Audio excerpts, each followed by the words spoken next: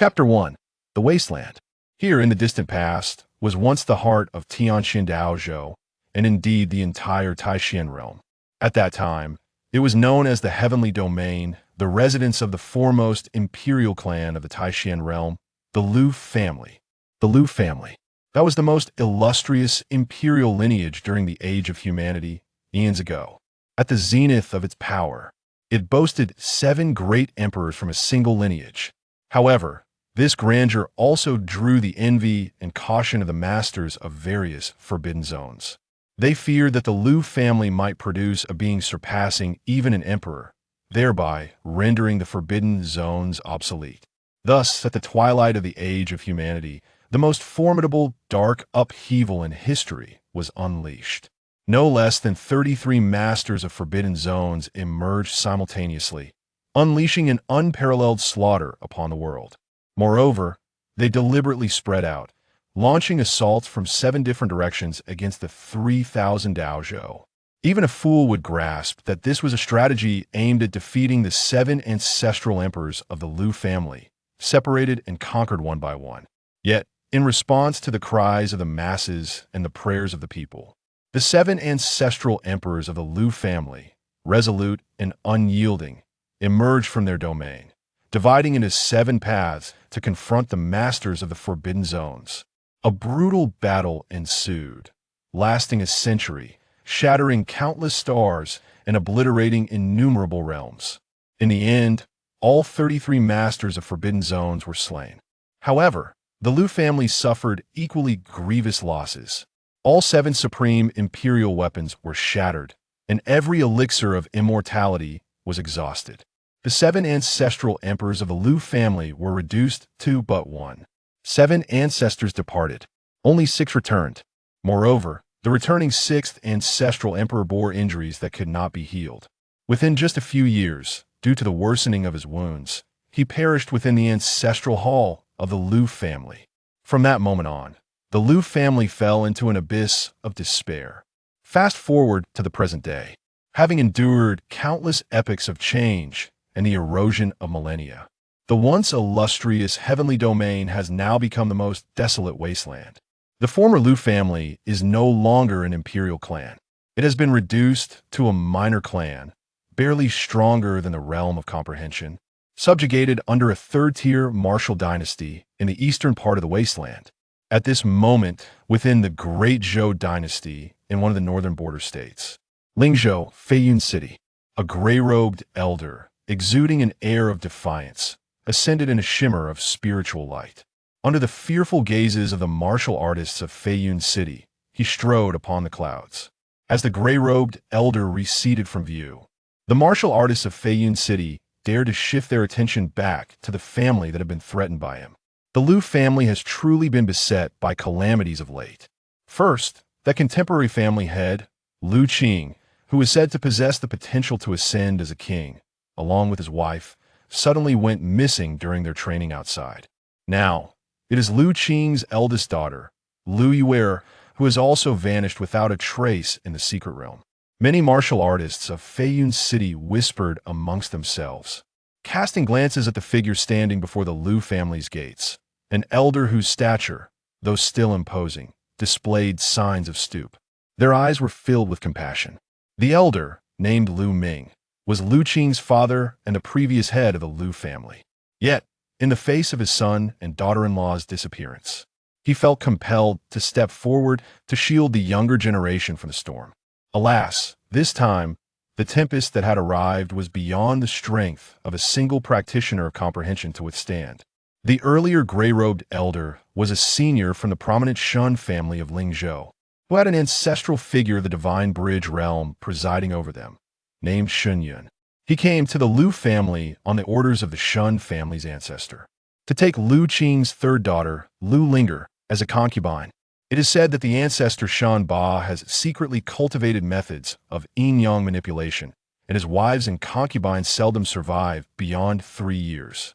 Unfortunately, that Miss Lu Mingyue also met with an unfortunate incident otherwise.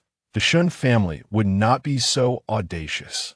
Lu Mingyue, the eldest daughter of Lu Qing, had become the new pillar of the Lu family following the disappearance of her parents. Her talents surpassed even those of Lu Qing. Though still quite young, she had already begun to exhibit the bearing of a prodigy. She was accepted as a disciple by the Purple Moon Cave Heaven, the dominant force in the Eastern Wasteland, though she was currently only an outer disciple. Yet, the mere name of the Purple Moon Cave Heaven was enough to intimidate the likes of the Shen family. However, just last month, news arrived from the Purple Moon Cave Heaven, informing the Lu family that Lu Mingyue had recently gone missing during a secret realm expedition. Upon receiving the news, the Lu family had barely begun to grieve when the Shun family pressed in, demanding to take Lu Qing's youngest daughter, Lu Linger, as a concubine. Though the youngest, Lu Linger possessed an extraordinary mind and remarkable comprehension. She had long been targeted by the ancestral figure of the Shun family. Initially, he had feared Lu Qing, and later, he was intimidated by the backing of Lu Mingyu's master, refraining from acting against them. But now, with Lu Qing and his wife missing and Lu Mingyue also unaccounted for, the Lu family, bereft of their two major supports, found themselves unable to contend with the Shun family. Thus, Shenba was naturally eager to act. The dark-robed elder made it abundantly clear before departing. The Lu family had only 3 days to prepare. 3 days hence, members of the Shen family would arrive to take Lu Linger away. Should the Lu family fail to comply by then, the entirety of the Lu family would face annihilation. Wait a minute. I recall that the family head Lu Qing has 2 daughters and a son. What about the second son of the Lu family, Lu Yu? With such talents in his sister and younger sister, surely he would not be lacking in strength. Perhaps he could provide the Lu family with a glimmer of hope? A martial artist who had recently moved to Feiyun City could not help but speak.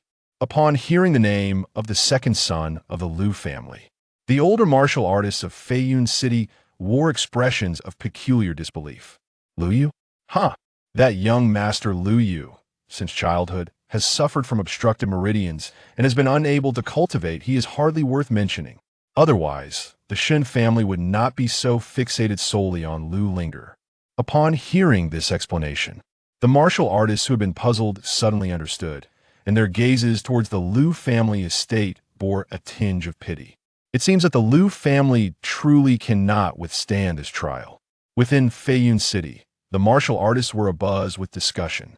Within the Lu family residence, Lu Linger, clad in a simple dress, not yet 16, listened to the murmurs outside, a glimmer of determination appearing in her large eyes, as she saw the slightly stooped figure of Lu Ming returning. Before Lu Ming could speak, she interjected, "Grandfather, let me go to the Shen family." "Absolutely not." Before Lu Linger could finish her sentence, Lu Ming interrupted her decisively. In his eyes flickered a resolute light. He surveyed the surroundings, and aside from Lu Yu, the other family members gathered near him, all bearing expressions of anxiety. Yet Lu Ming gritted his teeth and declared, "Even if the Lu family faces insurmountable hardships, we shall never degrade ourselves to the point of offering our children in submission for peace." Upon hearing this, the tension in the eyes of the surrounding Lu family members did not dissolve into fear. Rather, they all exhaled in relief. Their anxiety stemmed not from fear of the Shen family, but from worry that the elder would succumb to pressure. Now that Lu Ming had made his stance clear, they felt entirely reassured. What the elder says is true. Damn it, what is the Shun family to us? Exactly. When they first migrated to Lingzhou, they received assistance from our Lu family. Now, not only do they offer no help, but they also seek to capitalize on our misfortune. Is this human decency? They want us to give up Linger as a concubine. Let them dream on. Though the world had long since forgotten the glory of the Lu family, the direct descendants had never forgotten the deeds of their ancestors. We may lack the strength of our forebears, but our spirit shall not be any less than theirs.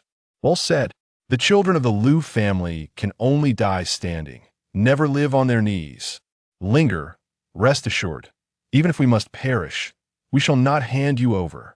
We will fight to the last. Even if we face annihilation, we shall hold our heads high before our ancestors. The members of the Lu family, regardless of age or gender, displayed unwavering resolve. This moved Lu Ming deeply, and Lu Linger's eyes grew moist with emotion. Looking at her granddaughter, nearly in tears, Lu Ming steadied his heart and gently patted her shoulder. All right, linger, do not worry. Go check on your second brother. Since receiving the news of Lu Mingyu's incident, Lu Yu had remained shut away in his room, causing Lu Ming great concern. Lu Linger nodded, wiping away her tears, and hurried towards Lu Ye's chamber.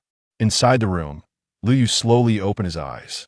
The mirror before him reflected his countenance in this life.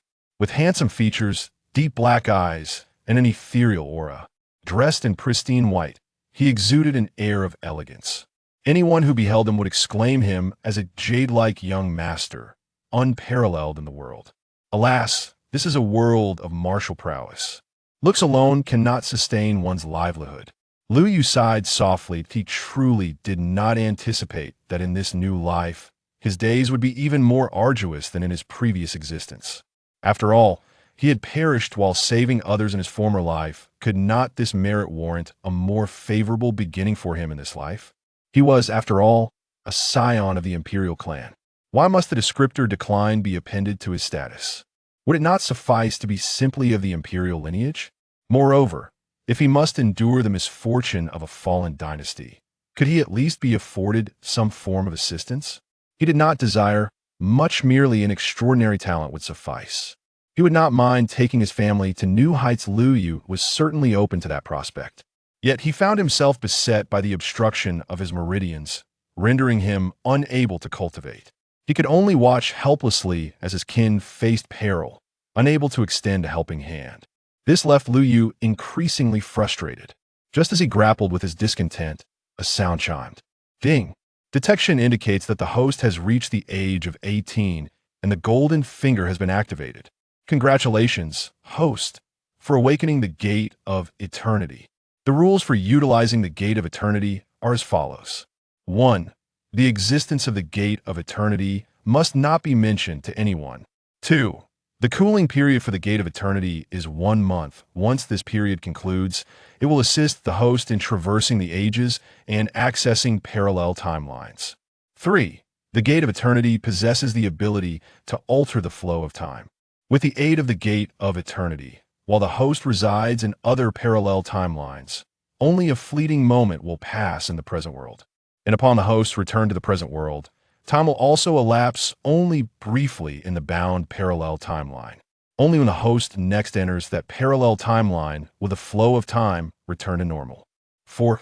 The strength of the gate of eternity is linked to the host's family rank. The higher the rank of the host's family, the longer they may remain in parallel timelines. Once the gate of eternity reaches a certain level, it may even awaken the ability to rewrite the ages, allowing the host to return to the prime of their family's empire and alter the course of history. 5. As the host's family rank increases, so too can the rank of the Gate of Eternity be elevated. Each enhancement will yield substantial rewards for the host. A cascade of system notifications flooded Lu Ye's awareness. After a brief moment of astonishment, an undeniable joy illuminated his eyes. The Gate of Eternity, to transcend the ages and return to the past. For others who might possess this golden finger, the effects may not manifest immediately. However, for Lu Yu, there is nothing more invaluable than this system. A fallen imperial clan at the outset, then he would simply seek assistance in the prosperous era of his clan. System, open the gate of eternity for me. I wish to journey back to the zenith of the Lu family. Ding! The gate of eternity is now open, and it is currently searching for a parallel timeline. The timeline found, the 7 Emperors' reign. Please confirm if you wish to bind to this timeline. Please note, once this timeline is bound, it cannot be revoked or altered. The host must strive to elevate the rank of the Gate of Eternity, and only after unlocking additional parallel timeline slots may new timelines be bound. Confirm binding. Without a moment's hesitation, Lu Yu commanded. As his will was set, the next instant, with a resounding boom, a golden door burst open before him. An indescribable, vast divine power surged like a tidal wave, engulfing Lu Yu and drawing him behind the door. Physical realm, body refinement, blood refinement, mystical passage, spiritual sea, divine bridge. Kingly realm, semi-king, martial king, heavenly king. Imperial realm, semi-emperor, martial emperor, emperor lord. Divine realm, divine fire, celestial being, true deity, divine king, divine emperor.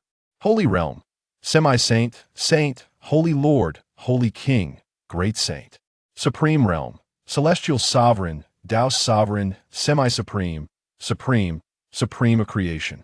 Pathway realm, semi-emperor, great emperor. Each realm is further divided into early, mid, late, and perfected stages. Before the ages, in the celestial domain within Lingyue City, the lord of Lingyue City was currently lamenting to his subordinates. Look at what you have all done. Next door, in Nanxue City, they have already discovered 3 descendants of the Liu family left wandering. What of us in Lingyue City?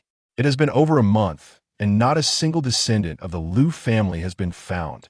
2 months prior, the foremost family in the Taishan realm, the Liu family, welcomed another powerful member who overcame the tribulations of enlightenment, achieving the status of a great emperor, known by the title Qinyuan.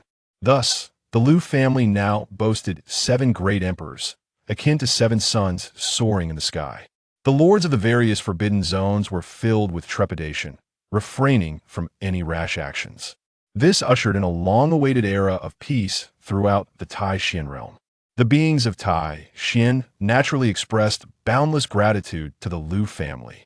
For the Lord of Lingyue City, however, the ascension of great Emperor Qianyuan represented a golden opportunity for ordinary warriors like themselves to ally with the Liu family. Under normal circumstances, those of them dwelling within the realms of kings and emperors would have no chance to affiliate with the Liu family. Even the subordinates or in-laws of the Liu family were beyond their reach. Yet with the ascendance of a great emperor, the situation was irrevocably altered. Before the Liu family would become the foremost dynasty of the age. API call failed with status code 429. Error. Code. For 29. Message. Resource has been exhausted, e.g. check quota. Status. Resource exhausted. Every time a great emperor emerges from the Liu family, a cohort of Liu descendants awakens their imperial bloodline, returning to the family. Assisting the Liu clan in unearthing these bloodlines are figures like the Lord of Lingyue City, who see this as a splendid opportunity to align themselves with the Liu family. To consider it from another angle, even if not for the sake of ancestral ties. The rewards from the Liu family are sufficient motivation for the likes of the Lord of Lingyue City to exert their utmost. Take, for instance, the Lord of South Snow City, who, having discovered merely 3 collateral members of the Liu family, was bestowed a celestial golden pill by the Liu clan. This is the pinnacle of imperial great treasures. With such a pill, the Lord of South Snow City, originally a mere king, is likely to ascend to the emperor realm within a year or 2. How could the neighboring Lord of Lingyue City not feel envious? He immediately summoned his trusted aides. Listening to their lord's grievances, the loyal confidants exchanged helpless glances, well aware that it was not for lack of desire to alleviate their lord's concerns, but rather that the existence of Liu descendants was beyond their control. The Lord of Lingyue City, too, sighed in frustration. He understood that the Lord of South Snow City's luck in finding 3 collateral members was purely fortuitous. However, such reasoning is easy to grasp. When faced with reality, who could remain unperturbed? Why does our Lingyue City lack such fortune? Oh, how I beseech the heavens to grant us even one Liu descendant, I would be wholly satisfied. The Lord of Lingyue City could not help but gaze skyward in prayer. Just as his words hung in the air, an indescribable and overwhelming aura surged forth outside Lingyue City. It was as if thousands of volcanoes erupted simultaneously, or as if ancient beasts stirred from their slumber. The terrifying might swept through the entirety of Lingyue City, causing every warrior within to tremble.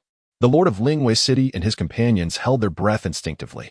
After a brief moment of stupor, they exchanged glances, their eyes brimming with indescribable ecstasy. At this moment, as Emperor Qianyuan attained enlightenment, the unusual phenomenon led the Lord of Lingyue City and his companions to a faint realization of its source. Could it be that a Liu descendant has awakened their bloodline? Did our Lord's prayers truly bear fruit? A few loyal aides were momentarily dumbfounded. The Lord of Lingyue City, unperturbed by such thoughts, immediately activated his movement technique. Dashing out of the city lord's mansion towards the origin of that overwhelming aura beyond Lingyue City. API call failed with status code 429. Error. Code. 429. Message. Resource has been exhausted, e.g. check quota. Status. Resource exhausted. API call failed with status code 429. Error. Code. For 129. Message. Resource has been exhausted, e.g. check quota. Status. Resource exhausted. Lu Yu's heart was filled with an overwhelming shock. Although he had foreseen, prior to embarking on this journey, that returning to the zenith of his family's legacy would undoubtedly bestow upon him numerous advantages, he never imagined that, having just returned to the eternal realm without yet acknowledging his ancestors, he would be greeted with such a grand gift from his family. He felt the imperial blood within him stabilize.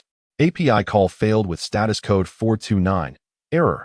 Code. For 29. Message. Resource has been exhausted, e.g. check quota. Status. Resource exhausted. Lu Yu felt a surge of emotions within him. Meanwhile, countless warriors within Lingwei City were profoundly shaken by the extraordinary manifestation of Lu Yu's awakened talent.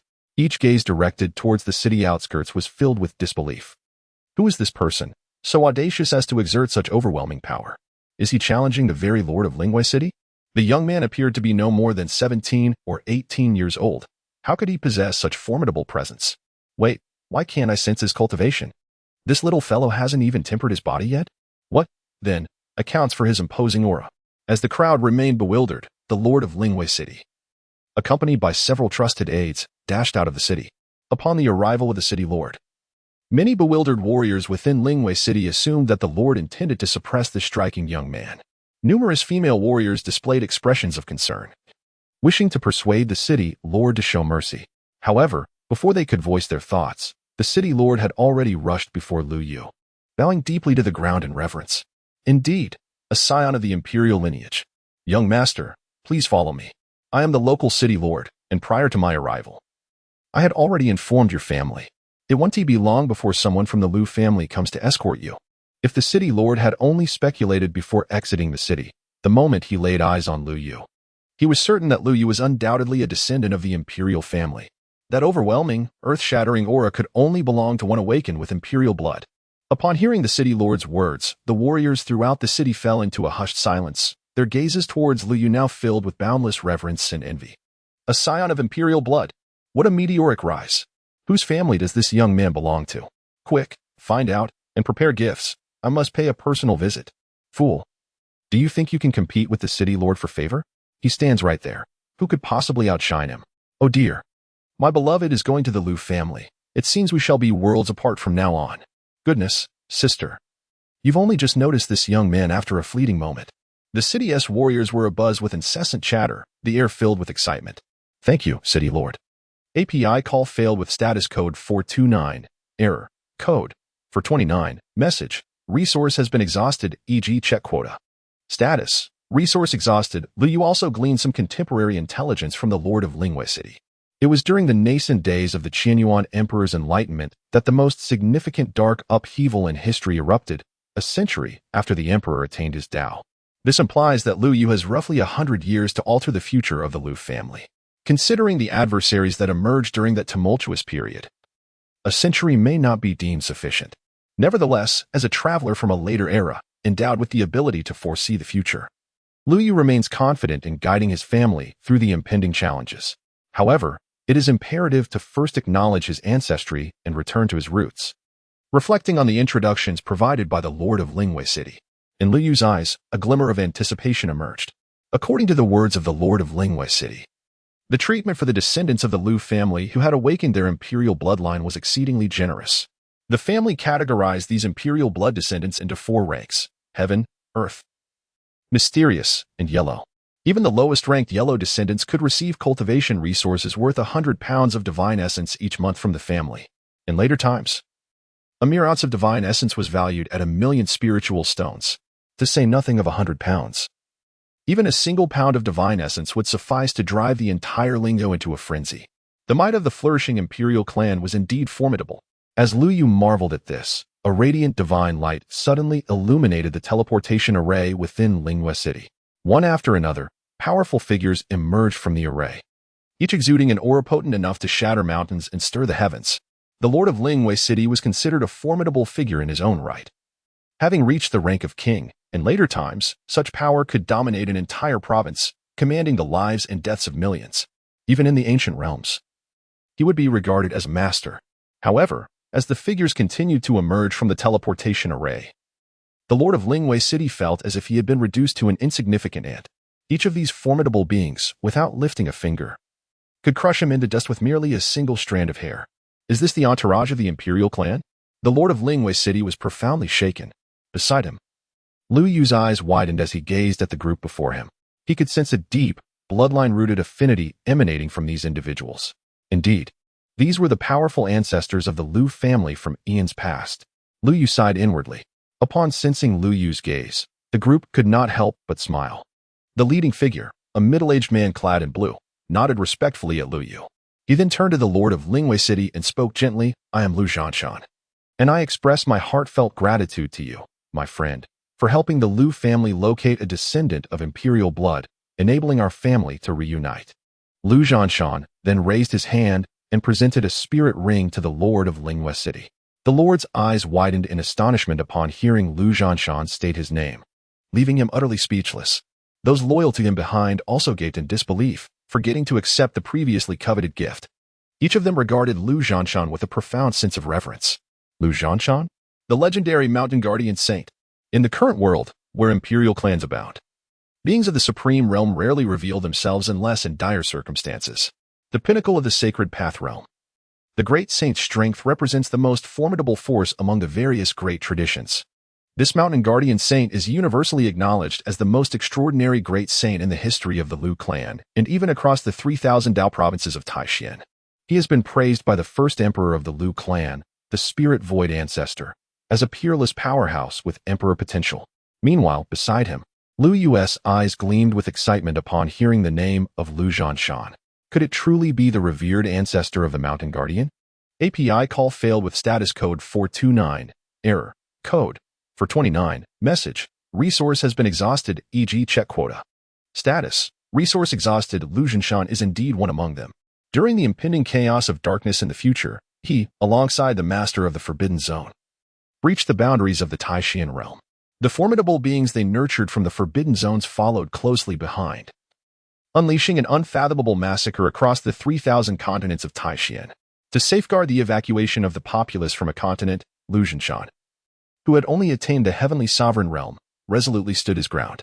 Despite facing a daunting disparity of two major realms, he single-handedly held off 3 supreme beings from the Forbidden Zones. Ultimately, he succeeded in slaying all 3, ensuring the safe retreat of millions of lives into the Tianxian continent.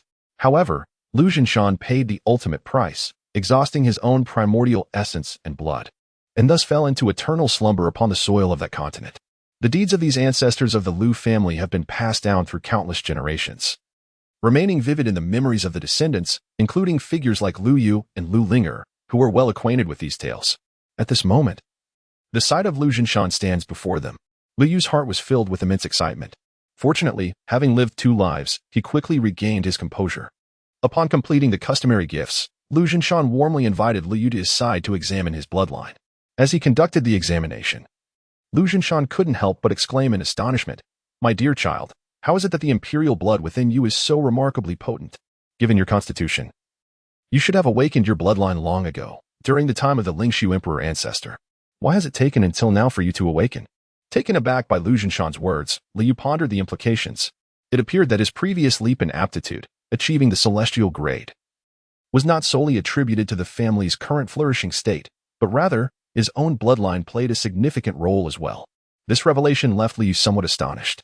Although his grandfather, Lu Ming, had always claimed that their lineage was an esteemed branch of the Lu family, Lu Yu had perceived little evidence of such nobility beyond the preservation of their ancient family history. Moreover, even if they were indeed of imperial lineage, the passage of countless ages must have significantly diluted their imperial blood by this generation. However, it seemed that the old man had not deceived him. Instead, it was he who had underestimated his own heritage. Yet, the mystery surrounding Lu Zhanshan remained. API call failed with status code 429. Error. Code 429. Message. Resource has been exhausted, e.g. check quota. Status. Resource exhausted. Lu Zhanshan did not pursue the matter further. Although such situations were rare, they were not entirely impossible. There had been countless members of the Lu family scattered in the past, and it was entirely normal for 1 or 2 unfortunate souls to emerge. With this thought in mind, Lu Zhanshan's gaze toward Lu Yu softened considerably. Gently ruffling Lu Yu's hair, he smiled and said, "All right, from now on, you shall accompany us back to the family. By the way, are your parents still alive? Do you have any siblings? If they are also alive, bring them along as well. Even if they have not awakened their imperial blood, it matters not." Upon hearing this, Liu was momentarily taken aback. He then recalled his missing parents and his elder sister, who was also lost in the secret realm, and a heaviness settled in his heart. However, he quickly composed himself, shaking his head softly and saying, "They are not in this realm, but I will find them." His voice was barely above a whisper, yet the determination within it caused Lu Jinshan to pause. A flicker of emotion evident in his eyes as he gazed at the young boy. "Good child. It is commendable to possess such ambition. What does life and death matter? The path of martial arts is boundless, as long as one does not give up. There will surely come a day when one can cultivate to the point of reversing life and death." API call failed with status code 429. Error. Code 429. Message. Resource has been exhausted, e.g. check quota.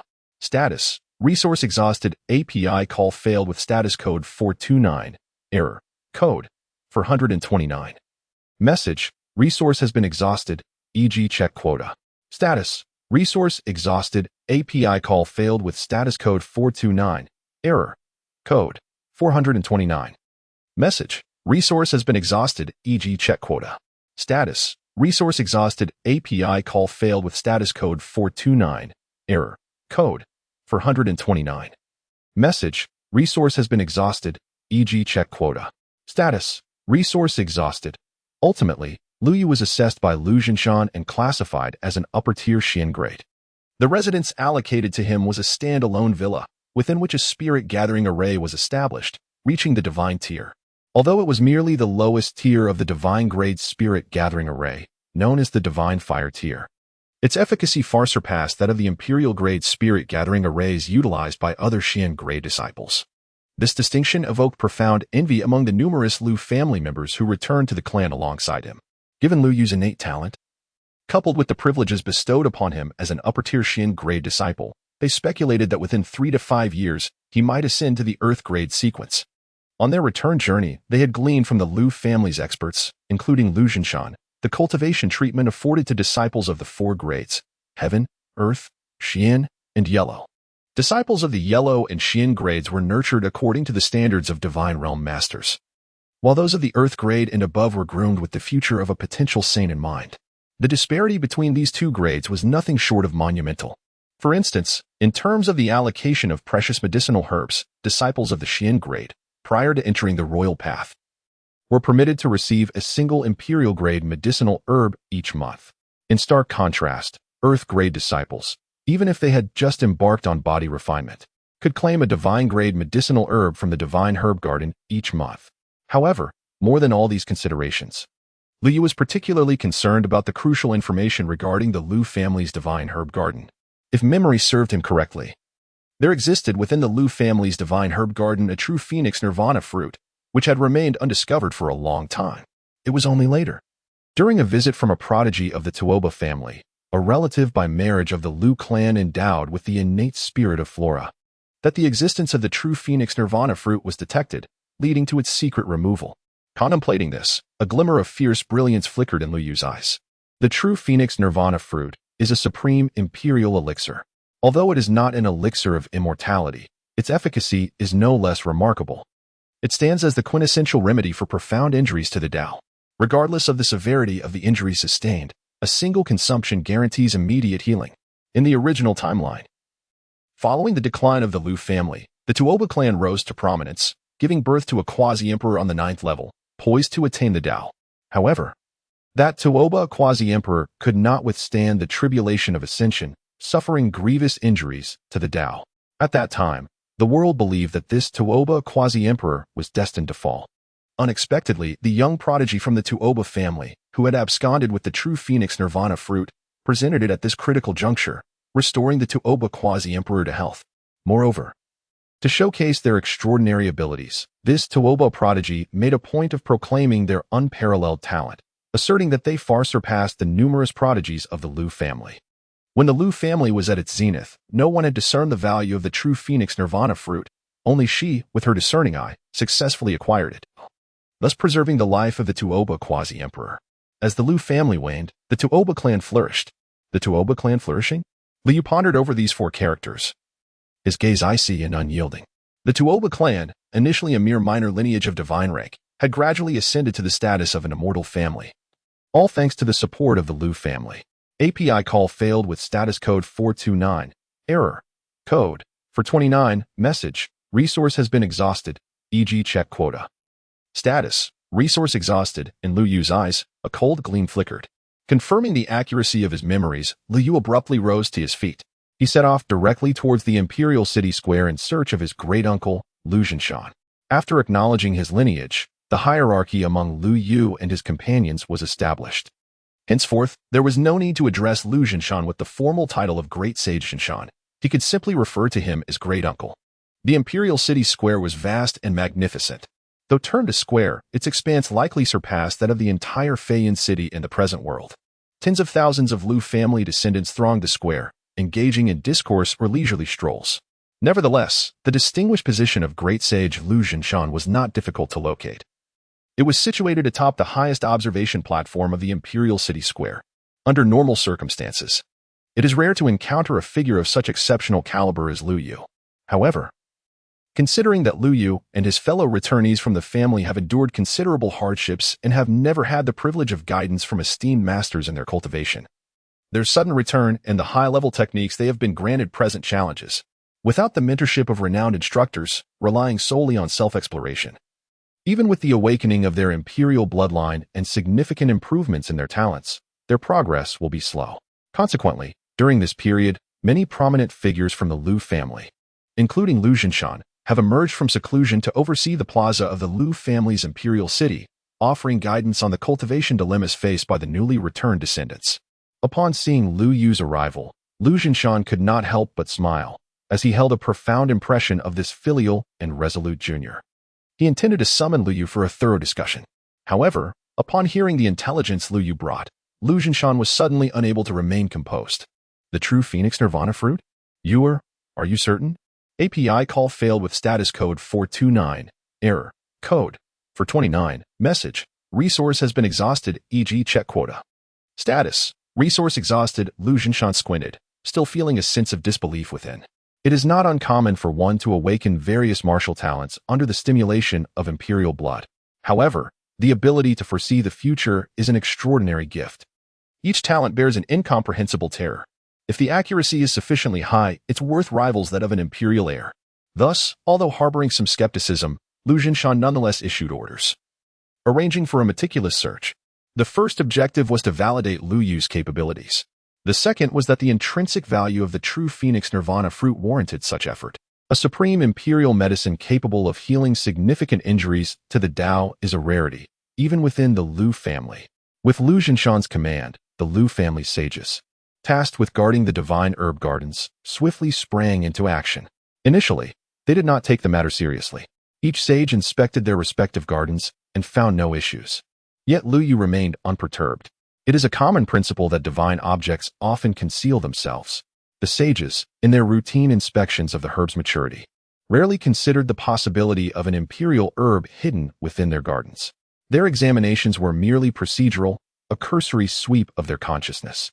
This is the essence of the proverbial darkness beneath the lamp. However, with the decree from the esteemed Liu Zhinshan, the guarding sages dared not to be negligent and conducted thorough inspections repeatedly. After several rounds of scrutiny, the true Phoenix Nirvana fruit could not remain hidden for long. Indeed, just 15 minutes later, within a divine herb garden located outside the imperial city, a brilliant divine radiance suddenly erupted. An overwhelming essence of life emanated from the radiant light, bathing the entire imperial city in its glow. Was this the fluctuation of a top-tier imperial medicine? API call failed with status code 429. Error. Code. For 129. Message. Resource has been exhausted, e.g. check quota. Status. Resource exhausted. Liu Zhinshan, his mouth slightly agape, gazed at the radiant light. His eyes equally filled with disbelief. With his cultivation at the great saint level, there was no need for him to approach. He had already sensed with his divine consciousness that the extraordinary imperial herb emerging was indeed the legendary true Phoenix Nirvana fruit. He inhaled deeply. Liu Zhinshan suppressed the turmoil within his heart, gazing at Liu Yu before him, his eyes reflecting a profound and peculiar intrigue. You just mentioned that this information was acquired from a dream? Liu nodded slightly. The first rule of the Eternal Gate is to refrain from disclosing any information regarding its circumstances. However, Liu had already inquired with the system. Such vague and ambiguous operations fall within the permissible range of the Eternal Gate's regulations. Thus, he decided to craft the persona of a dream foreseer. After all, possessing the Eternal Gate, he would undoubtedly guide the Liu family to fortune and avert misfortune on numerous occasions in the future. Establishing this persona in advance would be beneficial rather than detrimental to him. Furthermore, revealing his talents appropriately could secure him greater resources for cultivation from his family. Although the treatment he received as a member of the Shin grade was already quite generous, he could not afford to miss any opportunity for advancement. Not to mention, this would also help him avoid the pitfalls he faced in his previous life with the Tuoba family. Achieving two objectives with one action, why not? Well done, young man. Lu Jinshan beamed with delight, repeatedly patting Lu Yu's shoulder, his eyes brimming with excitement and admiration.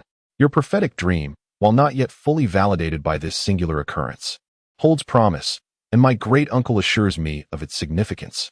Given the credit you have earned for leading the family to discover a genuine Phoenix Nirvana fruit, rest assured that your rewards will be substantial. As he spoke, Lu Jinshan decided to have Lu Yu remain in the square without moving. He would go to report to the family higher-ups and prepare a reward for Lu Yu, as Lu Jinshan soared away on his ethereal steed. The many descendants of the Lu family gathered in the square could not help but cast curious glances in Lu Yu's direction. A few of them could not resist approaching Lu Yu to inquire about what had transpired. However, before they could pose many questions, Lu Jinshan has returned with great excitement. My dear boy, your fortunate moment has arrived.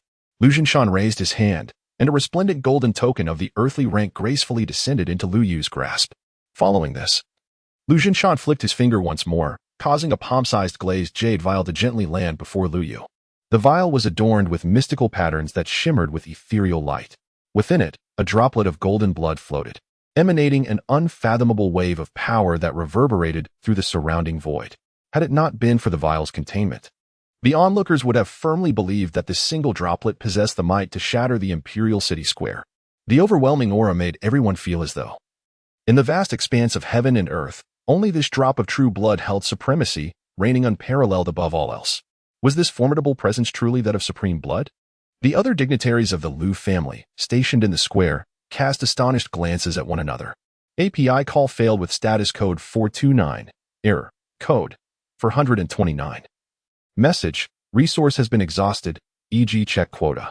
Status. Resource exhausted. Lu Jinshan flicked his fingers, and a trace of profound energy descended upon that drop of true blood.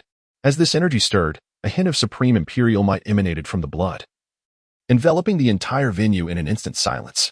Subsequently, the eyes of the Lu family disciples gazed upon Lu Yu, filled with envy.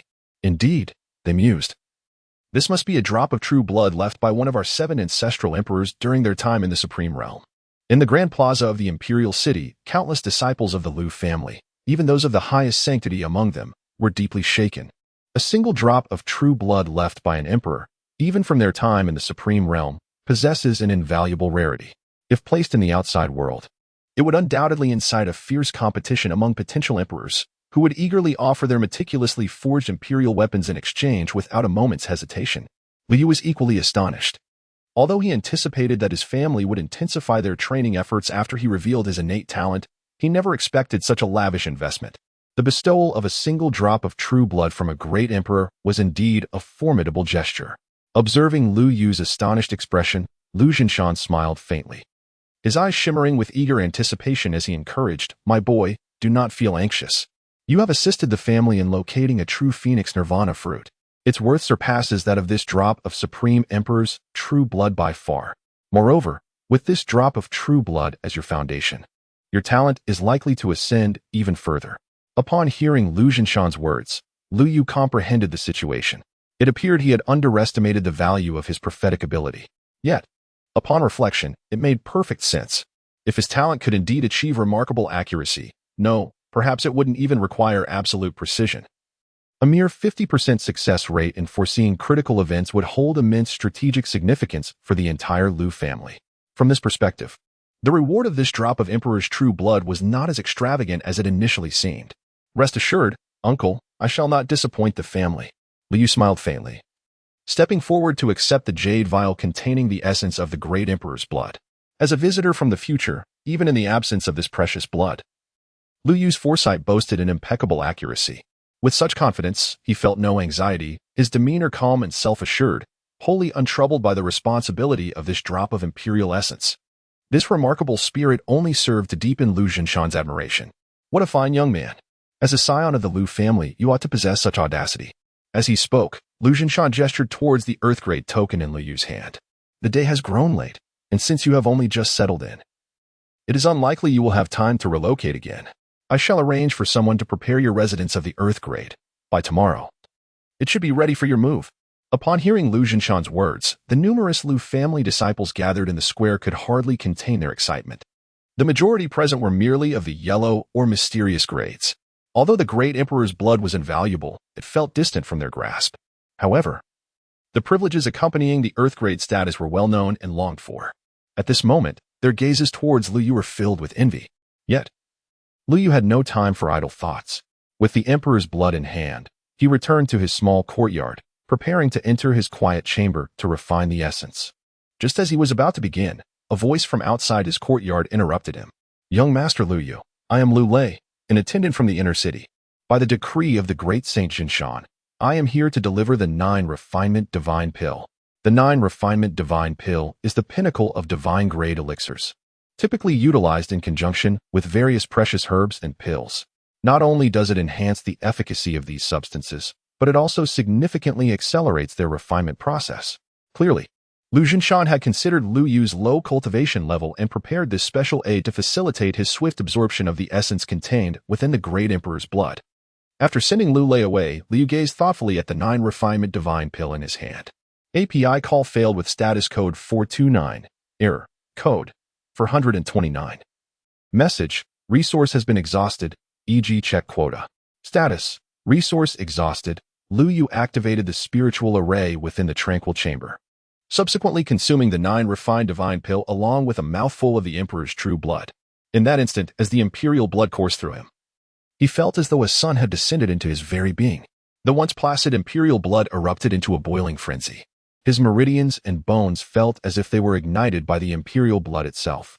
An indescribable searing pain radiated throughout his entire body. Yet, in the next moment, the effects of the 9 refined divine pill began to manifest. A chilling essence spread from the depths of Liu Yu's core, permeating his limbs and bones. This not only alleviated the torment inflicted by the imperial blood's refining process, but also significantly accelerated the transformation it initiated. Liu Yu could distinctly perceive every bone within his body, every drop of blood, and every meridian. With each passing second, an astonishing transformation was unfolding. At that moment, his aura began to surge rapidly. Body refinement realm, blood refinement realm, profound understanding realm, spirit sea realm. It was not until Liu Yu stepped into the divine bridge realm that this elevation was proclaimed complete. At this juncture, every meridian within Liu Yu was enveloped in a layer of golden divine radiance. Each bone shimmered with an otherworldly golden luminescence. Even his blood bore a faint golden glow. A magnificent vitality was brewing within. As he gently clenched his fist, he could sense the terrifying divine power contained within him. In Liu Yu's eyes, there was an unmistakable glimmer of astonishment. It is worth noting that his original cultivation was so rudimentary that he had not even mastered the body refinement stage.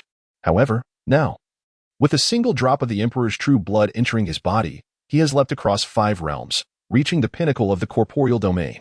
Moreover, in addition to the elevation of his realm, Liu Yu's innate talent has undergone yet another transformation. The martial arts aptitude is categorized from low to high as follows: inferior, medium, superior, earthly, heavenly, supernal, and absolute. Initially, upon his return to the dawn of eternity, Liu Yu awakened with imperial blood, elevating his aptitude to the heavenly tier. Now, with the infusion of a drop of true imperial blood, his talent has metamorphosed once more, advancing from the heavenly tier to the supernal aptitude. Furthermore, starting tomorrow, I shall have the privilege of entering the central district and receiving the benefits associated with the earthly tier. Although the true imperial blood and the 9 refinements divine pill have been exhausted, as a member of the earthly tier, API call failed with status code 429. Error. Code 429. Message. Resource has been exhausted, e.g. check quota. Status. Resource exhausted. Liu Yu shook his head and turned his gaze towards the system attributes panel on the right side, where lines of information captured his attention. Current host family rank, Tier 3. Current number of parallel dimensions that can be bound to the Eternal Gate, 1. Bound. Timeline 7 sovereigns in the sky.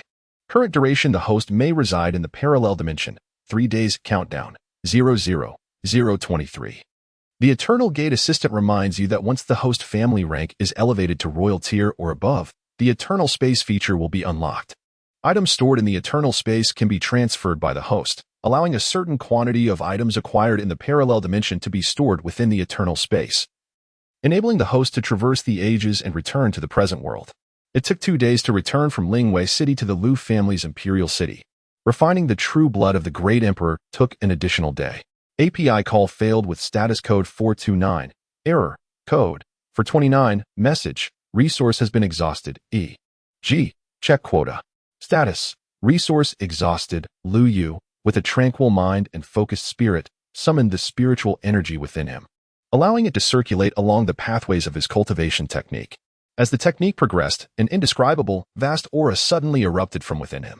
It was as if a magnificent sun lay dormant inside Lu Yu, awaiting merely a thought from him to suppress myriad foes before him. This was the cultivation technique imparted to him by the Lu family after he acknowledged his ancestral roots, the supreme technique of the divine emperor rank. The Great Sun Melting Furnace Scripture. With the blessing of this scripture, coupled with Lu Yu's exceptional innate talent and the enhancement of his imperial bloodline, even though his current realm was merely the initial stage of the divine bridge, he could stand before masters at the pinnacle of the divine bridge and hold his own. Lu Yu is capable of annihilating it with a single punch. This level of strength is sufficient for me to return to the mortal realm and settle accounts with the Shin family. Reflecting on the current plight of the Lu family in this world. API call failed with status code 429. Error. Code. For 129. Message. Resource has been exhausted, e.g. check quota. Status. Resource exhausted. Behind Lu Yu, a golden door abruptly swung open, engulfing his figure. When Lu Yu regained his senses, he found himself back in his bedroom in the present world. Without hesitation, he immediately summoned his mental faculties, recalling the martial arts and techniques he had diligently noted down. As these memories flooded back, a joyful expression lit up Lu Yu's eyes. The martial arts and techniques he had recorded prior to his departure now unfolded before him, vivid and unmistakably clear, showing no signs of having been forgotten.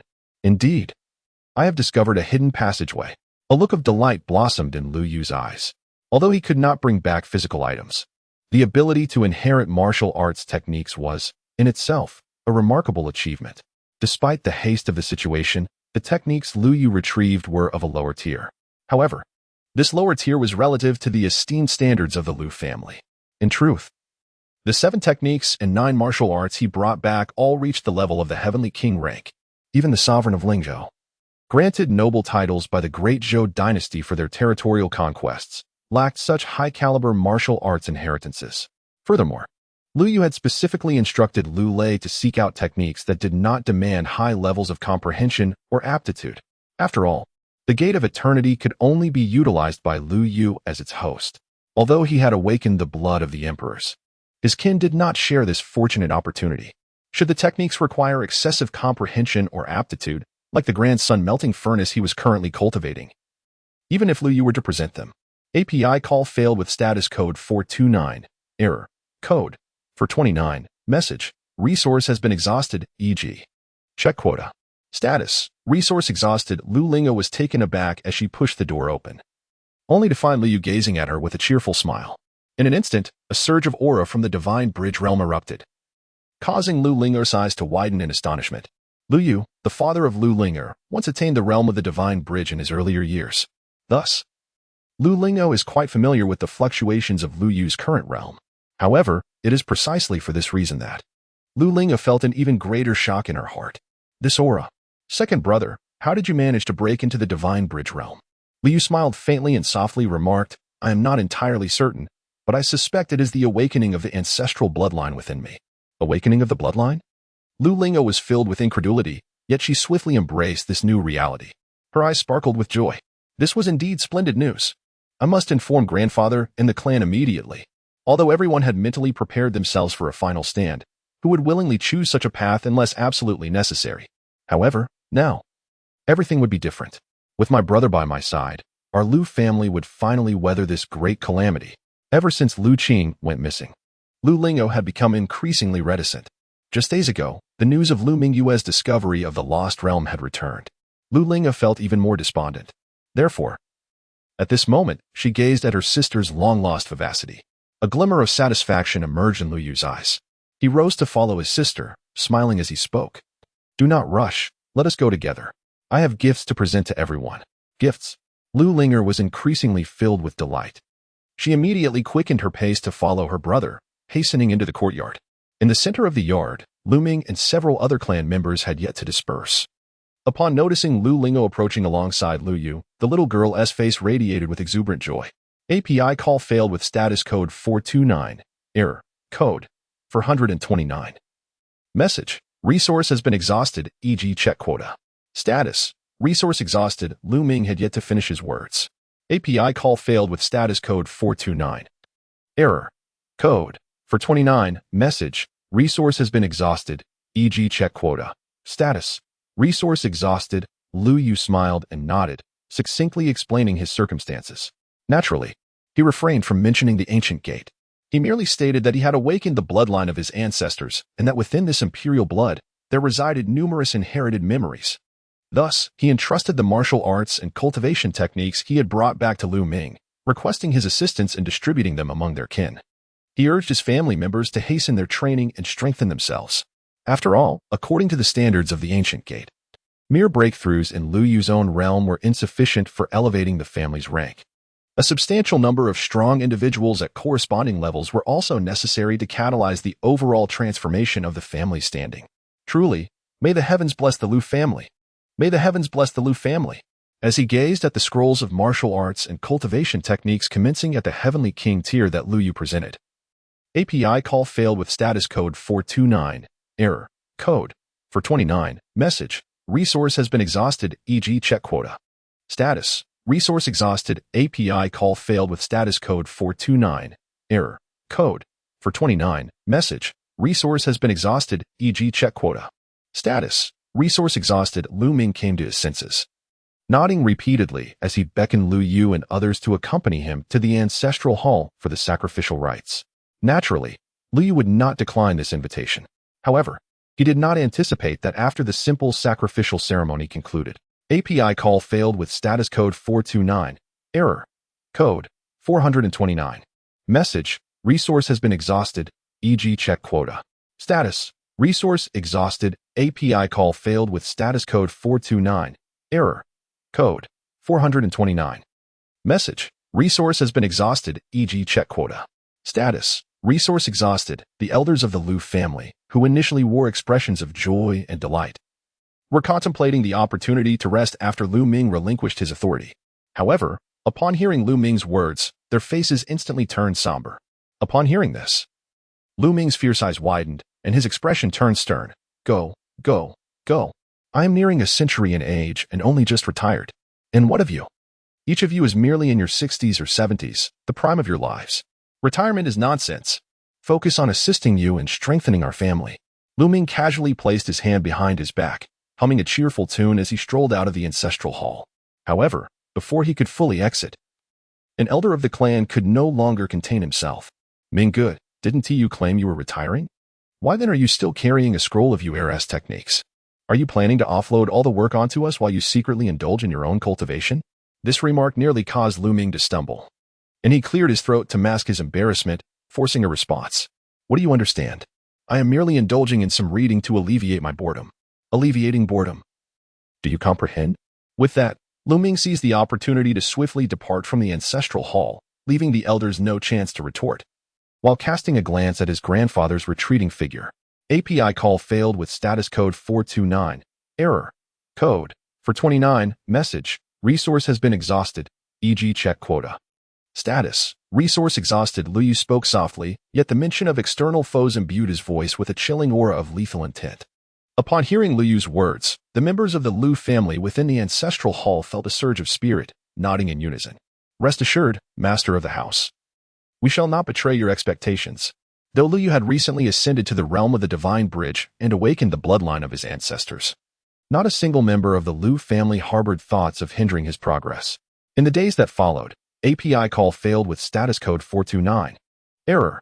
Code For 29, message, resource has been exhausted, e.g. check quota. Status, resource exhausted, 2 elders of the Lu family have successfully ascended to the transcendence realm. With the achievement of these 2 elders, the family continues to flourish.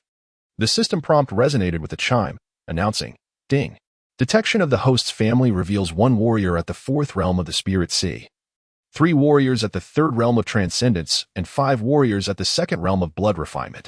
Furthermore, the family possesses martial arts techniques of the 4th rank or higher, suitable for most family members. The conditions for family advancement have been met. The family rank is elevated. The rank of the Eternal Gateway has increased. Current rank of the Eternal Gateway, 4th rank. Current maximum duration of residence in parallel dimensions, 5 days. Ding.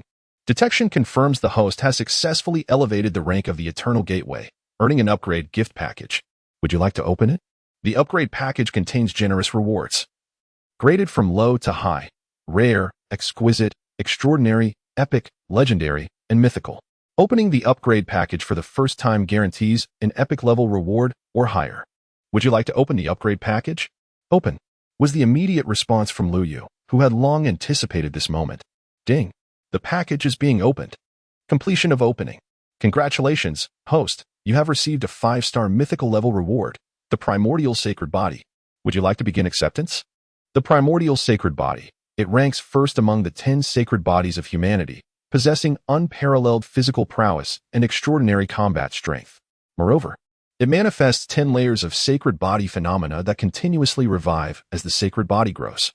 The day all 10 phenomena awaken will mark the completion of the Primordial Sacred Body. At that time, its combat power will overshadow other sacred bodies of the same realm. Rivaling the ancient emperors, lines of notification flooded Lu Yu's vision, igniting a profound sense of exhilaration within him. The Primordial Sacred Body, the foremost among the 10 sacred bodies. Upon its completion, its power would rival that of ancient emperors. This reward was truly beyond his expectations. With such an endowment, even if he were to return to the zenith of the Lu family in the age of antiquity, Lu Yu can therefore become the most distinguished figure among the younger generation of the Lu family, gaining the greatest allocation of resources from them. In the present world, possessing the Primordial Sacred Body, Lu Yu can also dominate the era, effortlessly challenging even the formidable elders. Receive rewards. Lu Yu's thoughts descended, and with a flicker of his mind, a resounding boom echoed. API call failed with status code 429. Error. Code. For 29. Message. Resource has been exhausted, e.g. check quota. Status. Resource exhausted. API call failed with status code 429. Error. Code. For 29. Message. Resource has been exhausted, e.g. check quota. Status. Resource exhausted. Lu Yu reminisced about the numerous formidable beings he had encountered, thereby forming a certain estimation of his own strength. The divine bridge was perfected, enabling him to traverse 2 major realms and contend with those in the initial stage of the King realm. The Primordial Sacred Body was indeed as fearsome as rumored. However, the growth of a sacred body is not a trivial endeavor. Among the 10 sacred bodies of humanity, each one possesses unparalleled combat prowess. Upon reaching maturity, even the weakest can challenge the ancient emperors. The strongest, like Lu Yu himself, can even stand toe-to-toe with these legendary figures. Yet, correspondingly, each sacred body is a voracious consumer of resources. The higher their rank, the more resources they devour, much like the Primordial Sacred Body. Lu Yu estimated that unless he could completely deplete the treasury of the Ling King's residence, he would not be able to transcend the current bottleneck and attain the status of a quasi-king. Fortunately, with the Eternal Gate in his possession, once he returns to the prosperous era of his family, the scarcity of resources will pose no issue. However, before his next return to the Eternal Realm, Lu Yu had another matter to attend to. Although both the Xin and Lu families are under the auspices of the Great Zhou dynasty, the dynasty has now entered its twilight years, and its grip over local sects has significantly waned. The provinces where the royal family resides remain relatively stable. But in border states like Lingzhou, the royal decree forbidding lethal confrontations among sects has long been disregarded. This disregard has emboldened the Xin family to act so audaciously. After the disappearance of Lu Mingwei, they directly threatened the Lu family with extermination to compel them to surrender Lu Linger. However, if the Xin family can make such threats, so too can I. Lu Yu, naturally, could return to the Xin family with a vengeance. Initially, he had no intention of rushing. After all, the rules had dissipated. However, to recklessly annihilate a clan would inevitably provoke wariness and hostility from other forces. While the combat prowess of a perfected divine bridge might be remarkable in the southern region of Lingzhou, it was relatively inconsequential in the entirety of Lingzhou. Nevertheless, with the awakening of the primordial sacred body, Liyu's strength surged once more. Now, he stood comparable to the formidable experts of the King realm. His power was sufficient to rival the overlord of Lingzhou, the Ling King Lei Lai. Exterminating a single Shen family was, indeed, a trivial matter. Moreover, as a fifth-tier power, the Shen family had amassed considerable wealth over the past 3 centuries, thanks to their ancestor in the Divine Bridge realm. Although this wealth may not hold significant value for Liu, it could certainly be utilized to enrich the foundation of the Liu family, accelerating the enhancement of their members' strengths. Currently, Liu has attained the realm of the Divine Bridge.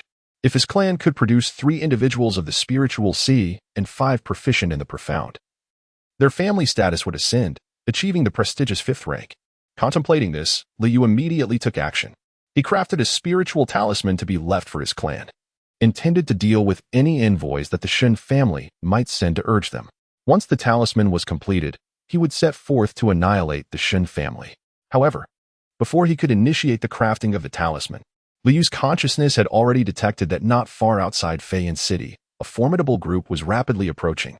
Leading this entourage was none other than Elder Shenyun from the Shen family, who had threatened the Liu family 3 days prior, demanding the return of Liu Linger.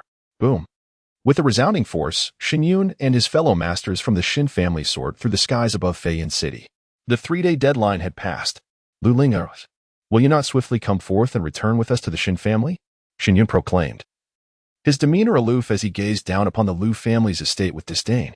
As his words echoed, over a dozen formidable masters of the Spirit Sea realm lined up behind him, releasing their potent auras in unison. The combined pressure of these Spirit Sea experts descended upon Feiyan City like a towering mountain, enveloping it entirely. The time had come for the Shen family's experts to forcibly take Liu Linger away. With 12 Spirit Sea powerhouses, including the late-stage Shenyun, the Liu family could only yield. What other choice did they have? The strongest among them, Elder Liu Ming, had merely attained the pinnacle of the profound realm, rendering them utterly powerless. One could only lament the thoughts of the Liu family patriarch from 3 centuries ago, pondering what he would feel if he witnessed this moment from beyond. The Shen family had truly gone too far. Within Feiyan City, many martial artists sighed softly, their eyes filled with sympathy for the Liu family and outrage against the Shen family's actions. The Shen family was not a native clan of the great Zhou dynasty. They were outsiders who had migrated from the eastern wilderness. When they first arrived in Lingzhou, they were destitute and faced hostility from numerous factions. It was the Liu family patriarch of those times who had welcomed the Shens, allowing them to establish themselves in Feiyan City and regain their footing. This support enabled the Shen family to rise again, ultimately becoming a 5th-tier clan and a dominant force in southern Lingzhou. Yet now, the Shen family repaid kindness with malice, attempting to seize Liu Lingo by force. Should the Liu family refuse, they threatened to annihilate the entire clan. Anyone with a shred of conscience witnessing this scene would feel an intense indignation. However, faced with the oppressive presence of Shenyun and the other Shen family experts, the martial artists of Feiyan City could only harbor their anger in silence, sensing the fearful and outraged gazes directed at them. Shenyun and his fellow masters remained utterly indifferent, dismissing the thoughts of the city's inhabitants as inconsequential. The musings of mere ants were not worthy of attention. With a cold smirk, Shenyun's gaze fell upon the Liu family estate, impatience flickering in his eyes as he unleashed his aura. The members of the Liu family surprisingly remained unresponsive. Elder Shenyun, permit me to take action. Let me draw first blood. This way, that young girl will return to the clan with a greater understanding of her responsibilities and how to serve the ancestor, thus winning the ancestor's favor. A black-clad elder from the Shen family, observing the situation, let out a sinister laugh and proposed eagerly, very well, I entrust this task to you. Rest assured, I shall not disappoint the elder. The Shen elder chuckled with satisfaction and was about to advance, aiming at the Liu family's grand residence, swiftly raising his hand. The concentrated spiritual energy of a spiritual sea realm expert began to converge from his palm, transforming into a formidable shadow of a hand, poised to fiercely crush the Liu family's abode. However, before the strike could descend, within the confines of the Liu family estate, Liu raised his hand slightly and unleashed a gentle yet powerful punch. A golden fist imprint soared into the sky, with but a single strike. He obliterated the formidable master of the Spirit Sea realm on the spot. What? Shenyun and the others were left in a state of astonishment, their faces etched with disbelief. almost unable to trust their own eyes. A family elder, a powerful being of the spirit sea realm, had been reduced to a mist of blood by a single blow? This was utterly inconceivable.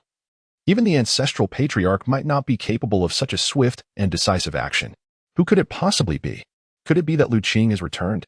Filled with a mix of shock and fury, Xin Yun and the others retreated while their gazes were irresistibly drawn to the interior of the Lu family estate.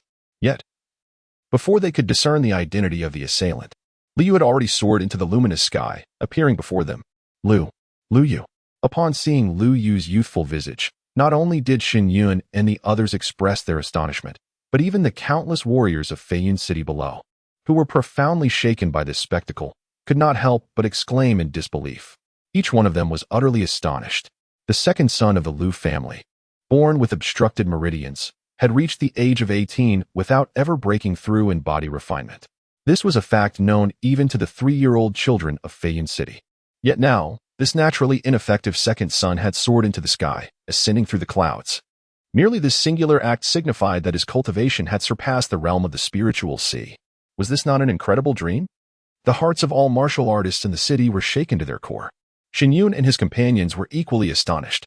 They were stronger than the martial artists of Feiyun City and sensed with greater clarity. The Lu Yu before them was not merely at the level of the spiritual sea, but a genuine practitioner of the divine bridge, an existence that could rival their ancestors and perhaps even exceed them in strength. While they were oblivious to how Lu Yu had cultivated to such heights, it did not impede their overwhelming fear. As Lu Yu's gaze fell upon them, Xin Yun and his companions instinctively took a step back, hastily exclaiming, "Lu Yu, please, do not act impulsively. Let us speak calmly. We, the Xin family, have come to assist your Lu family. Consider this, if our two families were to unite through marriage with our Xin family as assistants, would not your Lu family become untouchable in the southern region of Lingzhou? Indeed, our Xin family's ancestor has explicitly stated thus. We harbor no intention of becoming adversaries with the Lu family." The other elders of the Xin family quickly chimed in, their voices filled with earnestness. If it were not for the recent scene witnessed by the martial artists of Feiyun, where Xin Yun had threatened the Lu family from a position of superiority, one might have genuinely believed that the Xin family had come to offer assistance to the Lu family. Observing the shameless demeanor of Xin Yun and his companions was a sight to behold. Liu could not help but shake his head and smile. You certainly possess a way with words, truly worthy of being nurtured by Shen Ba. However, Liu slowly raised his hand, and as his voice fell, boom, a golden fist imprint surged forth with a strike, crashing violently. In an instant, it obliterated Xin Yun and the others, reducing them to clouds of blood mist that scattered amidst the heavens. API call failed with status code 429. Error. Code 429. Message. Resource has been exhausted. E.G. Check quota. Status. Resource exhausted. Lu Yu soared through the blood mist, propelled by the awestruck gazes of martial artists throughout the city of Feiyun, hastening towards the southern Xian city, where the Xin family resided. At that moment, southern Xian city was adorned with vibrant decorations, exuding a festive atmosphere. Numerous experts from Lingzhou flocked to the city, much to the astonishment of merchants traveling to and from southern Xian city. Why such a lively scene during an ordinary time? One veteran merchant wondered aloud, stepping closer to discreetly hand a package to the guards at the city gate. The guard weighed the package, a satisfied smile curling at the corners of his mouth as he gestured for the merchant to glance towards the Xin family estate. It was resplendently decorated in bright red, radiating joy. What does it matter that it is not a holiday? The steward Xin is taking a new concubine, and all the major forces in Lingzhou have sent gifts to congratulate him. The merchants quickly understood the situation. Although the Xin family patriarch's cultivation was only at the mid-stage of the divine bridge, he had long been appointed as the steward of southern Lingzhou by the Ling Wang's court decades ago. The various factions of Lingzhou might disregard the edicts of the great Zhou imperial family, but they would never dare to show any disrespect towards the Ling Wang's court or its loyal servant. Which daughter of a noble family has the fortune to catch the eye of Steward Shun? Their family must be soaring to new heights. The merchants lamented, though their voices carried an air of insincerity. The patriarch of the Xin family was notorious for his practices of yin and yang, and the women he had married in recent years had not fared well. As for their families, if they wished to ascend, they were merely dreaming. If they did not end up completely consumed by the Xin family, they ought to bow in gratitude for the patriarch's immense favor. Yet, who would dare speak ill of the Xin family in southern Xian city? However, upon learning that the new concubine was actually from the Lu family, to whom the patriarch owed a debt of gratitude, the merchants could barely contain themselves. While Steward Shin was known for his audacity, this seemed to cross a line. How shameless. Several young merchants muttered under their breath. Hush. Are you seeking death? This is southern Xian City. Speak recklessly and your entire family may pay the price. The leading veteran merchant's face paled at their words, and he immediately scolded them. The young merchants quickly realized their faux pas, silencing themselves in fear. As the merchants conversed, envoys from various powerful factions in Lingzhou gathered at the Shin family estate, their expressions laden with intrigue. The history between the Shin and Lu families was not a secret in Lingzhou, though they did not voice their opinions. They were quite critical of the Shan patriarch's actions. Yet, what could be done? The Shan patriarch had once been fortunate enough to curry favor with the Ling Wang's court. One can only blame the Lu family for their misfortune, someone sighed. First, they lost a head of the family, then even Lu Mingwei disappeared in the secret realm. Another person could not help but sneer. I wonder if this joyous occasion will truly come to fruition. The sun is nearing its zenith, and the bride has yet to arrive. Perhaps the Lu family is truly doomed. Upon hearing this, many envoys nodded in silent agreement, finding the sentiment reasonable. The Lu family, though seemingly illustrious, had its share of prideful members, exemplified by the likes of Lu Qing. The envoys whispered among themselves, their voices hushed. Yet a few phrases reached the ears of the Shin patriarch and the higher-ups of the Shin family waiting in the inner hall.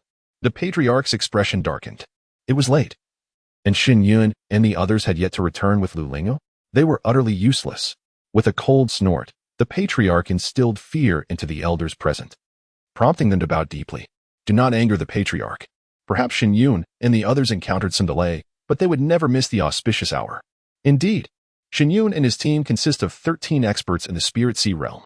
Even if the Lu family tried to resist, they could easily flatten them and bring Lu Lingyu back before the patriarch. Hearing their reassurances, the patriarch's expression softened slightly, but he still commanded. Send someone to urge Shin Yun to hasten his efforts. Yes, rest assured, patriarch, I will convey your message at once. An elder of the Shun family bowed and swiftly departed to prepare a message. However, before he could exit, a distressed family member from the ancestral hall rushed in. His face pale. Patriarch, esteemed elders, something terrible has happened. The life tablets of Shin Yun and the others have shattered. What? The patriarch and the elders turned pale. The envoys waiting outside were equally stunned, glancing toward the inner hall in confusion. What had transpired? Was it possible that an elder of the Shin family had fallen? Could it be those sent to forcibly retrieve Lu Lingyu? The envoys could hardly believe it. Shin family elders were formidable experts in the Spirit Sea realm. Though they lacked the divine bridge cultivation, they could easily handle the currently weakest Lu family. Even sending just one should suffice to subdue them. How could this have gone awry? Was it possible that Lu Qing had returned? The patriarch and the waiting envoys simultaneously considered this possibility, their expressions shifting dramatically. Lu Qing holds considerable renown in Lingzhou, possessing an indomitable spirit that refuses to bend. In his earlier years, when his eldest daughter, Lu Mingwei, began to exhibit her extraordinary talents yet had not attracted the attention of the Ziyue cave heaven, the Ling Wang dispatched envoys with the intent of arranging a marriage between Lu Mingyue and his ineffectual son. However, Lu Qing resolutely rejected this proposition. The envoy, a formidable master from the Ling Wang's estate, had attained the pinnacle of the divine bridge realm. Enraged by Lu Qing's defiance, he attempted to force the Lu family into submission through sheer brute strength. Yet, Lu Qing, with his cultivation at the initial stage of the divine bridge, decisively triumphed over him. From that moment on, Lu Qing's name resounded throughout the realm due to his remarkable achievements in battle. However, when news of Lu Qing's disappearance spread, many began to suspect that the Ling Wang mansion had secretly sought revenge, resulting in the demise of Lu Qing and his wife. Yet, no tangible evidence was ever uncovered. Should Lu Qing truly return, it would certainly be a spectacle to behold. Indeed, that individual who dared to confront even the formidable experts of the Ling Wang mansion would undoubtedly bring trouble to the ancestral lineage of the Shin family this time. The entire Shin clan would likely suffer tremendous losses. The expressions of the envoys were filled with intrigue, while the powerful members of the Shin family began to feel a sense of unease deep within. Just as their anxiety grew, a terrifying pressure suddenly descended upon the skies of Nanxian City. In a flowing white robe, Liu descended upon the city of Nanxian, embodying an aura of authority. As his formidable presence enveloped the city, countless martial artists gazed upward in astonishment. Upon recognizing Lu Yu's visage, a collective shock rippled through the crowd. A youth of merely 17 or 18, standing upon the Bridge of Gods, The martial practitioners throughout the city were utterly astounded. Meanwhile, within the ancestral residence of the Shin family, the elder and senior members, alongside the envoys from Lingzhou, were equally filled with incredulity. Possessing more profound intelligence than those in Nanxian, they swiftly identified Lu Yu's true identity. It was not Lu Qing returning, but rather Lu Qing's seemingly ineffectual son, who had ascended to the bridge of gods. Am I truly not dreaming? Lu Qing has 3 children, 2 daughters and a son, each possessing considerable renown. Lu Mingwei and Lu Ling are celebrated as prodigies throughout Lingzhou, while Lu Yu is known for being the son of a formidable father, recognized by the myriad heroes of Lingzhou. However, at present, this once deemed useless individual stands upon the clouds, emanating a formidable aura that instills a sense of dread in the elite of the Shin family mansion. His presence is more terrifying than that of Lu Qing in his prime. What on earth is happening? Was Lu Yu a mere waste, unable to cultivate due to blocked meridians? How has he transcended to the divine bridge realm? The members of the Shin family are utterly stupefied by the spectacle before them. The elder of the Shun family wears an expression of profound dismay, unable to fathom that the Lu family could rise again with Lu Yu after the mysterious disappearances of Lu Qing and Lu Mingwei. What on earth is transpiring with the Lu family? Has some fortuitous fate truly favored them? The elder's heart seethes with unyielding indignation. Yet, in spite of his overwhelming frustration, he steels himself to step forward, gritting his teeth and clasping his hands in greeting, saying, it is the esteemed Lu Yu, who has traveled from afar. Please, descend. And someone hastened to prepare tea to honor our distinguished guest. Upon hearing the elder's voice, the higher-ups of the Shun family quickly regained their composure, bustling about to make the necessary arrangements. Though anxiety grips their hearts, they are not rendered completely fearful. No matter how formidable Lu Yu may be, he remains merely a figure of the divine bridge realm. Ultimately, the heavens of Lingzhou do not yield to his whims. The other envoys could only shake their heads in quiet dismay. With the backing of the Ling Wang's estate, the Shin family indeed possessed a certain confidence. It mattered not that Lu Yu was merely at the divine bridge level. Even should he ascend to the quasi-king realm, he would still refrain from acting too brazenly within the Shun family's domain. A sudden, thunderous explosion shattered the air, interrupting the collective thoughts of those present. Amidst countless astonished gazes, Lu Yu disregarded the Shun family's elder entirely, descending from the clouds and delivering a single, powerful punch. With that solitary strike, he obliterated the elder's chest. The Shin family estate fell into a profound silence. The elder's eyes widened in disbelief. He could scarcely fathom the brutality of Lu Yu's directness. Without uttering a single word, he had slain the southern governor, a position appointed by the royal estate, right before their eyes. The remaining members of the Shin family and the Lingzhou envoys stood in stunned silence, unable to comprehend the enormity of the act until the elder's lifeless body crumpled to the ground. Only then did realization dawn upon them.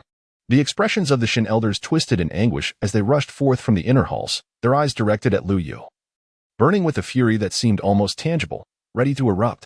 Lu Yu, how audacious you are, to dare slay the southern governor sanctioned by the royal estate.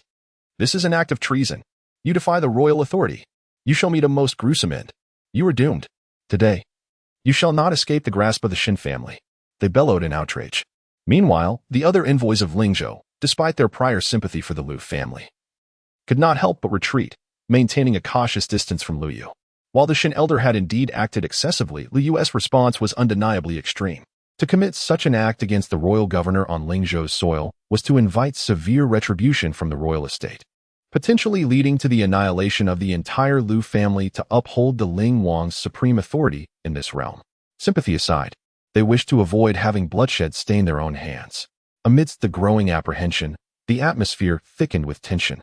Lu Yu gazed at the furious elders of the Shin family, gradually lifting his head with a faint smile, revealing a set of menacingly white teeth. What are you discussing? He inquired. Surely, you do not believe that after slaying this old dog, I would spare you? What do you intend to do? The members of the Shin family instantly paled. The few elders who had rushed forward to rebuke Lu Yu were so frightened that they stumbled backward and fell to the ground, trembling. They looked at Lu Yu and stammered, Lu Yu, I implore you to remain calm. If you cease now, it may cost only your life. But should you dare to strike again, it will not merely conclude with your demise. The entire Lu family will face annihilation. Annihilation? Lu Yu let out a cold laugh. Let the Spirit King come, for I am eager to see how he intends to annihilate my Lu family. He held no fondness for the Spirit King's residence either. He vividly recalled the incident from years past when the Spirit King's envoy had pressured his family into submission, forcing them to yield his elder sister. If it were not for his current strength being merely on par with the Spirit King, rather than surpassing it, he would not be heading to the Shin family but would instead be making a beeline for the Spirit King's residence. With a decisive motion, he struck with a powerful fist, swiftly sending these members of the Shin family on their way. API call failed with status code 429. Error. Code 429. Message. Resource has been exhausted, e.g. check quota. Status. Resource exhausted. API call failed with status code 429. Error. Code 429. Message. Resource has been exhausted, e.g. check quota. Status. Resource exhausted. API call failed with status code 429. Error. Code 429. Message. Resource has been exhausted, e.g. check quota.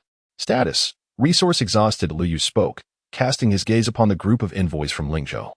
A faint smile gracing his lips. Have you comprehended? Absolutely clear. Quite clear. The assembly of Lingzhou envoys, though their hearts ached to the point of breathlessness, could not voice a single dissenting word as they beheld the unyielding patriarch of the Shin family and the relatives who accompanied him in death. Each one hastily nodded in agreement. However, despite their unanimous accord, Liu Yu was not naive enough to believe that the formidable forces behind these envoys would all acquiesce.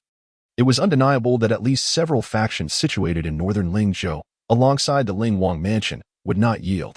The other sects submitted due to their considerable distance from the Ling Wang mansion and proximity to Liu Yu, but the northern factions were a different matter altogether. Yet, as evening descended, Liu Yu discovered that those northern sects had also sent forth the resources he had requested. To his surprise, he had indeed chosen a most opportune moment to act. After inquiring with the emissaries from those sections, in Liu Yu's eyes, a sense of understanding emerged. The current Emperor Wu of the Great Zhou is nearing the end of his lifespan. In a bid to enhance their prospects of inheriting the throne, various princes are vying to win over the feudal lords of different provinces. This chaos is the very manifestation of the present-day Great Zhou dynasty. Among these feudal lords, the three northern provinces, including Lingzhou, had previously held close ties with the second prince, who once governed the border state. However, as other princes began to present their enticing offers, the Ling King found himself unable to maintain his position. 2 months ago, he resolutely made a decision and accepted the olive branch extended by the fifth prince, aligning himself with the latter. The fifth prince's terms, indeed, were quite appealing, an opportunity to comprehend the great Zhou martial steel for 3 months, along with 3 Yuan Wang Dan. The great Zhou martial steel represents the pinnacle of the dynasty's legacy, encapsulating the martial insights of its emperors throughout the ages. It is not only beneficial for a king-level expert like the Ling King, but even for formidable beings at the celestial king or quasi-emperor levels. Each session of insight yields profound benefits. As for the Yuan Wang Dan, its value is equally precious, significantly enhancing the probability of a quasi-king breaking through to the king realm by 30%. With 3 in hand, the Ling King could potentially add 2 more king-level experts to his ranks, thereby greatly bolstering his influence in the 3 northern provinces. To demonstrate sincerity and to receive this generous gift, the Ling King personally traveled to the imperial city 2 months ago. Calculating the time, his return would require at least another month. It is no wonder that the various sects in northern Lingzhou capitulated so readily. With a wave of his hand, he stored the resources sent by the major factions into his storage ring, subsequently packing away the entirety of the Shin family's treasury. Liu no longer lingered. Soaring into the clouds, under the watchful gaze of numerous esteemed warriors from Lingzhou, he darted towards Feiyan City. As they witnessed Liu Yu's figure vanish at the horizon, the various envoys exhaled a collective sigh of relief, their faces brimming with a sense of fortunate survival.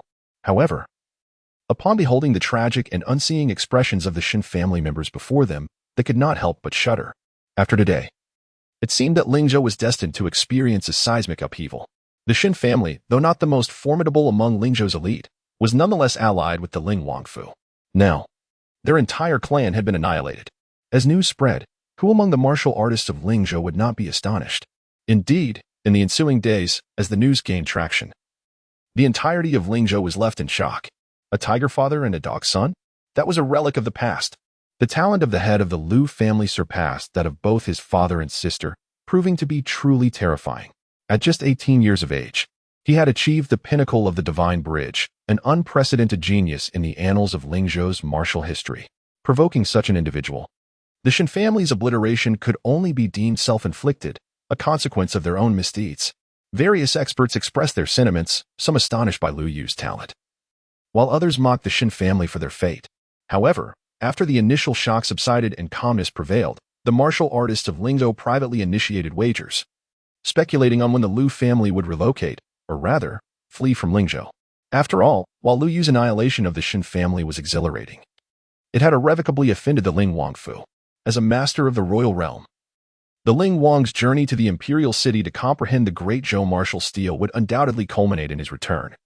And even if he did not attain the title of Heavenly King, achieving the consummation of the royal realm was certainly within reach. If the Lu family did not depart, the day of the Ling Wang's return would inevitably herald their extermination. Yet, as one day turned into 10, and with a month nearly elapsed, the Lu family showed no inclination to migrate. Instead, they had capitalized on the resources pillaged from the Shin family and those opportunistic factions, resulting in the emergence of several transcendental experts over the past month. Elder Lu Ming had even broken through to the spiritual sea realm. Just 2 more spiritual seas were needed. API call failed with status code 429. Error. Code. For 29. Message. Resource has been exhausted, e.g. check quota. Status. Resource exhausted. As Lu Yu listened, the long-awaited system notification sound quietly resonated in his ears, invigorating his spirit. Ding. The cooldown for the Eternal Gate has concluded. Shall it be opened? At last, it has arrived. API call failed with status code 429. Error. Code. 429. Message. Resource has been exhausted, e.g. check quota. Status. Resource exhausted. Within the secluded residence allocated to Lu Yu, the gate of eternity quietly unfurled, and Lu Yu's figure emerged from within. As he returned, it was as if he had just stepped back from the dawn of time itself. API call failed with status code 429. Error. Code. For 29. Message. Resource has been exhausted, e.g. check quota. Status. Resource exhausted, Lu Yu softly murmured. Only through comparison can one truly feel the pain. Previously, he had been unable to cultivate it all. During his first return to the ancient times, he had no intuitive sense of how extraordinary the daily training environment was for the disciples of the Lu family. However, he was now beginning to grasp the reality. Within the Lu family, even the most ordinary disciples, those not even worthy of classification, enjoyed a cultivation environment that was akin to the lavish conditions one would only dare to dream of in the presence of figures such as the great Zhou martial emperor. Here, even without the aid of exceptional elixirs, it would take no more than half a month for him to reach the threshold of kinghood. Yet, Li would not squander his time in such a manner. Although this time of return allowed his family S rank to rise from Tier 3 to Tier 4. Extending his duration in this ancient realm, it only increased from 3 days to 5. Each day was immensely precious, and he could not afford such extravagant waste. Fortuitously, before his return, Liu had already devised a rough plan. Firstly, he aimed to showcase his innate talents to his family. Possessing the primordial sacred body, Lu Yu truly embodied the aura of a great emperor. If he did not seize the opportunity to demonstrate his gifts and gain the family's attention, when would he? Consequently, Lu Yu rose and pushed open the door, making his way directly to the Imperial City Square. The Imperial City Square was not only overseen by a great sage, who imparted wisdom to the descendants of the Lu family, but it also housed numerous precious trials specifically designed to assess the cultivation progress and martial talents of the Lu family members. Each descendant of the Lu family was afforded 3 opportunities each month to participate in these challenging trials. Succeeding in these challenges would yield substantial rewards. The trial Lu Yu chose was the Everlasting Emperor's Path, established by the 3rd ancestor of the Lu family, the Everlasting Great Emperor. He selected this trial not only for its considerable difficulty and generous rewards, but also because, like Lu Yu, the founder of this path also possessed a sacred body. The ancestral figure of the Lu family, the eternal Emperor Lu Tianheng, stands as the 5th among the 10 sacred bodies, having attained enlightenment in the Tianheng sacred body. The path of the eternal emperor evidently surpasses other trials in its capacity to reveal the innate talents of Lu Yu's primordial sacred body.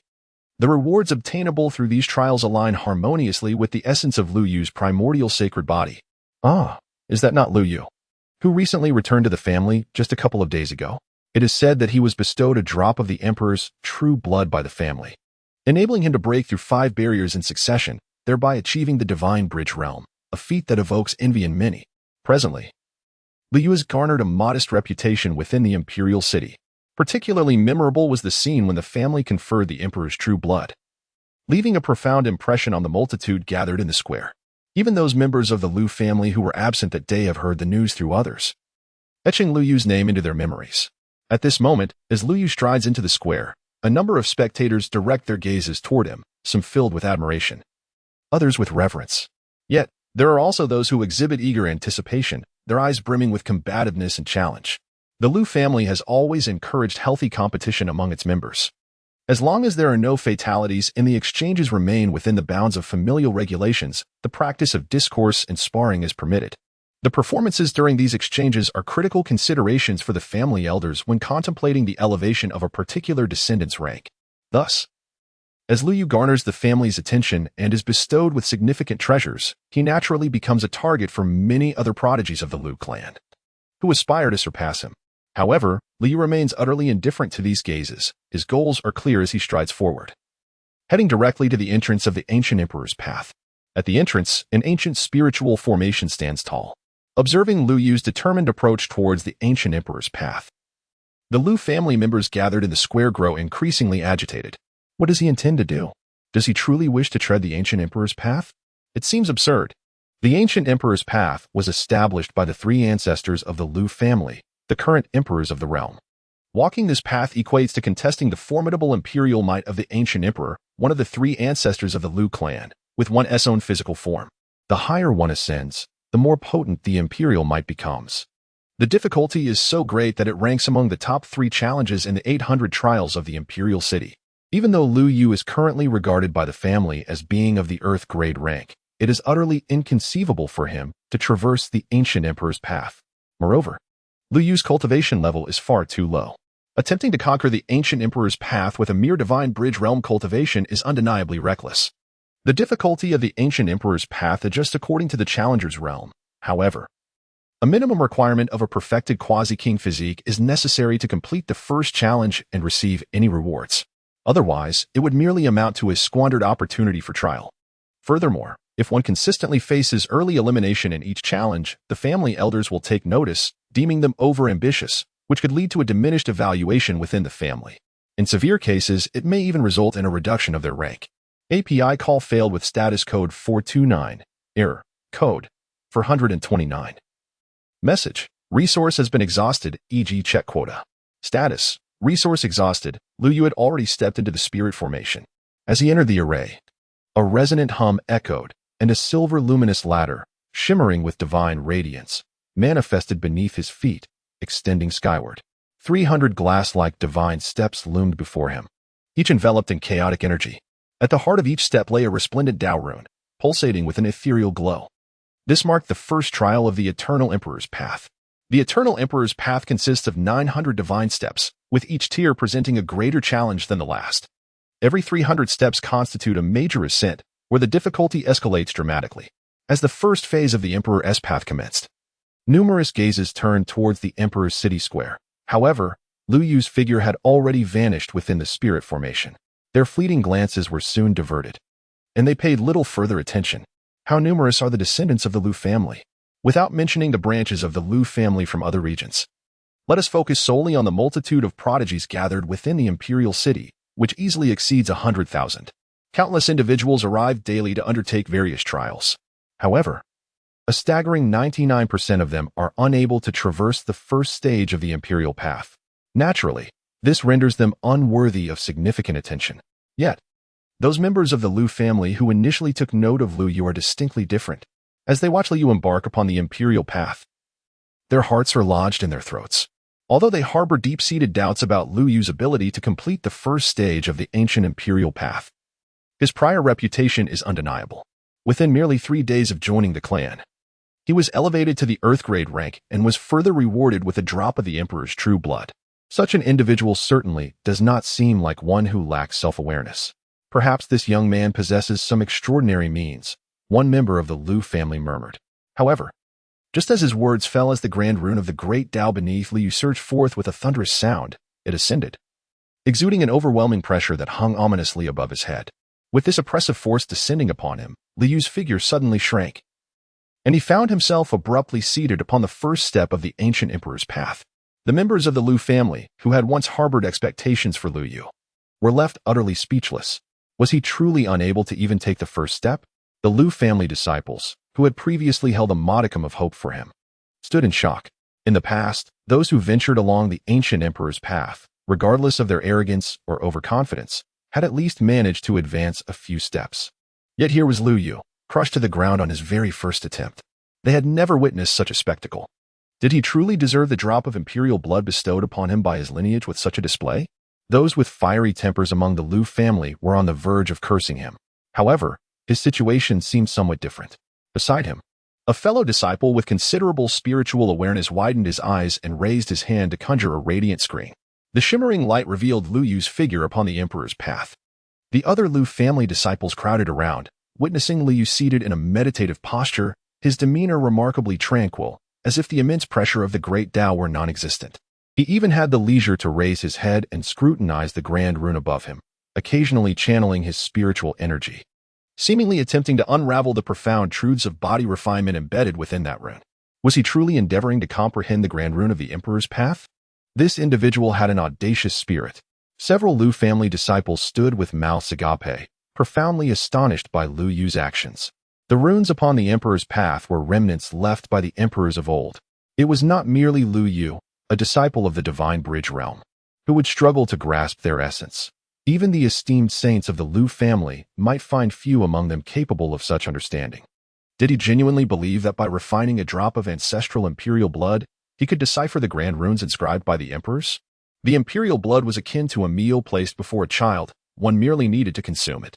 Yet, to comprehend the emperor's runes with Liu Yu's cultivation and age was akin to asking a toddler, just learning to walk, to independently sow seeds, water them, till the soil, eliminate pests, and ultimately harvest, a monumental task indeed, akin to creating a bowl of rice from scratch. Even if Liu Yu were a prodigy of exceptional talent, it was utterly implausible for him to achieve such a feat. Just as the Liu family disciples were grappling with their astonishment, Liu Yu, at that moment, experienced a moment of enlightenment, seizing a glimmer of insight. He fervently urged his vital energy to surge along the intricate patterns of the grand divine rune above him, swiftly circulating through his meridians. In the blink of an eye, he completed a full cycle. The instant this cycle concluded, a resounding roar echoed forth. API call failed with status code 429. Error. Code 429. Message. Resource has been exhausted, e.g. check quota. Status. Resource exhausted. Liu Yu softly sighed, his gaze fixed ahead. Upon the 300 divine steps, the shimmering divine light captivated countless descendants of the Liu family, whose aspirations had crumbled, leaving behind the imperial path littered with their failed grand runes. Yet at this moment, in Liu Yu's eyes, these runes transformed into beckoning opportunities, awaiting his absorption and refinement. As the bearer of the primordial sacred body, Liu Yu not only could comprehend the profound truths of body refinement left by the eternal ancient emperor within these grand runes, but he could also integrate them into his being, thus enriching the foundation of his physical form. It was akin to the eternal ancient emperor himself descending upon the imperial city, personally guiding Liu Yu's cultivation and bestowing upon him the teachings to elevate his prowess. Swish! He suddenly rose to his feet. As Liu Yu ascended the second step, he settled into a meditative posture, once more engrossed in the observation of the runes. Witnessing this scene, the members of the Liu family outside the imperial path gradually regained their composure. They gazed at Liu Yu's figure, swallowing hard, unable to restrain themselves from whispering, "I see now." The reason why Liu Yu's cousin was able to comprehend successfully must be that the great Tao rune was merely in its infancy, not overly challenging. Look. He has been seated on the second step for an incense stick's duration and has yet to rise. Evidently, he has encountered a bottleneck. Indeed, that is the crux of it. Were we to undertake the comprehension, we should also be able to grasp it. It is merely our excessive reverence for the three ancestors that has deterred us from daring to challenge, allowing this cousin Liu Yu to seize the initiative. These few members of the Liu family were all distinguished individuals within the Earth grade ranks, though they were not yet 30. Each had reached at least the heavenly king realm in their cultivation. When they traversed the world, they were venerated as prodigies of the imperial lineage. Initially, witnessing Liu Yu, who shared their Earth grade status, successfully decipher the great Tao runes had dealt them a significant blow, leaving them thoroughly disheartened. However, now that a companion had elucidated the secret, they each appeared to awaken from a dream. Furthermore, one of the Liu family members looked at Liu Yu with a serious demeanor and remarked, "From now on, We should learn from this cousin Lu Yu. While it is fitting to revere the ancestral emperors, we must not lose our dauntless spirit and our ambition to strive relentlessly. Ah, yes, yes, yes. Just as they were mutually praising one another, feeling invigorated by their newfound understanding. A resounding boom echoed across the imperial path, abruptly silencing their voices. Before them, upon the imperial path, on top of Lu Yu's head, the second great Dao rune was also drawn into his body, melding into his flesh. As the process of refining the second great Dao rune reached completion, Lu Yu became increasingly adept and familiar. The third, the fourth, the fifth API call failed with status code 429. Error. Code 429. Message. Resource has been exhausted, e.g. check quota. Status. Resource exhausted. Lu Yu suppressed the turmoil within his heart, and his gaze fell upon the 300th divine rank. Taking a step forward, he sat cross-legged. As he synchronized his breath with the rhythm of the universe, his vital energy coursed through him. The 300th rune of the great Tao began to hum and tremble, ultimately, after the passage of a fragrant incense stick. Outside the imperial path, amidst the dazed gazes of the Lu family's prodigies of the earth rank, the 300th rune was successfully absorbed by Lu Yu, melding into his very flesh. With the integration of this rune into his being, within Lu Yu's body, it seemed as though the sound of shattered shackles echoed. Immediately thereafter, it was as if an ancient beast of the primordial wilderness had awakened, or like a dormant volcano erupting with a thunderous roar. An indescribable aura of sovereign power erupted from Lu Yu, sweeping across the vast expanse, enveloping the area of 10,000 feet surrounding the imperial path. The essence of kingship. This signified that a descendant of the Lu family had broken into the realm of kings. As this aura manifested, more members of the Lu family in the square took notice of the happenings near the eternal imperial path. However, many merely cast a fleeting glance. After all, for the descendants of the Lu family, not to mention a quasi-king, even a quasi-emperor was hardly a remarkable figure. At that moment, with a resounding boom, the 300th great Dao rune was refined into Lu Yu's body. The chaotic aura emanating from the 300 silver divine steps behind him dissipated in an instant. The previously manifest phenomena also calmed. Concurrently, a brand new imperial path began to rise beneath Lu Yu's feet, extending towards the lofty heavens above.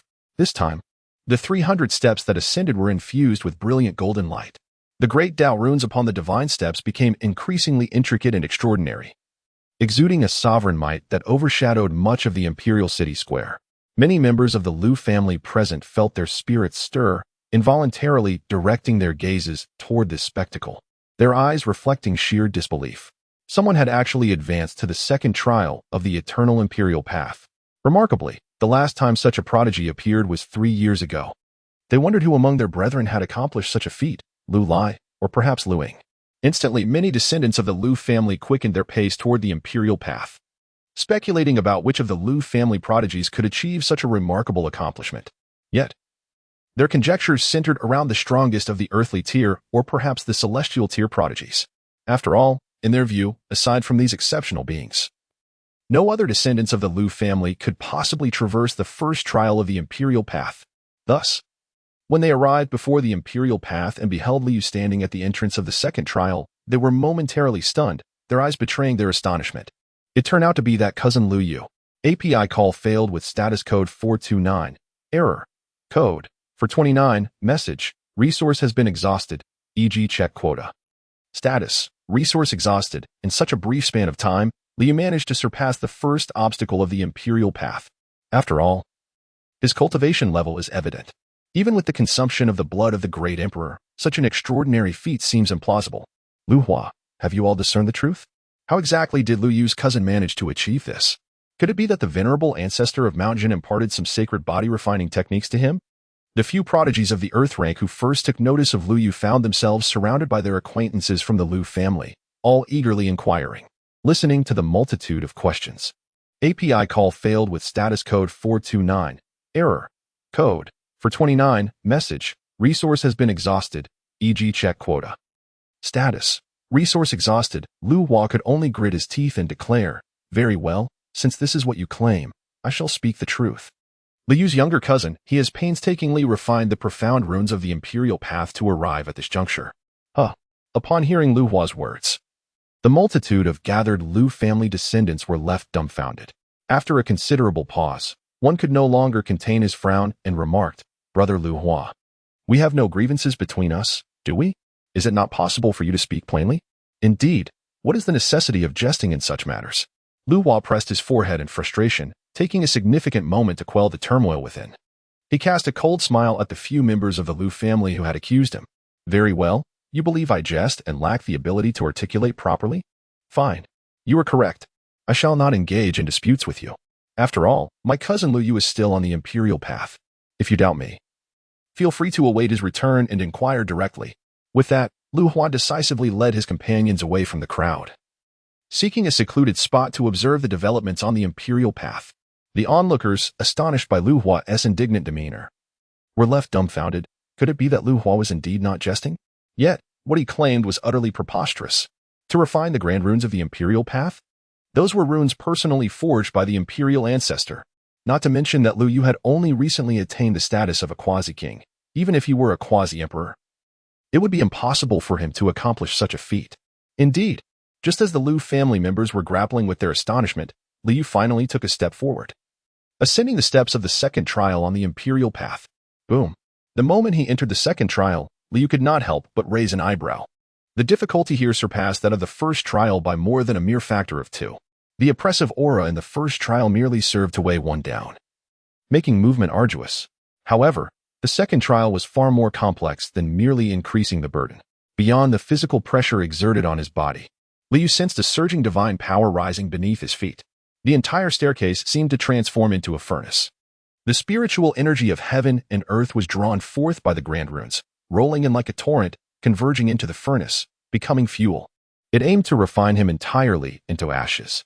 However, as Lu Yu furrowed his brow, he suddenly discovered that beneath the divine powers tempering, within his body, his vital energy, meridians, and every inch of flesh, there existed numerous impurities he had previously been oblivious to. In that moment, these impurities were distilled by the divine force and expelled from his body, rendering his primordial sacred body even more extraordinary, elevated slightly beyond its former state. Though it was but a minor enhancement, the metamorphosis of the sacred body was far more arduous than the elevation of martial prowess. Moreover, this was merely the beginning. Lu Yu raised his head, gazing towards the imperial path ahead, his eyes brimming with uncontainable joy. With a swift motion, he gathered his focus, dismissing all distractions, and settled into a meditative posture. As he channeled his inner energy to counter the divine pressure weighing upon him, he began to refine the myriad impurities within his body. Simultaneously, he turned his attention to the grand rune hovering above him. Witnessing Lu Yu's actions, the numerous prodigies of the Lu family gathered before the imperial path grew visibly anxious. Could it be that Lu Hua had not deceived them? Was this young man genuinely studying the grand rune refined by the ancestral emperor? How audacious of him! Hold your horses. He is merely observing, and whether he can succeed remains uncertain, someone whispered. Yet, before he could finish his sentence, a resounding boom echoed through the air. As Lu Yu's vital energy surged, the grand rune above him, just like the 300 runes before it, was drawn into his being and successfully refined. This marked the beginning of a remarkable transformation. One by one, the subsequent grand runes were continuously absorbed and refined by Lu Yu. The second, the third, the 50th, the 100th, and the 200th rune, before the astonished gazes of countless Lu family members gathered in the imperial city square. In merely a quarter of an hour, Lu Yu traversed the 300 divine steps of the second trial of the emperor's path, seamlessly integrating the profound runes inscribed upon each step into his very being, transforming them for his own use. With a resounding roar, as Lu Yu completed the 300 divine steps, an immense crimson aura erupted from beneath his feet, soaring skyward towards the heavens. In the blink of an eye, a new emperor's path was established beneath him. As this path took shape, an overwhelming and terrifying imperial might radiated from its core, sweeping forth with a force that seemed capable of subduing the ages. Not only did the imperial city square feel this potent aura, but the entire Lu family imperial city was enveloped in its grandeur. The moment the imperial might was sensed, the city erupted into fervor. One by one, the powerful members of the imperial clan opened their eyes, gazing towards the square, their expressions filled with incredulity. Such phenomena were only witnessed when the final trial of the Eternal Emperor's path was activated. Was it possible that a junior had reached this stage? Unable to remain idle, the esteemed experts of the Lu family emerged from their abodes, ascending in radiant arcs toward the square.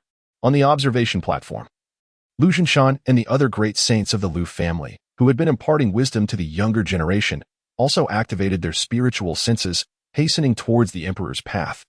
And as their awareness descended, revealing the figure in white that triggered the third trial of the emperor's path, they were left in awe. API call failed with status code 429. Error. Code. 429. Message. Resource has been exhausted, e.g. check quota. Status. Resource exhausted. Lu Zhenshan also wore an expression of disbelief. Although he held great hopes for Lu Yu and even went so far as to procure a drop of the emperor's true blood and present him with a 9 refinements divine pill, he never anticipated what would unfold. Lu Yu has astonishingly reached such a remarkable level. During the early stages of the Quasi-King realm, he has already traversed the first 2 trials of the emperor's path. It must be acknowledged that under normal circumstances, not to mention the early stages of the Quasi-King realm, even in the initial phase of the Quasi-Emperor realm, one might not achieve such a feat. To accomplish this, API call failed with status code 429. Error. Code. 429. Message. Resource has been exhausted, e.g. check quota. Status. Resource exhausted. API call failed with status code 429. Error. Code. 429. Message. Resource has been exhausted, e.g. check quota. Status. Resource exhausted. Upon hearing these words, Lu Zhenshan and the other great sages were momentarily taken aback. They quickly activated their divine senses for a closer inspection. Subsequently, their breaths became silently suspended. Indeed, it had vanished. What on earth is happening? The assembly of great sages found themselves in a state of unease. Lu Zhenshan immediately took action, waving his sleeves as the sacred laws of the Tao activated, forming a luminous barrier. He directly reversed the flow of time, vividly recreating the scenes that had transpired on the imperial path within this radiant shield, as he urged the barrier into motion. From the moment Lu Yu embarked on the path of the emperor, his every action was keenly observed by the esteemed members of the Lu family, including Lu Zhenshan. Witnessing Lu Yu as he refined one Tao rune after another, the onlookers were left agape, their eyes widened in astonishment. Even as the light screen replay concluded, they remained in a state of bewilderment. However, amidst their stupor, a thunderous roar akin to a tidal wave erupted from the direction of the emperor's path. Snapping out of their daze, the members of the Lu family hurriedly looked up, just in time to witness Lu Yu integrating the 601st Tao rune into his being. This young man was simply extraordinary. Observing Lu Yu ascend step by step, melding one crimson rune after another into himself, the onlookers found themselves at a loss for words. Even Lu Zhenshan, typically so formidable, struggled to maintain his composure, his mind consumed with a singular thought: a prodigy, an unparalleled prodigy. While the outside world buzzed with excitement, Lu Yu himself was oblivious to it all. His spirit was wholly absorbed in the emperor's path before him. Upon entering the third trial of the emperor's path, even with the unparalleled Taichu sacred body, Lu Yu began to feel the weight of pressure. After all, his cultivation level was still relatively low. His ability to forge ahead was solely reliant on his formidable willpower and the unmatched physical prowess of the Taichu sacred body. Yet, Lu Yu was resolute in his determination not to yield. He sensed that under such terrifying pressure, with each step he took, the transformation of his Taichu sacred body would progress further. Such a transformation at this level, had he relied solely on arduous training, would have taken him no less than a decade to achieve. Moreover, as his sacred body continued to evolve, Lu Yu distinctly felt that the pressure of the imperial path upon him was gradually diminishing, while the imperial path became increasingly arduous for others. For Lu Yu, each step taken brought him higher and offered a sense of ease. Rumble. With each ascending step, his aura grew ever more formidable. Ultimately, boom. As Lu Yu took his final step, the entire Lu family imperial city trembled, as if a deity had awakened at that very moment. Lu Yu felt as though a mysterious shackle within him had been shattered with a thunderous roar. Subsequently, an overwhelming surge of formidable vitality and divine might erupted from his being. Boom. The imperial city trembled, and the earth quaked. Behind Lu Yu, an infinite chaos emanated, exuding an overwhelming divine majesty. A resplendent golden lotus, as if transcending eons, enveloped in the boundless ancient essence, blossomed in this moment amidst the chaos. The golden lotus swayed gracefully, towering between heaven and earth, its 9 petals adorned with shimmering divine patterns, radiating celestial brilliance, seemingly capable of supporting the firmament and sustaining the heavens above. Such a magnificent spectacle was not only visible to the Lu family's imperial city, it captivated the entirety of the celestial domain and the entire Tianxian Dao continent. Countless beings and numerous masters beheld this grand phenomenon with clarity. Within the various realms of the Tianxin Dao continent, supreme beings were stirred, awakening from their reverie to gaze upon the heavenly lotus that supported the sky. Their eyes filled with astonishment. Heavens above, what do I see? The legendary Chaos Golden Lotus has truly manifested. That direction points to the Lu family's imperial city. Could it be that the Lu family's mountain-guarding sage has broken into the supreme realm? Many powerful individuals were momentarily stunned, instinctively believing that Lu Jinshan had achieved a breakthrough, adding another supreme being to the Lu family's ranks. Yet, the true paragons, after a brief stupor, collectively exclaimed in realization, "No. This is not a phenomenon triggered by a breakthrough into the supreme realm. This is one of the legendary 10 manifestations of the primordial sacred body, the Chaos Seed Golden Lotus. The Lu family, since the third emperor ancestor and the eternal emperor, has produced yet another sacred body. Moreover, it is the foremost among the 10 sacred bodies, the primordial sacred body." In this moment, the entire Tianxin Dao continent experienced a seismic upheaval. Masters from other Dao continents swiftly transmitted messages back to their clans or returned themselves, disseminating this news throughout the vast realm of Taishan and the 3,000 Dao continents in the shortest possible time. In an instant, the ancient traditions across the 3,000 Dao continents, along with the supreme inheritors, were stirred. The primordial sacred body ranks as the foremost among the top 10 sacred bodies of the human race, surpassing even the prodigious talents of the Lu family's 3 ancestors from years past. Such a genius, combined with the Lu family's imperial lineage, ensures that even if Liu were to falter in his path, the Lu family would gain a supreme force comparable to that of an emperor, further illuminating the glory of the Lu clan. Why does the heavens bestow such favor upon the Lu family? Many ancient traditions' supreme beings could not help but sigh in resignation. Meanwhile, the supreme beings of the ancient Dao traditions at odds with the Lu family were almost grinding their teeth in frustration. And upon the imperial city square, Lu Jinshan and the other members of the Lu family were suddenly awakened to the reality before them. Gazing up at Lu Yu, who stood majestically in the heavens, their lips moved in excitement, their faces alight with joy. Ha ha ha. Heaven blesses our Lu family. We have welcomed yet another primordial sacred body into our lineage. Quickly, send word forth and summon the sovereigns to emerge. This is a moment of great celebration, deserving of a grand family festivity. Lu Jinshan called out loudly, his voice resonating with fervor. The other esteemed members of the Lu family nodded in enthusiastic agreement. Observing the palpable excitement among the great sages, the many prodigies of the Lu family in the square were profoundly shaken. The revered ancestors of the supreme realm emerged from their seclusion to celebrate. This was a privilege rarely bestowed even upon the descendants of the heavenly grade Lu family. Moreover, the ancestors would undoubtedly not arrive empty-handed.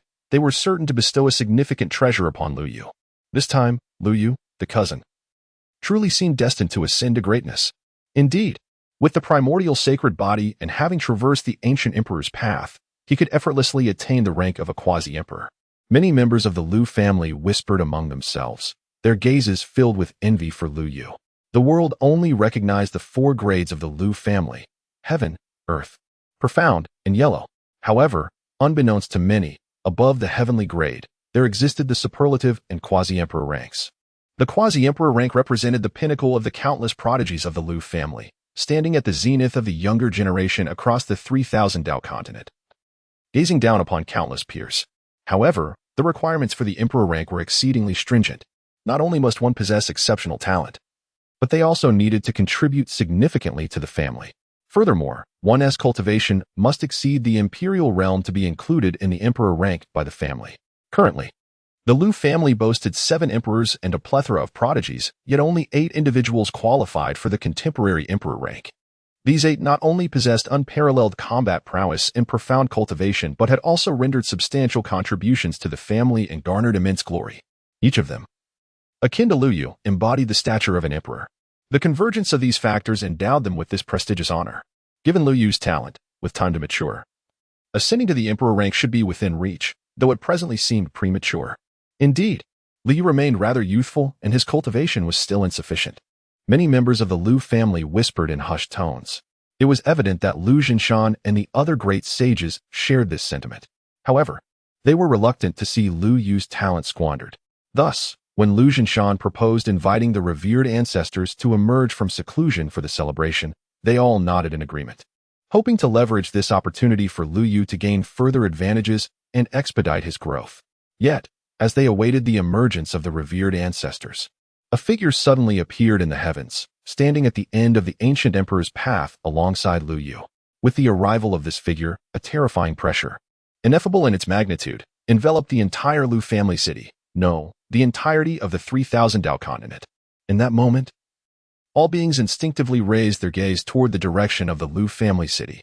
Amidst the myriad of odd glances at the source of this overwhelming pressure, a figure stood tall in the heavens, radiating resplendent divine light, akin to a crimson sun suspended at the pinnacle of the firmament. Its brilliance seemed capable of illuminating the ages and overpowering the heavens, rendering all breath momentarily suspended. Was this the aura of our Lu family's third emperor ancestor? The ancient emperor? The venerable ancestor had personally descended upon the imperial city. Within the city, countless Lu family members felt their spirits surge, their eyes brimming with reverence as they gazed upon the figure in the sky. Lu Zhinshan and the esteemed members of the Lu family widened their eyes in astonishment. The 7 imperial ancestors were expected to be stationed in the outskirts, instilling fear in the various life-restricted zones and the beings from the other realms. How could they have returned so suddenly? Some members of the Lu family murmured in confusion. However, Lu Zhinshan and the other revered figures quickly realized the truth. This was but an ethereal projection left behind by the imperial ancestors during their ritual to forge the imperial path. Only those possessing the sacred body and having traversed the imperial path could invoke this projection to manifest. Yet, even if it were merely a projection, API call failed with status code 429. Error. Code. For 29. Message. Resource has been exhausted, e.g. check quota. Status. Resource exhausted. The members of the Lu family were momentarily stirred. Meanwhile, Liu widened his eyes, gazing at the projection of the ancestral emperor before him. The Lu family members within the imperial city could only perceive the radiant divine light enveloping the third ancestor of the Lu family, resembling the blazing sun in the sky. Yet, only Lu Yu could discern the true visage of this ancestral emperor. To everyone's surprise, the appearance of this ancestral figure was rather unremarkable, resembling an amiable neighbor, exuding an aura of simplicity and sincerity that evoked a sense of peculiar intimacy and trust. At that moment, this ancient emperor regarded Lu Yu with a gaze filled with satisfaction. Who would have thought that after millennia, our Lu family would once again produce a sacred body, and an initial sacred body at that? Truly a fortunate event for our lineage. Turning his attention to the young lad below, the ancient emperor inquired with a smile. What is the name of this little fellow, Lu Zhinshan? Lu Zhinshan quickly bowed and said, return to the third ancestor. His name is Lu Yu. He just rejoined the family 3 days ago. Oh, just returned to the clan, and already causing such a stir. Young lad, you possess remarkable talent. The eternal emperor's smile grew ever more radiant, his gaze towards Lu Yu filled with admiration. In light of this, after a brief contemplation, he raised his hand and pointed. From his fingertip, a scroll containing a decree that had long been inscribed flew forth, unfurling before them. However, before the decree could manifest its divine sound, the eternal emperor waved his hand, erasing all the words inscribed on it, and then snapped his fingers. In the void, a crimson brush materialized. The brush, entirely red and resembling a feather, was extraordinarily mystical, and within it, one could faintly sense the majesty of an emperor. At the moment it appeared, Liu felt as though the temperature of the world had surged several degrees. Yet, the eternal emperor remained unfazed, directly grasping the feather-like crimson brush, and with a flourish, he inscribed a new decree. Once completed, he stowed the brush away and once again infused a trace of divine power into the decree. Rumble. As that divine power descended, a magnificent sound echoed forth from the decree. In that instant, it resonated throughout the entire Taishan realm. All beings across the 3,000 Dao Islands could clearly hear the voice of the decree. I, the Eternal Emperor, hereby declare to the heavens today, I promote our clan's Liu into the ranks of the Lu family as imperial sons, placing him in the 9th position. He shall inherit the 19 supreme imperial scriptures of our Lu family and may select one imperial palace within the imperial court as his place of cultivation. With this decree, I make known to the Taishan and the 8 desolations, let all under heaven rejoice. As the final echo of the decree faded, it transformed once again into a stream of light, preparing to return to the Eternal Emperor's hand. However, with a wave of his hand, the decree was drawn back and entered Lu Yu's body, making him shudder in astonishment as he gazed at the Eternal Emperor with wide eyes. The Eternal Emperor smiled gently at Lu Yu and subtly gave him a thumbs up, saying, "Young lad, strive diligently. I await your assistance in the borderlands." Having said this, the Eternal Emperor turned to Lu Jinshan and the other great saints of the Lu family, offering them a warm smile. "Jinshan, you have worked hard to guard the family. These young ones are the hope of our Lu family. You must nurture them with great care." Lu Jinshan and the other exalted beings were taken aback. Hastily bowing in reverence, the Eternal Emperor merely raised his hand, effortlessly suspending their forms, and then turned his gaze towards the remaining young disciples within the imperial city. Speaking with a gentle smile, "You must also strive diligently in your cultivation, taking your brother Lu Yu as an exemplar. I, your ancestor, amidst the frontier. Not only look forward to your brother Lu Yu, but also to each one of you young members of the Lu family, to come forth and lend your assistance. The battlefield at the frontier is fraught with peril. To venture there, one must at least possess the cultivation of a quasi-saint." The words of the Eternal Emperor, filled with encouragement and expectation for the Lu family's youth, stirred the hearts of countless young members, prompting them to bow in respect and express their earnest intentions. Yet, the Eternal Emperor merely smiled, just as he had with Lu Jinshan and the other exalted beings, holding them in place. "We are all family. There is no need for such formalities on ordinary days. Focus on your cultivation, eat well, and rest well. This will please your ancestor greatly. Now, I shall take my leave." With that, the Eternal Emperor waved, a smile gracing his lips, and ceased to speak further. His projection gradually dissipated under the reverent gazes of the many members of the Lu family, transforming into radiant light as it returned to the imperial path. Despite the fading of the Eternal Emperor's projection, the Lu family remained immersed in the encouragement he had imparted, unable to regain their composure for a long while. As for Lu Yu, who had been directly appointed as the 9th imperial prince, his heart was also in turmoil. This was not merely due to his ascension from a lowly rank to that of an imperial prince, but more so because of the imperial decree that the Eternal Emperor had bestowed upon him before departing. The imperial decree held profound significance and contained the essence of supreme imperial might. It could conceal celestial secrets, making it difficult for others to deduce Lu Yu's whereabouts or plot against him. Moreover, it encapsulated the power of the Eternal Emperor thrice, equivalent to 3 opportunities for the Emperor to intervene on Lu Yu's behalf. With just a thought, Lu Yu could activate this decree, especially in times of dire need. Lu Yu didn't even need to stir a thought. The great Emperor's decree would manifest on its own, safeguarding Lu Yu, with this great Emperor's decree upon him. Not to mention Lu Yu's return to the present world, even in this primordial human Tao era.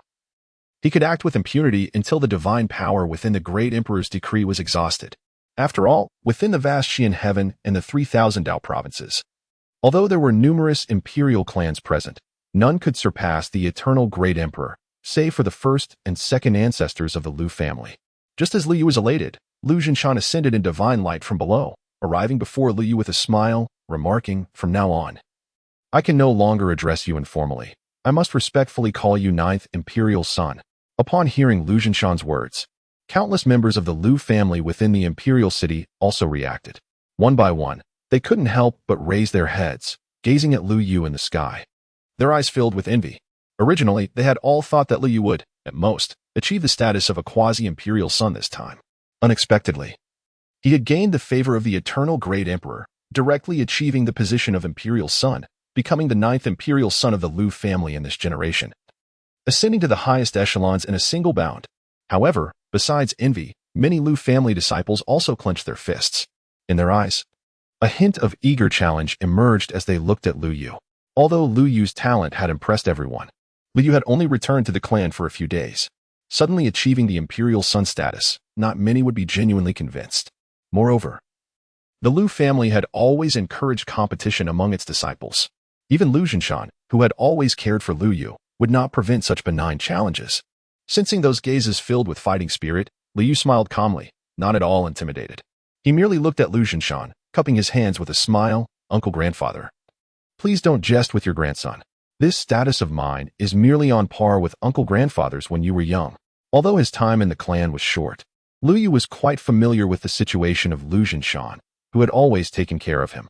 This Jinshan great sage, who would selflessly sacrifice himself to protect all living beings in the greatest dark upheaval in history, was also a peerless talent in his youth. One of the imperial sons of the Lu family in his generation, his Jinshan sword had slain countless peerless prodigies. After cultivating to the great sage realm, He had even crossed realms with his initial great sage cultivation, more than one heavenly venerate expert, thus establishing his reputation as the most powerful great sage in history. Before this former imperial son, Liu naturally wouldn't have any arrogance. The waves behind the Yangtze River push forward those before. Your talent is far more outstanding than mine was back then. You deserve this title of ninth imperial son. Lu Zhenshan chuckled heartily, gently patting Lu Yu's shoulder. His eyes brimming with pride. He had never anticipated that a young lad he had brought back merely days ago could exhibit such extraordinary potential. With dreams foretelling the future and the innate physique of the primordial saint, Lu Zhenshan was utterly astonished. However, sensing the fierce gazes brimming with combativeness from below, he could not help but wink at Lu Yu. But you, young man, should not rejoice too soon. You are still merely at the king realm for now. The situation is manageable. The talents of our family, the top-tier prodigies, and even the quasi-emperor candidates possess cultivation at least in the emperor realm. Even if they do not acknowledge you, they will not use their realm to oppress you. Yet, once you advance to the quasi-emperor level and step into the emperor realm, the dynamic will shift. Those who challenge you will be plentiful. Have you prepared yourself mentally, ninth prince? Listening to Lu Zhenshan's teasing remarks, Liu Yu smiled faintly. Let them come. I fear the challengers may not be formidable enough. As the primordial saint physique, and having been recognized by the family as a candidate for the emperor, the wealth, companions, laws, and lands he would enjoy in the future would be among the most elite in the Lu family and the entire Taishan world. Without the confidence to dominate and overshadow the present era, Liu would indeed be better off finding a stone to end his life. What a remarkable young man. When I brought you home, I sensed your overwhelming aura. You possess the same spirit I had in my youth. Lu Zhenshan chuckled heartily, evidently pleased with Lu Yu's response. Now, let us not indulge in idle chatter. Follow me to the imperial court, where you shall receive your rewards for your elevation to the status of an imperial son, as well as the numerous accolades for traversing the eternal emperor's path. Upon hearing Lu Zhenshan's words, an expression of deep anticipation blossomed in Lu Yu's eyes. Without hesitation, he followed Lu Zhenshan, soaring directly into the vast expanse of the azure sky, above the sea of clouds. Lu Yu gazed at the scene before him, his eyes filled with wonder. Above the imperial city of the Lu family, amidst the vast expanse of clouds stretching for 100,000 miles, there lay an awe-inspiring celestial palace, reminiscent of the legendary heavens. As he surveyed the landscape, grand halls emerged, exuding a magnificent presence, with radiant divine auras swirling within. Before Lu Yu and Lu Zhenshan stood a towering celestial gate, soaring over 10,000 zhang. An indescribable imperial majesty surged forth from the gate, leading Lu Yu to feel that any ordinary emperor approaching this threshold would likely be overwhelmed in that very moment. At the center of the gate, the three golden characters Southern Gate shone brilliantly, their strokes flowing like dragons and serpents, evoking a sense of familiarity in Lu Yu's eyes. Was this the legacy left by the ancient imperial ancestors? API call failed with status code 429, error, code, for 29, message, resource has been exhausted, e.g. check quota. Status, resource exhausted. Lu Zhenshan stroked his beard and chuckled. Indeed. This southern heavenly gate is one of the imperial weapons forged by the eternal ancestor emperor at the dawn of time. The materials utilized are not sourced from my Lu family, but were generously provided by the Undying Phoenix clan. Generously provided? The Undying Phoenix clan? Liu was momentarily taken aback. The name of the Undying Phoenix clan was one he recognized even after countless ages. It was a venerable imperial lineage that had endured since the primordial era. In those ancient times, they had mercilessly slaughtered untold numbers of humanity. During the Age of Humanity, they repeatedly engaged in massacres, devouring human beings, which led to their confrontation with the ancient emperors of humanity throughout the ages.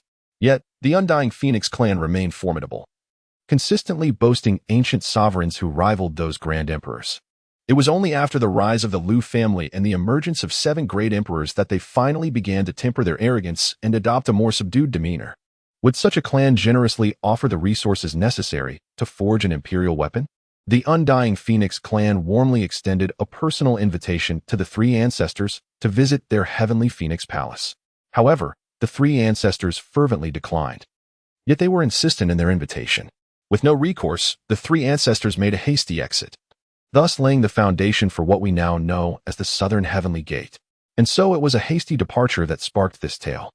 Liu envisioned the 3 emperors' ancestor amidst the fervent entreaties of the immortal Phoenix clan masters, displaying an unparalleled might that could rival the heavens. He imagined the majestic figure lifting the grand entrance of the heavenly Phoenix Palace, striding away with an air of nonchalance, leaving behind the throng of immortal phoenixes. Such a grandiose image seemed worlds apart from the amiable uncle he had just encountered, who had encouraged the younger generation to eat well, sleep soundly, and diligently cultivate. Fortunately, he could not afford to linger on such thoughts. He hastily followed Lu Zhanshan, traversing the southern heavenly gate, drawing closer to the array of resplendent palaces. Each sacred edifice was enveloped in distinct, grand formations, emanating varied divine radiance. Lu Yu swiftly discerned a pattern. The outermost temples were predominantly enveloped in a singular to tricolored divine light. Moving inward, the central temples radiated a quintet to hexachromatic luminescence. Deeper still, stood temples shrouded in a septenary hue.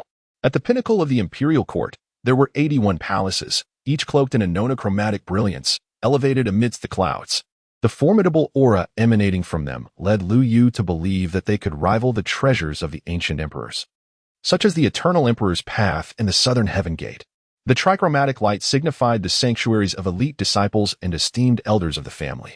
The quintichromatic and hexachromatic lights denoted the sanctuaries of the ancestors of the supreme domain and the successive quasi-emperors. The septenary light represented the sanctuaries of the 36 palace masters and vice masters, encompassing teachings, alchemy, divine weaponry, celestial craftsmanship, demon suppression, spirit seeking, and evil extermination from the upper echelons of the Lu family. As for the 81 imperial palaces at the highest point, they were the sanctuaries of the quasi-emperors and emperors of the Lu family, as well as the temples of the family's historical emperors. Each of these 81 palaces was equipped with formations that reached the level of emperors, and each palace was connected to a supreme imperial vein. The experience of cultivating and comprehending the Tao within these palaces is incomparable to that of the imperial city. The nuances of this experience will reveal themselves only as one enters and gradually immerses in it. Lu Zhanshan smiled as he introduced Lu Yu, then gestured with his hand. Among the 81 imperial palaces, 27 radiated divine brilliance, capturing Lu Yu's gaze. Of these 81 palaces, currently available for selection, there are these 27. Take your time to observe and choose which one will serve as your sanctuary. As Lu Yu beheld the grandeur of the 27 palaces before him, API call failed with status code 429. Error. Code. For 29. Message. Resource has been exhausted, e.g. check quota. Status. Resource exhausted. API call failed with status code 429. Error. Code. For 29. Message. Resource has been exhausted, e.g. check quota. Status. Resource exhausted. API call failed with status code 429. Error. Code. For 29. Message. Resource has been exhausted, e.g. check quota. Status. Resource exhausted. API call failed with status code 429. Error. Code. For 29. Message. Resource has been exhausted, e.g. check quota. Status. Resource exhausted. API call failed with status code 429. Error. Code. For 29. Message. Resource has been exhausted, e.g. check quota. Status. Resource exhausted. The countless martial arts legacies amassed over the long years by Lu Jiao are akin to shimmering stars, twinkling in this vast sea of celestial bodies. At a single glance, one can behold not merely hundreds or thousands of scrolls. It is imperative to recognize that not every martial arts tradition can be inscribed within the great emperor's tower. The legacies that find their way into this esteemed repository possess a minimum rank that ascends to the realm of divine paths. They are extraordinary techniques capable of igniting the divine fire and achieving a divine status. This signifies that the martial arts legacies before Lu Yu, even the most modest among them, could incite a tempest of bloodshed and turmoil throughout the eastern wilderness in future generations. They stand in comparison to the highest traditions of the so-called overlord of the eastern wilderness, the Zua Cave Heaven, which holds dominion over billions of lives. The grandeur of the foremost imperial clan of this era is evident, offering but a glimpse into its profound magnificence. Taking a deep breath, he steadies his racing heart. Liu directed his gaze towards the heart of the celestial expanse. There, 19 stars shone with a brilliance akin to that of the sun, vast and resplendent, surrounded by a radiant divine light. Some emitted flames that blazed as fiercely as a wildfire, while others appeared to undulate like tumultuous waves, revolving around the celestial bodies. Additionally, one star took on the form of a great mountain, exuding an ancient and profound aura, as if it had transcended epochs to stand resolutely in this realm. These 19 stars represent the pinnacle of the Liu family's heritage, embodying their greatest ancestral strength, the 19 supreme imperial scriptures. Among these scriptures, 7 were established by the 7 imperial ancestors of the Liu family. The remaining 12 have been amassed since the time of the Lingshu imperial ancestors' enlightenment. As a son of the imperial lineage, you may choose any one of these scriptures to cultivate. Lu Zhinshan smiled as he spoke. Gazing at the 19 magnificent volumes of the imperial scriptures, Liu felt an overwhelming surge of emotions within his heart. Yet, he refrained from hastily making a choice. Uncle, may I first peruse these 19 volumes of the imperial scriptures? Of course, but you must be mindful of time. Within the great Emperor Tower, although the flow of time differs from that of the outside world, 10 days in the tower equate to 1 day outside. Comprehending the imperial scriptures is not a task to be accomplished in a single moment. Do not allow yourself to become completely immersed all at once. API call failed with status code 429. Error. Code. 429. Message. Resource has been exhausted, e.g.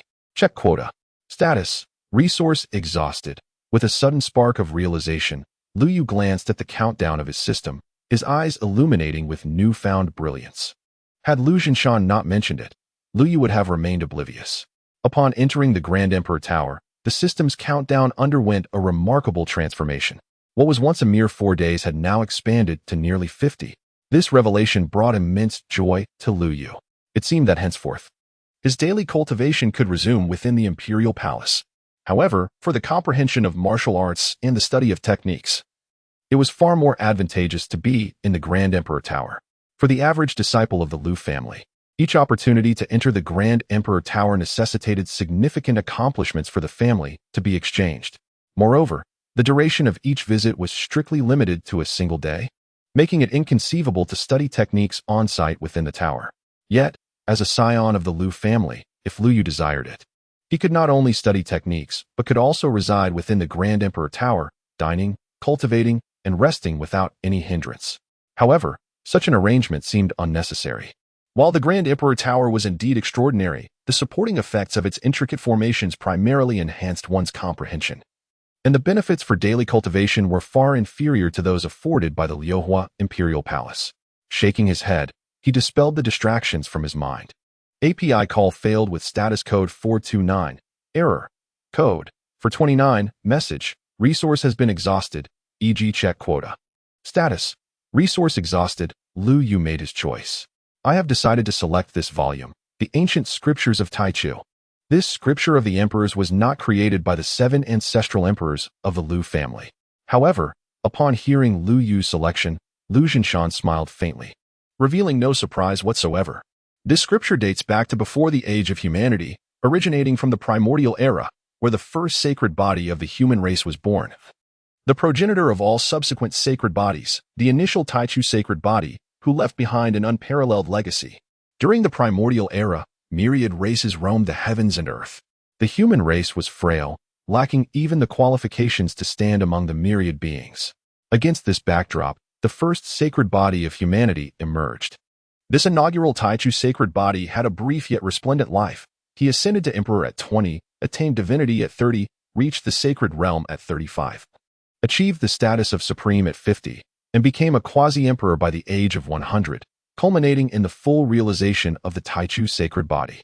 Despite being murdered by the ancient emperors of the myriad races, who felt threatened, before he could attain enlightenment, he left a flickering flame for humanity. It was during the 1,000 years he sheltered them that the human race gradually birthed numerous supreme physiques, such as the solar Tao body, the lunar Tao body, the innate Tao embryo, the dual pupils, and the supreme bone. He also secured precious time for their growth. When those ancient emperors conspired to slay the Taichu sacred body, they were astonished to discover that the exceptional talents of humanity were already capable of inheriting the will of the Taichu sacred body, becoming the new backbone of their race. Thereafter, the human race finally transformed from a weak, fleeing tribe, hiding and migrating, into a formidable presence capable of standing tall on the vast land of the primordial era, side by side with myriad races. Following the cataclysm of the dragon and phoenix at the end of the primordial era, the brilliance of the age of humanity was firmly established. Although this volume of the ancient scripture of Taichu ultimately remains at the pinnacle of the quasi-emperor level due to the initial sacred body, not crossing into the realm of emperor scriptures, it is by no means inferior to other imperial techniques. Moreover, being of the same lineage as the Taichu sacred body, this quasi-emperor scripture resonates with Lu Yu far more than the other 18 emperor scriptures. Additionally, in this lifetime, he stands supported by his family, with 7 emperors reigning above. API call failed with status code 429, error, code, 429, message, resource has been exhausted, e.g. check quota. Status, resource exhausted. Liu harbored no doubt that if he could comprehend the primordial ancient scroll, his combat prowess would undoubtedly surpass all others, positioning him among the most formidable beings in the lineage of emperors. Having chosen the primordial ancient scroll, Lu Yu steadied his mind and, under the guidance of Lu Zhinshan, sent forth a wisp of his consciousness into the star that symbolized the primordial ancient scroll. As his consciousness entered the star, a resounding explosion echoed. Lu Yu felt as if the entire world had instantaneously succumbed to darkness. Before him stood a solitary figure, his back turned to the multitude. With cascading black hair and an aura of chaos enveloping him, his visage remained obscured. All that could be discerned were the grotesque forms of ancient emperors from myriad races lunging towards him. Yet, he faced them with unwavering courage, brandishing his sword as he advanced alone. With each stroke of his blade, another ancient emperor was sent reeling, howling in anguish as they staggered backward. As he wielded his sword, radiant streams of energy manifested around him, signifying the tumultuous flow of his vital essence. With each pulse of this vital energy, ethereal phenomena unfolded behind him, ultimately absorbed into his being, augmenting his presence to an even more profound magnitude, as though an infinite universe resided within him. With the operation of his techniques and the surging of his vital essence, the primordial scene of chaos genesis and the evolution of the world replayed within him, endowing each strike with the supreme power to recreate the cosmos and reignite the chaos. Time passed, though its measure was lost in the throes of his battle. API call failed with status code 429, error, code, 429, message, resource has been exhausted, e.g. check quota. Status, resource exhausted, API call failed with status code 429, error, code, 429, message, resource has been exhausted, e.g. check quota. Status, resource exhausted, API call failed with status code 429, error, code, 429, message, resource has been exhausted, e.g. check quota. Status, resource exhausted. Lu Zhinshan smiled gently and patted Lu Yu on the shoulder. All right, let us proceed. I shall take you back to the imperial palace, where the resources I prepared for you should be arriving shortly. Upon hearing this, a spark of excitement illuminated Lu Yu's eyes as he promptly followed Lu Zhinshan back to the Li Hua imperial palace.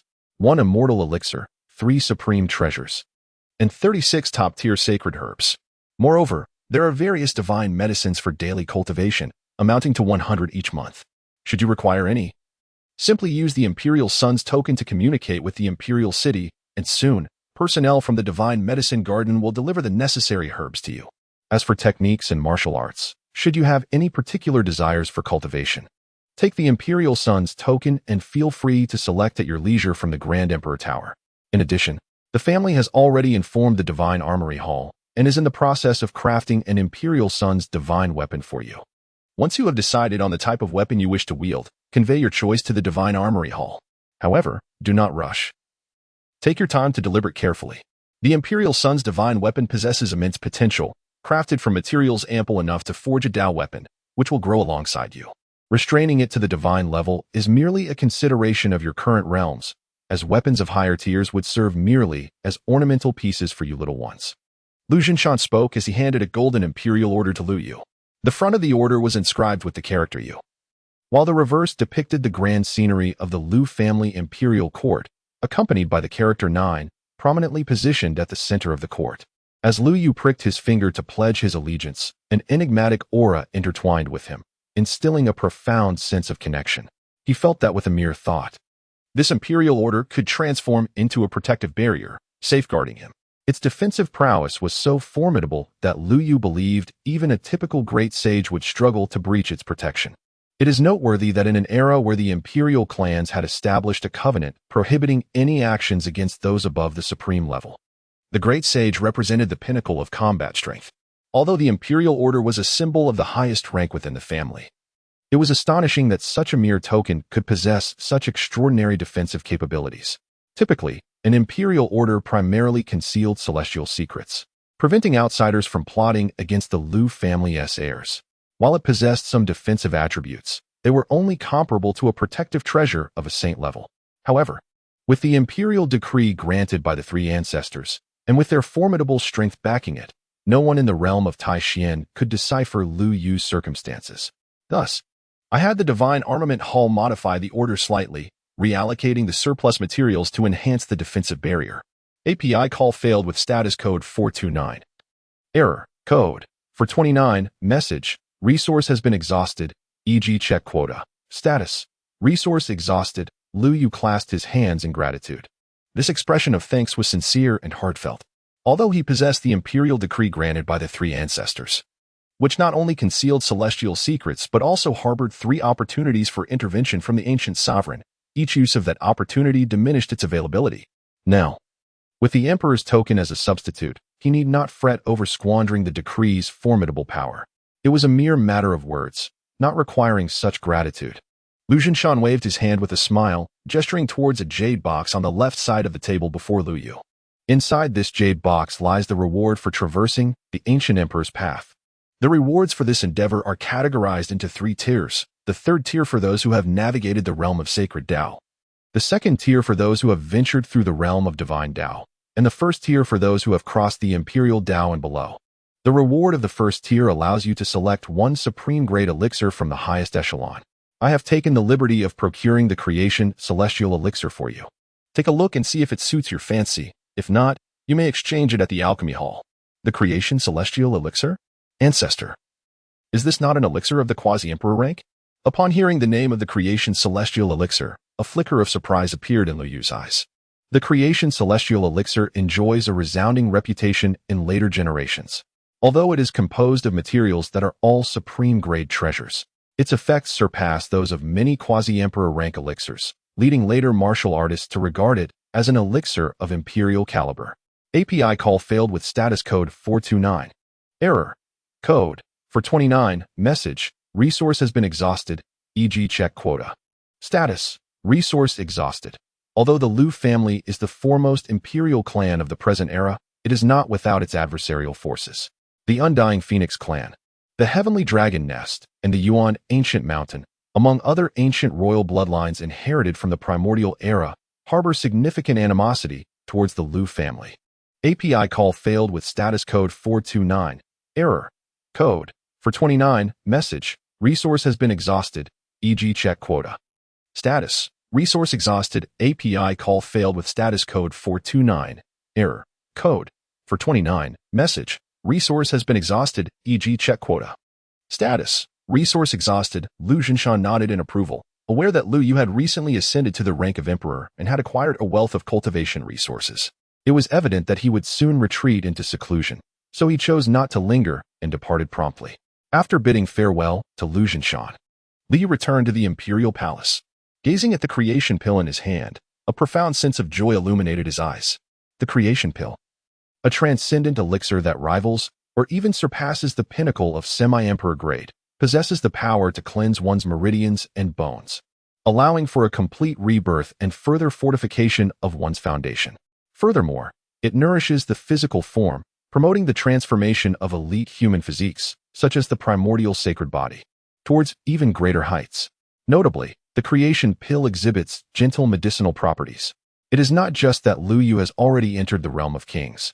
Even if he were still an ordinary mortal, he could safely ingest this creation pill without the fear of catastrophic repercussions. Without hesitation, Liu Yu consumed the creation pill. Feeling its essence enter his being, Liu Yu felt an extraordinary flow of energy coursing through his body, following the pathways of his meridians. It was swiftly delivered to every corner of his being. It permeated his meridians, bones, and even the very flesh of his body. Under the influence of this medicinal power, Liu distinctly felt that within him, numerous impurities, previously unnoticed, were being purified and refined at this moment. The spiritual energy in his dantian, bolstered by the medicinal properties, began to rise steadily, leading to an increase in his cultivation. Remarkably, even Liu Yu's mind, under the assistance of the creation heavenly elixir, became extraordinarily clear, with thoughts flowing with remarkable vivacity. The creation heavenly elixir truly lives up to its esteemed reputation. He was unwilling to squander this precious opportunity. Lu Yu immediately began to hold his breath and concentrate, urging the operation of the primordial ancient scroll. As the technique commenced its flow, the speed at which Lu Yu refined the creation elixir surged once more. Typically, a conventional martial artist would require several arduous years to initially assimilate the potency of the creation elixir. However, Lu Yu accomplished this feat in merely 3 days, successfully drawing in the essence of the elixir into his body. With the aid of the creation elixir, his sacred physique underwent yet another transformation. The awakened chaotic seed and the golden lotus manifestation became increasingly extraordinary and complete. The manifestations of the sacred physique, akin to the progression of martial arts inheritance, must also be cultivated step by step. Each level is divided into 5 stages: embryonic form, beginner, minor success, major success, perfection, and ultimate intent. To awaken subsequent manifestations, one must at the very least cultivate the preceding manifestation to the stage of major success. API call failed with status code 429. Error. Code 429. Message. Resource has been exhausted, e.g. check quota. Status. Resource exhausted. API call failed with status code 429. Error. Code 429. Message. Resource has been exhausted, e.g. check quota. Status. Resource exhausted. Lu Yu speculated that his chaotic seed, Golden Lotus, might very well be capable of breaking through to the pinnacle level in one fell swoop. Aside from the transformation of the anomaly, Lu Yu's realm has ascended to a new echelon, breaking through to the mid-stage of the Martial King level. Meanwhile, with the enhancement of the primordial ancient scroll and the creation of the celestial elixir, his comprehension has successfully reached the threshold of the Royal Dao Scroll. Under the influence of various augmentations, API call failed with status code 429. Error. Code 429. Message. Resource has been exhausted, e.g. check quota. Status. Resource exhausted. Lu Yu glanced at the countdown, and after a moment of contemplation, he resolutely picked up the Emperor's order, intending to explore the multitude of functions that this artifact possessed. With a mere half-day at his disposal, he realized that he could hardly accomplish much, whether it pertained to enhancing his cultivation or studying the ancient scroll of Taichu, unless he were to acquire a creation of the caliber of the chaotic celestial pill. A breakthrough within such a brief span was implausible. Therefore, he decided to indulge in a brief respite. Having returned to the Eternal Realm twice, each time in haste, he relished this rare opportunity to relax. In the course of his investigation, Lu Yu indeed uncovered numerous capabilities of the Emperor's order. Beyond affirming his identity and sustaining a protective barrier around himself, this order also possessed the ability to monitor the slightest movements in his surroundings. When venturing outside, with the aid of this Emperor's order, he felt a newfound sense of security. API call failed with status code 429. Error. Code 429. Message. Resource has been exhausted, e.g. check quota. Status. Resource exhausted. API call failed with status code 429. Error. Code 429. Message. Resource has been exhausted, e.g. check quota. Status. Resource exhausted. In front of the Divine Medicinal Garden, where the true Phoenix Nirvana fruit was previously discovered, a group of young prodigies, distinctly different in attire from the members of the Lu family, stood before the entrance. They were following an elderly woman clad in gray robes, guided by an elder of the Lu family, as they entered the sacred garden, utilizing the Imperial Sun's token.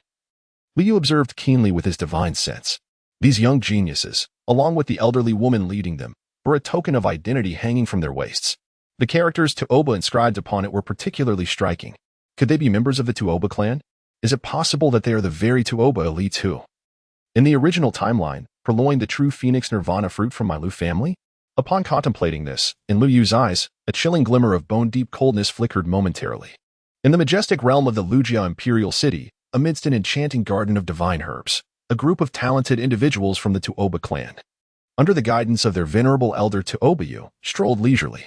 As they gazed upon the magnificent array of miraculous herbs surrounding them, their eyes widened with a mixture of envy and jealousy. How extravagant the Lujia clan is! Such an abundance of divine herbs cultivated within the Imperial City. Yet they do not consider sharing even a fraction with us. It is truly astonishing how those from the Lujia clan profess to care for us, the Tuoba family. Care? Nonsense.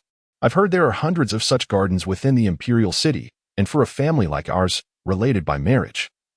Isn't it reasonable to expect to be allocated 3 to 5 dozen gardens? Yet, we, as their kin, can only visit this divine herb garden once a year, with a mere 100 of us allowed entry at a time. And to add insult to injury, each person is permitted to take away only 10 miraculous herbs. Their stinginess knows no bounds. The talented members of the Tuoba clan grumbled incessantly, yet their actions were swift and purposeful, as they eagerly collected the herbs that caught their eye. Observing this, the elder Tuoba could not help but furrow his brow and admonish them. Do not be so hasty, select wisely. Each of you may only take 10 herbs, so ensure you choose the finest. Moreover, he added with a pause, keep your voices down. We are in the territory of the Lujia clan. Any grievances can be discussed at home. We cannot provoke them, not at this moment. Have you not heard? The Lujia clan has recently welcomed a new primal sacred body, who has been proclaimed the 9th imperial prince. Why should we be afraid? The Lujia clan prides itself on its benevolence and protection of the populace. Even if we were not related, they cannot harm us for mere words. A woman clad in blue interjected, her tone dripping with disdain for the Lujia clan. Indeed, what Ling said is true. As long as we adhere to the rules, what power does the Lujia clan hold over us? They would have to bow to us. Otherwise, their reputation, built over 30,000 years, would be in jeopardy. Several female prodigies from the Tuoba clan echoed in agreement. Tuoba raised an eyebrow, contemplating the wisdom in his granddaughter's words. The Tuoba clan had faced many adversities in their rise, contending with families and sects that disregarded propriety. However, since the Tuoba clan's alliance with the Lujia clan through marriage, they had encountered only decorum from those they met, leading to their increased prosperity. Conversely, those families that once acted without honor had met their comeuppance. This indicated that adherence to propriety was indeed the foundation of a family's flourishing. What of the imperial clans of today? They too would decline if they failed to uphold decorum. With these thoughts, Tuoba felt a sense of relief. Yet, another concern arose. She turned to her granddaughter, the blue-clad Tuoba Ling, who had spoken first. Linger, earlier outside the divine herb garden, I noticed Lujia clan members. I refrained from inquiring then, but now I must ask, are you certain that the extraordinary treasure you sensed last year lies deep within this garden? Tuoba Ling nodded fervently, a gleam of eagerness in her eyes. Grandmother, you must believe me. I did not misinterpret my sensations. It was indeed in this garden that I sensed something unusual. I can still detect the fragrance of that treasure in the air, and just inhaling it invigorates me. You must find a way to allow me access to the heart of this garden to obtain that treasure. It may very well determine the fate of our Tuoba clan. Hearing Tuoba Ling's impassioned plea ignited a fervor into Tuoba's gaze. Yet, she regained her composure and shook her head. But according to our agreement with the Lujia clan, the heart of the herb garden is not only where the divine herbs are cultivated, but also the core of their grand formation. We cannot trespass. Is it the same? Tuoba Ling exclaimed, her voice rising. The agreement forbids us from intruding to avoid disrupting their formation, but we are only going in to retrieve the treasure, not to disturb the formation. That cannot be considered a transgression on our part. Indeed, Ling is right. Several female disciples of the Tuoba clan chimed in. Having learned of the true Phoenix Nirvana fruit from Tuoba Ling, they were unaware of its true nature but understood it was a treasure of supreme value. For the Tuoba clan, a treasure of such caliber would be immensely precious, elevating their status significantly. Tuoba was equally unwilling to miss this opportunity for merit. She acknowledged her granddaughter's reasoning and, with a determined nod, said, Very well. I shall speak with the sage guarding this herb garden to divert his attention. You must seize this chance to swiftly enter the heart of the garden and retrieve that treasure. With that, Tuoba hastened towards the entrance of the herb garden to engage the sage stationed there. Meanwhile, Tuoba Ling and the others awaited Tuoba's signal, then swiftly advanced into the core of the divine herb garden. However, upon their arrival, Tuoba Ling's expression shifted dramatically. What is happening? Where is it? Ling, what has occurred? The other female disciples of the Tuoba clan asked, their faces reflecting concern. They were clueless about the true Phoenix Nirvana fruit's appearance, but could sense Tuoba Ling's alarm. It is gone. The treasure I sensed last year is now missing. What is going on? Tuoba Ling's eyes brimmed with anger and profound disappointment, as if something fated to be hers had been snatched away in an instant. This feeling of loss and frustration threatened to drive her to madness. At that moment, a chilling voice echoed from behind them. What is happening? Naturally, I detected that treasure and have taken it. Do you have an issue with that? Liyu's figure appeared like a specter behind Tuoba Ling and her companions. causing the talented members of the Tuoba family to briefly halt their heartbeats in surprise. They turned in unison, only to be met by Liu Yu's icy gaze. Initially, Liu harbored doubts about whether he had indeed identified the correct individuals. However, the series of actions taken by Tuoba Ling and her companions upon entering the Divine Herb Garden solidified his conviction. These were the very culprits who had stolen the true Phoenix Nirvana fruit years ago. What do you intend to do? I warn you, do not act recklessly. The cold malice emanating from Liu Yu's eyes sent shivers down the spines of Tuoba Ling's followers, prompting them to retreat in fear. Yet, Tuoba Ling, regaining her composure, boldly stood her ground and warned Liu Yu. Do not presume that just because this is the Liu family's territory, you can act with impunity. Upon hearing her words, Liu furrowed his brows and replied coldly, Isn't it you who acts with impunity? I recall an agreement made between our families. Outsiders are prohibited from entering the core of the Divine Herb Garden. The agreement only prohibits us from tampering with the Grand Formation, which we have not violated. Tuoba Ling's words were barely out when her fellow Tuoba family members, emboldened by her courage, chimed in fervently. Exactly. Do not attempt to intimidate us with talk of agreements. We are not afraid. There are so many witnesses here. If you dare to act recklessly, the reputation of the Liu family will be irreparably damaged. Witnessing the audacity of this group of Tuoba family prodigies, Liu remained impassive. Liu was momentarily taken aback.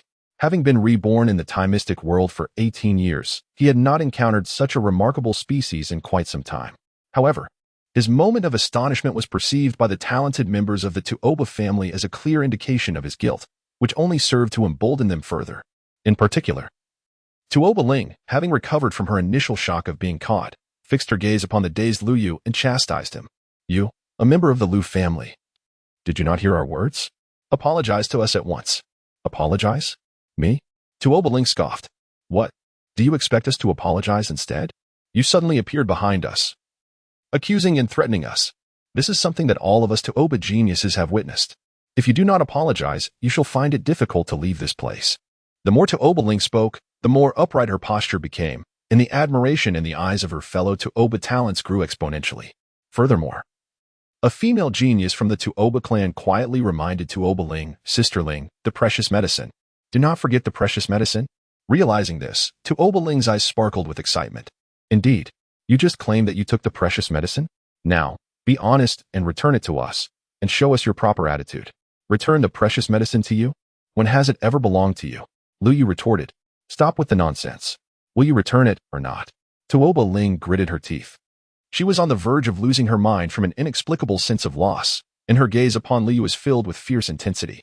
If you refuse to return it, what will you do?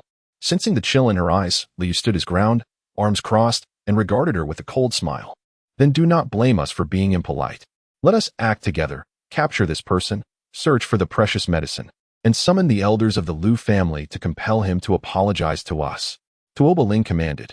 The group of Tuoba talents who had long followed her immediately sprang into action, advancing menacingly towards Liu Yu. Upon witnessing their movements, API call failed with status code 429, error, code, for 29, message, resource has been exhausted, e.g. check quota. Status, resource exhausted, Liu whispered softly. As his voice faded, he suddenly raised his hand, striking down with tremendous force. Boom. A terrifying palm imprint descended with an earth-shattering impact, akin to a towering mountain, unleashing colossal power from above. With a single blow, he forcefully drove the group of advancing genius members of the Tuoba family deep into the ground. The sound of bones shattering echoed painfully, and with a wretched cry, they fell unconscious. A few unfortunate souls did not even have the chance to scream before Liu Yu annihilated them on the spot. You actually dare to kill. Tuoba Ling shrieked as she witnessed this scene, her eyes wide with horror and terror as they locked onto Liu Yu. However, upon regaining her composure, a spark of excitement ignited in her gaze. The very reason Tuoba Ling had been so audacious stemmed not only from her arrogant demeanor fostered under the protection of her grandmother, Tuoba Yu. API call failed with status code 429, error, code, for 29, message, resource has been exhausted, e.g. check quota. Status, resource exhausted. In the face of scrutiny from the Liu family, her background could indeed allow her to extricate herself unscathed. Yet, the prowess displayed by Liu Yu instantaneously made Tuoba Ling realize that she may have underestimated his significance. Before she could fully process her rising panic, Tuoba Ling witnessed Liu strike with lethal intent, leaving her astounded. How bold of you to resort to such deadly force. You are finished. I will bring this matter to the higher-ups of the Liu family. If the Liu family fails to provide an explanation to the Tuoba family, do not expect this issue to be resolved easily, Tuoba Ling declared, directing her fury towards the other Tuoba family prodigies who had rushed over upon hearing the commotion. What are you all waiting for? Quickly, seize this boy. Upon hearing Tuoba Ling's words, the arriving Tuoba prodigies were taken aback.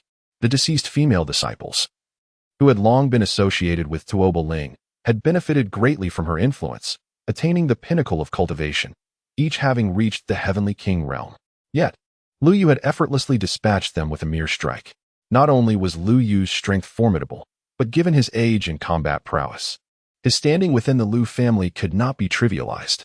Even if he was not of the celestial grade, he would undoubtedly be among the elite of the earth grade. They were not like Tuoba Ling, who had a grandmother of saint level as a clan elder. Would they charge in recklessly and seek their demise? Are you afraid? What is there to fear? We stand on the side of justice. Even if we have erred, does that absolve him of his wrongdoing and killing? Tuoba Ling urged, her voice sharp with insistence. Do not hesitate. Just act and capture him. He would not dare retaliate against you. However, before she could finish her exhortation, Lu Yu raised his hand once more. With a resounding slap, a palm strike erupted in midair, crashing heavily against her face, sending half of her teeth flying. She rolled along the ground for several revolutions before colliding with the wall of the divine herb garden, dislodging the defensive array inscribed upon it before finally stabilizing herself. You dare to continue your rampage. You are doomed, utterly doomed. I will report you to the Lu family. Not just you, but the entire Lu family must make amends to the Tuoba family and apologize. You must be handed over to us for punishment. Tuoba Ling clutched her injured face. Her eyes filled with intense malice as she gazed at Lu Yu. Yet, before she could utter another word, she saw Lu Yu approach her with an impassive expression. Feeling the murderous intent in his gaze, Tuoba Ling finally experienced a surge of fear. What do you intend to do? Do you wish to kill me as well? What of your family's reputation? Grandmother, save me. As Lu Yu remained unfazed by her threats, Tuoba Ling could no longer contain herself and cried out, simultaneously crushing her life-saving jade talisman. With a swift motion, a luminous barrier unfurled from Tuoba Ling's form, though it paled in comparison to Lu Yu's imperial token. Lu Yu sensed that even a casual visitor from the imperial realm could easily shatter this protective barrier. However, as the luminous shield unfurled, Tuoba Ling's grandmother, the esteemed elder Tuoba Yu, who led the talented members of the Tuoba clan, finally perceived the gravity of the situation. She hastily excused herself from the guardian sage of the divine herb garden, propelled by urgency, and swiftly made her way to Tuoba Ling's side. Upon her first glance, she was met with the lifeless forms of several talented Tuoba clan members, igniting a fire of fury within her. The moment her eyes fell upon the pitiful state of her granddaughter within the protective barrier, her wrath surged even higher, and her gaze towards Liu brimmed with a mixture of astonishment and rage. The overwhelming pressure of her sage-level presence erupted forth. How dare you resort to such lethal measures? She exclaimed. They are, after all, your sisters. Even if they erred, what justifies such a ruthless response? Sisters? Liu retorted. Do those who trespass into another's sacred grounds deserve such a title? Moreover, do you not inquire who struck first? Liu spoke coldly, entirely disregarding the pressure emanating from the sage. Upon hearing this, Tuoba Yu's anger intensified. So what if they were the ones to strike first? As a member of the Liu family, could you not afford to show them some leniency? After all, this is your Liu family's imperial city, no matter what. They would certainly not go so far as to endanger your life, would they? Beside him, Tuoba Ling echoed his sentiments, exclaiming, Grandmother is right. Even if we trespass into this so-called forbidden ground, a mere reprimand from your Liu family would suffice.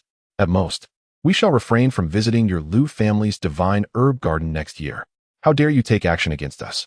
Killing so many talented members of the Tuoba family and injuring me as well? Upon hearing these words, Tuoba Yu's demeanor shifted, and he fixed a chilling gaze upon Lu Yu. You are correct. The Tuoba family may have erred, but do you not bear any fault? Surrender obediently, and summon your elders. Today, unless you offer a formal apology and present a token of contrition to the Tuoba family, this matter shall not be dismissed. He regarded Tuoba Yu's indignant stance with a sense of determination. A complex sense of nostalgia involuntarily surfaced in Lu Yu's eyes. It had indeed been a long while since he encountered such brazen individuals. So audacious in their shamelessness, You have trespassed into the forbidden grounds of the Liu family and initiated an attack against me, yet now you demand an apology? Not only an apology is required, but also accountability for my granddaughter and the fallen geniuses of the Tuoba clan. At the very least, you must present a supreme treasured herb as restitution. Otherwise, I shall not hesitate to reveal to the world the brutal conduct of the Liu family's descendants. As Tuoba Yu spoke, she became increasingly agitated, as if she had seized a significant leverage over the Liu family. Beside her, Tuoba Ling also grew animated, exclaiming in a high-pitched voice, "Grandmother, one treasured herb is insufficient. We demand at least 3 supreme treasured herbs." 3. It appears you have premeditated this scheme before coming to the Liu family. Witnessing the shamelessness of the grandmother and granddaughter duo was truly astonishing. Liu Yu suddenly felt no anger, only an overwhelming sense of amusement. Upon witnessing the unabashed derisive smile on Liu Yu's face, Tuoba Yu's expression shifted dramatically. "You dare to laugh, boy? I shall make you aware of the calamity you have wrought." With that, Tuoba Yu raised his hand to summon a sacred palm imprint aimed squarely at Liu Yu, ready to descend with force. Yet, Liu Yu remained utterly unmoved. This was the imperial city of the Liu family. If Tuoba Yu could truly act against him here, it would be as if the entire Liu family had found a block of tofu to dash their heads against. Indeed, before Tuoba Yu could even elevate the palm imprint into the sky, a tremendous oppressive force crashed down, shattering the protective barrier surrounding Tuoba Ling. The several Tuoba family prodigies, previously subdued by Liu Yu, who still had a breath left in them, found that breath crushed and their lives extinguished under this overwhelming pressure. As for Tuoba Yu himself, he was particularly singled out by this force. The palm imprint dissolved into nothingness, and he was driven to his knees by the sheer weight of the pressure. Gazing at the source of this oppressive force above him, his eyes were filled with sheer terror. "Liu Zhanshan, how can you be here?" Tuoba Yu, after years of absence, found that while his cultivation had stagnated, his audacity and boldness had only grown. "How dare he lay hands on the imperial son of the Liu family and still question my presence?" Descending from the clouds, Liu Zhanshan looked down at the prostrate Tuoba Yu, whose head could not even rise. His eyes radiated an icy glare. Meanwhile, Tuoba Ling stood dumbfounded, her gaze fixed on Liu Yu as if she had seen a ghost. She had unwittingly provoked the legendary Taichu's sacred body, the 9th imperial son. As the tales of the Liu family's imperial son flooded her mind, Tuoba Ling's legs began to tremble uncontrollably. Tuoba Yu quaked like a leaf in the wind. Yet, in that moment, Tuoba Ling, inspired by the teachings of her grandmother regarding the principles and the storied history of her Tuoba family, felt a spark of determination igniting within her eyes. What of the imperial son? Does that mean he is above the law? The greater the status, the more one must adhere to the rules. How else can one serve as a model for the world and a paradigm for all people? As she spoke, her fervor intensified, and she even mustered the strength to rise from the ground, pointing at Liu Yu and Liu Zhanshan with righteous indignation. "You, as the imperial son of the Liu family, a paragon of the realm, conduct yourself with such brutality. Even if we are at fault, you must reason with us. Only then can you win the hearts of the people. Yet your actions today are so vicious. If you do not bow your head and apologize, tomorrow all of the world shall scorn you, the imperial son of the Liu family, and revile your lineage.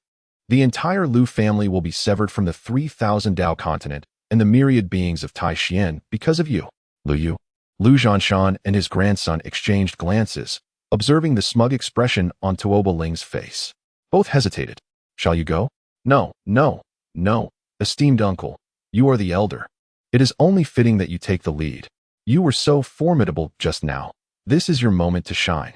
As the most powerful sage in history, I find it utterly disgusting to strike such a pitiful creature. I cannot bring myself to do it. Neither can I. I am the 9th emperor of the Liu family, the apex of the sacred body. Moreover, as the elder, you should set an example for your junior, should you not? Did I not hear that you were the model for the world, the paragon of virtue? The two were engaged in an intense exchange of glances and mental communication. Meanwhile, Tuoba Ling, misinterpreting their silence as a sign of her persuasive prowess, turned her gaze toward Liu Zhanshan, eager to launch another verbal assault, hoping to convince him with her reasoning. Ideally, she envisioned Liu Zhanshan standing by her side, helping to suppress Liu Yu and uphold the family's reputation. If she could persuade the mighty Liu Zhanshan to act against the 9th emperor, the news would spread like wildfire, elevating her name to legendary status. The position of the family's divine maiden should rightfully belong to her. Tuoba Ling, lost in thoughts of this promising future, she could hardly suppress a triumphant smirk. Yet, before she could utter a word, the air was abruptly shattered. Boom! Lu Yu could no longer restrain himself and unleashed a powerful punch, denying her any opportunity to speak. In a single strike, he obliterated her, silencing her cries before she could utter a sound, reducing her to a mere mist of blood. Linger. No, you wretched beast. How dare you be so ruthless? Is this how the Lu family treats its kin? Do you not fear the wrath of your own? Upon witnessing this scene, Tuoba Yu could not help but scream in anguish, yet her words remained unfinished. Above in the clouds, Lu Zhinshan felt an involuntary surge of fury and retaliated with his own fist. A formidable imprint descended like a thunderclap, seemingly destined to annihilate Tuoba Yu and send her to join her granddaughter. At that critical moment, a jade talisman at Tuoba Yu's waist suddenly radiated with a brilliant light. Following this, the silhouette of a man in a gray robe emerged from the talisman. With a slight gesture, he intercepted Lu Zhinshan's formidable punch just in time. The man in gray appeared to be in his 20s, yet his eyes were profoundly deep, exuding an ancient and desolate aura, unmistakably indicating that he was an extraordinary being who had lived for countless years. The overwhelming pressure emanating from his projection attested to his formidable stature. He was, in fact, an embodiment of a quasi-supreme being. Tuoba Mozang, do you still intend to protect your precious granddaughter? Observing the manifestation of the quasi-supreme projection, the tension escalated. Lu Zhinshan let out a cold laugh, dismissing the imprint of the punch with a flick of his hand. In his gaze towards Tuoba Mozang, there was not a trace of fear to be found. His words dripped with mockery. Tuoba Mozang was one of the few quasi-supreme beings of the Tuoba family, holding a status that could be equated with the quasi-emperors of the Lu family. Moreover, Tuoba Yu was his own granddaughter. It was precisely because of this connection that Tuoba Yu was able to roam freely, both within the Tuoba family and beyond. This also contributed to the arrogant disposition of her granddaughter, Tuoba Ling. Upon hearing Lu Zhinshan's derision, a flicker of anger surfaced on Tuoba Mashang's face, only to be swiftly suppressed. The matter at hand had transcended the need for further inquiry into right or wrong. Even if my granddaughter bears some fault, Prince Jadizi has already taken numerous lives and should cease his actions. I shall allow my granddaughter to return and let this matter conclude here. Prince Jadizi, what say you? As he spoke, Tuoba Mashang's gaze fell upon Lu Yu. Although his words seemed to solicit Lu Yu's opinion, his tone bore no semblance of respect, instead carrying an air of coercion and command. Despite Lu Yu being the 9th prince, what of it? A prince is not, after all, a true emperor. Masters of the Sacred Path realm may regard that title with trepidation, yet for Tuoba Mozang, who had already entered the supreme domain, the contemporary prince held little sway. Did he not see that even Lu Zhinshan, from the previous generation of princes, still resided within the Grand Sage realm? Of course. Tuoba Mozang conveniently overlooked the fact that he had cultivated for at least 10,000 years more than Lu Zhinshan. Regardless, with his own quasi-supreme cultivation level, Tuoba Mozang did not believe that Lu Yu would dare to refuse him. However, considering that Lu Yu was a favored figure of the eternal emperor, Tuoba Mozang pondered for a moment before adding, if Prince Jadizi consents, I could owe you a personal favor. Should you ever require assistance, and I happen to be available, do not hesitate to inform me, and I shall contemplate it. No need for that. Lu Yu interjected with a smile before Tuoba Mozang could finish his sentence. The favor of a supreme being is far too costly. I cannot afford it. Therefore, does this mean you will release Yu? At these words, Tuoba Mozang instinctively revealed a smug smile, ready to depart with Tuoba Yu. However, before he could complete his thought, he heard the latter part of Lu Yu's statement. Uncle, let us proceed with the execution. It is high time we took action. Lu Zhinshan chuckled heartily, suddenly raising his hand. Clang. The sound of a spiritual sword being unsheathed echoed through the air. A heavy black iron sword fell into Lu Zhinshan's grasp. Upon witnessing his actions, Tuoba Mashang's expression shifted drastically. Lu Zhinshan, what do you intend to do? Do you dare to strike at me? Do you truly believe that? Even in your great saint realm, you can contend with my true self? If you were to confront me in person, I might indeed feel a twinge of concern. But you, as merely a projection, dare to bark before me? With a cold laugh, Lu Zhinshan struck down with his sword. A crisp sound echoed as Tuoba Mashang's expression changed dramatically, fear evident in his eyes as he gazed at Lu Zhinshan. He opened his mouth, attempting to utter something. But before he could voice his thoughts, his projection was shattered by Lu Zhinshan's sword. Alongside him, Tuoba Yu was also obliterated by this single blow. Tuoba Mozang's was a formidable presence on the verge of supreme existence, even a mere projection of his bore strength far beyond that of an ordinary Taoist, ranking 2 major realms above Lu Zhinshan. Yet, Despite such formidable prowess, he was still vanquished by Lu Zhenshan's sword. This left Liu once again contemplating the profound significance behind the title of the most powerful saint in history. API call failed with status code 429. Error. Code 429. Message. Resource has been exhausted, e.g. check quota. Status. Resource exhausted on the side of Lu Zhenshan. He sheathed his sword and gazed at Lu Yu with a sense of admiration. Although Lu Yu had recently been elevated to the status of an emperor's son, he was still merely at the beginning of his journey. In the presence of a supreme being, he remained undaunted and fearless, even daring to allow himself to take action and slay Tuoba Yu. Well done, young one. Lu Zhenshan smiled and exclaimed, Uncle Zhu, you flatter me. Moreover, it was you who contributed the most to today's affair, Liu said with a smile. Lu Zhenshan elegantly waved his hand, remarking that shattering a mere projection of a quasi-supreme being was hardly exerting himself. However, Lu Zhenshan's expression grew somewhat serious as he looked at Lu Yu. You, my boy, have indeed entangled yourself quite deeply with the Tuoba family this time. Although the Tuoba family is insignificant, the Lu family members standing behind them could pose some trouble. The Lu family boasts 7 esteemed ancestral emperors. However, the main lineage of the Lu family extends beyond these 7, comprising a remarkable total of 19 branches. In addition to the 7 imperial lineages associated with the ancestral emperors, there exist 12 principal branches that, although they have yet to produce a great emperor, are each overseen by a quasi-emperor on the verge of enlightenment. This foundation has fostered the current flourishing state of the Lu family. As competition arises among the younger generation of the Lu family, it is noteworthy that, aside from the 7 great imperial lineages which remain untouchable, fierce rivalries also exist among the other principal branches.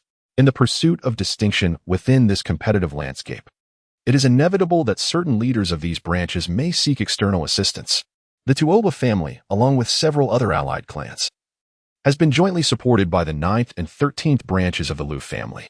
Many matters that are inconvenient for them to address directly are resolved with the aid of the Tuoba family.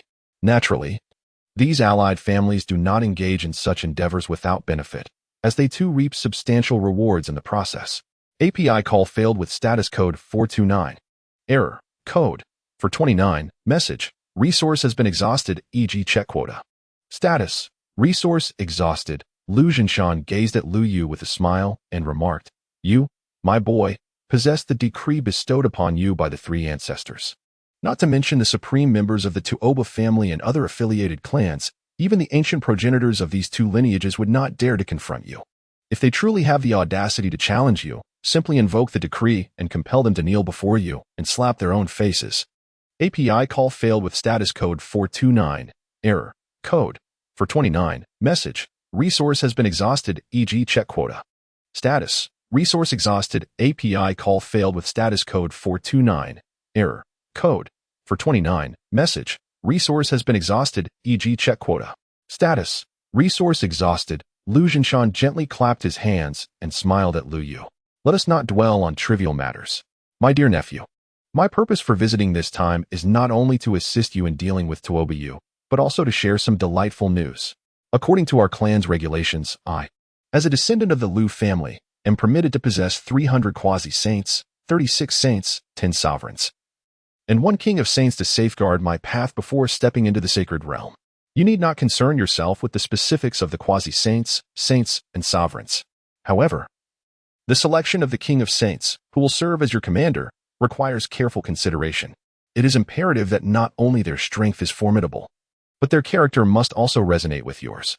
After all, this protective entourage will follow you for at least a century, making the temperament of your leader a crucial factor. Initially, I had intended to recommend a sovereign from the Ji family for you, but given your current disposition towards the Tuoba clan, I believe it is best to reconsider. API call failed with status code 429. Error.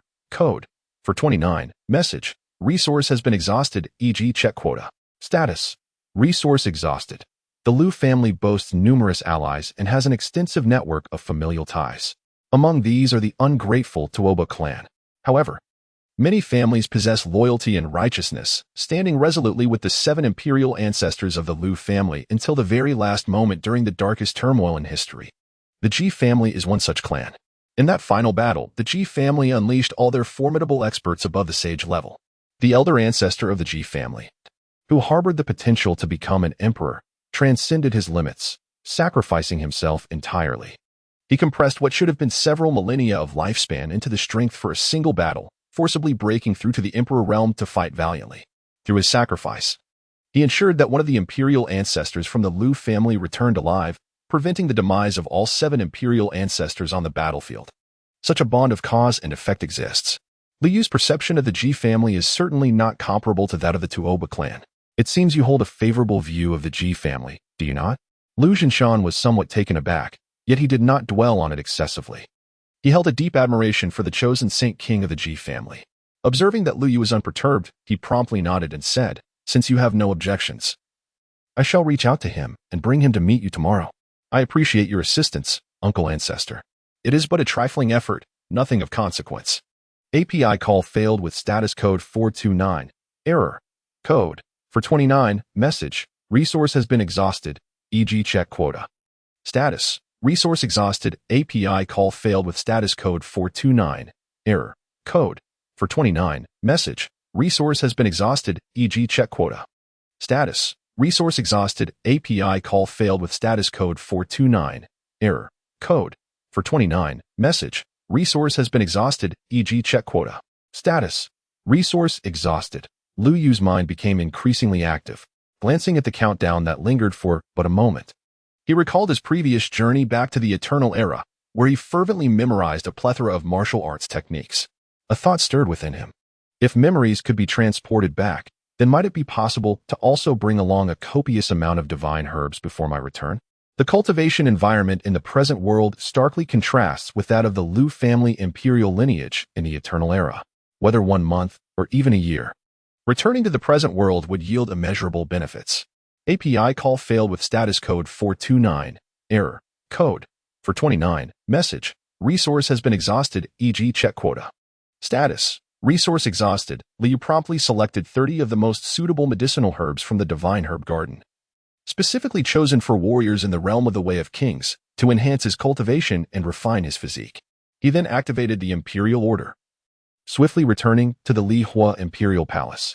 Within the palace, he began to consume the herbs voraciously. Each herb, if placed in the future, would be capable of inciting a storm of bloodshed across the eastern wilderness and the entire desolate realm. Yet, Liu Yu devoured them as if they were mere carrots or cucumbers, swallowing them whole. A total of 30 top-tier medicinal herbs, their potent energies converging, surged violently through Liu Yu's meridians like a torrential flood. Had it been anyone else, even if they shared the same bloodline as Liu Yu and were an imperial prodigy, they would have undoubtedly burst apart from the sheer force. After all, Liu Yu was merely at the king realm. Under normal circumstances, consuming a single royal-grade spirit herb would be considered an extraordinary feat. How could anyone compare to Liu Yu, who audaciously ingested 30 top-tier medicinal herbs in one go? Nevertheless, Liu Yu truly consumed them all, and as he did so, he activated the Tai Chu ancient scroll. Within Liu Yu, the profound resonance of the great Tao reverberated, accompanied by the shimmering glow of runes. All the tumultuous medicinal energies were successfully subdued, no longer surging, but instead settling within his meridians. In the time to come, these divine herbs would serve as his sustenance, gradually being absorbed into his being, thereby accelerating his cultivation and the transformation of his physical form. Almost simultaneously with Liu Yu's suppression of the potent energies from the 30 divine herbs, a thunderous sound erupted. The golden door behind him swung open with a resounding crash. With the conclusion of this sojourn, the eternal gate engulfed Liu Yu's figure. When Liu Yu regained his senses, he found himself back in the tranquil chamber of the family head. Upon opening his eyes, Liu Yu immediately turned his focus inward, and an undeniable thrill erupted in his gaze. He had successfully brought back all 30 divine herbs. Moreover, Liu Yu took a deep breath, his thoughts swirling within him. Boom! A strand of imperial might emanated from his being. In that fleeting moment of manifestation, the entire Feiyan city trembled. Liu Yu also sensed something amiss and hastily retracted the aura of imperial might. Only then did Feiyan city return to tranquility. Fortunately, Liu Yu's quick reaction prevented any further turmoil. Many warriors of Feiyun remained oblivious to the occurrence, with only a select few possessing profound cultivation noticing a subtle anomaly. Yet they dismissed it as mere illusion. Meanwhile, within the meditation chamber, in Liu Yu's eyes, the expression of astonishment was almost palpable. The Eternal Gate was still unable to retrieve items from the era before eternity. For instance, Liyu's imperial token had been left in that ancient time. Initially, Liu believed that the imperial decree bestowed upon him by the great Emperor of Eternity would similarly remain in the world before eternity, just like the imperial token. However, to his surprise, the great Emperor of Eternity intervened and completely infused the imperial decree into his very being, much like the 30 divine herbs that Liu had ingested. It was permitted by the Eternal Gate to be brought back into the present realm. Truly, the methods of the great Emperor were nothing short of miraculous. Liu softly sighed, his heart filled with an enduring sense of joy. The disparity between the present world and the eons of the past extends beyond mere cultivation environments. More crucially, in this current realm, Liu lacks the protection of a family. Yet now, with the imperial decree in place, Liu's heart has found a profound sense of tranquility. Moreover, Liu gently clenched his fist. Upon returning to the realm of eternity, his strength had undergone a remarkable transformation, ascending directly from the pinnacle of the divine bridge to the mid-stage of the king realm. Without the need for any extraordinary phenomena, he could contend with a fully realized heavenly king. This prowess was such that it could easily subdue not only the spirit king, but also encompass the entirety of the northern frontier's 3 provinces. After all, in the northern frontier, comprising Ling Province, Yin Province, and Yu Province, the most formidable among them, King Mou of Yu Province, possessed cultivation merely at the late stage of the heavenly king and could hardly withstand even a single strike from Liu. Thus, Liu rose from his secluded chamber. Sensing Liu's aura, Lu Ming, Lu Linger, and other members of the Liu family, who were in closed-door training, were momentarily taken aback. They hurriedly emerged from their seclusion, their eyes filled with astonishment as they gazed upon Liu. Brother Yu, have you truly broken through to the quasi-king realm? API call failed with status code 429, error, code, for 29, message, resource has been exhausted, e.g. check quota. Status, resource exhausted. Lu Ming and the members of the Liu family are unable to distinguish whether this is a prospective king or a king's realm. API call failed with status code 429, error, code, for 29, message, resource has been exhausted, e.g. check quota. Status, resource exhausted, Lu Ming. Lu Linger and the others couldn't help but draw in a sharp breath. In order to honor Liu's efforts, they had spent the past month in seclusion, diligently honing their skills. With the cultivation methods and martial arts that Liu had brought back, their prowess had indeed advanced significantly. They had initially thought to surprise Liu, but unexpectedly, it was Liu who delivered a tremendous surprise first, particularly for Lu Ling. Her small face bore an undeniable hint of disappointment. Yet when Liu gazed at his younger sister, a glimmer of astonishment shone in his eyes. Lingo, you have actually cultivated to the spirit sea? Although he was aware of her considerable talent, Liu had not anticipated that Lu Linger could excel to such an extent. It is noteworthy that just a month ago, Lu Lingo had only recently stepped into the profound realm. Even with the resources of the Shun family and the techniques he had brought back, to break through a major realm in just a month is a talent that would have placed her among the esteemed ranks of the Liu family in ancient times. Furthermore, Lu Linger's imperial blood had yet to awaken. In the future, there may be opportunities to help Linger, as well as their clansmen, awaken their imperial bloodlines. At that point, the elevation of their family's status should progress even more swiftly. Liu pondered, gently stroking Lu Lingo's little head and encouraging her with a warm smile. All right. Do not be so disheartened. The fact that you have cultivated to the spirit sea is already a delightful surprise for your brother. API call failed with status code 429. Error, code, for 29, message, resource has been exhausted, e.g. check quota.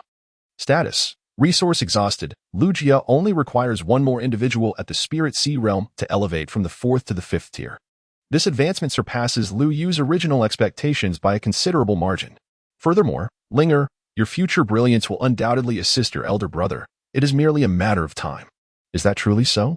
Lu Lingo blinked her large eyes, a glimmer of skepticism flickering within them. She couldn't shake the feeling that her brother was merely offering her words of comfort. API call failed with status code 429. Error, code, for 129. Message, resource has been exhausted, e.g. check quota. Status, resource exhausted. API call failed with status code 429. Error, code, for 129. Message, resource has been exhausted, e.g. check quota. Status, resource exhausted. Lu Yu's words were soft, yet they exuded an unparalleled aura of dominance and confidence. This induced an involuntary sense of conviction among the members of the Liu family, their eyes shimmering with profound admiration. Meanwhile, Lu Ming and several elder clan members, including the venerable Lu Yuan, stroked their beards and smiled, observing how Liu could ignite the fighting spirit of the entire clan with just a few words. Their eyes brimmed with pride and satisfaction. However, just as the Lu family was filled with enthusiasm, a resounding explosion reverberated from the northern expanse of Lingzhou. A column of spiritual energy ascended violently, creating a magnificent spectacle that reverberated throughout the land. Every martial artist in Lingzhou felt the terrifying presence it emanated. The many warriors in Feiyin City widened their eyes, gazing northward. Their expressions etched with fear and trepidation. The fluctuation of royal authority signified the return of the Spirit King to Lingzhou. The Spirit King's arrival stirred the winds and clouds, sending tremors across the entire land of Lingzhou. Countless adept practitioners raised their heads in astonishment, directing their gaze towards the Spirit King's mansion, their eyes filled with profound reverence. The oppressive force was staggering, indicating that the Spirit King's cultivation had significantly advanced. How regrettable it was that the Lu family had not fled before the Spirit King's return. One could only imagine the depth of their remorse. Why did they not take action sooner? It could only be said that this predicament was of their own making. Numerous leaders and heads of factions in Lingzhou shook their heads in disbelief, as if they had foreseen the Lu family's grim fate. They murmured in lamentation while hastily making their way to the teleportation array within their respective cities, eager to reach Lingzhou City and extend their congratulations to the Spirit King. Upon their arrival at Lingzhou City and stepping out of the teleportation array, they were taken aback to find that someone had already arrived before them. Who else could it be but Lu Yu? How astonishing that he had arrived so swiftly. They had anticipated he would devise a way to escape. Clearly, he had sensed the Spirit King's strength and realized his inability to flee, so he had come to submit. The experts from Lingzhou could not contain their whispers, their gazes towards Lu Yu laden with intrigue. Within the Spirit King's mansion, the powerful beings instantly sensed Lu Yu's presence. Without waiting for the Spirit King's command, 3 formidable auras surged skyward, sweeping across Lingzhou City and leaving those who had come to congratulate the Spirit King gasping for breath. 3 King-tier experts.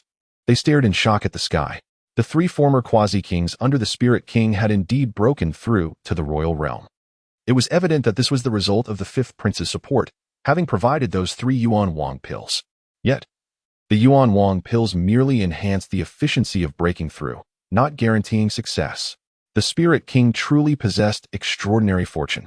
It seemed the Lu family was destined for annihilation. It was a pity. When Liu first rose, many believed he would lead the Lu family to legendary status in Lingzhou. Who could have anticipated such a swift demise? How lamentable. Many adept practitioners regarded Liu with complex expressions, while the 3 king-tier figures who emerged from the Spirit King's mansion hovered above, their gazes dripping with scorn. You are the one who slew the southern overseer, Shenba? Our master has stated that, considering your initiative to surrender, if you kneel and abandon your cultivation, he might contemplate sparing the Lu family. However, you must also offer the opportunity that allowed you to connect your meridians and attain the divine bridge overnight. Upon hearing these words, the Lingzhou experts were momentarily stunned, clearly unprepared for the Spirit King to show leniency towards the Lu family. Yet, upon hearing the latter part of the 3 kings' statements, understanding dawned upon their faces. Indeed, Liu had achieved mastery of the divine bridge overnight. Undoubtedly due to an extraordinary encounter. It was not just the Spirit King who would be interested if this news spread. Princes from the northern border and even the central plains would surely take notice. For such an opportunity, allowing a self-abandoned Lu Yu and a Lu family devoid of even a divine bridge would indeed be a lucrative transaction. However, just when everyone assumed Lu Yu would acquiesce to this proposal, API call failed with status code 429, error, code 429. Message, resource has been exhausted, e.g. check quota. Status, resource exhausted. Lu Yu had already waved his hand downwards, and an overwhelming force surged forth from his palm with a deafening roar. Under the astonished gazes of the city's martial artists, with a resounding crash, he captured all 3 of the initial stage kings, sending them crashing to the ground at his feet. Yet, what truly astonished the martial practitioners of the city was the aura that emanated from Lu Yu upon his strike. This was the oppressive presence of a mid-stage king. The head of the Lu family had actually attained the king's realm. Throughout Lingzhou City, gasps of disbelief echoed continuously. All eyes were fixed upon Lu Yu, their eyelids trembling uncontrollably in response to their profound shock. It is worth noting that merely a month prior, Lu Yu had merely reached the pinnacle of the divine bridge. In the brief span of a month, He transcended from the divine bridge to the realm of kings. Such prodigious talent transcends the mere label of genius. It is nothing short of monstrous. Thousands of years ago, the founder of the great Zhou dynasty, a paragon of unparalleled brilliance who overshadowed 10 provinces, possessed a talent that may not even rival that of Lu Yu. Countless masters from Lingzhou were left dumbfounded. Meanwhile, the 3 members of the royal Ling house, subdued by Lu Yu, trembled with trepidation. At this moment, a voice filled with intrigue resonated within the royal Ling house. Rare. Truly rare. I never expected that in this century, Lingzhou would give birth to such remarkable individuals. First came Lu Qing, and now, you, Lu Yu. If your family were to be granted 10 years, it is conceivable that Lingzhou, or perhaps even the entire northern frontier, would become the dominion of your clan. Alas, young man, your arrogance blinds you to the prowess of the world's heroes. As these words echoed, under the astonished gazes of countless martial artists from Lingzhou, the figure of King Lei Lai soared from within the Lingzhou house. A force far surpassing that of the martial king realm erupted, akin to a sovereign presence dominating the heavens and earth, overwhelming all in attendance. Every martial artist stood agape, their eyes filled with awe towards Lei Lai. This aura had transcended the martial king realm. The king, having comprehended the great Zhou martial tablet for 3 months in the imperial city, had crossed that threshold and directly ascended to the heavenly king realm. Gasps of astonishment escaped the lips of the Lingzhou martial artists. The 3 members of the royal Ling house, who had been subdued by Lu Yu, were now elated, their eyes brimming with delight as they gazed at their king. Master, please save us. Rest assured, the king replied with a slight smile, addressing Lu Yu with a calm demeanor. Young lad, considering your extraordinary talent, I shall extend you another opportunity. Surrender your fortune and willingly forfeit your cultivation. I may contemplate sparing your family. Initially, the king had harbored intentions of killing Lu Yu. However, witnessing Lu Yu's astonishing rise from a discarded body to the realm of kings in merely a month ignited an insatiable greed within him. Should such an opportunity fall into my hands, unifying the northern frontier would be but a stepping stone. With the imminent demise of the great Zhou martial emperor, seizing this moment could allow me, Lei Lai, to become the sovereign of the great Zhou, an ambition far from unattainable. Yet, as the king indulged in these grand visions, Lu Yu smiled, for it was evident that the apple does not fall far from the tree. Both you and your subordinates are cut from the same cloth. Oblivious to your own weight, the spirit king was momentarily taken aback. In the next instant, he beheld Lu Yu raise his hand, delivering a punch. A golden radiance, blazing and resplendent like the sun itself, surged forth as Lu Yu's fist struck, coalescing into a towering shadow of a punch. It bore down with a crushing force that seemed capable of piercing the very heavens, rushing toward him in an instant. The spirit king let out a strange cry, his hands rapidly shifting through intricate hand seals, unleashing layer upon layer of defensive maneuvers. Yet, all defenses proved futile.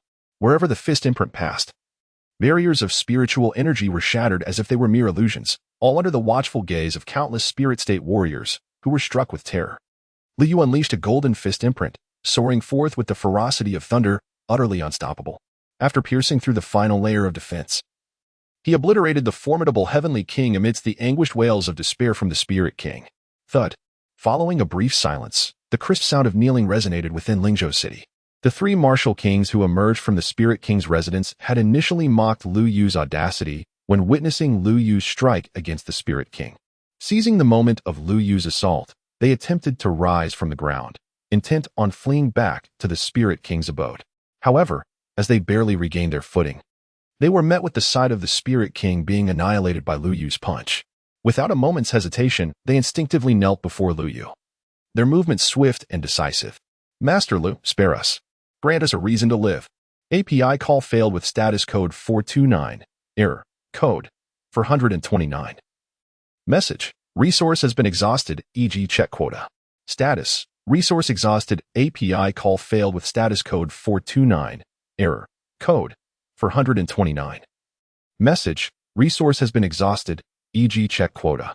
Status. Resource exhausted. Lu Yu utilized the Spirit King's residence as the venue for the interrogation, sealing the divine consciousness of the 3 Royal Realm individuals and questioning them separately.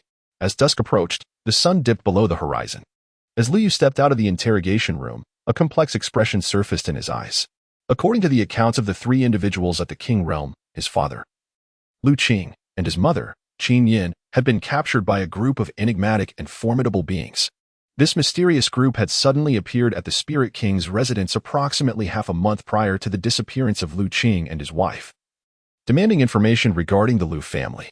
The origins of this group remained shrouded in obscurity, yet the weakest among them had already ignited the divine flame, placing them at the pinnacle of the hierarchy across the vast eastern wilderness. Faced with such formidable figures, the Spirit King dared not to be negligent. He dutifully disclosed all intelligence regarding the Lu family to them. What transpired thereafter remained entirely unknown to him.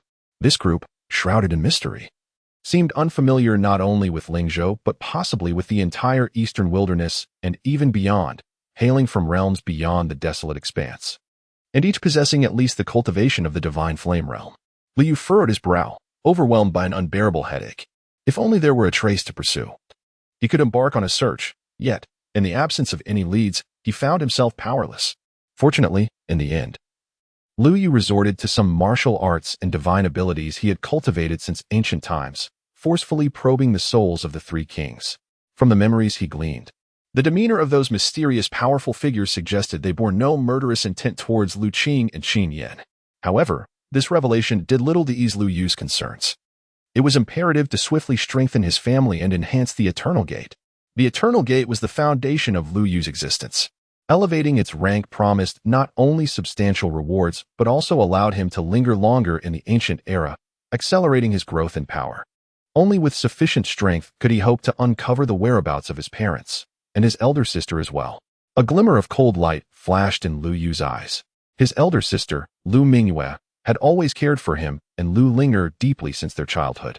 After joining the Ziyue cave, she would bring back numerous treasures for cultivation each time she returned home for family visits. Although she often insisted that these treasures were of little significance, Liu Yu, having lived 2 lifetimes, could discern their value even without any cultivation. He understood that these treasures were undoubtedly resources that Lu Mingyue had saved from her own daily training, intended for her younger siblings. According to the accounts from Ziyue Cave, it would take at least another 6 months to reopen the secret realm where Mingyue had vanished. Liu gently clenched his fist. Half a year may seem neither long nor short, yet it certainly cannot be dismissed.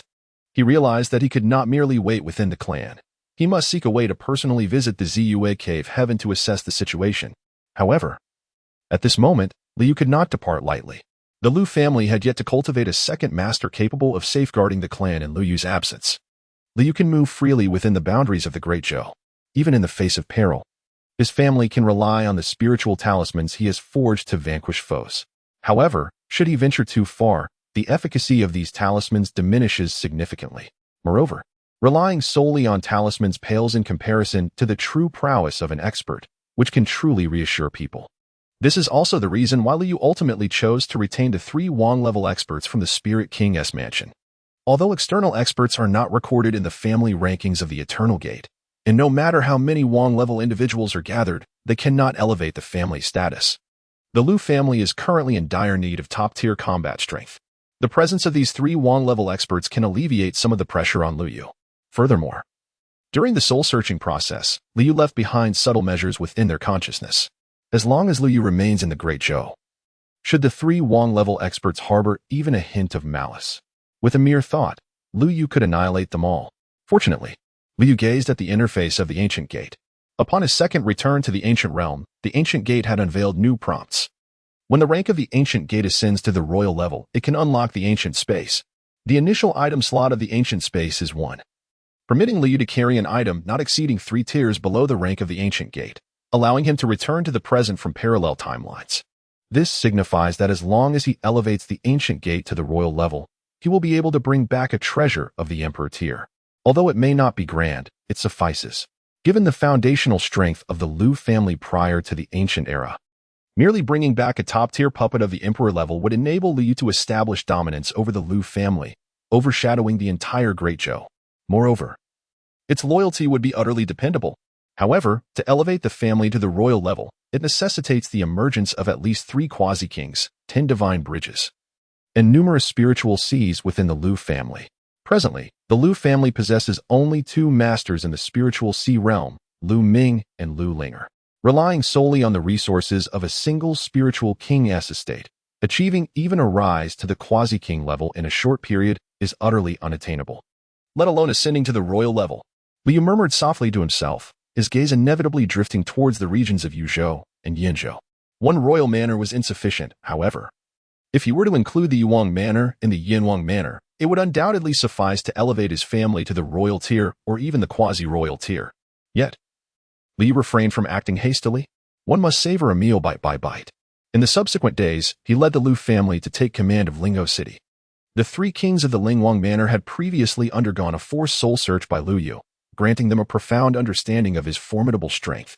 While outsiders speculated that Lu Yu's power merely reached the mid-stage of the Heavenly King realm, a level above the previous Lingwang, they could sense a far greater depth to his abilities. Lu Yu speaks not of anything else. Merely his profound consciousness has already surpassed that of many celestial kings. Gazing across the northern frontier, perhaps only the king of Yuzhou possesses the qualifications to be compared with the esteemed head of the Lu Yu family. Upon realizing this, they harbored no lingering resistance to surrendering to Lu Yu. It is precisely because of their leadership that the Lu family governs Lingzhou City, and the progress towards becoming the sovereign of Lingzhou has been remarkably smooth. This has afforded Lu Yu the tranquility to devote several days to cultivation. With the aid of the divine herbs brought back from the epics of antiquity, Lu Yu, despite the brief passage of time, has made significant strides in his cultivation. He has successfully transitioned from the mid-stage of the king realm to the late stage, resulting in a substantial increase in his combat prowess. At present, even without invoking any extraordinary phenomena, I possess the capability to effortlessly vanquish those at the perfected king level. After consolidating my strength over the past few days, my family has also settled comfortably in Lingzhou City. It is now time to embark on the journey to bring Yuzhou and Yinzhou under our dominion. Clenching my fists slightly, I can feel the divine power surging within me. API call failed with status code 429. Error. Code. For 29. Message. Resource has been exhausted, e.g. check quota. Status. Resource exhausted. With such exceptional talent, as long as no unforeseen circumstances arise, Lu Yu is highly likely to attain the Emperor realm. At that point, those who have pledged their allegiance in advance will have the opportunity to rise alongside him. A sovereign of this caliber is certainly more promising than following the former spirit king, Lei Lai. Upon this realization, they hastily bowed and reminded Lu Yu, stating that with his innate gifts, not only in the northern frontier but throughout the Great Zhou, none could rival him. However, the other two major houses in the northern frontier, the House of the Ghost King and the House of the Yin King, aware of the Spirit King's demise, would undoubtedly not remain idle. My lord, it is imperative to prepare early. The three royal figures spoke with utmost sincerity, genuinely wishing to ascend alongside Lu Yu. Lu Yu could sense their sincerity and nodded in acknowledgement. Rest assured, I shall not remain idle. Upon witnessing Lu Yu's willingness to cooperate, the three kings felt an immediate sense of relief. They were eager to seize the moment and persuade Lu Yu to emulate the previous spirit king, Lei Lai. They intended to contact several princes vying for the throne and select one to ally with, utilizing their influence to intimidate the two major royal houses and secure time for their own growth and development. However, before they could propose their plan, they saw Lu Yu ascend with a flash of light, aiming for the direction of the Yuang mansion. Master, what are you planning to do? Keep an eye on Lingzhou. I am heading to the Yuang mansion. API call failed with status code 429. Error. Code. 429. Message. Resource has been exhausted, e.g. check quota. Status. Resource exhausted. Lu Yu had already set his sights on the imperial city of the Great Zhou. With a swift leap, he soared towards the northern frontier's capital, Yuzhou City, where the Duke of Yu resided.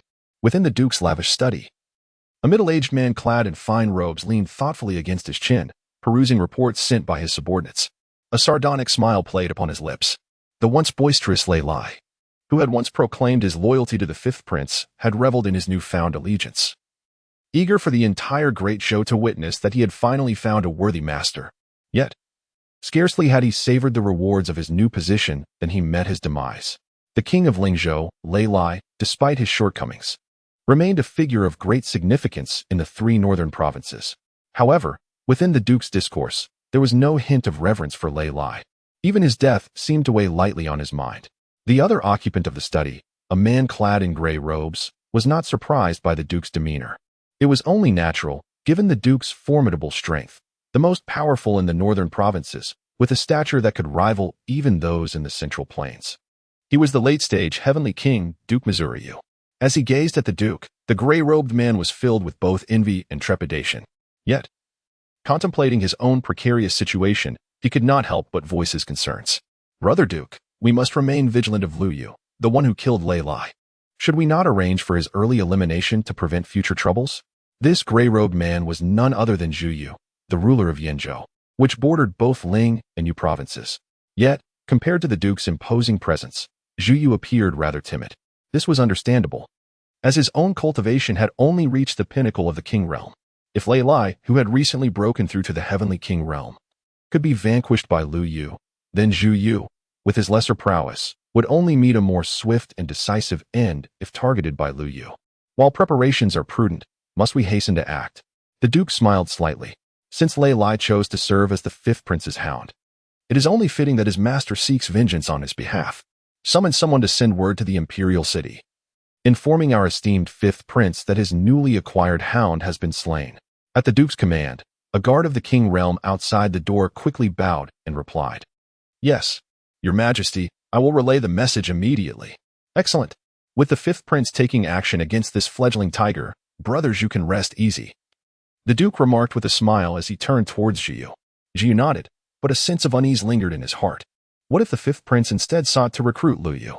He had previously attracted several wandering kings. Luring Lu Yu would not be beyond him. Recruit Lu Yu? Brother, you jest, the Duke chuckled. The King of Ling has just pledged his loyalty to the fifth prince, performing for the various vassal kings a tale of a loyal minister meeting a wise ruler. Yet, mere moments later, this loyal minister is brutally slain within his own palace. In such circumstances, our fifth prince, rather than avenging his loyal subject, would seek to recruit the very man responsible for his demise. What vassal king would dare ally with him then? The Duke's analysis brought a sense of calm to Zhu Yu, who had previously been anxious. Nevertheless, he still harbored concerns. What if Lu Yu, unsatisfied with his conquest in Lingzhou, turned his attention towards Yinzhou before the fifth prince could act? Fear not, for I shall not stand idly by while you face peril, brother Zhu, the Duke assured with a gentle smile. Should he dare to target you, we shall take action and assist the fifth prince in clearing this threat. Of course, this would mean that the fertile lands of Lingzhou would not fall under the fifth prince's influence, but would instead belong to the two of us. Indeed, Zhu replied eagerly. Then, brother, let us identify a suitable candidate among our ranks to become the king of Lingzhou. Together, we shall present our joint petition, ensuring that our ally is appointed without issue. Before Zhu could finish, the Duke raised a hand to interrupt. Brother Zhu, in times of turmoil, when the populace is in peril, we cannot simply appoint a king and expect stability to follow. Rather than appointing an individual, it would be wiser for us to jointly seize control of Lingzhou, would it not? To take possession of an entire province unilaterally, brother. If the imperial city were to discover this, Zhu stammered, genuinely alarmed. Supporting one to become a vassal king and outright seizing a province were vastly different propositions. The imperial city would undoubtedly be displeased, but what of it? The emperor is currently confined to the palace, his fate uncertain, while several princes merely hold the title of Heavenly King. In this time of upheaval, who would concern themselves with such matters? Brother Zhu, the times have changed. The Duke's gaze bore into Zhu Yu. I refuse to believe you have never aspired to the wealth and power of the 5 heavenly kings of the Great Zhou. The 5 heavenly kings of the Great Zhou were the first 5 martial kings to follow the founding emperor. Over time, they had transcended the king realm, with each generation producing a potential emperor to preside over their dominion. Their stature was second only to that of the imperial family. As various vassal kings aligned themselves with different factions, the 5 heavenly kings remained aloof, observing from their elevated position. Regardless of which prince ascended to the throne, they could only seek to curry favor with them, never daring to offend. By articulating such thoughts, the Duke's intentions were clear, and even Zhu Yu, no matter how dim-witted, understood the implications. His heart raced with excitement and anxiety, rendering him momentarily speechless. Observing Zhu Yu's reaction, the Duke furrowed his brow momentarily before relaxing. If you hesitate, I shall not press you. After all, Li would not dare to wreak havoc in Yuzhou. Upon hearing this, Zhu Yu's expression shifted dramatically. After a brief hesitation, a glimmer of resolve sparked in his eyes. Brother, your proposal is a testament to your regard for me. How could I refuse? Let us proceed as you suggest. In the future, I hope for your continued guidance. With that, Zhu Yu rose and performed a deep bow, resembling a vassal before his sovereign. This gesture elicited a broad smile from the Duke, who quickly assisted him to his feet. Oh, brother Zhu, there is no need for such formality. Though we are not blood brothers, we are closer than kin. Please rise. Rest assured, with me here, Lu Yu shall not only refrain from causing chaos in Yinzhou. If he dares to stir even the slightest unrest in Lingzhou, I will employ formidable means to ensure he does not disturb you." Before the Duke could finish his statement, a tremendous pressure descended from above the palace, accompanied by Lu Yu's indifferent voice, echoing throughout Yuzhou City. "Where is the Duke? Come forth and present yourself before me." Within 10 breaths, should he fail to reveal himself, let it be known that this king shall act without mercy. In the city of Yuzhou, the warriors gazed upward in a state of panic. They looked towards the figure of Lu Yu suspended in the air, each one wearing a visage of incredulity. Is that truly the Lu Yu who is rumored to have slain the spirit king Lei Lai? How dare he directly confront our Yuzhou city and demand the Yu king to pay him homage? Does he seek his own demise? Countless warriors in Yuzhou found themselves in a daze, their expressions reflecting sheer astonishment as they beheld Lu Yu. Earlier, when news had spread from Lingzhou about Lu Yu's defeat of the spirit king Lei Lai, many martial artists in Yuzhou were indeed shocked and taken aback. However, much like the Yu king, they did not take Lu Yu seriously. After all, while the spirit king had gained some fortune, he was ultimately just at the initial stage of the heavenly king realm. Any mid-stage heavenly king could easily subdue someone who had only just ascended to the rank of heavenly king. The Yu king, being a formidable presence at the late stage of the heavenly king realm and having honed his skills for over a decade, was truly exceptional among his peers. Even if Lu Yu possessed 100 times the audacity, he would not dare to provoke the tiger in Yuzhou City. But now, not only did Lu Yu arrive, but he also explicitly called for the king of Yu to come forth and present himself. How could the martial artists of Yuzhou remain calm under such circumstances? Even the warriors within the city were agitated. Within the royal palace, the king of Yu's fury was palpable. Without a moment's hesitation, he soared into the sky. Accompanied by the king of Yin and more than a dozen formidable warriors under his command, confronting Lu Yu from afar. Yet, despite the tempest of rage surging within him, the king of Yu managed to suppress his ire and maintain a semblance of composure. Fixing his gaze upon Lu Yu, his expression fluctuated between anger and restraint as he gritted his teeth and spoke. "Head of the Lu family, what brings you to Yuzhou? Surely, the royal house of Yu has not provoked you?" Though his words were resolute in the presence of the king of Yin, he possessed a profound temperament that matched his ambitions.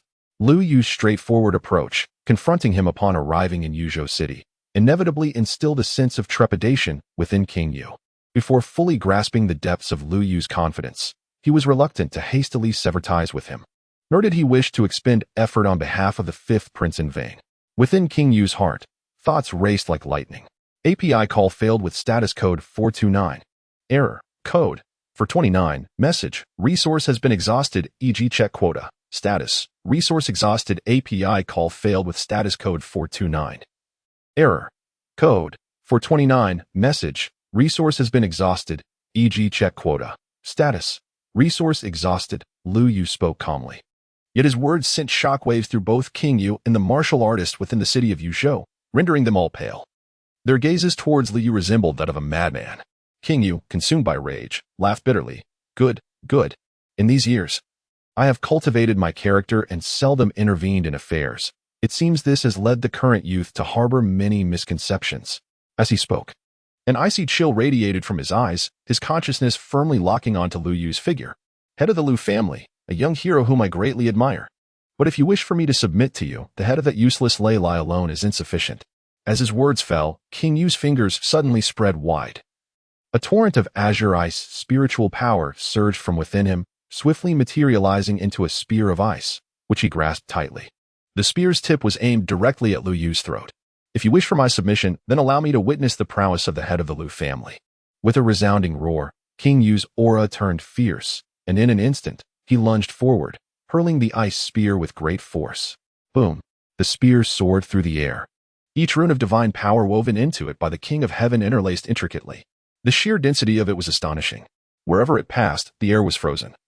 And the spiritual energy of the entire battlefield seemed to be affected, causing countless spectators from Yuzhou City to feel an immense suppression on their martial arts. The eyes of those watching King Yu were filled with awe. This was the might of a powerful King of Heaven, striking with such force that it could even influence the very essence of the world. Such strength was incomparable to that of the newly ascended Lei Lai. Indeed, this time, Lu Yu was destined to suffer a grave setback. Countless martial artists murmured to themselves, as if they had already foreseen the scene of Lu Yu being gravely wounded by this spear. However, in the face of the whistling ice divine spear. Liu merely raised his hand and pointed. As his finger descended, the majestic vitality of the Taichu sacred body surged forth, akin to a volcano erupting.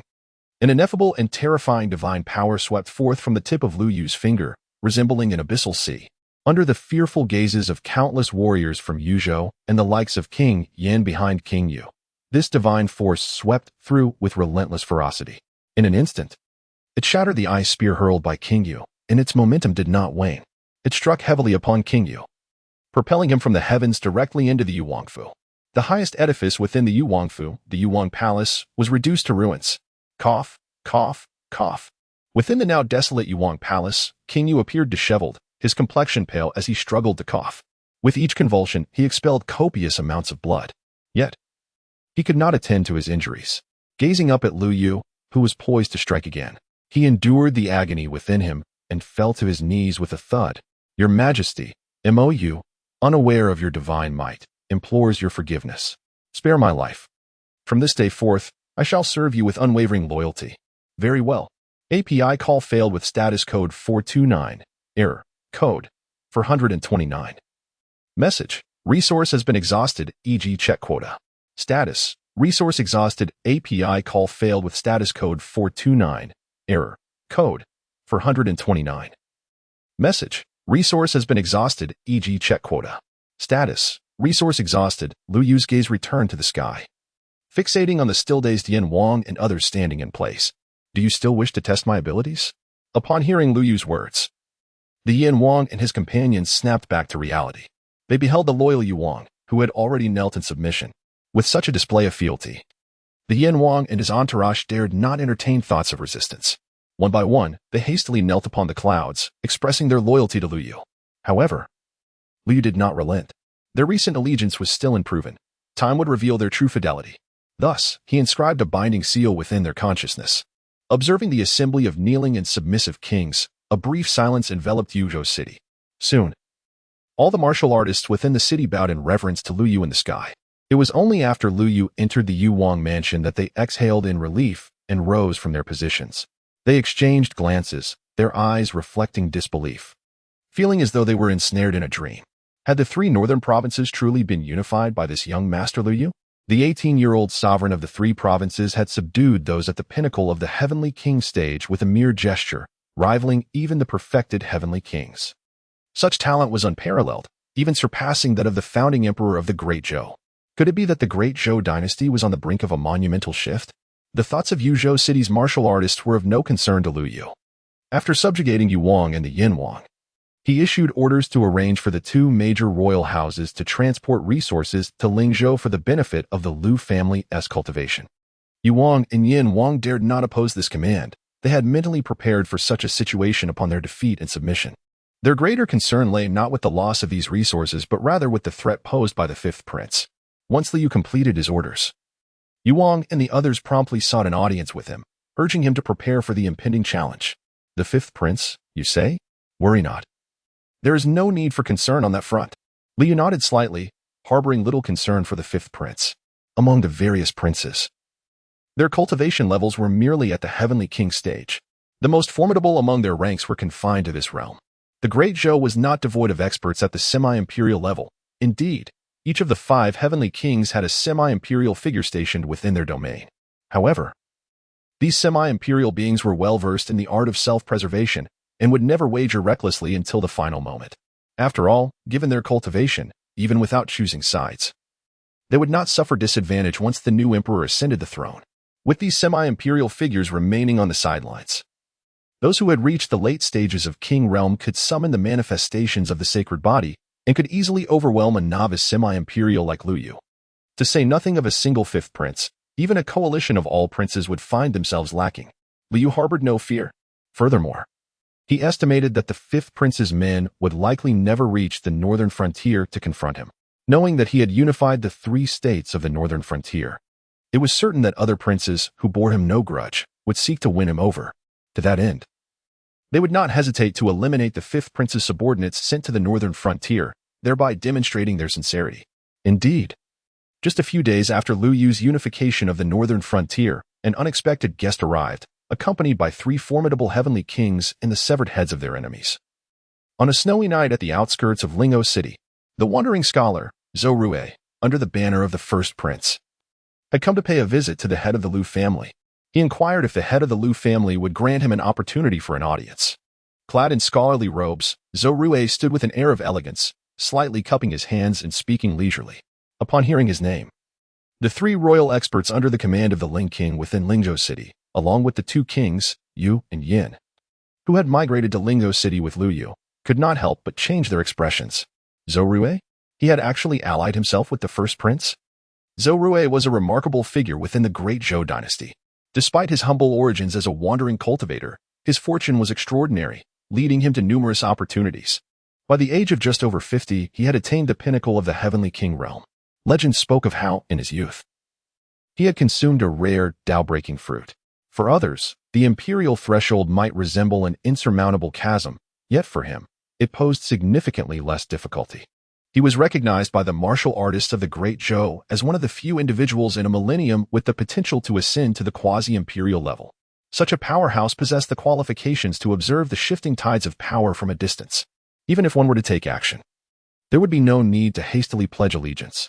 Nonetheless, he had not only aligned himself with the first prince early on, but had also brought with him the 3 severed heads of the heavenly kings, who were well-known rogue cultivators of the Great Zhou dynasty, previously recruited by the 5th prince. Now, they had become trophies for Zhou Rui, presented to Liu Yu as a gesture of goodwill. Not only had he devoted himself to the first prince, but he was also willing to exert effort on his behalf, even going so far as to slay 3 heavenly kings. What promises had the first prince made to him? The kings Yu and Yin felt a sense of gravity settle in their hearts. They sensed that the situation was unfolding somewhat differently than they had anticipated. However, Liu Yu remained composed. He opened the city gates, inviting Mr. Zhou Rui to enter for a discussion. He believed in extending courtesy to those who came bearing gifts. Although he had no intention of siding with any faction, Liu was not so arrogant as to deny a visitor the opportunity for a meeting. Upon hearing Liu Yu's invitation, Zhou Rui's smile widened. He promptly stepped forward, carrying the 3 heads, and, guided by the kings Yu and Yin, entered the grand hall of the Ling King's residence. I believe the head of the Liu family can surmise my intentions, he said, so I shall not keep you in suspense. His Highness, the first prince, holds great admiration for your strength and has heard of the Ling King's misdeeds in Lingzhou. Your act of slaying the Ling King was a righteous endeavor, restoring justice for the subjects of the Great Zhou. My lord, the first prince, is exceedingly respectful of this. Thus he has sent me to present you with this Ling King's golden seal. As he spoke, Zhou Rui stepped forward, respectfully handing the golden seal to Liu Yu. Upon seeing the seal, the breaths of Kings Yu and Yin quickened. As masters of the royal path, they sensed distinctly that this golden seal was not merely a token. It bore the subtle flow of fortune and power. Before Liu Yu subdued the 2 kings of Yu and Yin, he referred to them as the kings of grass. While this remark carries a hint of disparagement, it is not entirely unfounded. Although both King Yu and King Yin were officially conferred as feudal lords by the royal family of the Great Zhou, their royal seals were privately engraved and could only serve as tokens. In contrast, the Spirit King's golden seal holds a different significance. Its presence is paramount. Liu Yu is, in the truest sense, the sovereign of Lingzhou. Whether cultivating or engaging in battle within Lingzhou, he is endowed with the fortune of the countless souls residing there. It is as though a portion of the national fortune of the Great Zhou dynasty has been apportioned to Liu Yu. Such an honor has historically been reserved solely for the 5 great royal houses. It is no wonder that Zhou Rui is willing to align himself with the eldest prince, who indeed proves to be exceptionally generous. Both King Yu and King Yin gazed upon the golden seal, their eyes reflecting a fervent desire. Yet, Liu Yu remained remarkably composed. To him, the Lingzhou royal seal was of little significance, not to mention the fortune of Lingzhou. Even the combined fortune of the entire Great Zhou dynasty would scarcely enhance Liu Yu's cultivation or combat prowess. After all, his innate talent is extraordinarily formidable. As a primordial sacred body, not even the fortunes of the Eastern Wasteland's overlord, the Ziyue Cave Heaven, could provide substantial augmentations to Liu Yu. Observing the indifference in Liu Yu's eyes, Zhou Rui's expression shifted slightly. However, having taken on the role of a negotiator, he was well prepared for various outcomes. Taking a deep breath, he bowed once more. Furthermore, if the head of the Liu family were to lend his service to our prince upon his ascension to the throne, I would be willing to confer upon you the title of governor of the 3 provinces of the northern frontier. You would oversee all military and political affairs in the provinces and receive a golden seal of governance personally crafted for you. Upon hearing this, both King Yu and King Yin became utterly agitated. A governor's golden seal would imply that the eldest prince intends to cede the 3 provinces of the northern frontier to Lu Yu. This would allow Lu Yu to establish a nation within a nation in the Great Zhou, a privilege even surpassing that of the 5 great royal houses. Nevertheless, Lu Yu merely smiled faintly. Is that all? Currently, these are the only terms. But the value of such a title is evident when one considers the kings of Yu and Yin under your command. If the prince is dissatisfied, I have another proposal to present. Zhou Rui continued, a mysterious smile creeping upon his face as he stepped closer and lowered his voice. Given your rapid ascent, it is clear that you possess extraordinary opportunities. Our prince, unlike Ling Wang, is not foolish. He merely wishes for you to share a glimpse of these opportunities. Should you agree, upon his ascension, not only the 3 provinces of the northern frontier, but even additional provinces could easily be arranged. As Zhou Rui spoke, both King Yu and King Yan's eyes gleamed with longing. It became evident why the eldest prince could attract someone of Zhou Rui's caliber. His ambition far surpassed that of the lesser princes. However, Liu simply smiled. Mr. Zhou, your words are commendable, but I must decline. He exhibited no anger. Even when Zhou Rui proposed sharing opportunities, Liu remained unperturbed. Each serves their own master, and although Zhou Rui and his superior presented terms that were indeed sincere, their vision and aspirations were simply too distant from those of Lu Yu to sway him. If Lu Yu were to become enraged, it would indeed be to his disadvantage. Your Highness, King of Yu and King of Yin, please escort Mr. Zhou to his quarters for rest, ensuring he is treated with the utmost hospitality and respect. Liu spoke softly, preparing to rise and depart. The King of Yu and the King of Yin were taken aback by Lu Yu's refusal. However, they discerned that their master had made up his mind. He was not bargaining with Zhou Rui and did not dare to speak further. They immediately stepped forward, respectfully requesting Zhou Rui to withdraw. Yet, Zhou Rui's countenance changed. To him, Liu's actions appeared to be a negotiation, a display of insincerity. This felt somewhat excessive, a manifestation of insatiable greed. After all, the terms he offered were already exceedingly generous. Unable to restrain himself, he stepped forward, exerting his pressure to halt Lu Yu. Master Lu, please do not overstep. Both the King of Yu and the King of Yan's expressions shifted, while Liu paused, casting a detached glance at Zhou Rui. Mr. Zhou, do you wish to say something? Sensing the chill in Lu Yu's words, Zhou Rui's heart sank. However, recalling that he was also at the pinnacle of the Celestial King realm, with one foot poised to step into the quasi-emperor status, he regained his composure. Standing tall, he coldly declared, I am here to present Master Lu with an offer that cannot be refused.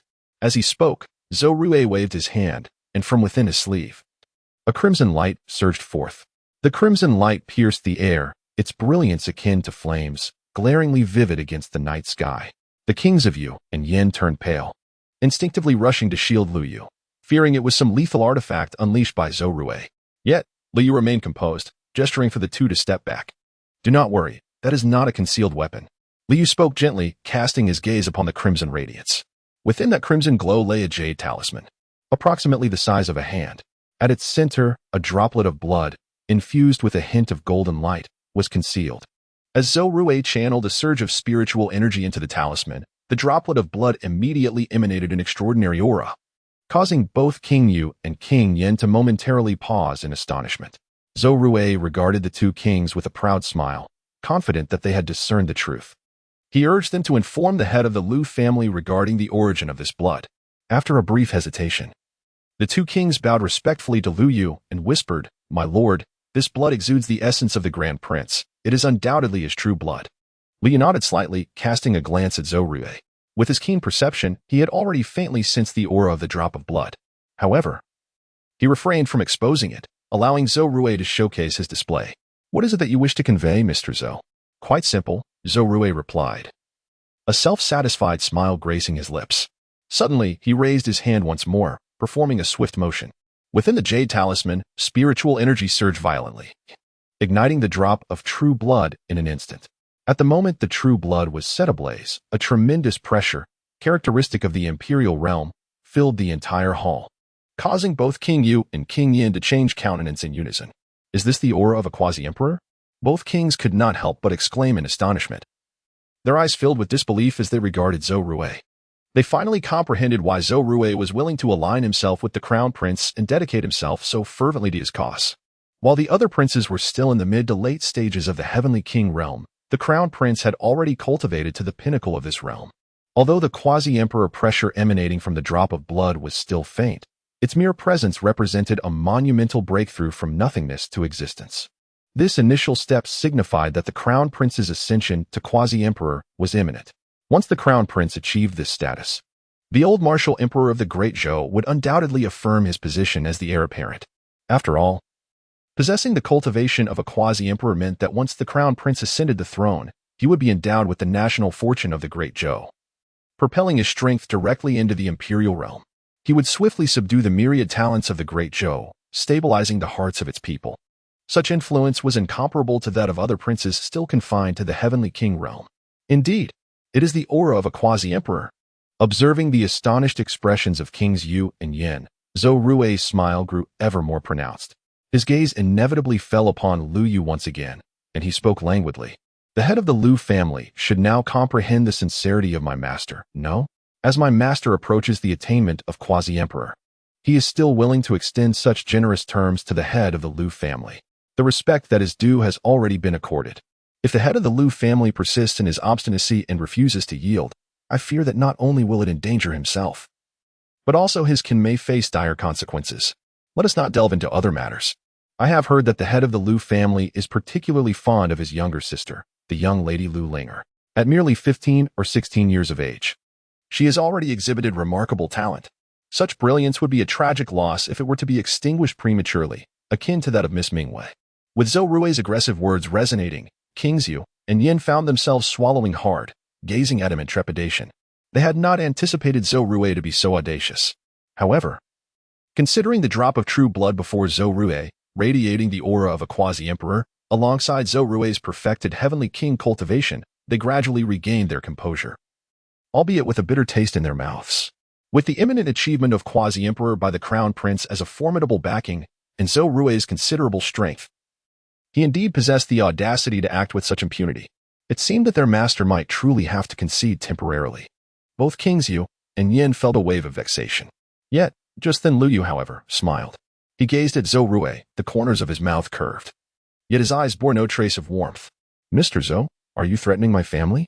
I dare not. What I speak is merely the truth. Zhou Rui smiled faintly, his eyes betraying not a hint of fear, even bearing a hint of provocation. To him, Lu Yu resembled a wolf. Merely offering meat and benefits would not suffice. It was necessary to break his backbone to ensure he would serve his master dutifully in the future. Contemplating this, Zhou Rui opened his mouth to speak again, but Lu Yu had already nodded. I understand. Zhou Rui was momentarily taken aback, not anticipating Lu Yu's swift capitulation.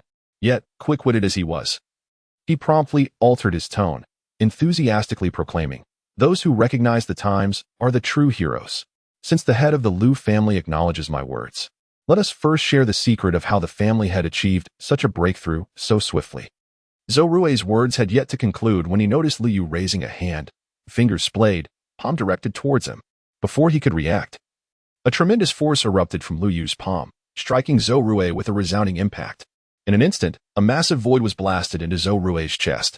Zhou Rui struggled to lower his head, his eyes filled with disbelief and terror. When he looked up again, he found Lu Yu's gaze filled with an unspeakable horror and astonishment. As a pinnacle expert, he was confident in his strength, believing it sufficient to rival Lu Yu, perhaps even to surpass him. He could never have anticipated such a turn of events. Lu Yu was unexpectedly capable of taking his life in a mere instant. His fingers trembled slightly as they lifted, his lips parted as if to utter further words towards Lu Yu. Yet, those fingers ultimately remained still, laden with his deep-seated reluctance and regret, as his lifeless body fell heavily backward with a resounding thud, collapsing upon the great hall's floor. Within the Spirit King's hall, an eerie silence enveloped the atmosphere. King Yu and King Yin stared wide-eyed at the unblinking figure of Zhou Rui. Their pupils quivered, shaken by sheer terror. A formidable heavenly king, on the brink of ascension to the status of a quasi-emperor, had been so effortlessly subdued by his own sovereign. What level of power did this sovereign possess? Was it approaching, or even rivaling that of a quasi-emperor? King Yu and King Yin exchanged glances. each reflecting the astonishment mirrored in the other's eyes. Liu maintained a serene demeanor, not even casting a glance at Zhou Rui. Those who dare to threaten my family deserve nothing less than death. I possess a generous nature and seldom resort to violence. Yet should my family be endangered, the situation becomes entirely different. Henceforth, you must all bear this in mind. Do you comprehend? King Yu and King Yin regained their senses and hurriedly bowed in reverence. Rest assured, Your Majesty, we shall heed your counsel and commit it to memory. King Yu, emboldened, after responding, could not resist glancing towards Zhou Rui, swallowing hard before stammering. However, should Your Majesty take the life of Zhou Rui today, it would irrevocably sever ties with the Crown Prince, and the other princes may harbor trepidation as well. I fear we shall no longer find favor with the great Zhou royal family. Fear not. If we are to be unwelcome, let them come and face us in battle. Lu Yu's voice was calm and composed, leaving King Yu profoundly shaken. Despite his ambitious nature, he could only dare to engage in clandestine schemes. Even his grandest verbal claims amounted to little more than the occupation of lingo. Where had there ever been someone as domineering as Lu Yu? Observing Lu Yu's self-assured demeanor, King Yu, who had initially been compelled by circumstances to bow his head, felt a surge of admiration. A true man ought to be like this. With a solemn expression, King Yu clasped his fist and pledged, I shall obey your command. After speaking, King Yu contemplated a crucial point and spoke again in council. There is one more matter I must address. The Crown Prince is aware that we have slain Zhou Rui. Although he may temporarily retreat to cultivate and break through to the quasi-emperor realm without taking immediate action, he will undoubtedly disseminate this news, branding us as traitors of the great Zhou. At that time, the people in the 3 northern states will be engulfed in panic, and many sects and families may choose to relocate, fleeing from our jurisdiction. I dare to request your decree, allowing me to lead a group to prevent their exodus from the northern frontier, having already been swayed by Lu Yu. King Yu began to devote himself wholeheartedly to strategizing for him. Upon hearing this, Lu Yu nodded. If not for the reminder from Prince Yu, he would have indeed overlooked this detail. You are correct. However, there is no need to prevent them from leaving the northern frontier. You shall inform these opportunists that they may depart. But they must leave behind all the wealth amassed from the plundering of the northern frontier's populace and the accumulated resources of the 3 provinces. Should they be unwilling to part with it, they ought to remain in the northern frontier and refrain from causing further chaos. Yet, if they desire to have it all, then do ensure they are granted a dignified departure. Understood. Prince Yu immediately bowed and departed to carry out the command. In the ensuing time, the entire northern frontier's 3 provinces were engulfed in turmoil. Just as Prince Yu had anticipated, upon receiving the news of Zhou Rui's assassination, the first prince swiftly disseminated the information. The various princes also expressed their stances, declaring Lu Yu to be a rebel. Yet, with the position of crown prince vacant, despite their fervent rhetoric and their eagerness to mobilize troops to quell the northern frontier, not a single one took tangible action. What a farce! Lu Yu was capable of slaying even the formidable Zhou Rui, demonstrating a power that was evidently beyond the reach of the current heavenly kings. With the absence of the quasi-emperors from the 5 great kings' residences, there was no one who could contend with Lu Yu. The mobilization of the 5 great kings was contingent upon a certain prince ascending to the status of quasi-emperor and securing the title of crown prince, especially with the old martial emperor of the great Zhou in seclusion. Despite the royal city remaining inactive, the hearts of the people in the northern frontier provinces were already rife with unrest. Many esteemed individuals from various sects and families began preparations for relocation at the earliest opportunity. However, with the proposal from the Prince of Ghosts, they were intercepted before they could vacate their respective provinces. To depart from the northern frontier, you must surrender all resources from our treasury? What an absurdity! This is the legacy of 5 generations of our family. On what grounds does Lu Yu presume to claim it? The Prince of Ghosts, embodying the authority of the heavenly king, silenced the indignant masters of the northern frontier with a mere statement, as they observed the overwhelming pressure emanating from him and weighed it against their own familial prowess. The ranks of northern frontier experts ultimately complied and relinquished their respective family resources. Of course, there were some families and sects unwilling to part with their hard-earned fortunes. They retreated to their cities, secretly cursing the Prince of Ghosts. Such scenes continued to unfold repeatedly across the northern frontier in the ensuing days, while the Prince of Ghosts tirelessly traversed the region. However, good news has arrived for the Lu family. After a period of intense seclusion and arduous training, the venerable Lu Yuan of the illustrious Lu family finally shattered his limitations and ascended to the realm of Linghai. With Lu Yuan's breakthrough, The status of the Eternal Gate has also reached a new pinnacle. Ding. The system detected that the host family now boasts 1 martial artist above the 5th bridge, 3 above the 4th realm of Linghai, and 5 above the 3rd realm of Tongxian, alongside possessing a martial legacy of the 5th tier, applicable to the majority of family members. The conditions for family advancement have been met. Thus, the family's status is elevated. The status of the Eternal Gate has ascended. Current status of the Eternal Gate, 5th tier. Current maximum duration of stay in the parallel universe, 10 days. Ding. The system confirmed that the host has successfully elevated the status of the Eternal Gate and has received a tier-up gift package. Would you like to open it? Open. With Lu Yu's decisive command, a brilliant golden light erupted from the system interface. Ding. Congratulations to the host for receiving a legendary 9-star reward. The Eternal Sword Embryo. Eternal Sword Embryo, a manifestation destined for the path of the sword. Those who awaken this physique possess unparalleled talent in swordsmanship, effortlessly comprehending any sword technique as though it were etched in their palms. In combat, the power of their sword techniques is significantly amplified, akin to a sovereign of the sword, unstoppable in their advance. Would you like to accept the reward? Accept. Liu smiled faintly and accepted directly. The reward of the 9 stars legend level, though not as remarkable as the primordial saint body from before, was still commendable. The posture of achieving enlightenment indicated that even without the primordial saint body, with the support of the Eternal Sword Embryo, Liu could navigate smoothly and cultivate to the quasi-emperor realm.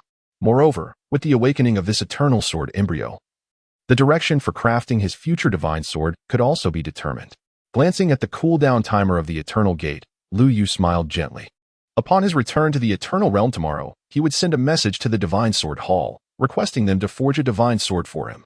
API call failed with status code 429. Error. Code. For 29, message. Resource has been exhausted, e.g. check quota.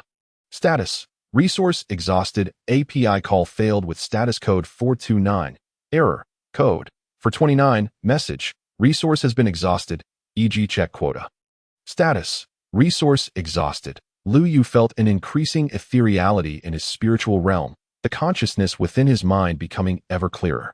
The teachings of the king and emperor-level sword arts, which he had merely memorized from ancient times, were now thoroughly comprehended in this moment, allowing him to master them to the highest degree, as if they were extensions of his own body, his physical channels, internal organs. And even every bone and drop of blood underwent a miraculous transformation under the baptism of the radiant sphere, attaining a state of perfection. The 30 divine herbs and the potency of the creation elixir that had long been dormant within him began to ignite fiercely at this moment. Spurred on by the awakening of the Eternal Sword Embryo, which he rapidly absorbed, leading to a metamorphosis in both his cultivation and the manifestation of his sacred body. Simultaneously, on the side of King Yin, he found himself compelled to seek out King Yu. Brother Wang, aren't you considering your own well-being? In the newly established Yu Palace in Lingzhou City, King Yin looked at King Yu, his eyes filled with confusion. During this period, King Yu had been diligently working for Lu Yu, suppressing the factions and families in the northern borders that sought to betray Lu Yu and align with the Dezhou. Initially, there were sects and families that attempted to resist, but after King Yu's ruthless intervention, eliminating several powers with a thunderous might, the remaining factions no longer dared to show themselves. It could be said that Lu Yu and the Lu family had been able to cultivate in peace during this time, allowing them to swiftly ascend to a 5th-tier family and enabling Liu to awaken the Eternal Sword Embryo, with King Yu deserving a significant share of the credit. However, King Yu had also borne a considerable amount of blame. Although the orders originated from Lu Yu, the animosity directed at King Yu was not less than that aimed at Lu Yu, and perhaps even greater. This left King Yin perplexed and increasingly concerned for King Yu. Brother Yu, although His Highness has remarkable talent, is it truly necessary for you to exert yourself to this extent? To speak frankly, the situation is far from settled. Shouldn't you consider your own position? King Yin could not help but advise King Yu. If Lu Yu were to ultimately fail, with King Yu's late-stage Heavenly King cultivation, he would have a fair chance of obtaining clemency from the imperial city as long as he surrendered in time. This applied not just to King Yu, but to all the kings in the realm. However, King Yu's current reckless actions altered the circumstances, given the series of operations he had undertaken recently. Even if the imperial city wished to pardon him later, the prominent families and sects of the northern borders would likely petition the imperial city to execute King Yu. To win the hearts of the people, King Yin believed the new crown prince would be more than willing to comply. Upon hearing King Yan's words, King Yu smiled faintly. He understood that King Yan's concerns stemmed from their long-standing friendship, and thus he chose to be transparent. Brother Yan, I comprehend your reasoning, but I am weary. Having lived my life as a vassal king, even if I were to submit now, with my talent, I could never hope to attain the status of a quasi-emperor in this lifetime. Not just for myself, but even for my descendants and disciples. None are likely to surpass this threshold. I have grown tired of being the so-called foremost individual of the northern borders for a millennium. In King Yu's eyes, a flame of ambition blazed brightly. He was acutely aware that the benefits he could gain from defecting to Dezhou were exceedingly limited, at most. He would remain in Yuzhou, ruling as a petty king, the leader of the northern borders. Yet those who had glimpsed true dragons would hardly wish to follow a mere wild serpent. Moreover, in King Yu's view, the Dezhou royal family, when compared to Lu Yu, could scarcely be regarded as even a wild serpent, merely a water snake at best. Out of respect for our years of camaraderie, I urge you, Brother Yan, do not hesitate any longer. Join His Highness and take action together. The current darkness is merely temporary, as long as we steadfastly follow His Highness's lead. The glory we may achieve in the future could be beyond our wildest imagination. Even reaching the pinnacle of the 16 kingdoms of the eastern wilderness may not be impossible. Gazing into King Yu's eyes, which shimmered with fervor, King Yin found himself momentarily speechless, astonished by King Yu's aspirations. Brother, do you hold His Highness in such high regard? The eastern wilderness sprawled without end, with the Dezhou dynasty, which only reached the martial emperor realm at its peak, barely qualifying as a second-rate power on this vast land. Yet, the leader of the 16 kingdoms of the eastern wilderness was a different matter altogether. The current sovereign of the Yin dynasty was genuinely a divine being, one who could ignite the divine fire and attain longevity for millennia. Under his leadership, the Yin dynasty held a premier position among the first-rate powers of the eastern wilderness. Even the hegemon, Ziyu Dongtian, treated the ruler of the Yin with utmost respect, cautious not to display excessive arrogance. In King Yu's perspective, however, Lu Yu possesses the potential that surpasses even the sovereign of the Dayan kingdom and the masters of the divine path. That seems rather exaggerated. The Prince of Ghosts shook his head and, turning to the King of Yin, spoke earnestly. I do not perceive this as an exaggeration. Although your Highness's cultivation may currently be somewhat lacking, you have not witnessed the terrifying speed of his progress. The world believes that your Highness has merely stumbled upon some fortunate opportunity to reach this stage. Yet, can one truly attribute the transformation from a wasted body to a divine bridge overnight to mere fortune? And what of the subsequent rise to kingship within a month? Can that still be deemed as mere luck? The King of Yin found himself momentarily speechless. Nonetheless, he still felt that the Prince of Ghosts' words were somewhat overstated. Just as he was about to voice his thoughts, a resounding boom echoed within Lingzhou City. Within the former residence of the Spirit King, now the Hall of the Feather King, an overwhelming aura surged forth. In that instant, it pierced through the night, illuminating the mountains and rivers, allowing all beings across the land of Lingzhou to feel that majestic pressure. Those who gazed towards the Hall of the Feather King were filled with boundless awe. This aura was the manifestation of the head of the Lu family, the Feather Prince, having broken through to a new realm. Just a few days after entering the late stage of kingship, he had astonishingly attained the pinnacle of that realm. Countless martial artists in Lingzhou were shaken to their cores. The Prince of Ghost and the King of Yin both rose abruptly, their gazes fixed upon the radiant pillar of light. However, the expressions in their eyes differed. The Prince of Ghost was filled with joy and excitement, while the King of Yin was utterly astounded. Brother Yin, do you still consider my earlier statements to be exaggerated? After a brief silence, the King of Yin took a deep breath, refraining from directly responding to the Prince of Ghost's words, and instead bowed solemnly. Brother Wang, as you proceed to punish those who have betrayed His Highness, I implore you to allow me to accompany you. At that moment, the King of Yin had made up his mind. Lu Yu slowly opened his eyes, a look of astonishment illuminating his gaze. The awakening of the eternal sword embryo not only enabled Lu Yu to seamlessly refine the potency of 30 divine herbs, but it also spared him from the arduous path of prolonged cultivation, allowing him to directly attain the pinnacle of the martial king realm. Even the potency of the creation celestial elixir was absorbed by Lu Yu, causing the manifestation of his chaotic seed golden lotus to undergo yet another transformation, achieving great perfection. Consequently, his combat prowess experienced a significant elevation, with the enhancement of the fully matured chaotic seed golden lotus. The current Lu Yu could contend even against those at the pinnacle of the imperial realm. Moreover, the effects of the creation celestial elixir did not cease there. In addition to facilitating the metamorphosis of my sacred body, the elixir bestowed upon me the comprehension of the heavenly king laws. Under normal circumstances, breaking through from the king realm to the heavenly king requires an understanding of the heavenly king laws, grasping the profound intricacies of the natural order, and achieving a preliminary mastery of such concepts. Just as the king of shadows, Mou, who previously clashed with Lu Yu, could sway the heavens with a mere gesture. This process typically demands painstaking effort, where ordinary cultivation resources and divine elixirs struggle to provide meaningful assistance. However, with the support of the creation celestial elixir, API call failed with status code 429, error, code, 429, message, resource has been exhausted, e.g. check quota. Status, resource exhausted, API call failed with status code 429, error, code, 429, message, resource has been exhausted, e.g. check quota. Status, resource exhausted, Lu Yu attempted to activate the ancient scroll of Taichu and could not help but smile wryly. With the divine elixirs and the miraculous heavenly pills absorbed, Lu Yu estimated that his cultivation efficiency had reverted to the standards of the present world. If he were to remain in this realm for training, even if he were to plunder the royal treasury of the great Zhou dynasty entirely, it would still take at least 3 to 5 years to take that final step and attain the status of a heavenly king. Fortunately, by tomorrow, I shall return to the eternal ages. Lu Yu glanced at the countdown, a glimmer of anticipation flickering in his eyes. He promptly assumed a meditative posture, continuing his seclusion, patiently awaiting the conclusion of the countdown. Simultaneously, within the grand palace of the great Zhou, the atmosphere in the chambers of the crown prince was fraught with tension. The esteemed celestial beings under the crown prince's command looked on with astonishment in their eyes. Your Highness, are you preparing for your final retreat?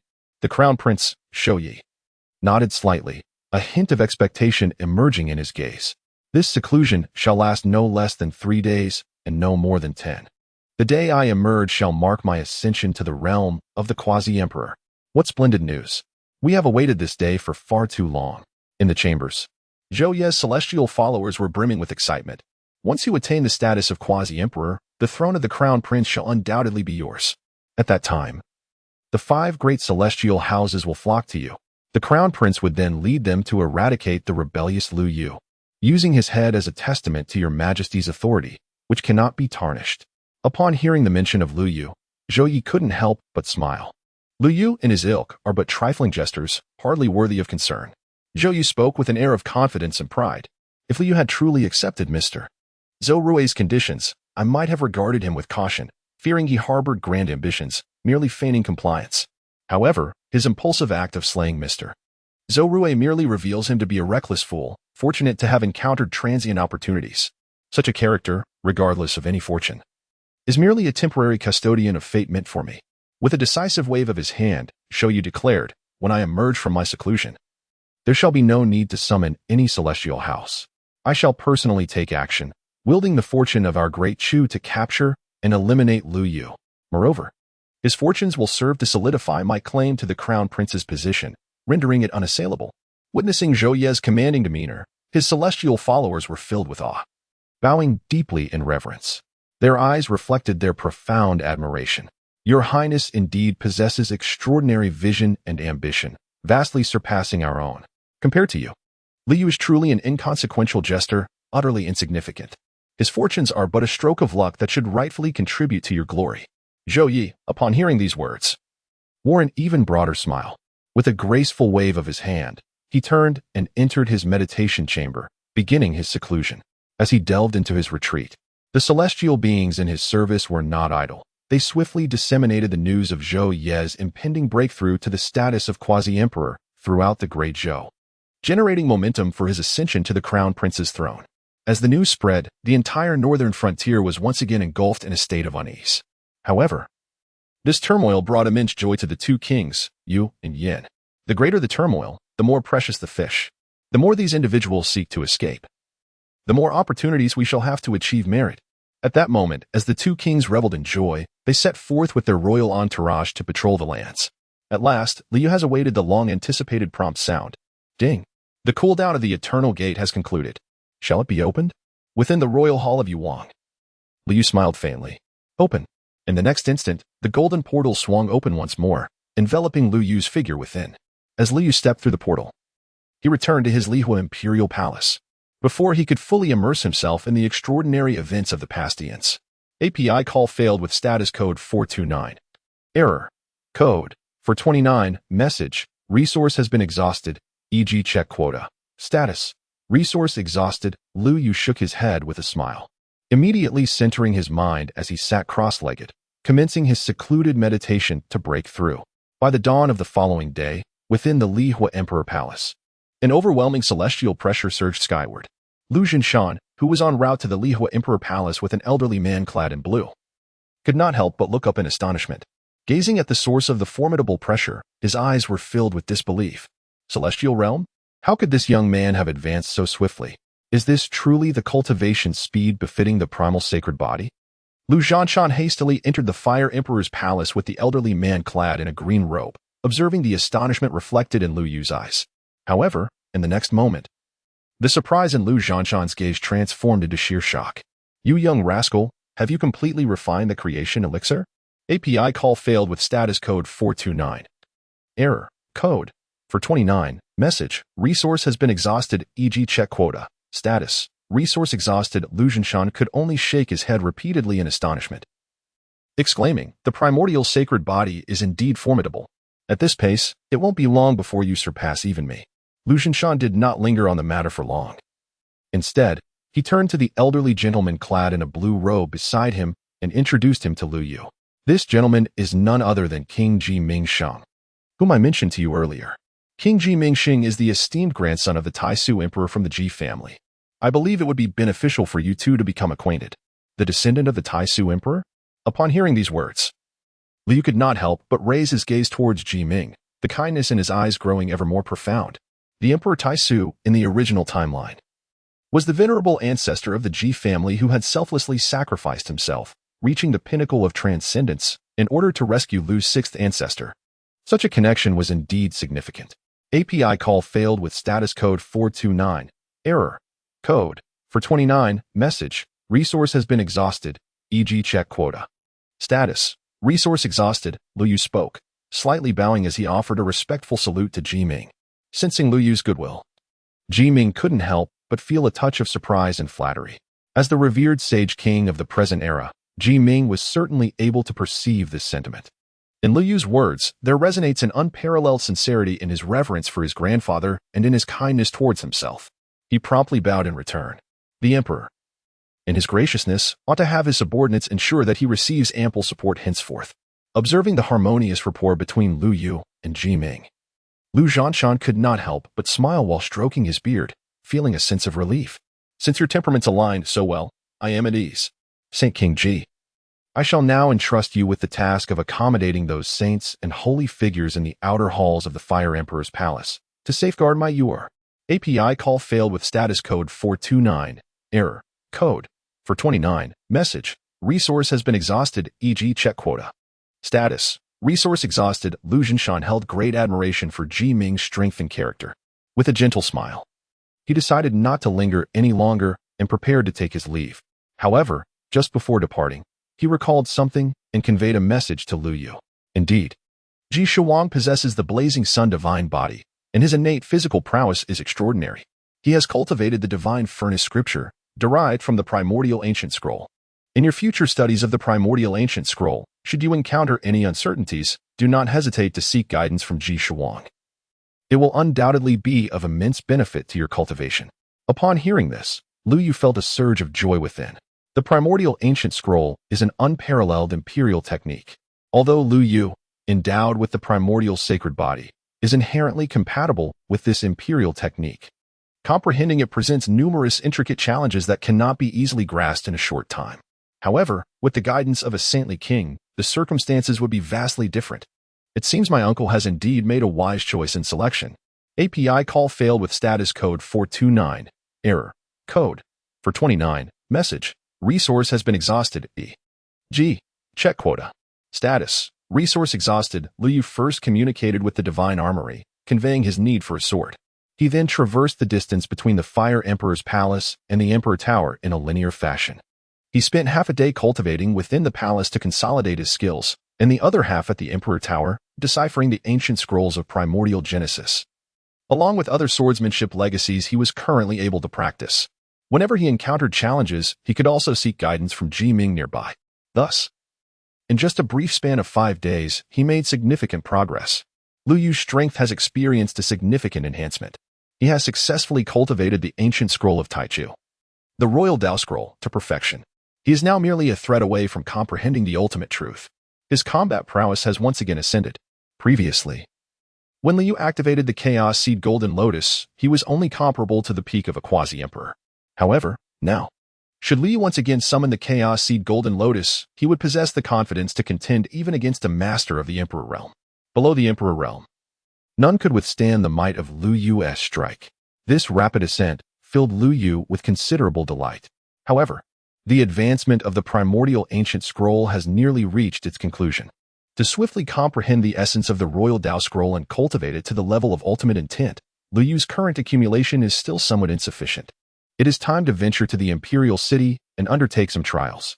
The primordial sacred body exists for battle, and the primordial ancient scroll, as the imperial law established by the first primordial sacred body, is naturally closely related to combat. To quickly grasp the essence of the royal Dao scroll, a wealth of combat experience is indispensable. This cannot be achieved simply by sitting within the Emperor Tower, listening to Ji Ming's teachings. However, before Liu could proceed to the imperial city for selection, he unexpectedly received an invitation from Lu Zhenshan. In 3 days, there will be a gathering of geniuses in the city of Mingdao in the celestial domain. Young talents from across the entire Tianxian Dao continent will be in attendance, and you too have received an invitation. Would you like to witness it? Lu Zhenshan wore a playful smile as he presented an invitation letter to Lu Yu. API call failed with status code 429. Error. Code 429. Message. Resource has been exhausted, e.g. check quota. Status. Resource exhausted. API call failed with status code 429. Error. Code 429. Message. Resource has been exhausted, e.g. check quota. Status. Resource exhausted. API call failed with status code 429. Error. Code 429. Message. Resource has been exhausted, e.g. check quota. Status. Resource exhausted. Lu Zhenshan raised an eyebrow.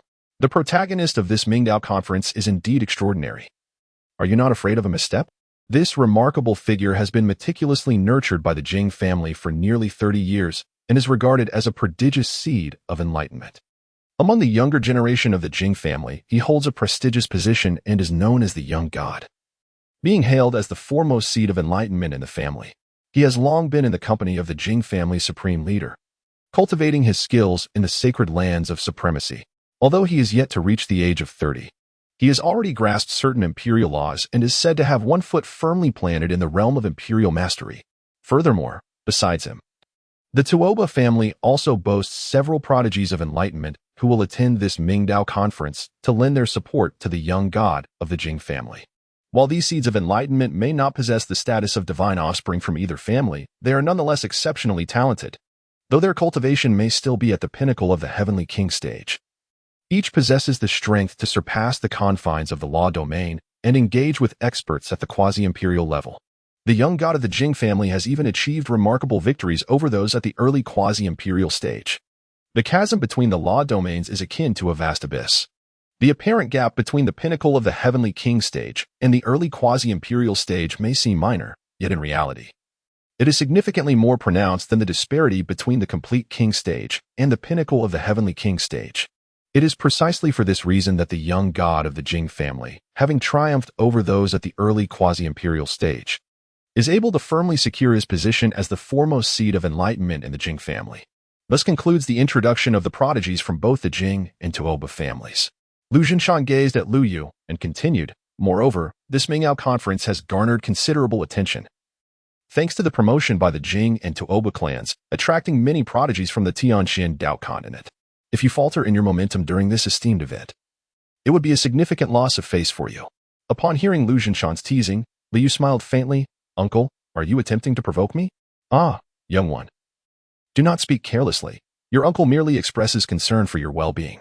Lu Zhenshan waved his hands repeatedly, but soon reined in his smile and spoke earnestly. All right. No more jesting. Your granduncle has indeed presented you with this invitation. hoping you will attend the Mingdao conference. You possess the primordial sacred body, born for battle. Merely engaging in solitary cultivation is not the rightful path for one of your stature. However, it is also true that you are quite young, and your time spent in training is limited. If you feel that your accumulation of experience is insufficient, it is perfectly acceptable not to attend. There is no need for any psychological burden. He sensed the concern woven into his granduncle's words. Lu Yu felt a warmth in his heart and couldn't help but smile as he said, "Uncle, rest assured. A mere group of pretentious individuals who have merely attained the status of a prince can hardly pose a threat to me, your grandson." Oh, such arrogance? API call failed with status code 429. Error. Code 429. Message. Resource has been exhausted, e.g. check quota. Status. Resource exhausted. Lu Yu smiled slightly and said, "Uncle Master, do you not believe me? How about we make a wager?" He continued, "I still possess 3 supreme medicinal herbs. If I lose, these 3 herbs shall be yours. However, if I triumph, I will grant you 3 more herbs." He paused, adding with a hint of admiration, "Ah, Uncle Master, you are the greatest sage of the Taishan realm. Your strength surpasses mine by an unfathomable magnitude. The stakes of this wager are undoubtedly worth millions more than what I possess. At the very least, they should exceed 100 times." Upon hearing Lu Yu's words, Lu Zhinshan could not help but widen his eyes in astonishment. "You young rascal, 100 times more? Do you truly consider supreme medicinal herbs to be as common as cabbages? If I were to lose 300 of these herbs, I would no longer be able to enjoy a carefree life on the 2nd floor." He paused thoughtfully. "I shall allow no more than 10 herbs. Take it or leave it." Lu Yu responded eagerly, "Very well. 10 herbs it is. I do not find it lacking. It is a promise." Lu Yu chuckled heartily and promptly established a wager with Lu Zhinshan. After bidding farewell to Lu Yu, Lu Zhinshan exited the Li Hua Emperor Palace. Yet he couldn't resist glancing back. He observed Jiming, who, under Lu Yu's directive, commenced preparations for the imperial prince's journey. In Lu Zhinshan's eyes, a flicker of anticipation emerged. He held Lu Yu in high regard. Yet his utmost expectation of Lu Yu was merely to triumph over a preliminary monarch at the initial stage. However, witnessing Lu Yu's unwavering confidence, it seemed that not only could he contend with initial stage quasi-monarchs, but perhaps even mid-stage quasi-monarchs as well. It appeared that the upcoming Mingdao conference would be exceptionally lively. 3 days later, atop the largest tavern in Mingdao City, a multitude of martial artists gathered. They gazed in awe at the prodigies streaming into the city, feeling as if their horizons had broadened significantly. These young talents hailed from backgrounds rooted in divine tier lineages, with many being meticulously cultivated martial prodigies from sacred tier traditions.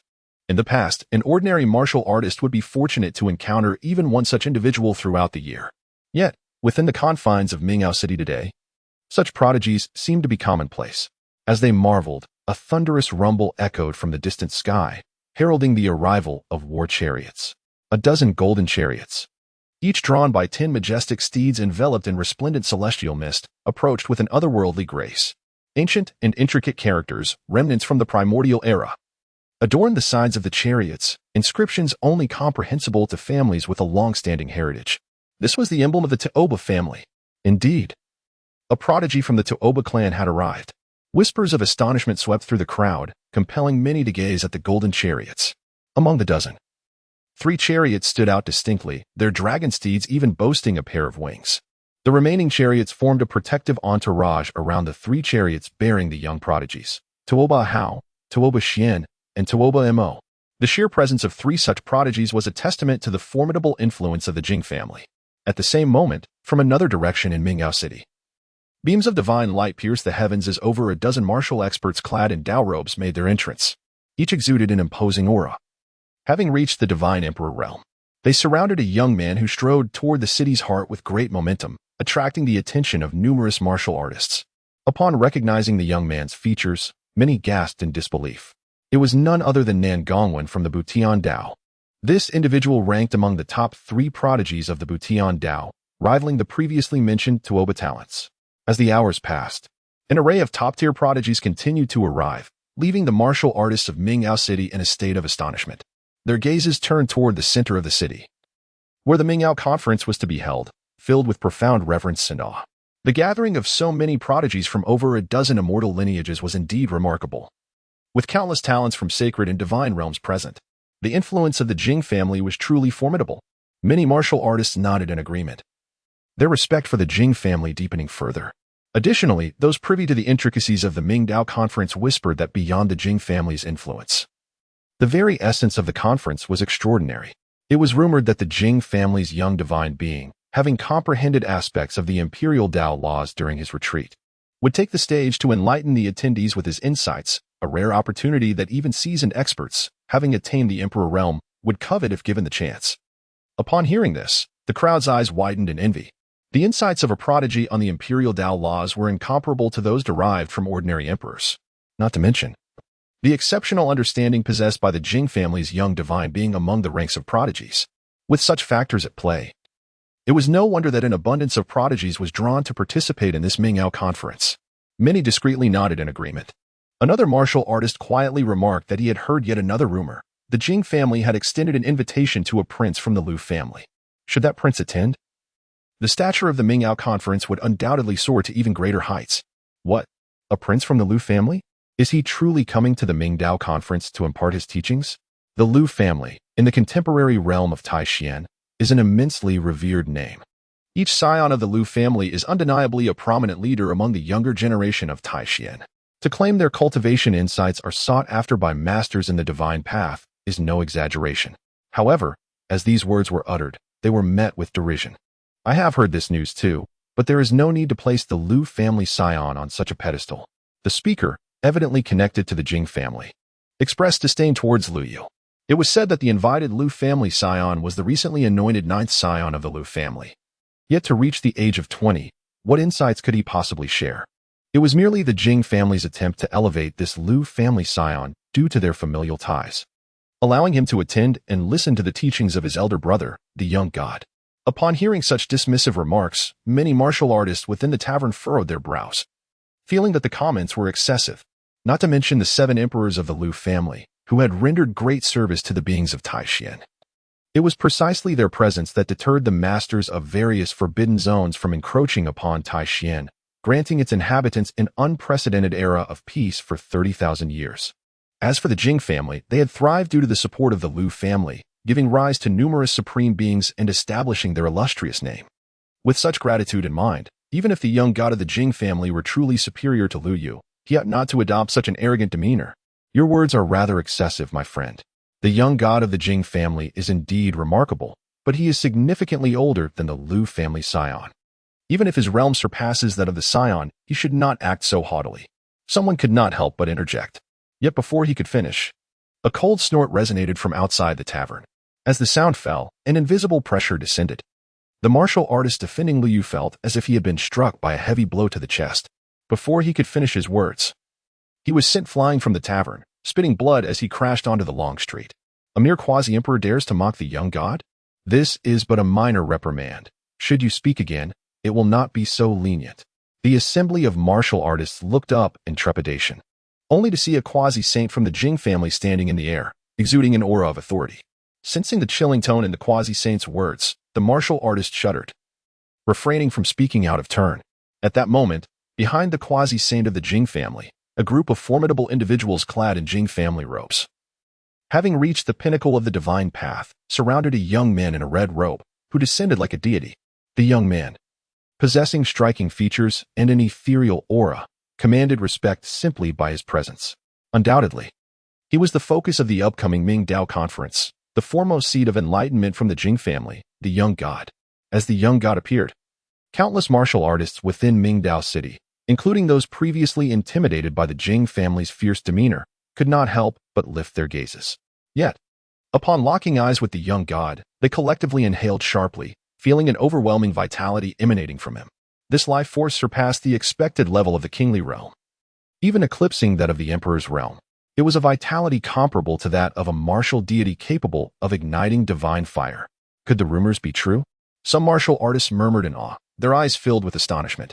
The legend claimed that the young god was a reincarnation of a deity, born with a blazing divine fire within him. For others, the arduous journey from flesh to divinity is long and fraught with challenges, but for the young god, he could ascend to godhood from birth if he so desired. Yet, in the end, a supreme being from the Jing family intervened, sealing the divine fire within him to allow the young god to forge an unblemished foundation on his path. The title young god thus derived from this circumstance. Initially, many believed it to be just a tale, yet witnessing the young god's presence now, it was evident that the legend was indeed grounded in truth, though the Jing family may be audacious. If the Lu family's ninth scion was indeed as rumored, under 20 and merely at the kingly realm, he would vastly fall short in comparison to the young god. As the young god approached the conference venue, sensing the overwhelming vitality radiating from him, many attending prodigies displayed astonishment and apprehension, mingled with an undeniable sense of reverence, which only added to the young god's pride. However, just then, a resounding roar echoed from the cloud sea beyond Mingdao City, accompanied by an extraordinary phenomenon that captured the attention of numerous martial artists, including those within the conference hall. In the midst of this ethereal sight, waves of purple chi surged from the east, sprawling across 800 miles of cloud sea, with celestial mist rising to form a shimmering silver moon. Compared to this spectacle, even the young god's divine fire seemed to pale. Who could it be to conjure such a magnificent manifestation? The sight of purple chi stretching 800 miles and celestial mist transforming into a silver moon was truly astonishing. Many prodigies could not help but murmur in admiration. The young god, too, abruptly lifted his head towards the source of this phenomenon, his eyes ignited with fury. Though the Mingdao conference was nominally hosted by his Jing family to invite powerful beings from all domains of the Tianxian Dao continent for discourse, it was essentially a stage prepared for the young god to elevate his reputation.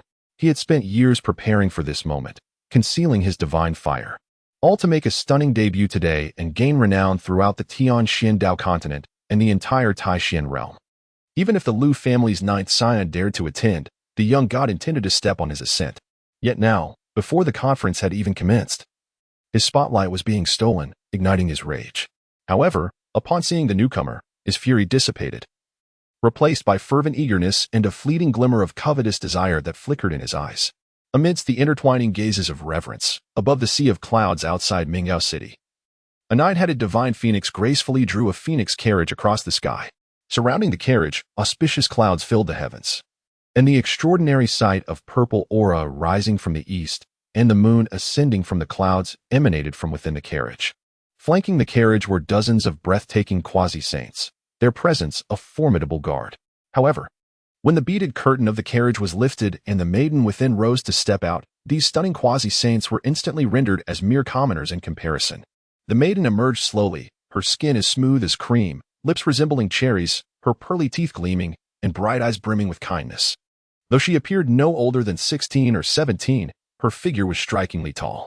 A pair of black silks clung to her elongated legs, while the hem of her skirt revealed a perfectly proportioned expanse of snowy white.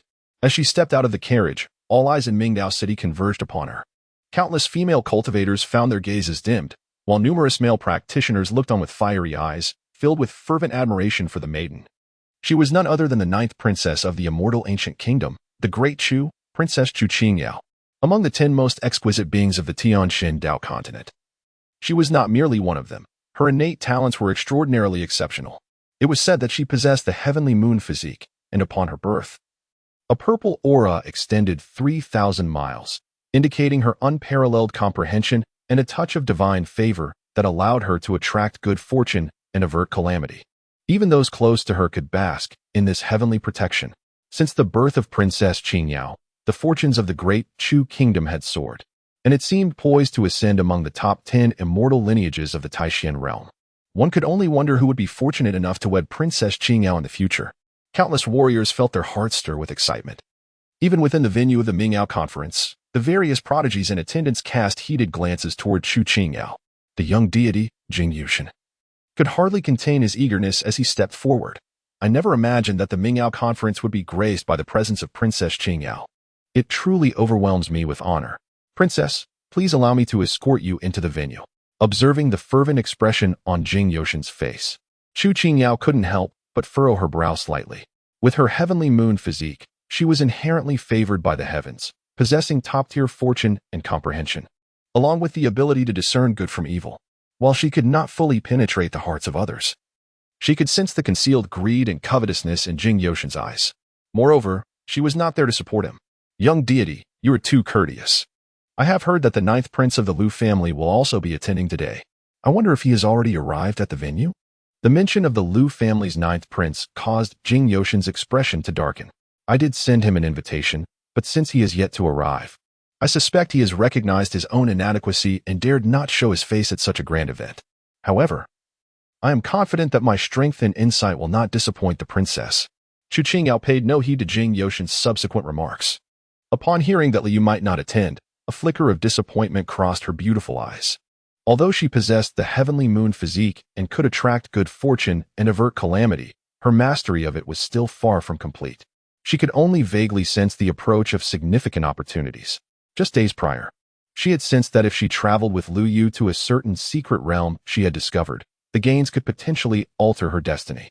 This clarity of perception was unprecedented in her cultivation journey, leaving her both astonished and restless. After gaining such a premonition, she had arranged for personnel to inquire about Liu Yu's whereabouts, hoping to meet him and verify the accuracy of her intuition. Yet, it seemed she would come up empty this time. The disappointment in Chu Qingyao's eyes was evident to even the most oblivious observer. Jing Yushin, feeling slighted, couldn't help but harbor increasing resentment toward Liu Yu. Yet today was a momentous occasion for him. Despite his anger, he could only suppress it for the time being. Princess Qingyao, why the haste to feel disappointment? There are many prodigies present today, including myself and several brothers from the Tuoba family. Even the Butian Dao has brother Nangong in attendance. Additionally, there are several celestial maidens from Xinsha Pavilion and Kaiwa Tower here. Everyone eagerly anticipates discussing the Dao with Princess Qingyao. If the princess departs in haste, would that not wound our hearts? Upon hearing this, Chu Qingyao's brows knitted slightly. Though she wished to leave, she understood that such an action would offend all the prodigies in attendance. It would be a loss not worth the gain. With merely a day's time, she could not afford to delay. Contemplating this, she nodded and replied, "Very well. Then Qingyao shall wait to listen to the discussions of the esteemed Dao friends." The address of Dao friends nearly melted Jing Yoshin's bones. The gathering of prodigies within the Mingdao venue ignited with fervent light as they welcomed Chu Qingyao into the assembly. Jing Yushin ascended to the main seat, clearing his throat, ready to commence his discourse. However, before he could utter a word, a tremendous rumble echoed from the 9 heavens. At that moment, an overwhelming imperial presence surged forth, sweeping across the sky. As this imperial aura rose, the entire Mingao city trembled subtly. Countless warriors turned their gazes toward the source of the descending pressure, their eyes filled with awe. Meanwhile, Jing Yushin, robbed of attention, turned a deep shade of ashen. Yet, at that moment, no one cared about his expression. All were breathless and focused on the sea of clouds. They beheld one supreme warship after another cleaving through the sky, accompanied by chariots of crimson gold, drawn by ancient beasts, thundering across the void. Each warship and chariot bore upon them supreme divine engravings, radiating the majesty of the Tao. In the Jing family, such vessels would suffice to serve as protective leaders for quasi-saints like Jing Yushin. Yet to those aboard these warships and chariots, they were mere soldiers. While Jing Yushin and his ilk would bow deeply and refer to the elders as saints and sovereigns, on these vessels, they were but captains. In the midst of this terrifying escort formation, a magnificent 7-colored divine vessel, towering 100 feet above the other ships, resembled a colossal beast amidst the clouds. A grand flag emblazoned with the character Liu fluttered vigorously in the wind, its banners snapping sharply. Beneath this banner stood a venerable sage, his presence so overwhelming that a mere glance from him could reduce the entire Mingao city to dust, dutifully standing behind a youthful figure. This young man, slightly older than Chu Qingyao, possessed a tall and slender frame, dressed in pristine white, radiating an unparalleled beauty and an extraordinary air.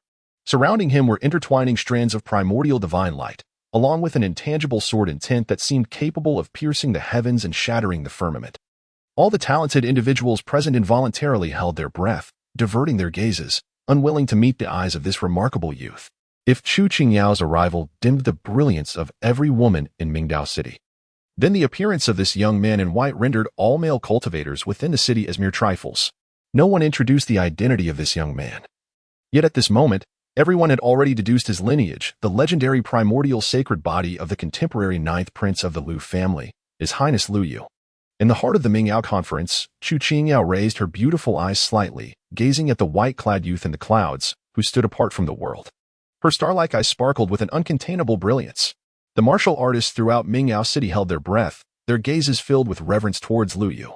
They had witnessed many prodigies from the heavenly Xian continent before, even numerous Dao seeds. Initially, they believed that the so-called princes, no matter how extraordinary, could not surpass those Dao seeds significantly. However, upon witnessing Lu Yu's exceptional demeanor, which stood apart from the mundane, they all realized how naive and shallow their previous thoughts had been. What were Dao seeds when compared to a prince? Some martial artists could not help but sincerely exclaim, prompting many to nod in agreement. Within the conference hall, Jing Yoshin's face grew increasingly ashen as he observed the crowd's attention captivated by Lu Yu. Even Chu Qingyao regarded Lu Yu with a newfound admiration, a stark contrast to her earlier demeanor. This ignited a flame of jealousy within Jing Yushin. Immediately, he signaled to a guardian of the divine emperor realm beside him. The guardian understood and swiftly ascended in a divine rainbow to greet Lu Yu aboard the prince's warship. To think that His Highness the Ninth Prince would lower himself to attend our Mingdao conference fills us with immense joy. We initially believed that your cultivation was lacking, and your absence indicated your reluctance to participate. Yet, it appears you have summoned the courage to come after all. Such courage is indeed worthy of emulation by the younger generation of the heavenly Xian continent. The divine emperor spoke, deliberately bowing to Lu Yu. However, the sarcasm in his tone was evident to all. The crowd turned their gazes toward Lu Yu, eager to see how the ninth prince would respond. Yet, Lu Yu did not even glance at the divine emperor. Behind him, Ji Ming raised a hand, and a beam of sacred divine power transformed into a swift strike. Imbued with overwhelming killing intent, which struck down before the divine emperor in an instant. The divine emperor's complexion changed dramatically. Jing Yoshin's eyes widened in shock. They had not anticipated Lu Yu's guardian to be so domineering. Nearly a single utterance warranted such a deadly response. Just as the sacred light was about to descend, the quasi-saint guardian beside Jing Yushin acted swiftly, transforming divine light into a long whip that wrapped around the divine emperor, pulling him back to the safety of the conference hall. Having narrowly escaped death, the Jing family quasi-saint exhaled in relief before casting a disapproving glance at Ji Ming. His expression darkening. Ji Ming, is it not excessive to threaten a member of my Jing family over mere words? However, Ji Ming paid no heed to his remarks. The moment the Jing family quasi-saint spoke, Ji Ming had already raised his hand once more, delivering a powerful strike. Boom! A golden handprint surged forth, overwhelming and titanic, reaching the head of the fortunate divine emperor in the blink of an eye. The divine emperor, initially feeling relieved after his narrow escape, was soon met with the brutal impact of the handprint, which exploded him into a cloud of blood mist, staining the clouds red. Only then did Ji Ming's indifferent voice quietly resonate. A mere divine emperor dares to mock His Highness the Ninth Prince. This is merely a minor punishment. Should there be a next time, I shall eliminate your master as well. How could you be so tyrannical? Have I learned such behavior from your Jing family? Is there an issue? Ji Ming's voice was frigid. He had long since looked down upon the Jing family's ilk. Having produced 3 supreme beings with the support of the Lu family, their methods had only grown more oppressive and violent, annihilating entire sects over trivial matters. Today, they still dared to provoke his master, and Ji Ming could not possibly let them off lightly. The Jing family quasi-saint was momentarily at a loss for words. Meanwhile, countless martial artists within Mingao City, who had once viewed the Lu family's actions as somewhat overbearing, now felt immense satisfaction as they witnessed the Jing family quasi-saint as humiliation. Especially those who had previously observed the Jing family quasi-saint's brutal methods in the tavern could hardly contain their joy, quietly shaking their fists. Gazing at Lu Yu in the sky, admiration for Ji Ming and the others only deepened. In the conference hall, Jing Yushin, witnessing the loss of a guardian before the debate had even begun and the spotlight being entirely seized by Lu Yu, felt his jealousy nearly materialize. He steadied himself and suddenly soared into the air, confronting Lu Yu with gritted teeth. Your Highness the Ninth Prince holds a distinguished status, and Ji Ming the Holy King possesses extraordinary abilities. However, this Mingao conference is a place for peers to engage in discourse and cultivation. Since you have come, surely you do not intend to have your guardian fight in your stead? This time, Liu did not allow Ji Ming to intervene. He stepped forward, ushering Ji Ming behind him, and addressed Jing Yushin with a calm smile. There is no need for anyone to act on my behalf, however. Having only you would be rather dull. Liu spoke, his gaze directed towards the venue of the discussion below, focusing intently on the 3 prodigies of the Tuoba family. You 3, why not join together? He proposed. Then, his attention shifted to Nangong, one of the Butian Dao. If you share a good rapport with them, you may join in as well. I have no objections. However, if it is a one-on-one duel, I fear this battle may prove rather dull. Upon hearing these words, Countless martial artists and prodigies within Mingdao City momentarily changed color. The expressions in their eyes as they regarded Lu Yu were tinged with anger. Only Chu Qi now, instead of feeling furious, looked at Lu Yu with increasingly vibrant anticipation. Though this was their first encounter, she did not perceive the young man as arrogant. The audacity to utter such words suggested he possessed substantial preparation. Yet, she pondered silently about the source of his confidence. Meanwhile, within the Mingdao venue, the most hot-tempered of the three Tuoba prodigies, Tuoba Mo, could no longer contain himself and slammed the table in indignation. His eyes, fixed on Lu Yu, gleamed with a cold, cutting light. "Your Highness, the Ninth Emperor, truly thinks himself above all," he exclaimed. "Surely you do not believe that a spoiled child like Tuoba Ling represents the entirety of my Tuoba family's younger generation?" With that, Tuoba Mo soared into the air, arriving before Lu Yu in the blink of an eye. He raised his hand and struck towards Lu Yu with unrestrained fury. "No need for others to intervene. I shall show you firsthand that your prowess ranks low among the youth. Return to the Lu family and spend a decade in earnest cultivation before you dare to boast again." With a resounding crash, Tuoba Mo's palm descended, unleashing a torrent of spiritual energy that transformed into a sea of blazing flames, intent on engulfing Lu Yu entirely.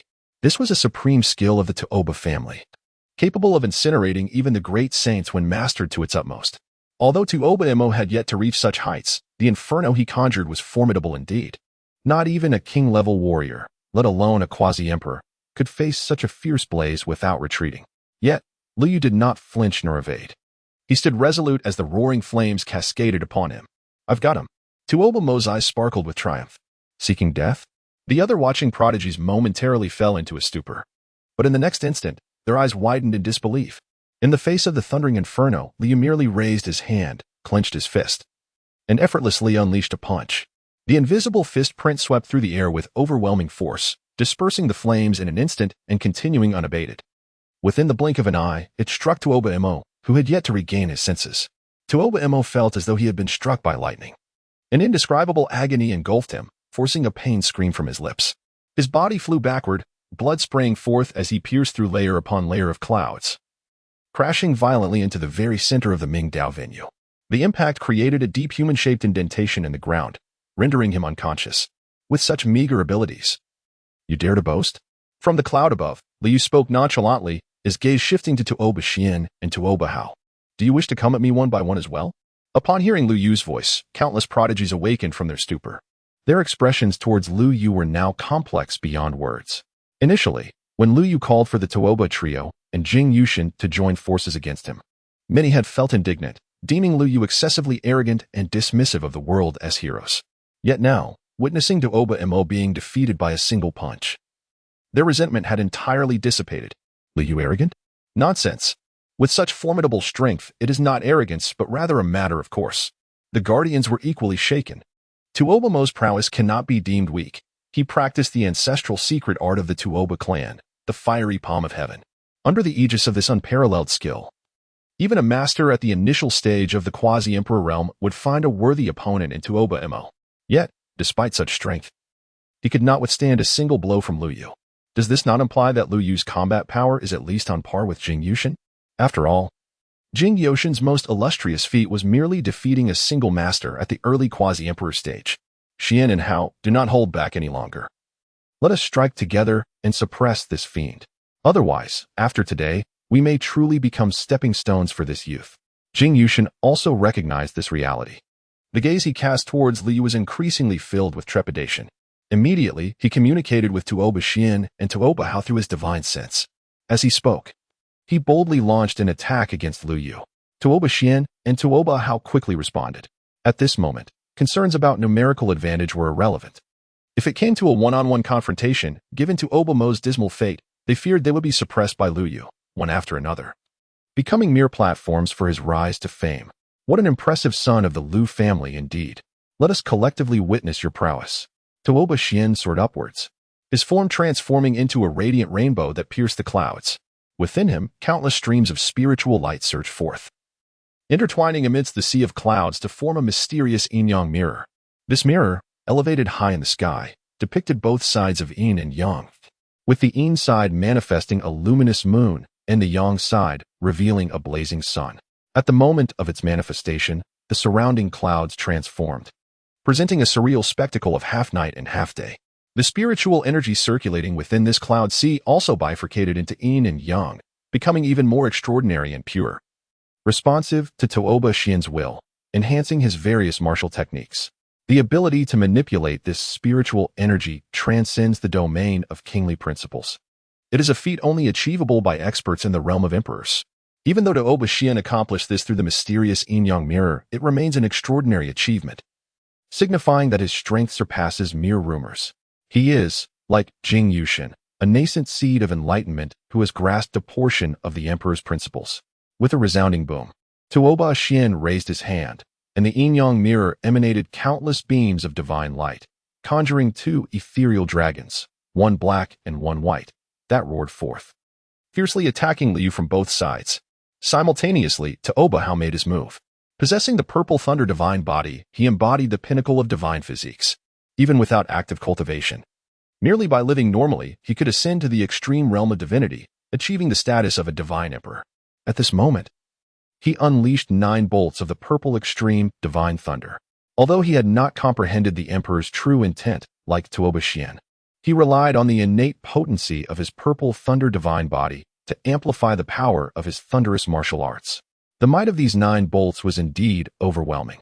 Not to mention, Jing Yushin followed suit, invoking supreme divine might, further accompanied by the surging flames of his innate divine fire, though constrained by the supreme shackles, which limited the full expression of his divine power. He remained formidable. In that instant, he appeared as a resplendent sun rising from the sea of clouds, commanding the surrounding spiritual energy to respond to his will, making him resemble a resurrected deity. The 3 top-tier seeds of enlightenment joined forces at this moment, their combined might awe-inspiring. All the watching prodigies held their breath, their eyes filled with astonishment and reverence. Such divine power. Not only would it overwhelm those at the early quasi-emperor stage, but even those at the mid-stage would likely suffer a dismal defeat. Is this the combat prowess of premier seeds of enlightenment? Truly terrifying. Moreover, they were not even scions of immortal families, nor were they quasi-scion. They were merely the pinnacle among seed-level prodigies. The foundation of immortal families is indeed formidable. Many martial artists were profoundly shaken. Even those hailing from various divine dynasties and sacred lands felt a surge of emotion, their gazes towards Jing Yushin and his companions filled with deep respect. Numerous martial artists could not help but glance towards Lu Yu, their expressions tinged with concern. The Jing family was notorious for their violent and overbearing nature, and many could not tolerate it, hoping Lu Yu would decisively quell the arrogance of the Jing clan. Alas, it seemed the current situation. Lu Yu, this formidable figure, is on the verge of being subdued by the local tyrant, the Jing family. The illustrious Emperor Lu Yu has indeed overreached. Indeed, for 3 top-tier prodigies, the barriers they present are insurmountable chasms, formidable walls of law that ordinary geniuses cannot breach, yet they regard them with utter disdain. To contend against 2 is already a remarkable feat, yet he dares to aspire to face 3, or even 4, or 5. Is it a case of youthful arrogance?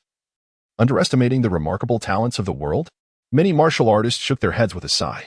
Within the venue of the Ming Dao Conference, Nan Gongwan, a seed of enlightenment destined to mend the heavens, also shook his head, his eyes reflecting a hint of disappointment. Such a pity.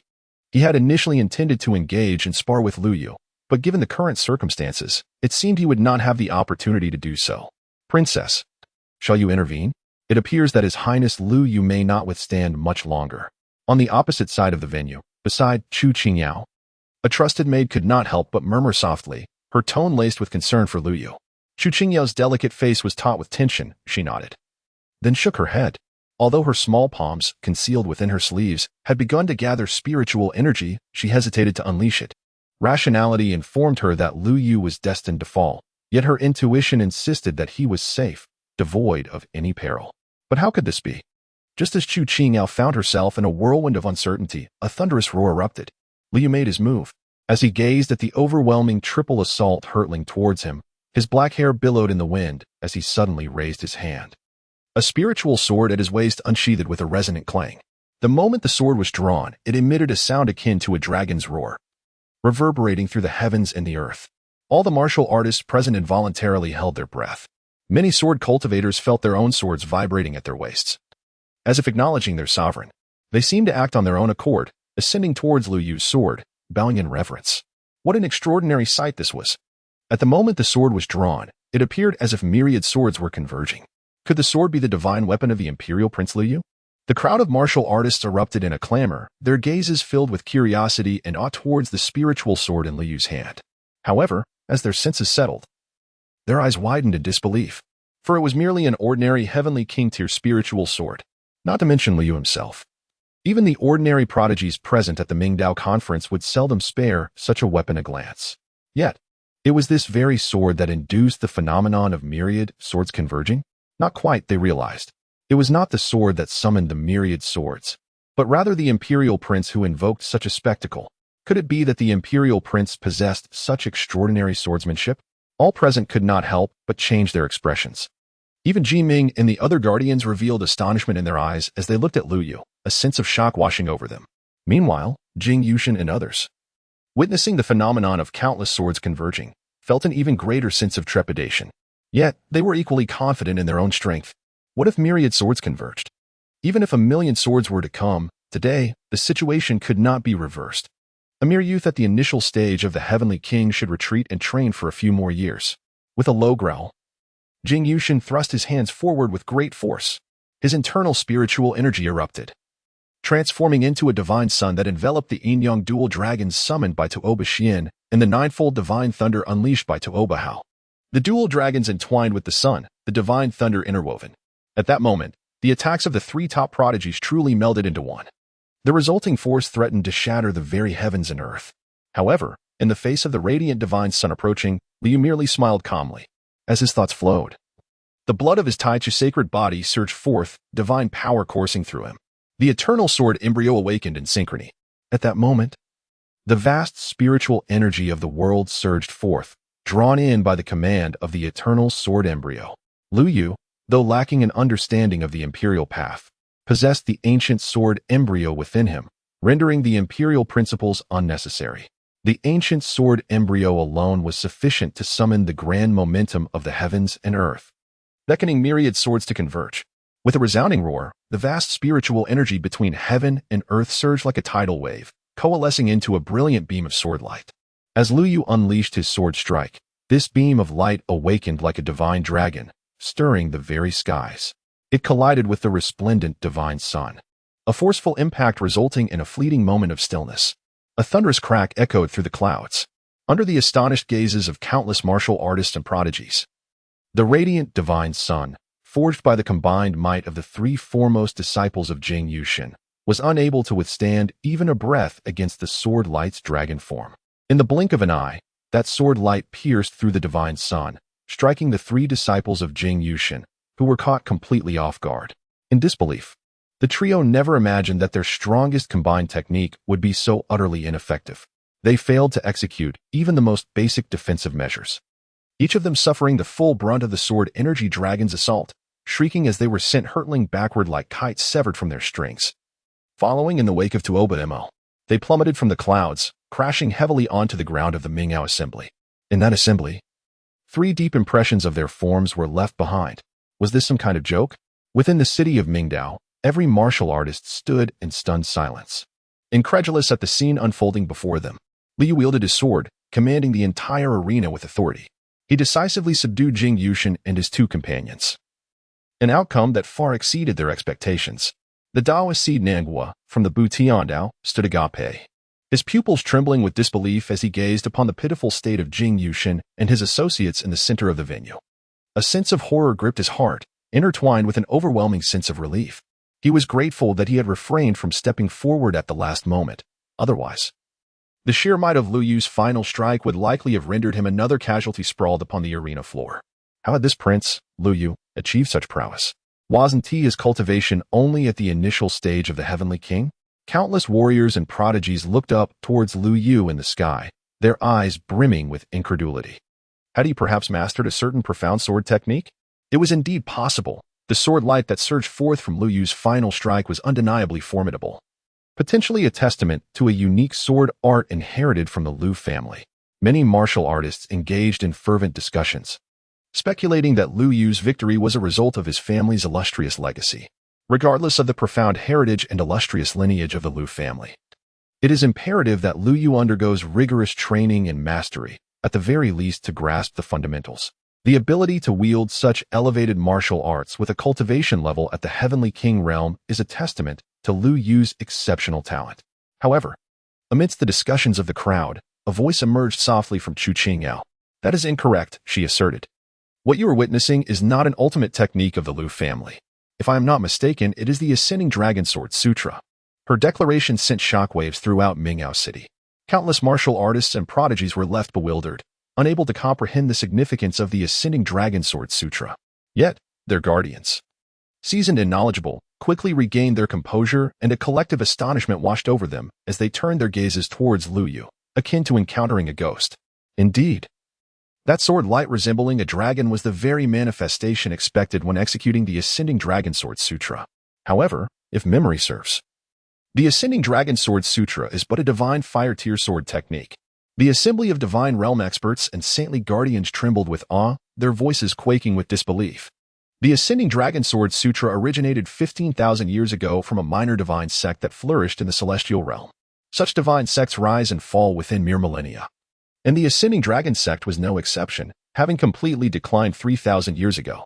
Consequently, the techniques they passed down, including the Ascending Dragon Sword Sutra, scattered across the celestial realm. Indeed, many revered sanctuaries and divine courts, not just the Lu family, have collected and studied this sword sutra. Yet none held it in high regard. No one had connected Lu Yu's previously exhibited dragon-like sword light to the Ascending Dragon Sword Sutra until Chu Qingyao revealed the truth, awakening them from their reverie. The magnitude of their astonishment could not be understated. Chu Qingyao's beautiful eyes also turned towards Lu Yu. She had encountered many prodigies but had never before witnessed someone like Lu Yu capable of manifesting an ordinary divine tier sword technique to rival, or even subtly surpass, top-tier ultimate arts. This extraordinary ability to transform the mundane into the extraordinary evoked a sense of admiration within her gaze towards Lu Yu. He is indeed the person I sensed. Chu Qingyao felt immense joy and was about to approach Lu Yu to make his acquaintance. However, at that moment, in the center of Mingyao City, the figure of Jing Yushin, who had been sent flying by Lu Yu's sword, gritted his teeth and rose once more. "Lu Yu, you have completely enraged me." Jing Yushin roared, his voice resonating like a primal beast, threatening to shatter the mountains and rivers. As his roar echoed, an ethereal black chain materialized around him, resonating with a powerful force. The chain, adorned with radiant runes, secured the position of his heart. At the moment the chain appeared, an indescribable, supreme pressure emanated, silencing the entire Mingyao City. Was that the supreme shackles? Indeed, they were the chains left within Jing Yushin by the three supreme beings of the Jing family, intended to seal his innate divine fire. But how could the supreme shackles manifest? Amidst the uproar, Jing Yushin threw his head back and roared once more, his blood surging and spiritual energy erupting. A divine light exploded from his chest, a radiant flame akin to the sun leaping forth. With the emergence of this flame, Jing Yushin's aura surged dramatically, breaking into the Quasi-Emperor realm and continuing to ascend. Quasi-Emperor early stage, Quasi-Emperor mid-stage. It was only when he reached the Quasi-Emperor late stage that Jing Yushin's realm finally stabilized. Am I truly not dreaming? Instantly breaking through to the Quasi-Emperor late stage? Is this the divine might of the innate divine fire? Everyone stared in disbelief, their eyes filled with shock. But wait, this is not even the full extent of the innate divine fire's power. Look closely. The energy consumed by that flame is hardly even 1%. Those with keen perception noted the transformation of the divine fire, their voices trembling uncontrollably. The fact that the innate divine fire could propel Jing Yushin, a seed of enlightenment, to the Quasi-Emperor late stage without consuming even a fraction of its essence was unfathomable. The rumors claimed that the innate divine fire possessed merely the lowest tier of the divine realm, but now it was evident that its might far exceeded that classification. Even the divine fires of the utmost realm, wielded by divine emperors, may not rival the brilliance and anomaly of Jing Yushin's innate divine fire. Its true tier is likely inching ever closer to the sacred realm. As the crowd remained in shock, the supreme shackles within Jing Yushin vibrated ominously. The runes forming the shackles glowed with a black radiance, momentarily forcing Jing Yushin to seal away the summoned innate divine fire. Yet, he no longer cared. He closed his eyes, savoring the changes within his body. This breakthrough, this summon of the innate divine fire, had elevated him significantly, even causing him some regret. While the surge of power from overcoming the barriers and breaking through three minor realms was intoxicating, Jing Yushin understood the cost. The more realms he broke through now, the more his future potential would be diminished. Realizing this, Jing Yushin abruptly opened his eyes, casting a chilling glare towards Lu Yu, who resided among the clouds. "This is all you're doing, Lu Yu. Kneel and repent for your arrogance." Jing Yushin howled towards the heavens, extending his hand towards Lu Yu. The demonic goddess world-extinguishing seal. An overwhelming imperial power surged forth, coalescing into a vast, ink-black seal inscribed with countless apocalyptic depictions, floods ravaging the earth, divine fires consuming mountains and rivers, and fearsome demonic gods towering in the heavens with cold gazes, slaughtering the masses. This is one of the supreme techniques inherited by the Jing family. When cultivated to its utmost pinnacle, it possesses the power to truly summon these deities of the underworld, resurrecting the cataclysmic scenes of annihilation they once wrought. A single stamp can obliterate all living beings within a domain, rendering them into desolation. In the past, Jing Yushin's foundation was insufficient to execute this formidable move. However, now, bolstered by the inherent divine fire, he has ascended to the quasi-empress phase, enabling him to initially activate this technique. Though it is merely a preliminary activation, the prospect of summoning countless deities of the underworld seems ethereal and fleeting, as if it might dissipate at any moment. Nevertheless, the might of this stamp is astonishing, carrying an overwhelming force as it descends upon Lu Yu, instilling trepidation among the multitude of onlookers. The underworld's annihilation stamp is indeed terrifying. The enhancement from the inherent divine fire is truly formidable. It is noteworthy that, considering the realm of laws, Jing Yushin has effectively broken through 4 levels. Should any other prodigy attempt such a rapid advancement, their foundational strength would undoubtedly become tenuous. At the quasi-empress phase, to wield the combat power of a mid-quasi-empress is already remarkable. Yet, Jing Yushin displays no semblance of a weakened foundation. He can even employ the underworld's annihilation stamp. As the foremost seed of enlightenment from the Jing family, his reputation is indeed well-deserved. The entire assembly is left in astonishment. The elite protectors under Commander Ji Ming all change countenance. They can sense the lethal force contained within the underworld's annihilation stamp, which is perilously close to the perfection of the quasi-empress stage. Although their imperial scion is extraordinarily gifted, his cultivation remains at the initial stage of the king realm, a significant gap of nearly 10 minor realms compared to the perfected quasi-empress. Such a disparity leaves them uneasy. Yet, before they can advance, Ji Ming has preemptively halted their movements. "Do not rush," he quietly reassures, indicating that the prince has confidence in countering this attack. As the protectorate leader of Lu Yu, Ji Ming retains the imprint of Lu Yu's consciousness within his mind. Should Lu Yu summon him, he can relay messages instantly. However, Lu Yu remains silent, and the imprint left behind is tranquil. There is no sign of fear or trepidation, not even a ripple of disturbance. The underworld's annihilation stamp unleashed by Jing Yushin seems utterly inconsequential to Lu Yu. "Commander, API call failed with status code 429. Error. Code 429. Message. Resource has been exhausted, e.g. check quota. Status. Resource exhausted. API call failed with status code 429. Error. Code 429. Message. Resource has been exhausted, e.g. check quota. Status. Resource exhausted. Behind Lu Yu, a towering golden lotus emerged, enveloped in an endless aura of chaos, bursting forth with a resounding display. Under the scrutiny of countless astonished gazes, the golden lotus trembled, unleashing a celestial radiance of chaos.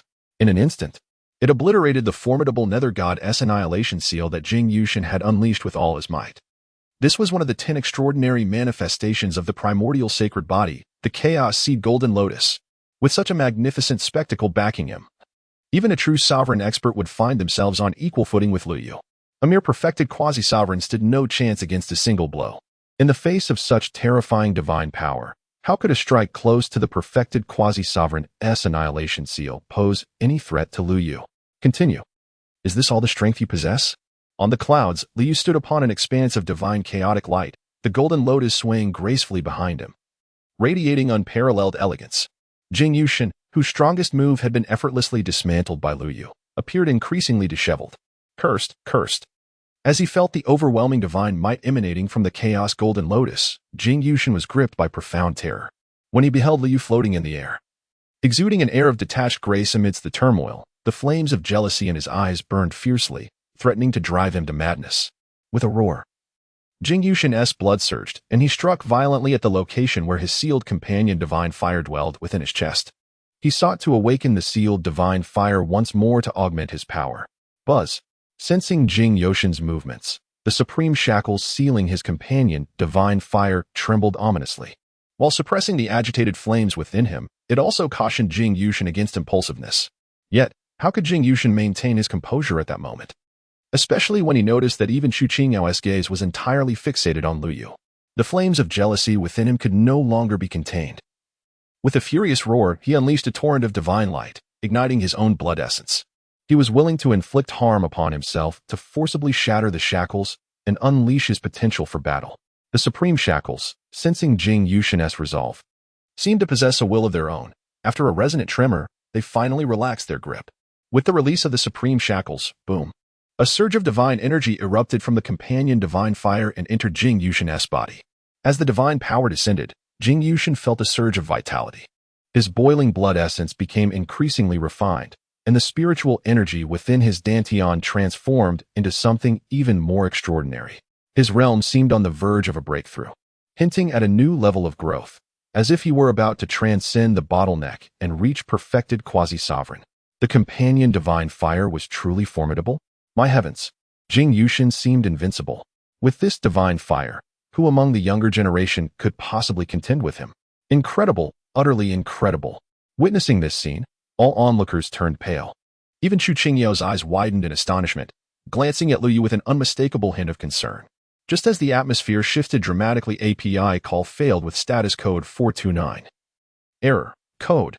For 29. Message. Resource has been exhausted, e.g. check quota. Status. Resource exhausted. Lu Yu sensed that the sacred body he summoned emanated a profound yearning. The object of this yearning was none other than Jing Yushin. To be precise, it was the innate divine flame residing within Jing Yushin. This divine flame bore effects akin to the celestial transformation elixir, capable of significantly accelerating the metamorphosis of my sacred body. Lu Yu squinted his eyes and could not help but surge forward. Jing Yushin was taken aback to see Lu Yu daringly approaching, but in the next moment, a sinister smile crept onto his lips. Do you still dare to advance? Empowered by the accompanying divine fire, Jing Yushin felt an overwhelming strength coursing through him, even against a master at the pinnacle of the quasi-emperor realm. He was emboldened to confront. Allow me to demonstrate just how terrifying my power truly is. Kneel and beg for mercy. With a mighty roar, Jing Yushin unleashed boundless divine energy. As he altered his hand seals, a brand new underworld god destruction seal was instantly formed. With a forceful thrust of his hands, the immense divine seal surged forward, accompanied by a tumultuous gale, striking fiercely at Lu Yu. However, crack. Lu Yu merely waved his hand, and the chaotic golden lotus emitted a resonant hum, instantly obliterating the divine seal of annihilation into a myriad of luminous fragments. What? Jing Yoshin's eyes widened in astonishment, instinctively retreating. However, before he could take more than a few steps back, a figure of indifference emerged from the boundless cascade of shimmering light. API call failed with status code 429. Error. Code. For 29. Message. Resource has been exhausted, e.g. check quota. Status. Resource exhausted. Lu Yu effortlessly flipped his opponent over once again. Immediately, a resounding boom echoed as the Chaos Golden Lotus, under Lu Yu's mastery, descended from the heavens and crashed heavily onto the chest of Jing Yushin, silencing the anguished scream that had yet to escape his lips. The force rendered him nearly unconscious. Gulp. Observing Lu Yu's overwhelming display as he subdued Jing Yushin once more, countless onlookers involuntarily swallowed hard, their eyes filled with trepidation. They had initially believed that Lu Yu was on the verge of defeat, with the second ignition of divine fire by Jing Yushin poised to lead to his triumphant counterattack. Yet, to their utter astonishment, Jing Yushin's fate after this ignition proved even more tragic than the first. Before he could even make a move, he was forcefully suppressed by Lu Yu. Amidst the crowd's shock, Jing Yushin finally could no longer contain his agonized wailing. As his cries echoed, a pitch-black supreme shackles emerged violently from his chest, drawing the gaze of all present, their astonishment palpable. Could it be that Jing Yushin, in such dire circumstances, could continue to burn his accompanying divine fire? This accompanying divine fire was indeed formidable. If such a power existed, it would imply that no one of the younger generation could suppress this individual before reaching the pinnacle of divine path cultivation. The crowd was enveloped in uncertainty, perceiving Jing Yoshin's strength as excessively overwhelming. Only Chu Qingyao, her beautiful eyes wide with disbelief, gazed at Lu Yu, filled with boundless astonishment. Not right. It was not Jing Yushin. It was Prince Lu Yu. It was Lu Yu who was separating the divine fire from Jing Yoshin's body, which triggered the transformation of the supreme shackles. What? The entire arena was stunned. Everyone was left speechless, instinctively believing that Chu Qingyao was spouting nonsense. How extraordinary was Jing Yoshin's accompanying divine fire?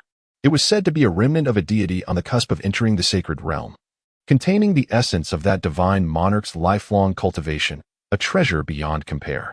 Not to mention the supreme shackles left by the three great supremes. Even without the shackles, how could a mere heavenly king like Lu Yu hope to control such a level of accompanying divine fire? To put it bluntly, even if the divine fire were left alone without Jing Yushin, an ordinary heavenly king approaching it would be incinerated on the spot. How could it possibly be extracted? However, as time passed, all could clearly see that beneath the chaos golden lotus, the radiance emanating from the supreme shackles on Jing Yoshin's chest surged violently, displaying an unmistakable struggle against Lu Yu's might. Even a blind person could perceive it. Moreover, as this tug-of-war continued, the shadow of the accompanying divine fire sealed within Jing Yushin began to manifest from his chest, revealing signs of being forcibly drawn away by the chaos golden lotus. Had the Emperor Lu Yu truly achieved such a feat? Countless warriors stood in stunned silence. Those hailing from various divine courts and the immortal sects, such as Nangong Wenji, widened their eyes, their gazes towards Lu Yu devoid of any trace of contempt, replaced by profound reverence. Just then, Jing Yushin, finally regaining his senses amid the excruciating pain, felt the imminent danger to his accompanying divine fire and shuddered involuntarily. What had allowed him to ascend to such a high position within the Jing family? It was none other than this innate accompanying divine fire. If it were to be stripped away, his status, his women, his renown, all would vanish into thin air. Merely contemplating such an outcome sent a chill deep into Jing Yoshin's bones, forcing him to regain his composure. You wish to take my divine fire? Dream on. With his mind steadied, Jing Yushin hesitated not a moment longer, channeling all his spiritual energy into the accompanying divine fire. Under the stimulus of his spiritual energy, the divine fire surged forth. Yet this time, instead of absorbing the divine power, Jing Yushin redirected it entirely into the supreme shackles. With the infusion of divine power, the supreme shackles within Jing Yushin finally manifested unparalleled might. The supreme laws left by the three great supremes erupted at this moment, invigorating Jing Yoshin's spirit and igniting a wild grin in his eyes. Not long ago, Jing Yushin had been utterly disheartened, hindered by the shackles left by the three supremes, unable to unleash his accompanying divine fire to its fullest potential. Yet now, he felt an overwhelming sense of relief. Were it not for these supreme shackles, his accompanying divine fire would have surely been extracted by Lu Yu. As he felt grateful, Jing Yushin propelled the supreme shackles forward, crashing against the chaos golden lotus manifestation with tremendous force. Boom. The impact caused the grand manifestation of the chaos golden lotus to tremble slightly, interrupting its previous momentum and prompting Lu Yu to furrow his brow. Jing Yushin, equally aware of the shift, couldn't help but laugh triumphantly. Ha! What of the primordial sacred body? You think you can take my accompanying divine fire? You are sorely mistaken. Lu Yu, I advise you to withdraw at once, or else the supreme shackles left by my Jing family will unleash their full power. Even if you are the esteemed prince of this era, you may well spill your blood here. As Jing Yoshin's laughter echoed, the supreme shackles radiated an overwhelming aura of supremacy. Though intangible, it harbored genuine supreme laws, 3 of them. To be precise, even without a physical form, the power of the laws contained within could easily annihilate experts beneath the sacred realm if fully unleashed. Sensing the oppressive force emanating from the supreme shackles, everyone held their breath, feeling as if they were struggling to draw air. Ji Ming and others furrowed their brows, regret evident in their eyes. The prince might indeed have to concede. While the primordial sacred body was invincible, the prince was still too young and far from fully matured, making it premature to contend with the supreme laws. What a pity it would be if this accompanying divine fire were to be seized. It would greatly benefit the prince. Should we intervene? Ji Ming's companions, the guardians of Lu Yu, could not help but exchange glances, whispering among themselves. A flicker of temptation crossed Ji Ming's eyes. But before he could convey his thoughts to Lu Yu, the latter let out a cold laugh. You wish for me to spill blood here? A mere supreme shackles has granted you such confidence? How foolish. As his words fell, a resounding boom erupted within Lu Yu's being. The primordial ancient scroll was wielded to its utmost limit. The golden primordial holy blood surged and boiled, akin to countless volcanoes erupting simultaneously. At this moment, the fervent divine power, reaching its zenith, was summoned by Lu Yu and converged into a single chaotic golden lotus. In the instant of their convergence, an indescribable force, reminiscent of the primordial essence at the dawn of creation, enveloped by boundless divine light, emanated from that celestial golden lotus. The supreme shackles, lacking physical form, exist solely as a manifestation of the law. To some extent, they can also be regarded as a type of anomaly, a pure expression of the fundamental laws of the universe. Although the chaotic seed golden lotus had yet to be cultivated by Lu Yu to the level of truth, its advanced state already hinted at the profoundness of the laws it contained, brushing against the precipice of enlightenment. If you were to channel the divine power derived from the accompanying divine fire into yourself, I might indeed find myself with a headache today. However, to direct that fragment of divine power towards the supreme shackles, Lu Yu stood amidst the clouds, the chaos golden lotus towering behind him, casting his figure in a light that rendered him akin to an unparalleled deity, gazing down upon the vast expanse. Who endowed you with such confidence that you believe the mere supreme laws could withstand the grand manifestation of my primordial sacred body?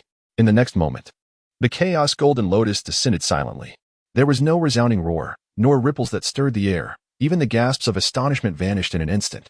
At this moment, all were rendered momentarily speechless, merely staring blankly at the center of the battlefield. There, the supreme law shackles, forged by the three great supremes of the Jing family, crumbled like glass before the overwhelming might of the chaos golden lotus, which had been fully awakened by the power of the great Tao. In an instant, it was utterly shattered by Lu Yu's chaos golden lotus.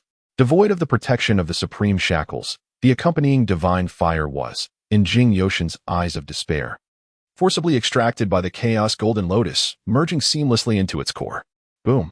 The moment the accompanying divine fire fell into the chaos golden lotus, Lu Yu felt an overwhelming surge of divine power coursing into his body, so potent that it required no conscious effort on his part to refine it through his practiced techniques.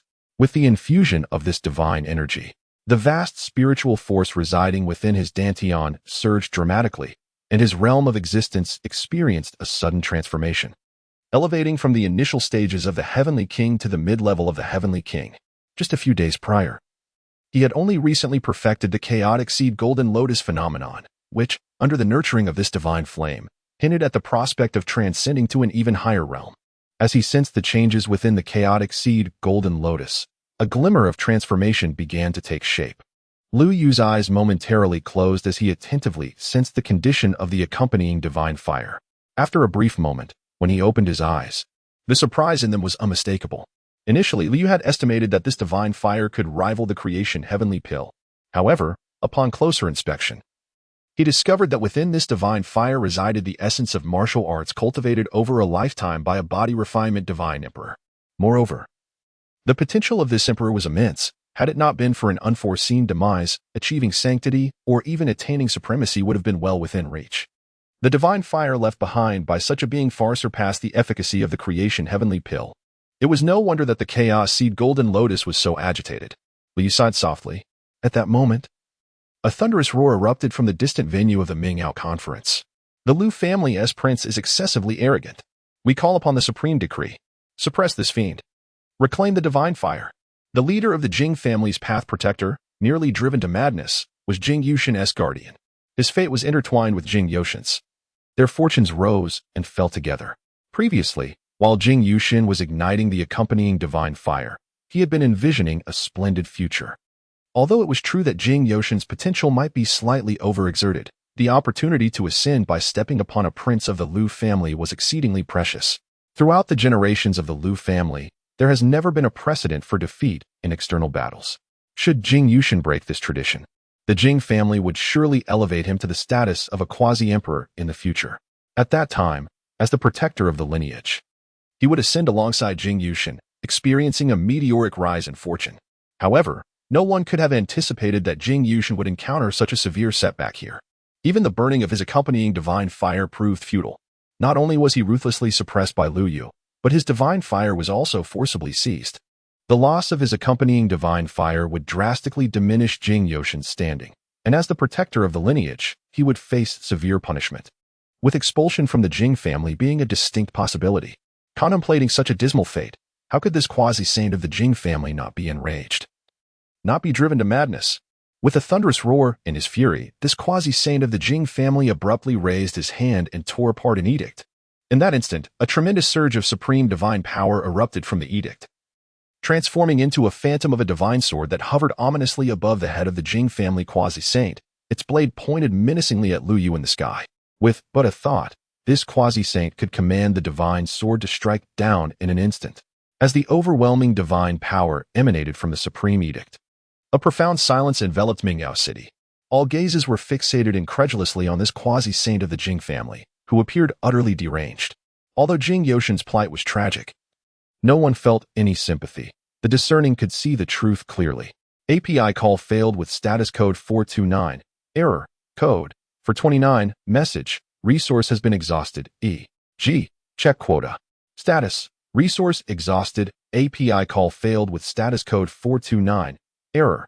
Code. For 29. Message. Resource has been exhausted. E.g. Check quota. Status. Resource exhausted. Behind Lu Yu, Ji Ming stepped forward with determination.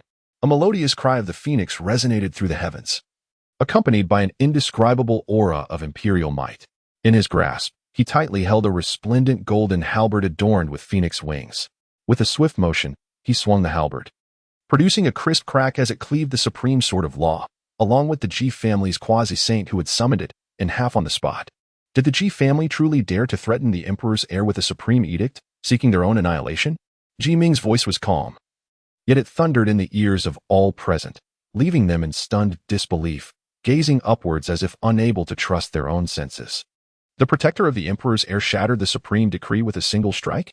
This must be a jest. That Ji Ming was merely at the Saint King level. But it was the halberd, the phoenix-winged golden halberd. It was a Tao Emperor weapon, one of the 3 legendary imperial weapons of the esteemed Tai Su. At last, a master recognized the origin of the halberd in Ji Ming's hand and could not help but exclaim in astonishment. Even Liu turned his gaze toward his venerable protector, a hint of surprise in his eyes. He had not anticipated that his guardian harbored such profound depths. To possess a Tao Emperor weapon at his side was indeed a terrifying foundation. Sensing Lu Yu's astonished gaze, Ji Ming smiled faintly and communicated telepathically with Lu Yu. This was a gift from my ancestor, who, upon learning that I became the protector of the emperor's heir, specifically bestowed it upon me to safeguard you.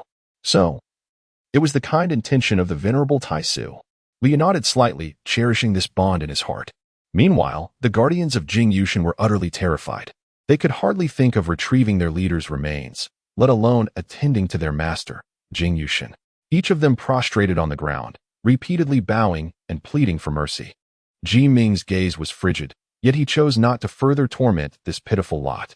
After rendering them powerless, he instructed them to take Jing Yushin and retreat back to the Jing family. As they departed, their figures dejected and forlorn, the onlookers turned their eyes toward Lu Yu, filled with profound reverence. The might of the first imperial clan was indeed formidable. It was astonishing that even a guardian of a prince possessed a weapon of transcendence. Whispers of admiration circulated among the crowd as they regarded Lu Yu with envy, yet it remained merely envy. In the Battle of Mingdao City, Lu Yu had conclusively demonstrated his prowess. The primordial holy body rightfully embodied extraordinary combat strength, affirming his status as a true imperial prince. Just as the crowd was lost in admiration, Chu Qingyao approached, offering a slight bow to Lu Yu.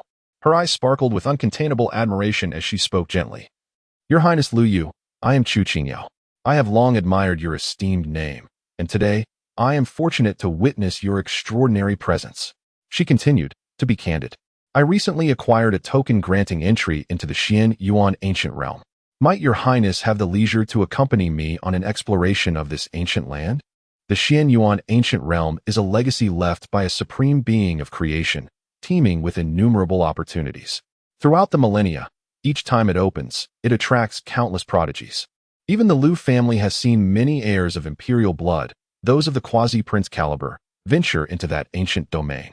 This is due to the remarkable prowess of the Xian Yuan Supreme, who, in his lifetime, had defeated the primal royal families at the level of transcendence. Despite the multitude of talents who have entered the Xian Yuan ancient realm over the years, the core legacy of the Xian Yuan Supreme has remained unattainable. Thus, the tokens granting access to the Xian Yuan ancient realm are exceedingly precious. The emergence of just one token often incites significant turmoil, drawing numerous prodigies from holy lands and divine dynasties to vie for it fiercely. Even a princess of an immortal ancient nation like Chu Qingyao must expend considerable effort to obtain a token. Acquiring 2 tokens would require substantial resources and manpower. Nevertheless, Chu Qingyao approached Lu Yu, expressing her desire for him to accompany her, offering to bestow upon him 1 token. Her sincerity was unmistakable. Of course, for Lu Yu. Should he desire it, the Lu family could procure not just 2 tokens, but even tenfold, should the need arise. However, such comparisons would be rather callous. And as for the Xian Yuan ancient realm, Lu Yu murmured softly, a flicker of surprise dancing in his eyes. The Xian Yuan ancient realm is replete with opportunities, yet Lu Yu remains indifferent to them. What truly captivates him is the invaluable treasure concealed within the depths of the Xian Yuan ancient realm. If memory serves, the legendary primordial Dao fruit should still be ensconced within a certain ancient formation in the deepest recesses of the Xian Yuan ancient realm. The primordial Dao fruit is a supreme treasure, its worth surpassing even that of the legendary Phoenix Nirvana fruit. In the original timeline, the primordial Dao fruit hidden within the Xian Yuan ancient realm went unnoticed until the conclusion of the human Dao era. It was only after this era, during the early days of the primordial age, that an unremarkable youth inadvertently stumbled into the Xian Yuan ancient realm and fortuitously discovered it. With the aid of the primordial Dao fruit, this formerly inconspicuous loose cultivator achieved unparalleled enlightenment. Despite his ordinary aptitude and roots, he managed to ascend to become one of the mightiest beings of the early primordial age, cultivating to the 10th level of the true emperor stage, and forging a unique path to transcendence. Had it not been for the catastrophic upheaval at the end of the human Dao era, which claimed the lives of numerous emperors and dominators of forbidden zones, leading to a profound silence of the heavenly heart laws, that loose cultivator, whose potential could at best ignite divine flames, would undoubtedly have attained the status of an emperor through the primordial Dao fruit. Reflecting on the value of the primordial Dao fruit concealed within the Xian Yuan ancient realm, he felt a surge of anticipation. Within Lu Yu's heart, there was a subtle stir. Although he possessed the Taichu sacred body and the eternal sword embryo, the former granted him unparalleled physical combat prowess, while the latter enhanced his comprehension solely in the realm of swordsmanship. Outside of this domain, Lu Yu's understanding could only be deemed as that of a conventional imperial talent, commendable, yet far from exceptional enough to eclipse his peers among the imperial lineage. However, should he successfully merge with that primordial Dao fruit, his comprehension could ascend to an extraordinary level, rivaling even his physical might, allowing him to stand proudly above his contemporaries. Contemplating this, Lu Yu promptly nodded. Since the princess had extended her invitation, he was more than willing to accept. Upon hearing his words, a flicker of delight appeared in Chu Qingyao's eyes. As she gracefully replied, the Xian Yuan ancient realm will open in approximately 10 days. Since your highness has consented, I shall notify the kingdom to prepare in the nearby cities of the ancient realm, awaiting your highness's arrival. 10 days remain? Lu Yu calculated that he could only stay in the eternal realm for 10 days at a time. This visit allowed him 3 more days. By this reckoning, he would return to the eternal realm just in time for the opening of the Xian Yuan ancient domain. The timing could not be more perfect. Lu Yu couldn't help but smile inwardly. With a month of preparation at hand, he could return to the mortal realm and meticulously investigate the location within the Xian Yuan ancient realm where the fortunate few from the primordial era had discovered the Huayuan Dao fruit. This would spare him from aimlessly wandering like a headless fly within the ancient realm. Chu Qingya was unaware of Lu Yu's thoughts. Yet she was already filled with anticipation for this journey to the Xian Yuan ancient realm. Upon hearing Lu Yu's agreement, she promptly sent a message to the great Chu ancient kingdom and prepared to take her leave, intending to wait for Lu Yu in a nearby city.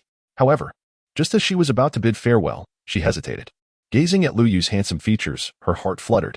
For reasons unknown, she felt a twinge of reluctance to part ways with him. At that moment of uncertainty, her guardian leader, a female sage from the great Chu ancient kingdom, gracefully approached. She first offered a slight bow to Lu Yu before turning to Chu Qingyao with a gentle smile. Princess, we have just received a message from the former ruler. What did grandfather say? Chu Qingyao asked, her eyes filled with concern. Has something happened to him?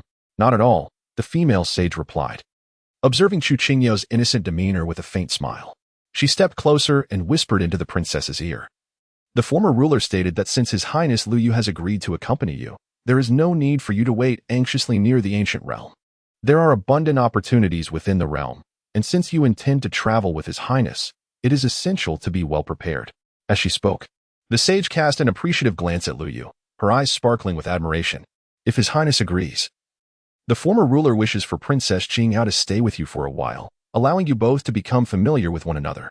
This would facilitate cooperation and mutual understanding once you enter the Xianyuan ancient realm. Would His Highness be amenable to this arrangement? Upon hearing her guardian leader's words, Chu Qingyao's cheeks flushed a rosy hue, while Lu Yu, momentarily taken aback, soon broke into a warm smile. If the princess is willing, it would be my utmost honor. This gesture served as a display of goodwill and allegiance to the former ruler of the great Chu kingdom. Lu Yu would naturally not decline. The contemporary 9 emperors of the Lu family, apart from Lu Yu, each command numerous factions that serve as their wings. It is not only the immortal orthodox lineage of the ancient Dezhu kingdom that holds sway. Even the forces of quasi-emperors are not limited to a singular entity. In such a context, the overture from the ancient lord of Dezhu is indeed significant. Lu Yu, currently devoid of any supporting factions aside from the pathguarding team led by Ji Ming, would find it inconceivable to decline. Observing Chu Qingyao, her face a blend of anticipation and hesitation, exuding an air of delicate indecision, he could not help but be moved. API call failed with status code 429. Error. Code. For 29. Message. Resource has been exhausted, e.g. check quota. Status. Resource exhausted. Lu Yu spoke earnestly, his tone imbued with sincerity. His words were not solely intended to provide Chu Qingyao with a means of escape. Possessing the Tianwei Dao body. While her overall aptitude may not reach the level of an imperial scion, her comprehension certainly qualifies her to be ranked among the elite. In fact, her insight surpasses that of Lu Yu at present. Engaging in philosophical discourse with her would not only aid Lu Yu in deciphering the ancient scroll of Taichu, but would also significantly accelerate the cultivation progress of the other profound legacies of the Lu family. Moreover, Princess Qingyao enjoys the favor of the heavenly Dao, which not only enables her to navigate fortune and misfortune herself, but also enhances the luck of those close to her. Although a prior encounter had not occurred, it is noteworthy that her family has now taken the initiative to present this young princess before him. How could Lu Yu possibly miss this opportunity? Furthermore, within the Grand Tower of the Lu family, there exists a substantial legacy of teachings aligned with the princess's celestial lunar physique. Accompanying me, the princess will undoubtedly find this journey worthwhile. As Lu Yu spoke, Chu Qingyao's delicate face flushed, her enchanting eyes revealing a struggle within. She yearned to nod in agreement, yet hesitated, contemplating whether such a direct affirmation might appear somewhat lacking in modesty. Below them, countless male warriors and youthful prodigies in Mingyao City held their breath. Captivated by the goddess of their dreams, their hearts racing with trepidation. Although they felt unworthy of competing with Lu Yu, they were reluctant to surrender until the final moment. Thus, they fervently prayed in their hearts for Chu Qingyao to decline, as long as she refrained from agreeing. They could still deceive themselves into believing there remained a glimmer of hope. Yet, in the next instant, Lu Yu faintly perceived the sound of countless hearts shattering. Very well. In the coming days, I kindly request your guidance, esteemed Emperor Lu Yu. Chu Qingyao's voice emerged softly, delicate as a whisper, her face radiating shyness. Where had gone the dignified, aloof beauty reminiscent of a solitary moon? She appeared instead like a bashful bride about to cross the threshold. Lu Yu smiled faintly and stepped forward to gently grasp Chu Qingyao's hand. Under the watchful eyes of countless heartbroken gazes, and with Ji Ming and the female saint of the great Chu ancient kingdom observing with affectionate smiles, he ascended to his divine vessel. However, just as Lu Yu was preparing to return to his family, a radiant beam of light soared into the sky within Mingdao City, arriving before the divine vessel. Ji Ming and the other holy guardians of Lu Yu furrowed their brows, ready to reprimand the newcomer. Yet, before they could utter a word, the young man riding the ethereal light spoke respectfully.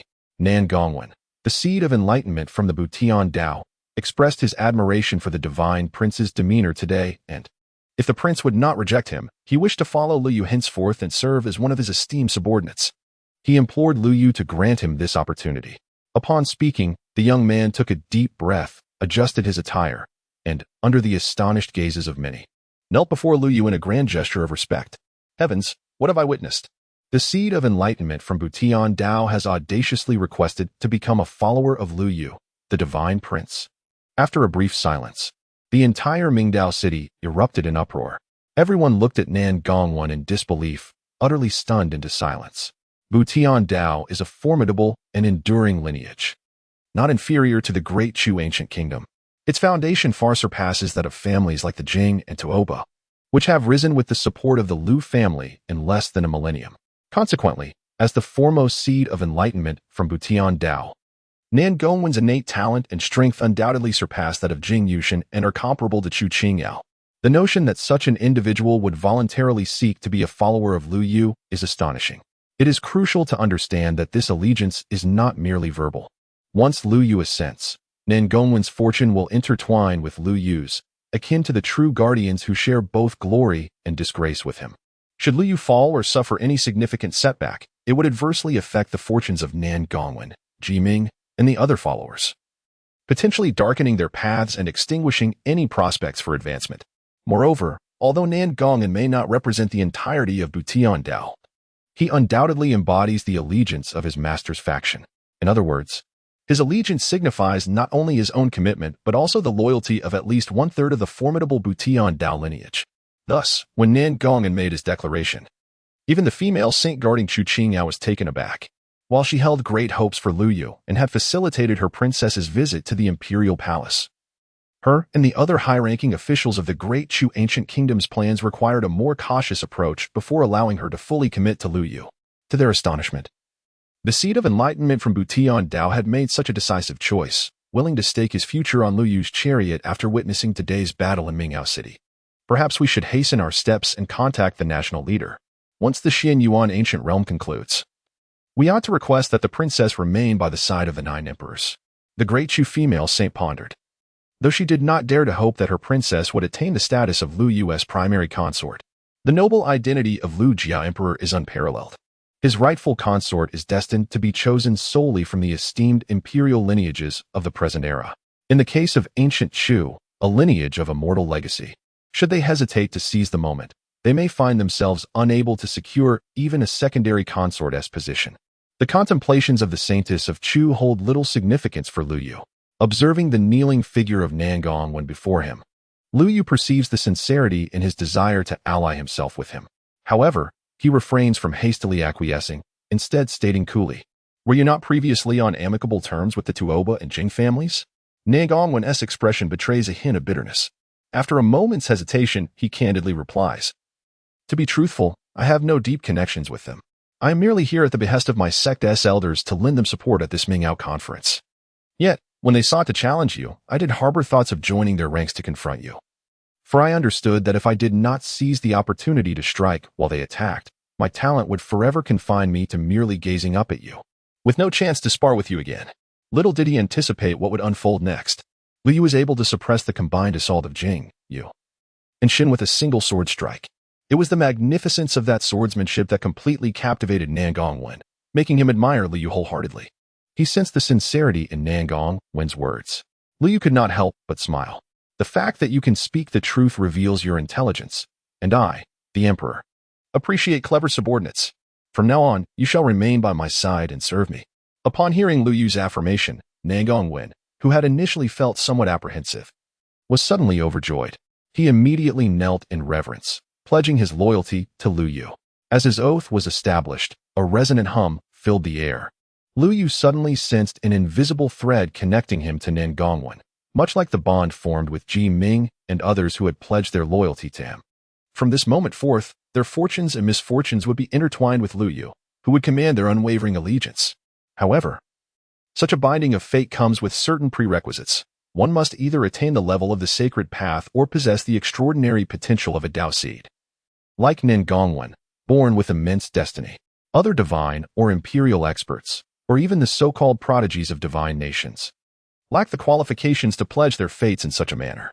As they witnessed Nan Gongwen genuinely swearing to follow Lu Yu, the assembly of numerous talented individuals at the Ming Dao conference began to stir with excitement. Their gazes towards Lu Yu grew fervent, prompting a new wave of exceptional young talents from sacred places to step forward. Although they might not match the caliber of Dao seeds, they were nonetheless distinguished within the contemporary youth, possessing a certain degree of innate fortune. Upon seeing Lu Yu accept Nan Gongwen, these talents aspired to align themselves with him. Yet, Lu Yu held little interest in this group. As the son of the era, he was selective about those he chose to accept. It was not that he looked down upon the prodigies of sacred places, but rather that this particular batch seemed to be mere opportunists. Had Liu not attended the Mingdao conference, these same prodigies would likely have been reverently pledging their loyalty to figures such as Jing Yushin or Tuoba Xian and Tuoba Hao. Their sincerity was lacking, and their talents paled in comparison to Nan Gong and S. Did they expect to rise alongside him simply by uttering a few flattering words? He was the son of the era, not a saint. Rest assured, son of the era.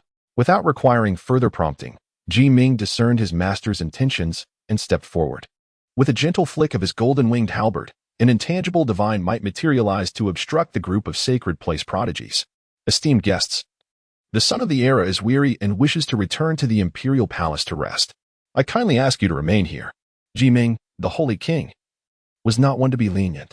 Some bold prodigies from the sacred places dared to voice their thoughts, but a mere glance from Ji Ming sent chills down their spines, silencing them instantly.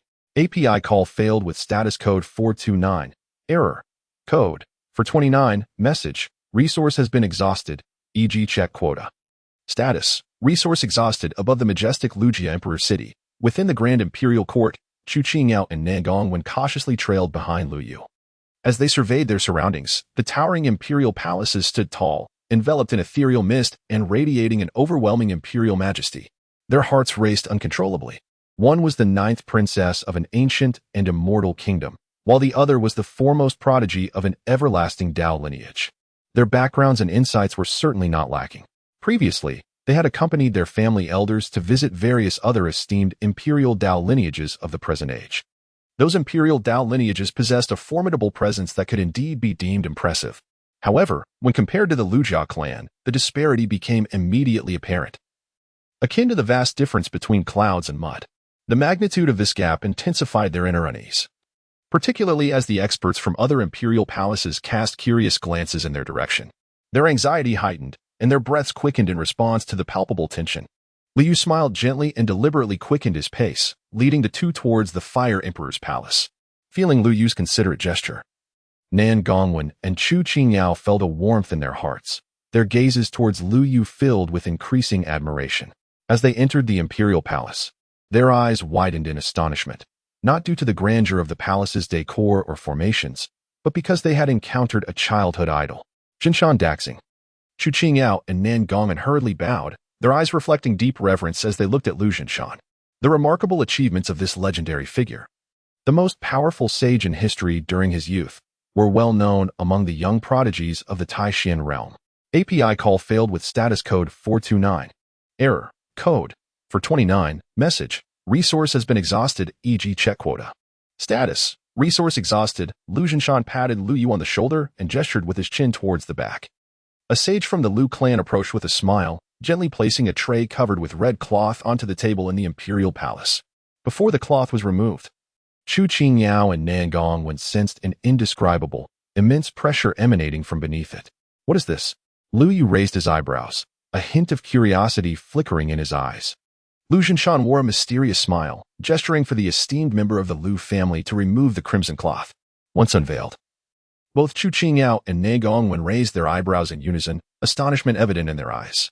Beneath the cloth lay 3 exquisite vials of supreme blood, each unique in its own right, elegantly arranged on a tray. An indescribable and overwhelming aura of supremacy emanated from the vials, accompanied by a surging vitality that pulsated from within. Had it not been for the jade vials sealing them, which were also of considerable quality, Chu Qingyao and Nan Gongwen would have had no doubt. The sheer force of these 3 vials of blood was sufficient to sweep across the entire imperial court, even affecting the Lu family's imperial city in the 9 heavens. Such vigorous life force signified but one possibility: these vials contained the pinnacle of blood, freshly extracted from the hearts of supreme realm beasts. Their value is likely comparable to that of the blood of those who have attained the path of the emperor. Chu Qingyao and Nan Gongwen could not help but swallow hard, their gazes toward Lu Yu filled with increasing reverence. Was this what the Lu family had prepared for the prince of the imperial court? The foundation of the foremost imperial clan indeed bore terrifying depth. However, they were left wondering from which supreme beast this extraordinary blood had been harvested. While their hearts were filled with shock, a tinge of confusion lingered in their minds. Extracting the heart's blood from supreme realm beasts was undoubtedly a fate worse than death for them. The collection of an entire vial of blood could easily negate millennia of hard-earned cultivation, potentially jeopardizing their future paths, rendering any further advancement impossible. Thus, If any supreme beast sensed it was to be subjected to such a fate, it would fiercely resist to the death.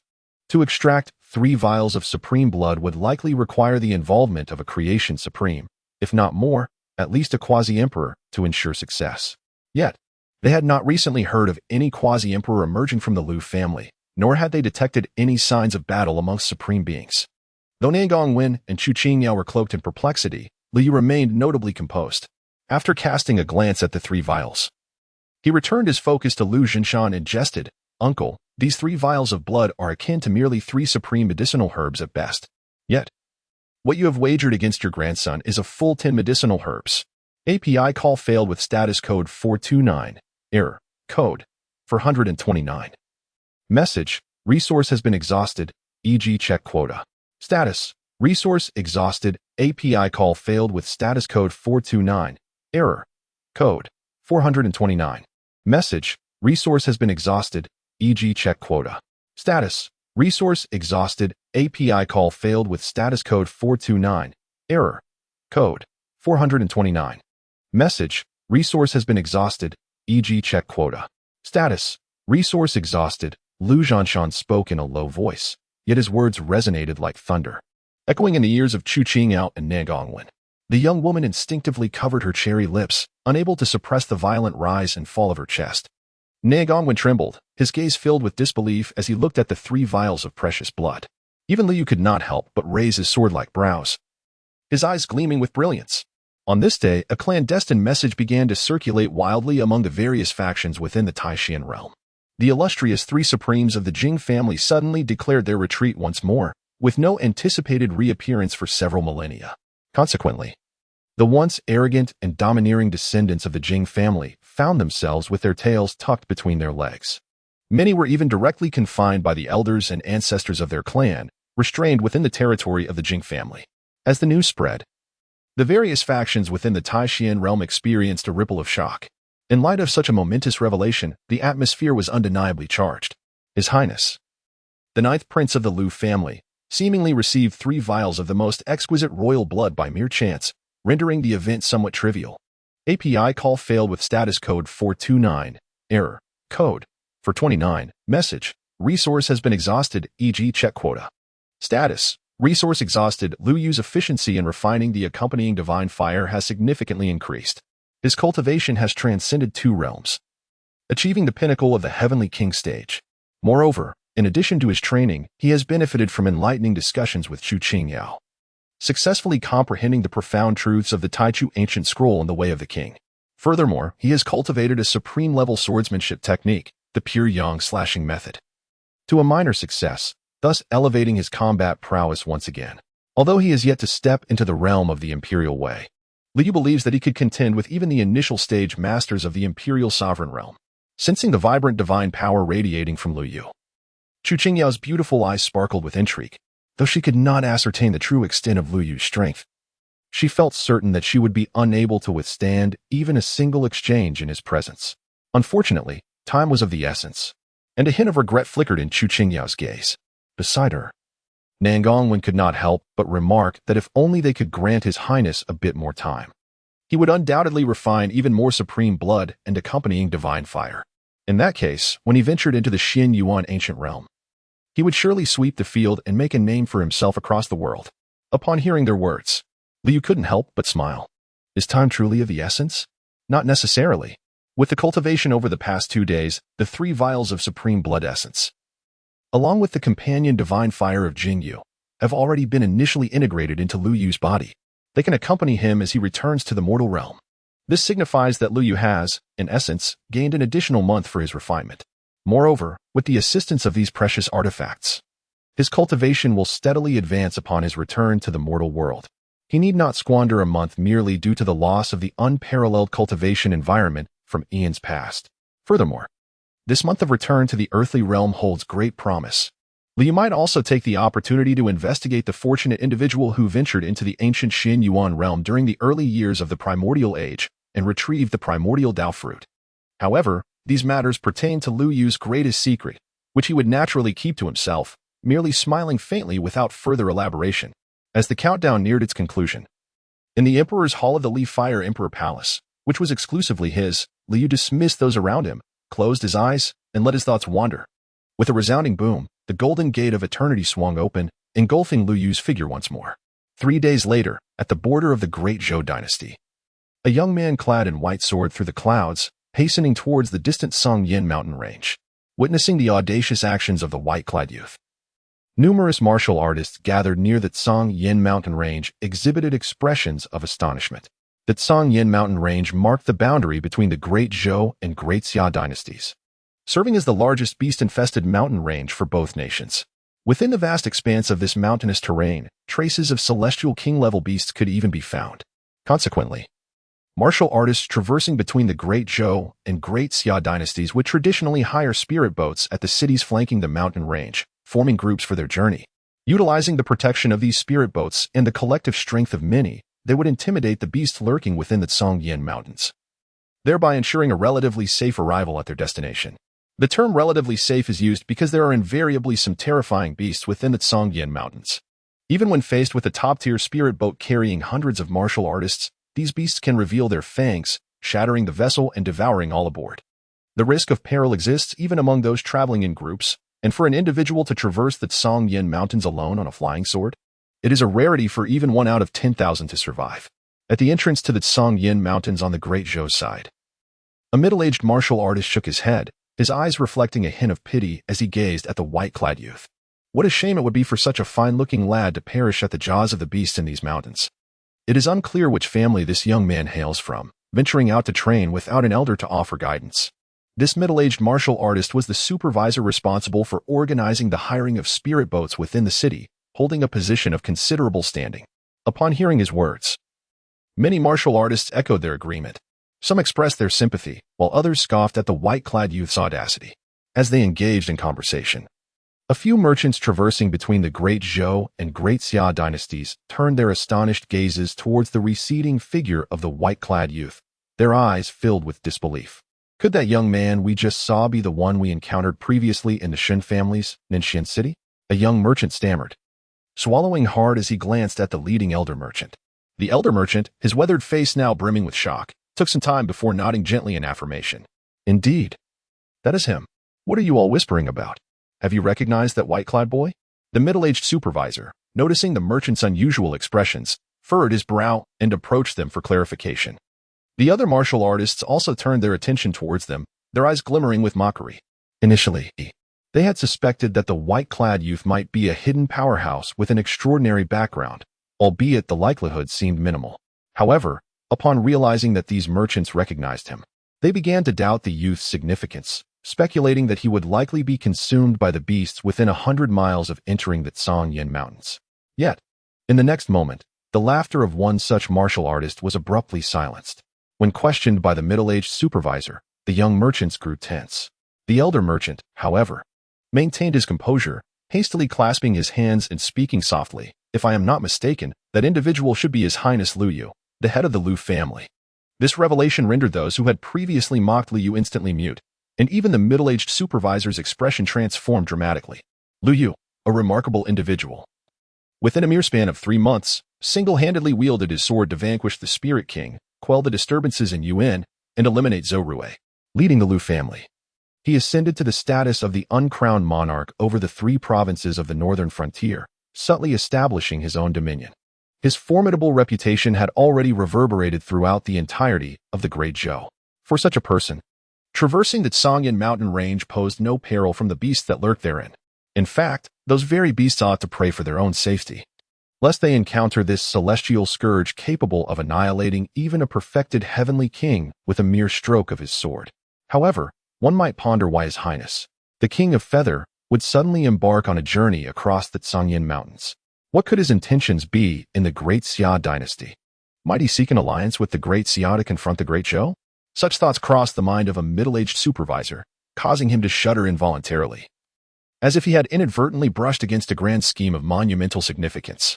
Were Liu to become aware of this supervisor's musings, he would likely erupt into laughter. For with his current prowess, there was no need to engage the Great Xia dynasty in order to usurp the Great Zhou. One sword, wielded by himself alone, sufficed. Yet, at present, he lacked the leisure for such ambitions. The resources collected from sweeping through the 3 provinces of the northern frontier had yet to be fully assimilated by his family, rendering any hasty expansion unnecessary. More pressing than territorial conquests was the imperative to uncover the precise whereabouts of the chaotic Dao fruit, the very essence that forged the ancestors of the Yun family. Within the depths of the Xian Yuan ancient realm since his return to the present world 3 days prior, Lu Yu promptly proceeded to the ancestral hall. Seeking insights from the family's ancient history and inquiring among the elders, including his grandfather, to ascertain whether anyone possessed knowledge regarding the lineage of the Yun family's ancestors. Regrettably, no one was aware of any pertinent details. In a bid to expedite his investigation, Lu Yu issued a bounty throughout the 3 states of northern frontier, seeking information about the whereabouts of Yun family descendants. Shortly after the announcement, an individual indeed came forth to claim the reward, none other than the resolutely loyal and submissive Wang Mou. According to Mou, in his youth, he had journeyed through several nations in the eastern wasteland in pursuit of a breakthrough into the royal realm. During his travels, he encountered a minor clan within the Great Xia dynasty.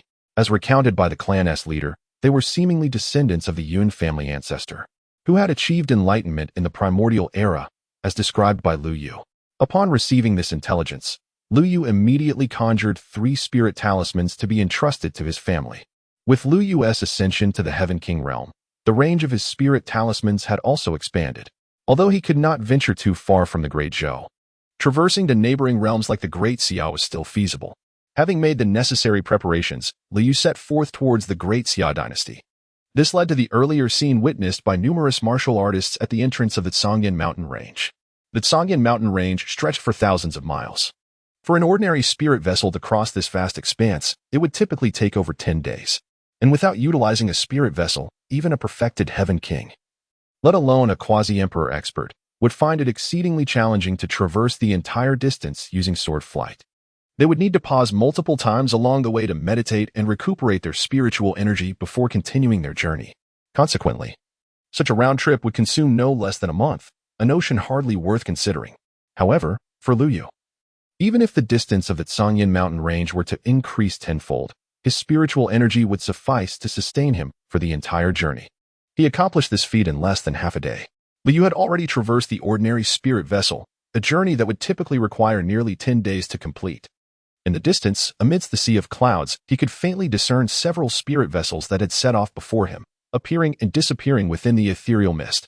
Ahead of Lu Yu, 4 spirit boats glided steadily through the clouds. However, despite their shared journey, a distinct hierarchy was evident among them.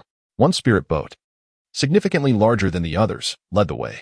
Its body radiated a resplendent golden-purple hue, adorned with carved flight runes that inhaled and exhaled the essence of heaven and earth, enhancing the boat's speed and generating gusts of formidable wind. This overwhelming presence compelled the 3 trailing boats to decelerate, lest they be disrupted by the turbulent winds. Such a domineering display elicited furrowed brows from the warriors aboard the 3 boats, with their leading expert casting dissatisfied glances towards the golden-purple vessel, his eyes edged with frost. Yet, upon noticing the figures standing upon the deck of the golden-purple boat, their displeasure was swiftly quelled. The warriors from the 3 boats were not natives of the Great Zhou, but rather martial experts who had ventured from the Great Xia dynasty to the Great Zhou for trade and exploration.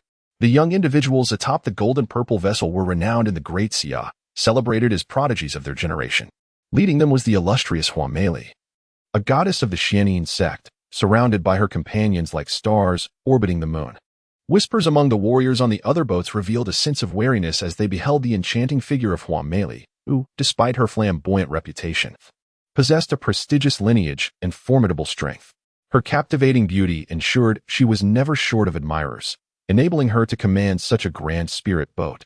Spacious enough to accommodate over 1,000 warriors, yet currently occupied only by her and a handful of her followers. This brazen display, while frustrating to onlookers, undeniably attracted envious glances. Sensing the admiration directed her way, Huameli's smile deepened, as her nature reveled in showing off, particularly enjoying the sight of others' suppressed indignation. The warriors from the 3 boats unwittingly gratified her desires, prompting her to signal the captain steering the boat to reduce their speed further. Understanding her intent, he promptly lessened the infusion of spirit stones into the flight runes. As the boat slowed, Lu Yu, trailing behind the 4 vessels, caught up. What? Someone dares to traverse the Zhongyan mountain range on a rainbow? Which bold expert is this? Sensing the aura approaching from behind, the warriors on the four boats turned to see Lu Yu's youthful and striking visage, their eyes flashing with surprise.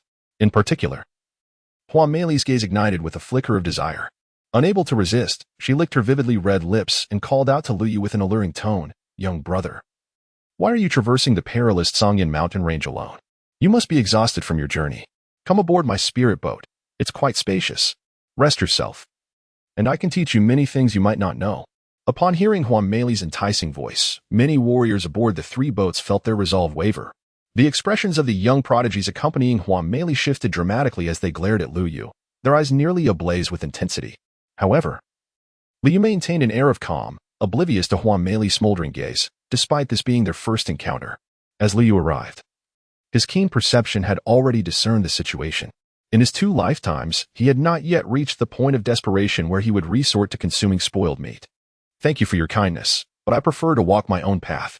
His seemingly polite yet unyielding refusal darkened the countenance of Hua Majin, who had enjoyed a smooth journey on the purple gold spirit boat since embarking on the path of cultivation. The glances exchanged between Lu Yu and the few experts from the Xianyin sect who blocked his way were laced with an air of coldness. "Little brother, are you refusing my invitation?" Hua Majin's words were sharp as she commanded her subordinates, without hesitation. Swish! Before she could finish her directive, several experts assigned to her by the Xianyin sect leaped from the spirit boat, directly obstructing Lu Yu's path. "I will give you another chance. Will you board the ship, or choose to walk alone?" Observing the formidable figures blocking his way, Lu Yu could not help but shake his head with a wry smile. In a sense, this could be considered a disaster brought by a beauty, he muttered softly, turning his gaze towards the Xianyin sect's King Realm experts before him. "You have a chance to return to your spirit boat now, and I will treat this as if nothing has occurred. Otherwise, do not blame me for being merciless." How audacious! This insolent brat dares to speak so arrogantly. The elders surrounding Hua Majin were incensed by Lu Yu's words. "Elders, swiftly subdue this boy and bring him to us. We must teach him a lesson on behalf of the goddess Majin." However, at that moment, a savage roar echoed from the mountains. Unknown to the vessels, their prolonged stay in this area had attracted the attention of ferocious beasts. The ominous presence of these creatures locked onto the spirit boats, causing the warriors aboard to change their expressions dramatically. The Xianyin sect experts blocking Lu Yu's path furrowed their brows, abandoning their confrontation with him. They hurriedly returned to their spirit boat, urging it to accelerate, leaving Lu Yu and the other 3 boats behind. The remaining warriors on the other 3 vessels, witnessing this sudden shift, sprang into action, commanding their boats to hasten and evade the rampaging beasts. Yet, as they passed Lu Yu, the leaders of the boats hesitated momentarily, calling out to him, "Friend, do not hesitate. Quickly board the ship. The beasts have detected our presence. Do not be stubborn. Once we traverse this stretch, you can depart. Indeed, any of our 3 boats will suffice. Hurry aboard so we can escape these beasts." Having previously endured oppression from the Xianyin sect, the warriors aboard the 3 vessels felt a sense of camaraderie with Lu Yu, prompting them to invite him to join them. Witnessing this scene, a glint of coldness flickered in Hua Majin's eyes. "Third elder," she commanded icily, and her protector immediately understood her intent. "Rest assured, my goddess, leave it to me." The 3rd elder of the Xianyin sect grinned menacingly, raising his hand to unleash a surge of pure spiritual energy into the flight array of the purple gold spirit boat. Boom! The flight array erupted with divine light, causing the speed of the purple gold spirit boat to surge dramatically. As it accelerated, it generated a tumultuous wind that violently struck the 3 vessels, causing them to lose balance and slow down considerably. The warriors aboard the 3 vessels were taken aback. In the midst of a beastly assault, how could Hua Majin dare to employ such despicable tactics? This was no longer mere bullying. It was a scheme that could endanger their lives. Fury ignited in the eyes of the warriors as they realized the gravity of their situation. The 3 leaders, their expressions darkening, rushed to the flight arrays of their respective boats, desperate to regain control. However, the fierce wind was summoned by the 3rd elder of the Xianyin sect, and in their haste, they could not stabilize the vessels in time. They could only watch helplessly as hundreds of flying beasts charged towards them, claws bared and fangs glistening. "Damn it! Everyone, prepare yourselves. Activate the defensive and offensive spirit arrays and deal with these beasts first." The 3 leaders cursed under their breath, issuing commands as the warriors sprang into action, channeling their spiritual energy into the arrays. None dared defy the orders, yet the gravity in the eyes of the leaders remained unyielding. The The sudden emergence of the horde of flying beasts was too terrifying. Each creature was at least at the level of a quasi-king, with the strongest boasting king-level strength. Even with the protective arrays of their vessels, a battle of this magnitude would likely result in at least 50% casualties among the warriors on the 3 boats. With ill fortune, the 3 leaders themselves could sustain severe injuries. Damn the Xianin sect. The 3 leaders seethed internally, preparing to retaliate when suddenly, swish. Liu ascended on the ethereal rainbow, positioning himself before 3 spirit vessels, shielding them from the onslaught of countless ferocious beasts rushing forth. Little friend, what do you intend to do? Brother, do not act rashly. The 3 leaders of the Wang realm, along with the multitude of martial artists aboard the vessels, were struck with astonishment. Even from a distance, Hua Mei and her companions aboard the purple-gold vessel halted, casting bewildered glances towards Lu Yu, their eyes brimming with confusion. Has this young man lost his senses? Does he truly believe he can single-handedly confront such a horde of beasts? The several prodigies beside Hua Mei, who harbored deep-seated envy towards Liu for nearly claiming their revered goddess, could not suppress their derisive laughter upon witnessing him standing defiantly before the swarm of monsters. In Hua Mei's gaze, there was a mixture of satisfaction and a tinge of regret. What a pity for such a handsome visage. Had she foreseen the approach of these beasts, she would have urged the elder to intervene sooner, allowing her a moment of indulgence before casting him to the monsters. Yet, despite her regret, Hua Mei refrained from demanding her protective leader to rescue Lu Yu. After all, the combined strength of those hundreds of beasts was beyond the capabilities of the 3rd elder of the Xianin sect. Only one of imperial stature would dare to claim the ability to save Liu from the clutches of such formidable foes. But an imperial-level expert? The sectmaster of Xianin was of similar caliber. Such a figure, even in proximity to Hua Mei, would not be recklessly commanded. While Hua Mei lamented inwardly, the leaders of the 3 spirit vessels and their martial practitioners, though unsure from whence Lu Yu derived his courage, could not idly observe as a mere youth stood in their path. Brother, board the vessel. Together we shall withstand this, cried the most formidable female martial king among the 3. API call failed with status code 429. Error. Code. 429. Message. Resource has been exhausted, e.g. Check quota. Status. Resource exhausted. Lu Yu waved his hand, unleashing a magnificent beam of sword light, akin to a sun rising amidst the clouds, sweeping towards the horde of hundreds of demonic beasts. In its wake, each beast fell as if confronted by the scorching summer sun melting winter snow.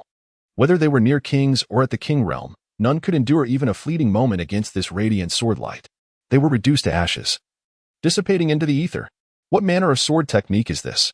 The assembled warriors stood in stunned silence, their gazes towards Lu Yu filled with incredulity. Yet, Lu Yu remained composed.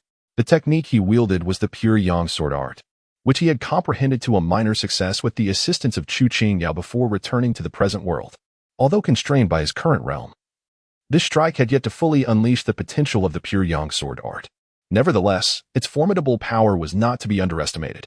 It was not merely the flying demonic beasts that could be easily subdued, even if faced with hundreds of near kings or beasts of the royal realm. The outcome would be no different. Lu Yu's sword was still capable of effortlessly sweeping them away. The hearts of the martial artists surged with excitement.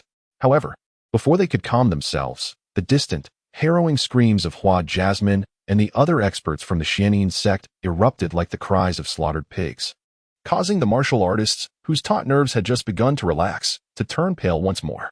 Elder Third, quickly adjust the direction of the spirit vessel. Ahead lies a tide of bloodthirsty demon mosquitoes. Do not rush me. I am doing my utmost. We are doomed. If the tide of bloodthirsty demon mosquitoes comes at us, we are all finished. On the purple gold spirit vessel, just moments ago, Hua Jasmine and her companions had looked down from their elevated position, leisurely watching Lu Yu and the others fight desperately against the hundreds of flying demon beasts. Now, their faces were filled with sheer terror. Even the 3rd elder wore a look of horror. He exerted every ounce of spirit power to steer the vessel towards Lu Yu's direction. Behind them, a massive wave of demon beasts, dark as a storm cloud and resembling a gray mist, charged forward. As the martial artists on the 3 spirit vessels finally glimpsed the monstrous wave of demon beasts, their eyes were instantly filled with dread. It is indeed the tide of bloodthirsty demon mosquitoes. What on earth are the border guards doing? Why haven't they cleared out so many bloodthirsty demon mosquitoes? How could they allow them to gather into a beast tide? At this moment, there was no time to worry about such matters. They had to flee for their lives. Wang Jing, the leader on one of the spirit vessels, shouted in desperation. Even the somewhat infatuated female Martial King quickly regained her senses, immediately directing her crew to alter their course in preparation for escape. Though bloodthirsty demon mosquitoes were not particularly formidable, typically only at the Divine Bridge stage, a solitary mosquito, or even a few hundred or thousand, would not instill fear. Any Martial King could easily obliterate a group of them. However, once the number of bloodthirsty demon mosquitoes amassed to over 100,000, the situation transformed drastically. When over 100,000 bloodthirsty demon mosquitoes converged, they could reproduce and evolve into commanding leaders at the quasi-king or even king level. Under the leadership of such a mosquito commander, a tide of more than 100,000 bloodthirsty demon mosquitoes could send even quasi-imperial experts fleeing in terror, rendering them powerless to resist. This kind of beast tide could only be reported to the imperial city, requesting the ruler's intervention for a chance of extermination. As the martial artists on the 3 spirit vessels beheld the ominous tide of bloodthirsty demon mosquitoes, chills ran down their spines. Each one desperately urged their spirit power to increase the vessel's speed of escape. Yet, the number of attacking bloodthirsty demon mosquitoes was simply overwhelming. Even though Hua Jasmine and the other Xian sect experts aboard the purple gold spirit vessel drew a significant portion of the firepower, a considerable number of bloodthirsty demon mosquitoes still surged over that vessel, charging toward them. As the dark swarm of bloodthirsty demon mosquitoes loomed closer, despair filled the eyes of the martial artists aboard the 3 spirit vessels. Yet, at that moment, a swift sound pierced the air. API call failed with status code 429. Error. Code 429. Message. Resource has been exhausted, e.g. check quota. Status. Resource exhausted. Lu Yu acted swiftly on 3 occasions, rescuing the warriors aboard 3 spirit vessels with an astonishing speed that was almost imperceptible. The warriors on these vessels merely felt a fierce wind rushing past their ears. By the time they regained their senses, they found themselves at an astonishing distance. Who was this young master? What manner of deity possessed such formidable power? The warriors on the 3 spirit vessels exchanged incredulous glances, their faces reflecting a profound disbelief. Even the 3 leaders, experts of the Wang realm, appeared somewhat dazed. For Lu Yu was astonishingly youthful, certainly not surpassing the tender age of 20. Yet, his prowess eclipsed theirs by an unimaginable margin, leading them to feel as though their decades of cultivation had been futile. Surely, there could not be such a prodigy in our Xia dynasty. Just as they were enveloped in shock, a swift motion occurred. Lu Yu's figure flickered as he broke free from the encirclement of the bloodthirsty magic mosquitoes. At that moment, aboard the purple gold spirit vessel surrounded by the relentless creatures, voices of desperation echoed. Young master, your highness, esteemed elder, we were blind and failed to recognize your greatness. Please, forgive our transgressions and save us. A young woman implored. If you lend your hand, I am willing to become your servant, simply begging for my life. The elder, the 3rd elder of the Xian sect, added, if you assist us, our entire sect shall forever remember your great kindness. From the esteemed 3rd elder to the likes of Hua Mo Li and the group of prodigies surrounding her, they all witnessed Lu Yu effortlessly vanquishing hundreds of flying beasts, and then extending his hand to rescue the warriors aboard the 3 spirit vessels. Hope ignited in their eyes as they felt they had encountered a savior. While they activated the defensive formations on their vessels to barely fend off the onslaught of the bloodthirsty mosquitoes, they repeatedly called out to Lu Yu for help. Observing their pitiful and woeful appearances, many warriors aboard the 3 vessels furrowed their brows. While they found the Xian sect's members detestable, they could not help but feel a twinge of pity for them. Yet, Lu Yu remained composed, not casting another glance at the purple gold vessel. After rescuing the warriors from those 3 vessels, he soared into the clouds, a sword light flashing as he prepared to leave the swarm of bloodthirsty mosquitoes behind, continuing his journey towards the great Xia dynasty. Witnessing his departure, the members of the Xian sect aboard the purple gold vessel fell into despair, unable to suppress their curses against Lu Yu. You insolent brat, do not be so arrogant. Such cold-heartedness will surely invite retribution. Many began to shout at the bloodthirsty mosquitoes that were attacking them. Do not focus solely on us. Do you see that young man preparing to leave? If you kill him, your strength will surely increase. Observing their despicable behavior, the warriors aboard the 3 spirit vessels, who had initially felt some sympathy for the Xian sect's plight, now wore expressions of disdain, their faces turning pale with contempt. It seemed as though the bloodthirsty mosquitoes had understood the implication of the Xian sect's words. Or perhaps they simply did not wish to let go of such a prime target as Lu Yu. A significant portion of the swarm broke off and flew towards Lu Yu, their wings beating fiercely in pursuit. Upon witnessing this scene, Hua Emily and her companions aboard the purple gold vessel could not help but burst into laughter. Ha! Retribution has come. You are doomed, boy. Join us on your journey to the afterlife. In the distance, the warriors aboard the three vessels that Lu Yu had rescued were enraged at this sight. The three leaders, all at the king realm, exchanged glances, their expression shifting as a glimmer of determination crossed their eyes. Almost in unison, they soared towards Lu Yu's position, releasing their own blood energy to attract the attention of the bloodthirsty mosquitoes. Young master, flee. Leave these beasts to us, they shouted. Though their strength was lacking, they felt it was more than sufficient to draw away the bloodthirsty mosquitoes as a way to repay Lu Yu for his earlier acts of salvation. But before they could reach him, Lu Yu brandished his hand, and a more intense and mighty sword radiance than the previous strike cascaded down from his blade. In an instant, it reduced the tens of thousands of bloodthirsty demon mosquitoes that swarmed toward him to ashes. The three-team leader-level cultivators in the king realm, who were initially prepared for a desperate fight, were completely stunned on the spot. Their eyes trembled as they looked at Lu Yu. Those were tens of thousands of bloodthirsty demon mosquitoes, although not all 100,000 of them had pounced at once. Even tens of thousands combined were more than an average quasi-emperor could withstand. Yet, this scale of the beast tide couldn't withstand a single sword strike from this young man. Far away on the violet gold spirit boat, Huang Moli and the others, who had been excited, were dumbfounded. But at that moment, the third elder of the profound Yin sect seemed to realize something. Looking at the remaining swarm of bloodthirsty demon mosquitoes, a surge of ecstasy erupted in his eyes. Aha! We are saved. Don't be afraid. Quickly attack and pour spiritual energy into the array patterns. The third elder suppressed the joy in his heart and transmitted his voice to Huang Moli and the others, urging them urgently. That boy in white has killed a large number of bloodthirsty demon mosquitoes. Although we can't defeat the remaining ones, we can break through their encirclement with all our strength. Attack quickly, this is our last chance to escape. Before the third elder could finish speaking, he saw a thick, intense look of horror erupt in the eyes of Huang Moli and the others. He didn't bother to transmit his voice any further and turned his head abruptly. And then his entire being was almost torn apart with shock, under the despairing gazes of the third elder and other profound insect experts. With a gentle smile gracing his face, Lu Yu aimed at the majestic purple gold spirit vessel they occupied and flicked his fingers. A stream of spiritual energy, akin to a flying shuttle, swiftly descended upon the vessel's hull. In an instant, the purple gold spirit vessel shuddered violently.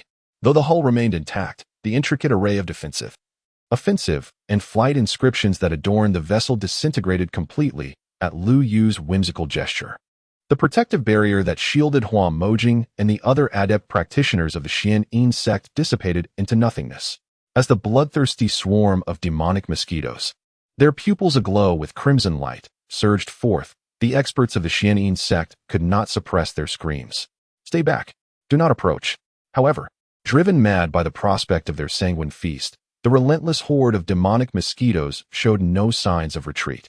In an instant, tens of thousands of them took to the air, their wings creating a cacophony of buzzing that drowned out the anguished cries of the Xian Yin sect practitioners, whose lamentations fell silent in mere moments. Having feasted on their fill, the bloodthirsty mosquitoes then turned their ravenous gaze towards Lu Yu's three spirit vessels behind him. Yet, upon glimpsing Lu Yu's formidable presence, the swarm trembled involuntarily, preparing to flee under their leader's command. But how could Lu Yu allow their escape? Initially, he had spared them to assist in clearing away the detritus. Now that the task was accomplished, he would not hold back. With a swift and decisive stroke of his sword, he sent the multitude of bloodthirsty mosquitoes to their eternal rest. Lu Yu sheathed his sword. The warriors on the three spirit boats in the distance, along with their three Wang realm leaders, all stood agape. Their gazes toward Lu Yu were filled with utter astonishment. Although they knew Lu Yu's strength was formidable, such combat prowess was simply too exaggerated. To so effortlessly quell the tide of bloodthirsty demon mosquitoes was a feat that likely rivaled even the sovereign of the great Xia dynasty. Just who was this young master? The three Wang realm leaders pondered, as they guided the warriors from the three spirit boats forward to express their gratitude to Lu Yu for saving their lives. Lu Yu waved his hand dismissively, indicating that there was no need for gratitude for such a trivial effort. He held a considerable admiration for the three leaders, Wang Jing, acknowledging that even if they were his saviors, not everyone would willingly exchange their lives to repay a debt of gratitude. Furthermore, The tone of the three suggested that they were formidable figures within the Great Xia dynasty, which piqued Lu Yu's interest. Although the King of Ghosts was aware that there existed a Yun family within the Great Xia dynasty, it had been far too many years since his youthful travels, leaving him uncertain whether the Yun family still occupied its original position. Thus, Lu Yu decided to inquire of the three before him. Might you have heard of the Yun family? The Yun family? The three leaders exchanged glances, and one of them, a female martial king, replied, Young master, do you possess any more detailed information? Simply mentioning the Yun family renders it rather difficult to delineate. She continued, within the Great Xia dynasty, we are aware of at least 5 or 6 families bearing the Yun surname. Liu pondered for a moment, are there any families with a venerable lineage? Perhaps even tracing back to the primordial epoch? Upon hearing this, the female martial king's countenance brightened with a smile. If it is this family you seek, then I am exceedingly familiar with them. The Yun family you inquire about is situated within Qing province, one of the 5 southern provinces of the Great Xia dynasty. With utmost respect, the female martial king offered a courteous bow and introduced herself. I am Qiu Xian, the Grand Elder of the Illusory Spirit sect, the foremost orthodox sect in Qing province. If it pleases the esteemed young master, I would be honored to guide you and lead the way to the Yun family. Upon hearing this, Liu was elated and immediately nodded. Then I shall trouble Elder Qiu. Promptly, Liu, accompanied by Qiu Xian, bid farewell to the assembly. The contingent of martial artists under Qiu Xian's command was entrusted to the care of 2 other domain-level leaders, a request that was met without hesitation. These leaders regarded Qiu Xian with undisguised envy. To ingratiate oneself with such a youthful paragon of the imperial path was an extraordinary stroke of fortune. Should they secure his patronage, the entire Illusory Spirit sect could potentially ascend to prominence. Qiu Xian, the martial king, and her Illusory Spirit sect are indeed fortunate. One of the younger domain-level leaders remarked with envy as they watched Qiu Xian depart with Lu Yu, riding the rainbow. The elder domain-level leader beside him chuckled upon hearing this. More fortunate than Qiu Xian and the Illusory Spirit sect, the Yun family is even more so. They had all heard Lu Yu mention that this enigmatic imperial domain master's mentor had a past acquaintance with a Yun family ancestor. Before passing away, the mentor had implored this master to look after the Yun family lineage. Considering the Yun family's years of wandering and dire circumstances, it was unexpected that they would experience such a reversal of fortune today. Who could truly foresee or calculate the vicissitudes of life? The 2 domain-level leaders were filled with emotion. Meanwhile, guided by Qiu Xian, Liu journeyed swiftly, soon departing from the Azure Flame mountain range and arriving in the Qing province. Throughout the journey, Liu benefited from Qiu Xian's insights. Lu Yu had gained a modicum of understanding regarding the circumstances of the Yun family. The Yun family's fortunes bore a resemblance to those of the Lu family. Yet their luck had been considerably less favorable. Decades prior, the Yun family had produced several prodigies. At its zenith, it boasted a confluence of 5 or 6 quasi-king realm experts. There was a burgeoning trend toward dominance over Mingzhou, the region where the Yun family was situated. Alas, as soon as the Yun family evinced a propensity for hegemony over the province, it was detected by the overlord of Mingzhou, the Zhanyu sect. Under a fabricated pretext, they proceeded to eliminate the Yun family's quasi-kings. Had the current head of the Yun family not been astute and promptly relocated to Qishou, seeking refuge under the aegis of the Illusory Spirit sect, the entire Yun family would likely have been annihilated. Presently, the Yun family possesses merely 2 or 3 divine bridge cultivators, a far cry from its former glory. As for comparisons with their ancestors, they are hardly worth mentioning. However, the family head has a daughter named Yun Chan, whose talent seems promising, garnering her some renown in the vicinity of Nanli City, where the Yun family resides. As Qiu Xian spoke, she gestured for Lu Yu to look ahead. On the horizon, a city emerged from the distant skyline, none other than Nanli City, the abode of the Yun family. Following Qiu Xian's guidance, Lu Yu glanced over, his brow involuntarily furrowing. Noticing Lu Yu's unusual expression, Qiu Xian paused momentarily before hastily directing her gaze towards Nanli City. Upon doing so, her brow too tightened in concern. What could be amiss? How dare the disciples of Zhanyu sect trespass into our Qingzhou to stir up trouble? Above Nanli City, a group of over 10 martial arts masters, clad in robes emblazoned with the characters of Zhanyu, loomed in the clouds. Below them stood a middle-aged couple and a graceful, demure young lady, standing shoulder to shoulder as they faced the formidable presence of the Zhanyu sect disciples from a distance. Behind them, numerous members of the Yun family had also gathered, their expressions brimming with indignation and resentment as they gazed at the martial experts suspended in the air. This scene momentarily left Liu in a daze, as it bore a striking resemblance to the plight his own family had recently endured. Just as he was lost in thought, a sudden tremor coursed through his consciousness, drawing his attention to the poised young lady in the white dress. A peculiar glimmer appeared in his eyes. This young woman emanated a remarkably potent aura of fortune. Ever since he had accepted Nangongwen as a follower, Liu could sense the existence of his own fortune. He could also faintly perceive the varying levels of fortune among those around him. However, this method of sensing was not entirely precise. It could only provide a degree of foresight regarding prodigies at the level of Dao Seed. At that moment, the figure of the girl in the white dress, whose aura of fortune flowed around her, struck Liu as genuinely possessing the qualities of a Dao Seed level prodigy. She was indeed an individual endowed with significant fortune. It was astonishing that such a declining family could still produce a Dao Seed level prodigy. Clearly, the Yun family was not a mere facade and had not led him on a fruitless journey. Throughout the ages, even the bloodlines of emperors could potentially lose their inheritance. How much more so for an unconventional quasi-imperial clan?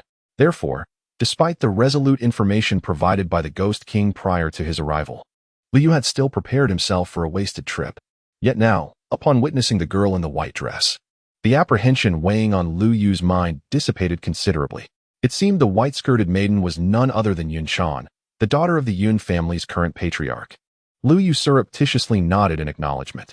With his divine sense, he could discern that Yun Shan's cultivation had indeed reached the divine bridge realm, on par with her parents. At the tender age of 17 or 18, akin to Liu's own years, and without the aid of numerous celestial treasures and nurturing, she had achieved this solely through the limited resources of the Yun family. Truly, she was deserving of the fortune she possessed. Liu, deeply impressed, was already contemplating extending an invitation. Such a prodigious talent, if brought under his command, would not only bestow a considerable augmentation of fortune upon the present Liu, but also significantly elevate the overall destiny of the Liu family. Nevertheless, the immediate priority remains resolving the predicament involving the Yun family. Liu's gaze was directed towards Nanli City. Before he could utter a word, Qiuxian, unable to contain herself, had already offered her apologies to Liu. In an instant, she soared into the sky, arriving above Nanli City. Her eyes fell upon the formidable experts from the Zhanyu sect, filled with a chilling intensity. The audacity of the Zhanyu sect was indeed overwhelming. One might mistakenly believe that they had already established dominion over the lands of Qizhou. On her way, Qiuxian had confidently assured Liu that if he was unable to assist, her sect, the illusory spirit sect, would willingly come to his aid, ensuring the safety of the Yun family. However, not long after her declaration, the Zhanyu sect's members contradicted her words, igniting her fury. As Qiuxian's voice resonated, the oppressive aura of a perfected Wang realm instantly enveloped the entirety of Nanli City, causing countless martial artists within to look up in astonishment. Their eyes were filled with awe as they turned towards Qiuxian. The members of the Yun family, too, gazed at her with gratitude, albeit tinged with surprise. After all, the arrival of the Zhanyu sect's experts could not have gone unnoticed, and given the illusory spirit sect status as the dominant power in Qingzhou, they should have intervened sooner. Yet, they had allowed this group to approach Nanli City, seemingly turning a blind eye to their actions. Why then did the esteemed elder Qiuxian suddenly emerge to confront them? The experts from the Zhanyu sect furrowed their brows at Qiuxian's words. The leading Wang realm expert coldly replied, "Elder Qiuxian, before our arrival, we had already communicated with your sect's second elder. The illusory spirit sect has consented to our actions. Are you now intending to breach this agreement? What did you say?" Qiuxian's brows knitted in confusion. Having recently returned from a prolonged expedition, she had not had the opportunity to consult with her sect. Hearing this, surprise flickered in her eyes. But she quickly regained her composure, having made her decision. It was possible that the sect had indeed acquiesced to the Zhanyu sect for some ulterior motive. However, on one side stood the Zhanyu sect, and on the other, the enigmatic yet potent Liu, whose strength likely rivaled that of the imperial realm. The choice was clear. There was no need for further deliberation. The so-called consent from the illusory spirit sect's higher-ups, given without my permission, holds no weight. You. The leading figure from the Zhanyu sect turned pale upon hearing Qiuxian's declaration. Were they to challenge her? Qiuxian cast a cold glance at him, her perfected Wang realm pressure bearing down upon him, forcing him and his entourage to stagger backward several paces. The Zhanyu sect's elite were primarily composed of Shindao and quasi-Wang realm experts. The strongest among them was a Wang realm expert named Qin Yuan, whose cultivation was merely at the mid-tier Wang realm, pale in comparison to Qiu Xian's prowess. Very well. Since Elder Qiu Xian is so domineering, we shall take our leave. I only hope you do not come to regret this decision. Despite their resentment, Qin Yuan and the Zhan Yu sect members lacked the courage to confront Qiu Xian directly. With a bitter parting remark, they retreated in disarray. Witnessing the Zhan Yu sect's aggressive approach transform into a hasty withdrawal, the Yun family breathed a collective sigh of relief. They rushed forward to express their gratitude to Qiu Xian for her timely assistance. Qiu Xian gestured dismissively, saying, "Do not thank me. I am merely fulfilling a request." It was young Master Lu who truly intervened and saved your entire clan. As she spoke, Qiu Xian introduced Lu Yu. The members of the Yun family looked at him in astonishment, for he appeared exceedingly youthful.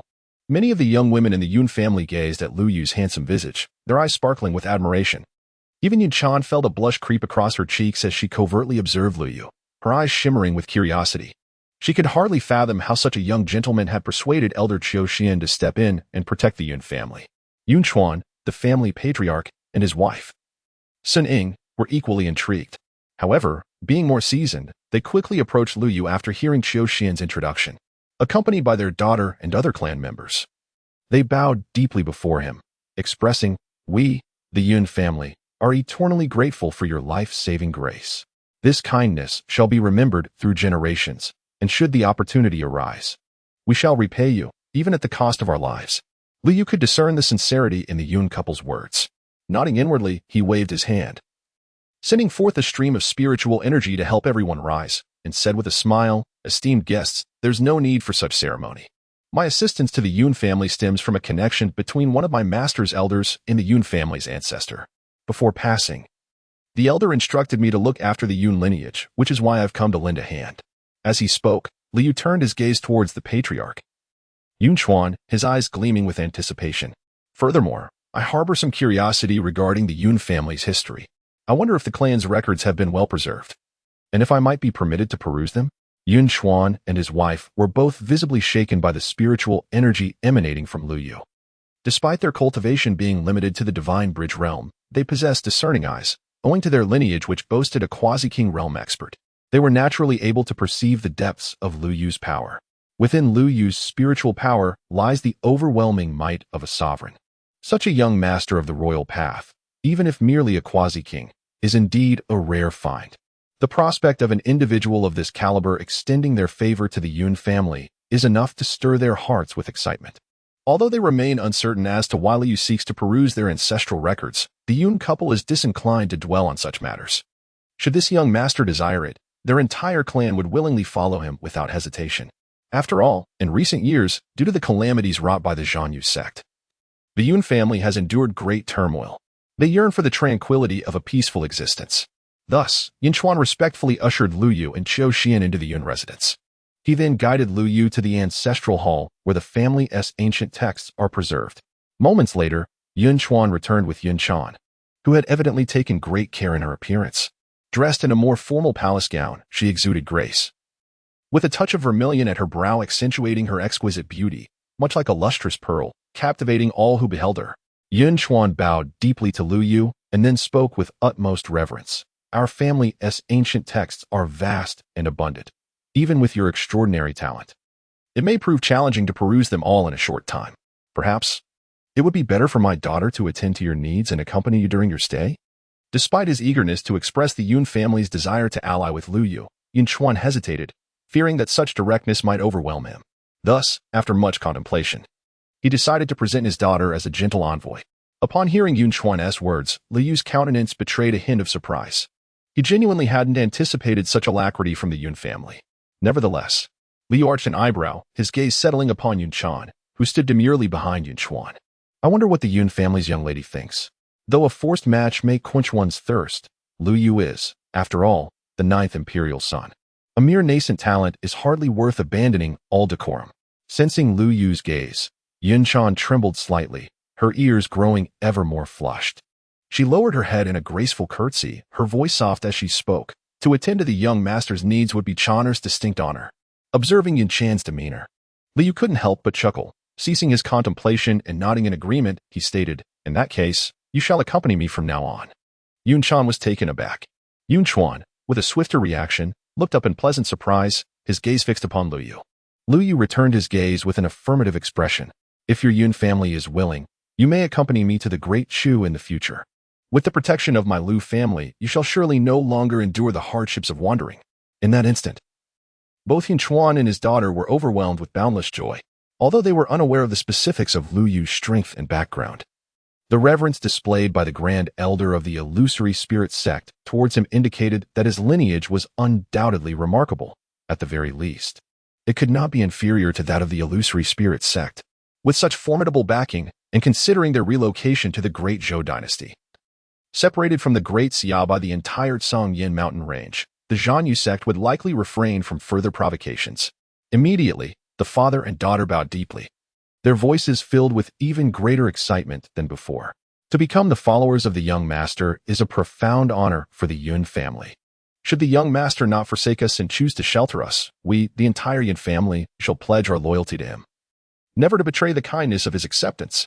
As their words fell, Lu Yu sensed, with a growing certainty, a subtle thread of destiny ascending from Yun Chan and gently descending upon him, augmenting his own fate with renewed vigor. The allegiance of the Yun family was now complete. Lu Yu then commenced a perusal of the Yun family's ancient chronicles, with alacrity. A flicker of delight danced in Lu Yu's eyes. The progenitor of the Yun clan had not only bequeathed clues to the primal chaos Dao fruit, but also an unexpected boon for Lu Yu. According to the annals left by the Yun clan's first ancestor, he discovered not only the primal chaos Dao fruit in the ancient Xin Yuan realm, but also another precious opportunity in the vicinity where the primal chaos Dao fruit lay dormant, one that was no less valuable. However, his cultivation was too weak at the time to seize it, and he retreated with only the primal chaos Dao fruit. He originally intended to explore the ancient Xian Yuan realm again after absorbing and refining the primal chaos Dao fruit. But unexpectedly, shortly after he took away the primal chaos Dao fruit, a battle between experts in the supreme domain erupted near the ancient Xin Yuan realm, shattering countless realms.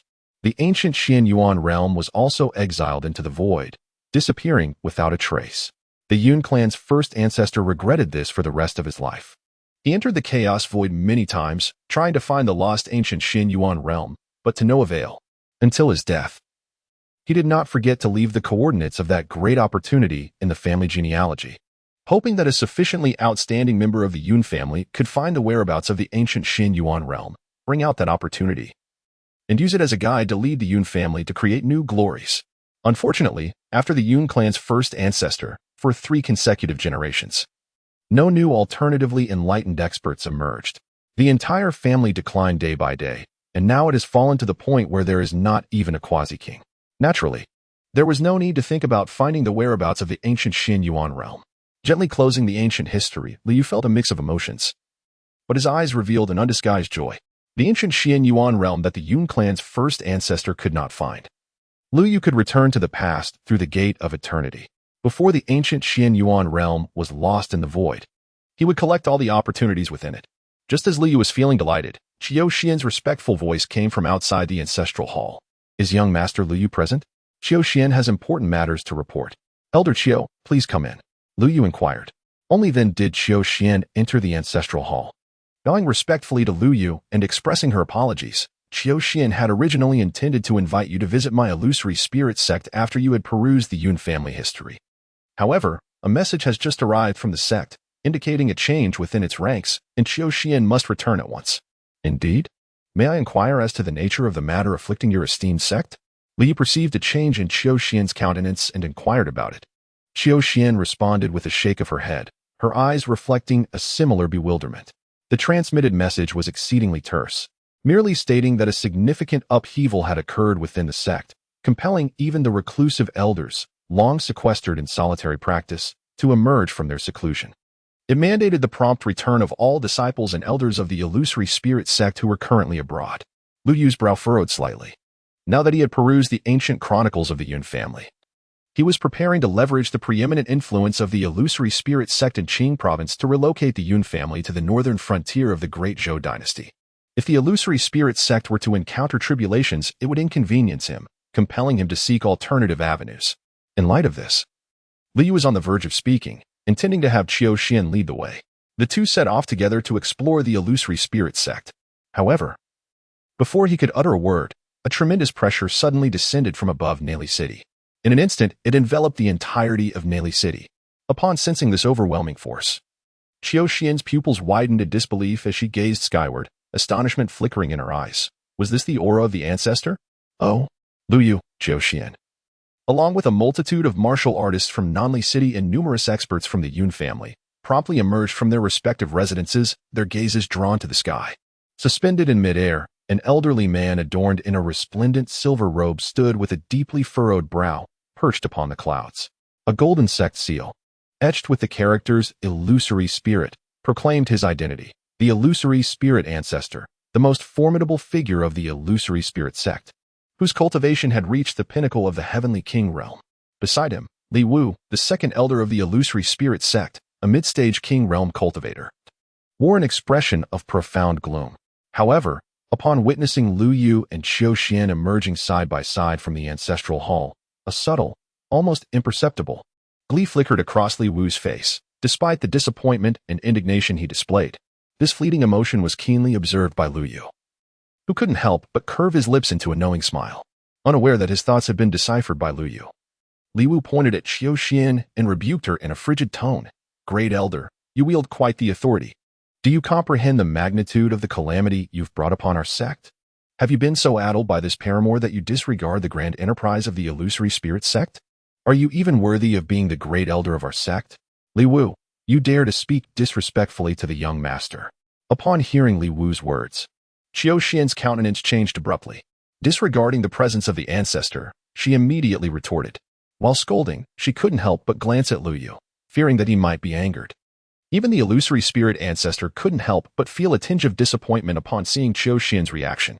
Li Wu, who had long coveted Qiu Xian's position as great elder, felt his heart swell with elation at the sight. He was just about to press his advantage and further discredit Qiu Xian when he barely opened his mouth. Boom. A glance from Lu Yu fell upon him, and Li Wu felt an overwhelming surge of terrifying divine consciousness, akin to a tsunami, crashing into his mind. Li Wu involuntarily shrieked, his soul on the brink of shattering, losing control over his retreating light. With a resounding thud, he plummeted from the clouds to the ground, his body undoubtedly suffering numerous fractures.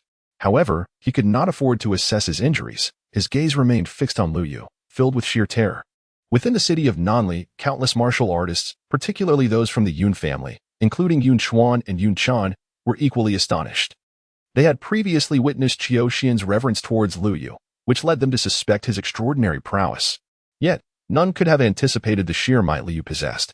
With but a single glance, he had instilled such fear in Li Wu, who was at the mid-stage of the Wang realm. Such power could surely rival that of a perfected Wang realm expert. Li Yu was of a similar age to our young lady.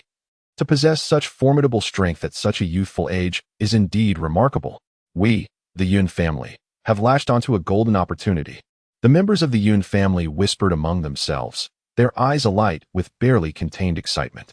Even the ancestral spirit of the Cloud Clan was taken aback by Lu Yu's prowess, his eyes gleaming with a newfound brilliance. Qiu Xian, however, was unfazed, well aware that even the 10,000 bloodthirsty magic mosquitoes could be effortlessly eradicated by such an entity. If Lu Yu truly wished to act, a mere glance could easily subdue Li Wu. The current situation, wherein Li Wu merely suffered a blow to his spirit, could be deemed a display of restraint.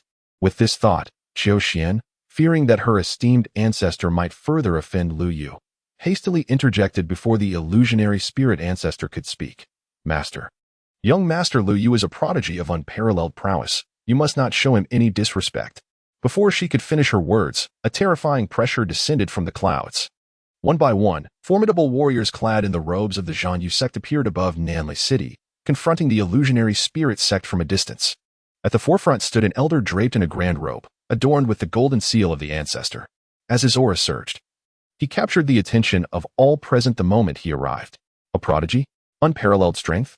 Let me witness just how extraordinary you are. The Zhanyu ancestor lowered his gaze, slowly addressing the atmosphere from his lofty position. His voice was steady, and as he regarded Lu Yu, his eyes brimmed with disdain. The oppressive aura emanating from him instilled trepidation in all the martial artists of Nanli City, including the experts of the illusionary spirit sect who had followed their ancestor, leaving them trembling and breathless. The depth of fear reflected in the eyes of the Zhanyu ancestor was palpable, and even Qiu Xin could not help but pale slightly, her eyes revealing a flicker of realization. No wonder the ancestor personally came to Nanli City. The Zhanyu ancestor has indeed achieved the status of a quasi-emperor. The pressure of the quasi-emperor enveloped the entire city. As Yunchuan and his daughter Yunchan felt the overwhelming sense of oppression, despair washed over them. They had believed that following Lu Yu would finally grant the Yun family a tranquil existence. Yet now, it seemed their dreams were destined to shatter. The Zhanyu sect leader, standing amidst the clouds, cast a cold smile upon the despairing Yun family below, foregoing any further pleasantries with Lu Yu. He turned his gaze directly to the illusionary spirit ancestor. Illusionary spirit ancestor, you understand my intentions today. Out of respect for our long-standing peace between our two states, I shall grant you this favor and overlook the previous offense committed by your subordinate Qiu Xin against my Zhanyu sect. However, you must now lead her away, allowing me to eradicate the Yun family. Otherwise, do not blame me for being merciless. As he concluded, the Zhanyu ancestor's oppressive aura surged once more, instilling a momentary halt in the heartbeats of all present. The illusionary spirit ancestor took a deep breath, aware that should he yield today, the reputation of the illusionary spirit sect would suffer immensely. Yet, circumstances dictated otherwise. Confronted by the quasi-emperor of the Zhanyu sect, he had no choice but to retreat. Though he had yet to speak, the shifting expressions of the illusionary spirit ancestor revealed his internal struggle. Below, Yun Chuan and his daughter Yun Chan discerned the ancestor's impending decision, their eyes reflecting an abyss of despair. After a brief struggle, Yun Chan could no longer contain herself and conveyed a thought transmission to Lu Yu. Young master, we are immensely grateful for your previous protection. However, it appears that our Yun family is not destined to follow you any longer. I implore you to depart swiftly, lest you face calamity due to our family's plight. Lu Yu's brow arched subtly as he turned to regard the young woman. Her demeanor, typically one of serene composure, now revealed a rare glint of unwavering resolve in her eyes. She nodded with earnest conviction, eliciting a faint smile from Lu Yu. Harbor no apprehension, he assured her. Lu Yu spoke softly, then slowly raised his head to gaze at the venerable Zhanyu above the clouds. A mere quasi-emperor cannot threaten my followers. This statement caused all present to change countenance in unison.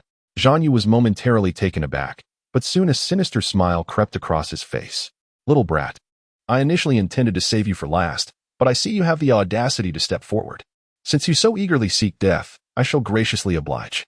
As his words echoed in the air, Zhanyu abruptly raised his hand, and a dark iron spiritual axe materialized within his grasp. With a fierce roar, he unleashed a bolt of dark purple axe light that hurtled towards Lu Yu's heavenly spirit with tremendous force.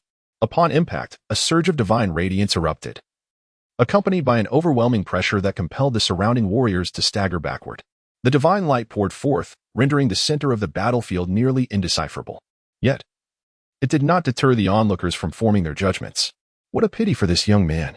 He possesses both sentiment and loyalty. Yet he is woefully overestimating his own capabilities. The might of a quasi-emperor is indeed terrifying. As the crowd lamented and shook their heads, the celestial radiance began to dissipate, revealing the situation at the heart of the battlefield. With the fading brilliance, the murmurs of the spectators faltered, falling into stunned silence. Zhanyu, too, widened his eyes, as if he had witnessed an unspeakable horror amidst the myriad of astonished gazes that intertwined around them. Liu stood tall and erect, his white robes immaculate and untouched by dust. A layer of kingly spiritual energy swirled about him, coalescing into a protective barrier that shielded him. The soaring axe blade, far from harming his true form, failed to leave even the slightest fissure upon his spiritual bulwark. Did such feeble strikes dare to boast so brazenly before the king? Liu spoke softly, and as he did, his figure soared into the sky, swiftly approaching the renowned Zhanyu Laozu. With a swift motion, he reached out and grasped the neck of the still-dazed Zhanyu Laozu. Crack! Accompanied by the crisp sound of shattering bones, in the midst of countless astonished gazes. The one who had just ascended to the realm of quasi-emperor, brimming with boundless ambition, was granted no opportunity to utter his last words. Liu crushed his neck, extinguishing his life in an instant, resulting in his immediate demise. Did I truly witness this? Zhanyu Laozu, vanquished by that youthful figure? A dignified quasi-emperor, meeting such a pitiful end? Surely, this quasi-emperor must be a fraud. The martial artists throughout the city were left speechless, with many unable to restrain themselves from pinching the legs of those beside them, only to receive a slap in return confirming that this was no dream, but a stark reality. As for the esteemed masters like Huanling Laozu, there was no need for self-infliction. Their cultivation was sufficient to perceive the truth clearly. Zhanyu Laozu had indeed attained the quasi-emperor realm. Yet it was precisely because of this that their gazes towards Lu Yu were imbued with even greater astonishment. After all, they too had sensed the profound implications of this event. Lu Yu's appearance is not merely a facade of youth born from cultivation. It embodies the vigorous essence of life that only a lad of 17 or 18 could possess. In other words, he is a prodigious talent, barely 20, capable of effortlessly crushing a quasi-emperor with his bare hands, without a moment's hesitation as Lu Yu's gaze fell upon them. The venerable ancestor of the illusions and the masters of the illusions sect hastily bowed in deference. The illusion sect, under the guidance of our esteemed ancestor, pays homage to your grace. We have previously transgressed, and we implore your forgiveness. As he spoke, the ancestor could not suppress a resentful glare at Li Wu. At that moment, Li Wu, having recovered from the daze induced by his injured spirit, found himself grappling with a lingering sense of resentment. However, upon witnessing Lu Yu's ability to effortlessly dispatch a quasi-emperor, he was utterly paralyzed with fear. To slay a quasi-emperor in the early stages with such ease is a feat that even those in the mid-stages of quasi-emperorhood would find daunting. The true prowess of this youth likely extends into the late quasi-emperor tier. In the Great Xia dynasty, much like the Great Zhou dynasty, aside from the sovereign, the other formidable figures of various factions typically hover around the quasi-emperor level. In the southern regions of Great Xia, the most powerful individuals are merely at the late quasi-emperor stage, barely able to stand alongside this remarkable youth. How could he have dared to speak so disrespectfully to someone of such stature? Li Wu found himself wishing fervently to traverse back in time to slap his former self for his audacity. As his trepidation grew, he ultimately succumbed, kneeling before Lu Yu. While the ancestor and the other masters of the illusions sect merely bowed, he fell prostrate, pleading for mercy. I beg for your pardon, noble sir. I beseech your leniency. I was blind to your magnificence and spoke out of turn. Please grant me a reprieve. I vow to tread carefully with my words henceforth and will never again act so foolishly. Lu Yu's demeanor remained tranquil. Will you spare your life? Li Wu hastily raised his gaze, filled with anticipation. Yet in the next instant, he witnessed Lu Yu gently wave his hand. A shudder coursed through Li Wu's form, as he felt the foundation of his hard-earned king realm cultivation and the comprehension of its principles dissipate entirely with that single gesture, plunging him back from the realm of kings to the corporeal level. A century of arduous training reduced to nothing. You shall start anew from the disciples of your sect. Learn what it truly means to speak cautiously and act prudently.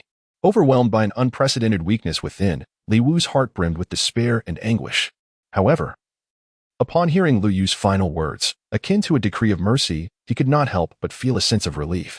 With a self-deprecating smile, he inhaled deeply. With a resounding thud, he knelt once more upon the ground, bowing respectfully before Lu Yu in a grand gesture of gratitude. Thank you, noble sir, for your grace of mercy. I, Li Wu, shall not betray your expectations and will henceforth adhere to prudence in my words and actions. API call failed with status code 429. Error. Code. 429. Message. Resource has been exhausted, e.g. check quota. Status. Resource exhausted. Li Yu wasted no words and promptly summoned Qiu Xian. The Zhanyu sect, after all, was a force that had once produced a quasi-emperor. Its treasury was likely more abundant than the combined wealth of the three major royal houses in the northern frontier under Lu Yu's command. Given the opportunity, Lu Yu certainly would not let it slip away. He immediately instructed Qiu Xian to arrange for the experts of the illusory spirit sect to visit the Zhanyu sect, guided by its members, to seize its treasury and transport it to Nanli City for the Yun family to take. This would facilitate their return to the Great Zhou's northern frontier. Qiu Xian, of course, would not defy Lu Yu's orders. The illusory spirit sect's experts, having witnessed Lu Yu's formidable strength, were filled with profound respect for him. They felt honored to be assigned tasks by Lu Yu, without needing Qiu Xian to prompt them. Numerous royal realm practitioners stepped forward, eager to have their names noted by her. Even the illusory spirit ancestor assisted Qiu Xian in selecting a few diligent individuals. After the departure of Qiu Xian and the others, the illusory spirit ancestor found himself deep in thought, unable to shake off his frown. A strong individual must not be insulted. Previously, Li Wu had been overly arrogant and disrespectful, provoking Lu Yu's wrath. Although Lu Yu ultimately crippled Li Wu's royal foundation and personally forgave him, the illusory spirit ancestor felt it was insufficient.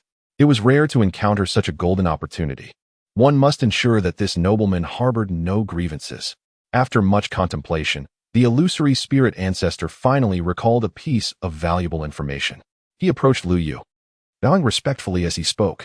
Young master, now that you have subdued the Zhanyu sect, there exists an opportunity you cannot afford to miss. Are you aware of the Suling Tower? The Suling Tower is an ancient relic unearthed a century ago in the southern territories of the Great Xia. It is said to date back to a time long before, possibly crafted by masters of the human era. However, this treasure has been buried deep underground for ages. The protective formations that once safeguarded it have been eroded by the passage of time, leaving the treasure itself damaged and decayed. Yet, despite its condition, the Suling Tower remains incredibly extraordinary. Cultivating within the tower for a single day is equivalent to 3 months of arduous labor in the outside world.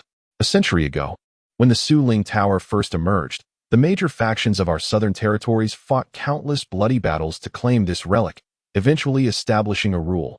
Every year, any royal grade sect from the southern territories may assign 10 disciples or 1 individual of royal realm or above to enter the Suling Tower for cultivation. The duration of cultivation varies according to the sect's strength, with a minimum of 10 days and a maximum of 1 month. If I recall correctly, the Zhanyu sect has yet to utilize its allotted time in the Suling Tower this year. Since you have subdued the Zhanyu sect, the right to use the Suling Tower should naturally belong to you. A glimmer of surprise flashed in Lu Yu's eyes. To cultivate for a single day and surpass 3 months of arduous training in the outside world? The Taichu sacred body possesses an exceptionally high rank. Typically, treasures that accelerate training have little effect on Lu Yu. However, if such a rare treasure exists that can amplify an ordinary warrior's training efficiency 100-fold, even a diminished effect could still enhance Lu Yu's speed by 2 or 3 times. Naturally, he was unwilling to miss such an opportunity. Promptly, Lu Yu requested the guidance of the illusory spirit ancestor, who led him to the site where the illusory spirit tower had emerged. The rank of the illusory spirit tower was far too elevated, even in its dilapidated state. It was beyond the capacity of the masters from the 5 states of the southern region to refine. Even the ruler of the Great Xia, a sovereign-level expert, had once attempted to refine this treasure but ultimately returned empty-handed. Each year, he could only send some talented members of the royal family to train within the illusory spirit tower. If even the Great Xia's ruler was powerless, one could only imagine the plight of the other masters from the southern region. Thus, since its emergence, the illusory spirit tower had remained atop the unremarkable Nanhua Mountain. For centuries, this mountain, once inconspicuous in the southern region, had attracted countless geniuses and masters from various sects, all seeking to train within the tower. To maintain order, the major sects of the southern region had stationed sovereign-level experts nearby. At this moment, as the illusory spirit ancestor guided Lu Yu on a shimmering path, a martial king stationed there stepped forward to intercept them. Illusory spirit ancestor, your sect has exhausted its training time for this year. Why do you still come to the illusory spirit tower? The illusory spirit ancestor smiled gently and gestured toward Lu Yu. While our training time may be used up, the half-month of training time from the Zhanyu sect remains unspent, and the Zhanyu sect has now pledged allegiance to this young master, Lu Yu. Therefore, that portion of training time rightfully belongs to him. Upon hearing this, the martial king who had blocked their path was taken aback. The other sovereign-level experts stationed nearby turned their gazes toward them, their expressions filled with astonishment. The Zhanyu sect? Sworn to this young man. Illusory spirit ancestor. Are you jesting? The Zhanyu sect's elder is rumored to be on the verge of becoming a quasi-emperor. How could he possibly submit to a lad not yet 20? At his age, he may not even have achieved the rank of king. Faced with their skepticism, the illusory spirit ancestor merely smiled, raising his hand to reveal a brilliant golden light that burst forth from his palm. The assembled martial kings widened their eyes, voices tinged with disbelief. Is this the sect's golden seal of the Zhanyu sect? As they gazed at the golden token, the martial king's expression shifted dramatically. Their regard for Lu Yu transformed. Now imbued with a newfound reverence, Lu Yu maintained a serene demeanor and softly inquired, "May I enter now?" "Of course, please proceed." The guardians swiftly cleared the path to the Void Spirit Tower. At that moment, however, several radiant beams swiftly descended from the northern expanse of Southhua Mountain, accompanied by an ancient voice that echoed, "Hold on." The phantom spirit ancestor furrowed his brow, and the other guardians instinctively looked up. Upon recognizing the newcomers, their expressions shifted, and they hurriedly bowed in respect. "We pay our respects to Master Mo Yang and esteemed predecessors." The 5 individuals who arrived exuded an aura of quasi-imperial pressure, with the leading elder radiating an even more formidable presence. His embodiment of imperial principles suggested he was at the advanced stage of quasi-emperor. He was none other than Master Mo Yang, the foremost figure of the great Xia dynasty, reigning over the 5 states of the Southern Territory. Despite his advanced age, the glimmer in his eyes remained sharp as lightning, and his countenance bore the haughty demeanor cultivated through years of privilege. He merely snorted dismissively at the bowing kings before leisurely directing his gaze towards Lu Yu. You must be the renowned Lu Yu, the one who, at such a tender age, has already vanquished the initial quasi-emperor, the slashing mountain ancestor. Indeed, you are extraordinary. Yet, do you not think your ambitions are rather excessive? Seeking entry into this void spirit tower and intending to claim the treasures of the slashing mountain sect? As he spoke, Master Mo Yang's gaze shifted to the phantom spirit ancestor, his voice laced with an icy undertone. And you, the phantom spirit sect leader, do you not feel a sense of shame towards the beings of the Southern Territory for your obsequiousness towards this outsider, Lu Yu? The phantom spirit ancestor was momentarily taken aback, his expression one of bewilderment. We of the phantom spirit sect merely happened to assist the young master. How could this be construed as a transgression against the beings of the Southern Realm? He could not help but wish to defend himself. But before he could articulate his thoughts, Lu Yu interjected to halt him. API call failed with status code 429. Error. Code 429. Message. Resource has been exhausted, e.g. check quota. Status. Resource exhausted. With a cold smile playing at the corners of Lu Yu's mouth, he spoke softly. Let us not dwell on the faults of the illusionary ancestor. Rather, let us inquire what guidance the esteemed Mo Yang has to offer in this moment. To suggest guidance would be presumptuous. Upon hearing Lu Yu's words, Mo Yang assumed that Lu Yu was ready to concede. A smile of benevolence appeared on his aged face as he waved dismissively. Although the ancestor of Zhan Yu was at fault for provoking the young master, he is now deceased, thus absolving him of his transgressions. As for the treasury of the Zhan Yu sect, the young master need not involve himself. Considering the arduous journey he undertook, he may enter the illusory spirit tower and cultivate for 2 or 3 days to gain some experience. At this, the illusionary ancestor's expression shifted dramatically, unable to suppress his desire to defend Lu Yu. How could it be merely 3 days? Yet, before he could finish, Lu Yu gestured for silence. Observing this, Mo Yang's smile grew even broader. The 4 quasi-emperors who accompanied him could not help but exhale in relief. Prior to their arrival, they had harbored concerns that this young and accomplished Lu Yu would not easily acquiesce, fearing a fierce confrontation. They were astonished at how effortlessly Lu Yu seemed to be subdued. Indeed, it was all thanks to Mo Yang. Truly, with the venerable Mo Yang present, even the mightiest of dragons must submit. The 4 quasi-emperors continued to communicate telepathically, expressing their quiet admiration. Yet, before they could finish their thoughts, a sudden gust of wind swept through, causing all 4 to instinctively look up. Their pupils contracted sharply at the sight before them. Lu Yu lightly brushed aside the matter, delivering a decisive strike upon the crown of the Mo Yang Shangren. With a slight exertion of force, the Mo Yang Shangren, who had merely moments before been stroking his beard with a self-satisfied smile, was instantly reduced to a mere mist of crimson, until his last breath. He remained blissfully unaware of the calamity that had befallen him. Who else dares to suggest that my appetite is insatiable? The 4 quasi-emperors stood in stunned silence, their expressions frozen in disbelief. It was only when Lu Yu's calm voice resonated in the air that they awakened from their stupor. Beholding the lifeless form of the Mo Yang Shangren, they fell to their knees without hesitation, exclaiming, "It was all the Mo Yang Shangren's own doing. We were utterly unaware. We beseech you, noble sir, spare us our lives." At this moment, the Huanling old ancestor regained his senses, staring vacantly at the 4 quasi-emperors. Previously, these 4 had seemed untouchable in his eyes, yet now, beneath Lu Yu's presence, they appeared so humble and reverent. The foremost figure of the southern region, the quasi-emperor in the late stage, the Mo Yang Shangren, had been obliterated by Lu Yu's hand. The sheer force of this spectacle momentarily overwhelmed the Huanling old ancestor as spirit. However, Lu Yu remained unperturbed. With a snap of his fingers, he dispatched 4 consciousness seals that embedded into the foreheads of the 4 quasi-emperors. After completing this task, Lu Yu finally spoke. Huanling. The Huanling old ancestor immediately regained his composure and stepped forward, bowing deeply. "What commands do you have, noble sir?" Lu Yu knelt on the ground before the 4 prospective emperors. "You shall accompany them to seize half of the treasury from the family of the enigmatic elder Mo Yang. As for these 4, Their respective family sex treasures shall also be halved and sent to Nanli City, where they will be entrusted to the Yun family. Can this be accomplished? The venerable ancestor of the illusionary spirits promptly bowed, assuring, "Please rest assured, my lord. I shall see to it diligently." At that moment, the four prospective emperors felt their hearts bleed. To relinquish half of their family fortune so effortlessly was a profound agony. Yet, as they sensed the spiritual mark within their consciousness and the silent demise of Elder Mo Yang, they understood the gravity of the situation. Reluctantly, they followed the venerable ancestor of the illusionary spirits, soaring through the skies with obedient demeanor.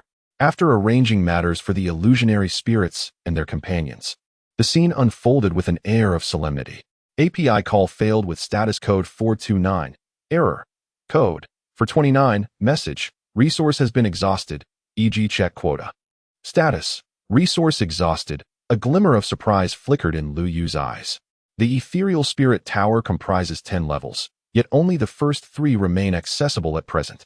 With each ascending level, the cultivation acceleration effect of the tower intensifies.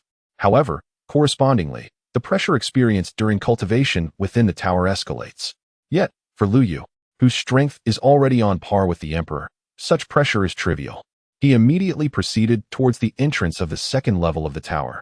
As Lu Yu entered the ethereal spirit tower, a group of young individuals training on the first level could not help but turn their gazes towards him. These youths, akin in age to Lu Yu, were merely 17 or 18 years old, yet each possessed cultivation levels surpassing the spirit sea. Among them, the most remarkable had even attained the divine bridge. They were evidently the elite nurtured by the various royal sects across the 5 states of the southern region. Upon witnessing Lu Yu's approach, expressions of astonishment spread across their faces. To their surprise, a peer of extraordinary talent had entered today. Who is this unfamiliar youth? And which sect did he hail from? He is strikingly handsome. A number of young women, upon catching sight of Lu Yu's countenance, found their eyes shimmering with admiration, causing the young men accompanying them to involuntarily change their expressions. At that moment, a young man clad in black rose to his feet, swiftly stepping forward to confront Lu Yu. He clasped his hands in greeting, a smile gracing his face, yet the displeasure in his eyes was unmistakable. "I am the chief disciple of the Yang sect. Today, upon seeing you, my friend, I feel a sense of familiarity. How about we engage in a friendly spar?" His words, however, remained uncompleted. Lu Yu's brows furrowed slightly, and as a thought crossed his mind, a surge of energy erupted violently from within him, gently propelling towards the chief of the Yang sect. Boom! The so-called chief of the Yang sect felt as though a heavy hammer had struck him squarely in the chest. He was involuntarily propelled backward, crashing violently against the wall of a tower, and coughed up a mouthful of blood. His vitality visibly diminished, and his gaze towards Lu Yu was filled with terror. The gathered assembly of young prodigies changed color, rising instinctively from their seats. The foremost among them, several prodigies of the divine bridge realm, could hardly contain their urge to confront Lu Yu, questioning the reason for such excessive behavior. However, before they could voice their concerns, they witnessed Lu Yu ascend the steps leading to the second level of the tower. 1 step, 2 steps, 3 steps. In mere moments, API call failed with status code 429. Error.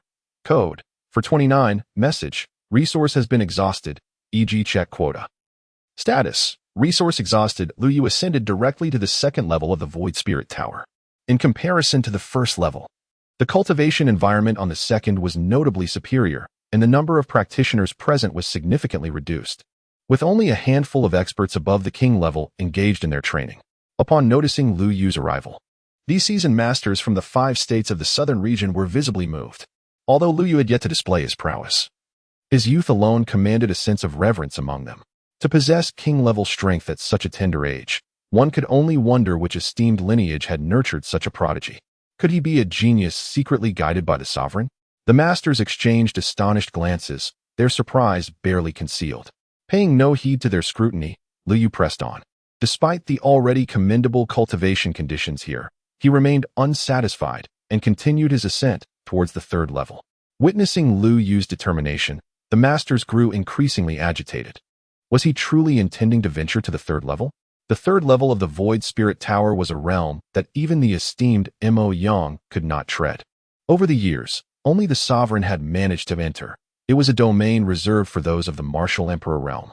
Just as their astonishment reached its peak, Liu had already ascended the steps with ease, reaching the third tier effortlessly.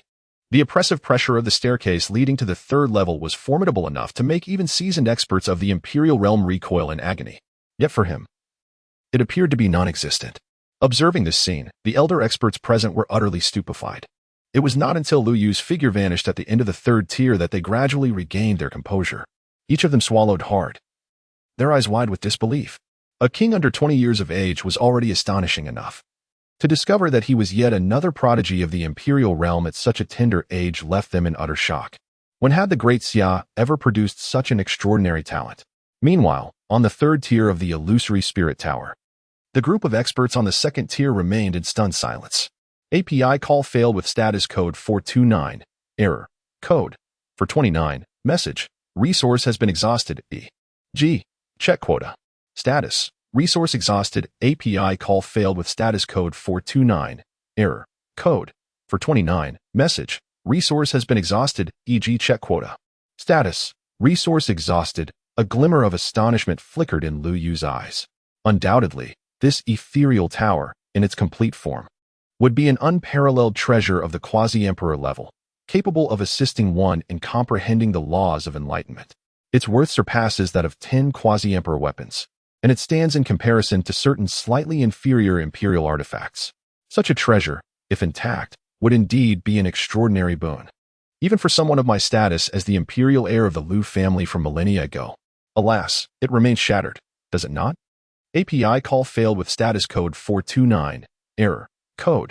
For 29. Message. Resource has been exhausted, e.g. check quota. Status. Resource exhausted. In the eyes of Lu Yu, there sparkled a brilliance akin to lightning. The dilapidated spirit tower, to Lu Yu from eons past, was trivial and insignificant. Yet, for the present-day Lu Yu and the Lu family, it remained an unparalleled opportunity. Should they be able to acquire the spirit tower, it would significantly enhance the cultivation efficiency of the entire Lu clan. Even Lu Yu, prior to igniting the divine fire, could derive considerable benefits from the spirit tower. Without delay, Liu closed his eyes, deeply contemplating the myriad of wonders within the spirit tower, seeking the opportune moment to refine it. Soon, Liu opened his eyes, a glimmer of joy dancing within them. He sensed, at the very heart of the third tier of the void spirit tower, a mystical rune of law, which could only be perceived through the use of one's spiritual consciousness, floating in midair. This rune was the key to refining the remnants of the void spirit tower. Without hesitation, Liu propelled himself forward, arriving directly before the rune. Within his sea of consciousness, his spirit surged and settled in the center of the rune. Boom. As his consciousness merged with it, Liu felt an overwhelming and terrifying pressure crashing violently from the spirit talisman, causing a momentary tremor in his sea of consciousness. No wonder the sovereign of the great Xia ultimately succumbed. The pressure contained within this talisman of laws was simply beyond the endurance of even a monarch-level expert. Liu took a deep breath, yet his eyes sparkled with unexpected joy. His strength had reached a level comparable to that of the most formidable experts in the Emperor realm. His divine sense was no exception. Although the pressure contained within this spirit talisman was formidable, it could merely disturb Lu Yu's sea of consciousness and could not expel his divine sense from within the talisman. Consequently, the situation became considerably simpler. The corners of Lu Yu's mouth lifted in a subtle smile. As thoughts flowed through his mind, a resounding boom erupted behind him, heralding the manifestation of the chaotic golden lotus. The celestial golden lotus, summoned by Lu Yu's intent, descended into his sea of consciousness. Empowered by this extraordinary phenomenon, Lu Yu's sea of consciousness, adorned with a layer of golden radiance, witnessed a remarkable enhancement. What initially rivaled only the nascent consciousness of an imperial sovereign surged to unprecedented heights at that moment. Despite the overwhelming pressure emanating from the mystical talisman of laws, it could no longer disturb Lu Yu's sea of consciousness in the slightest. Instead, it was gradually refined and consumed by Lu Yu's consciousness.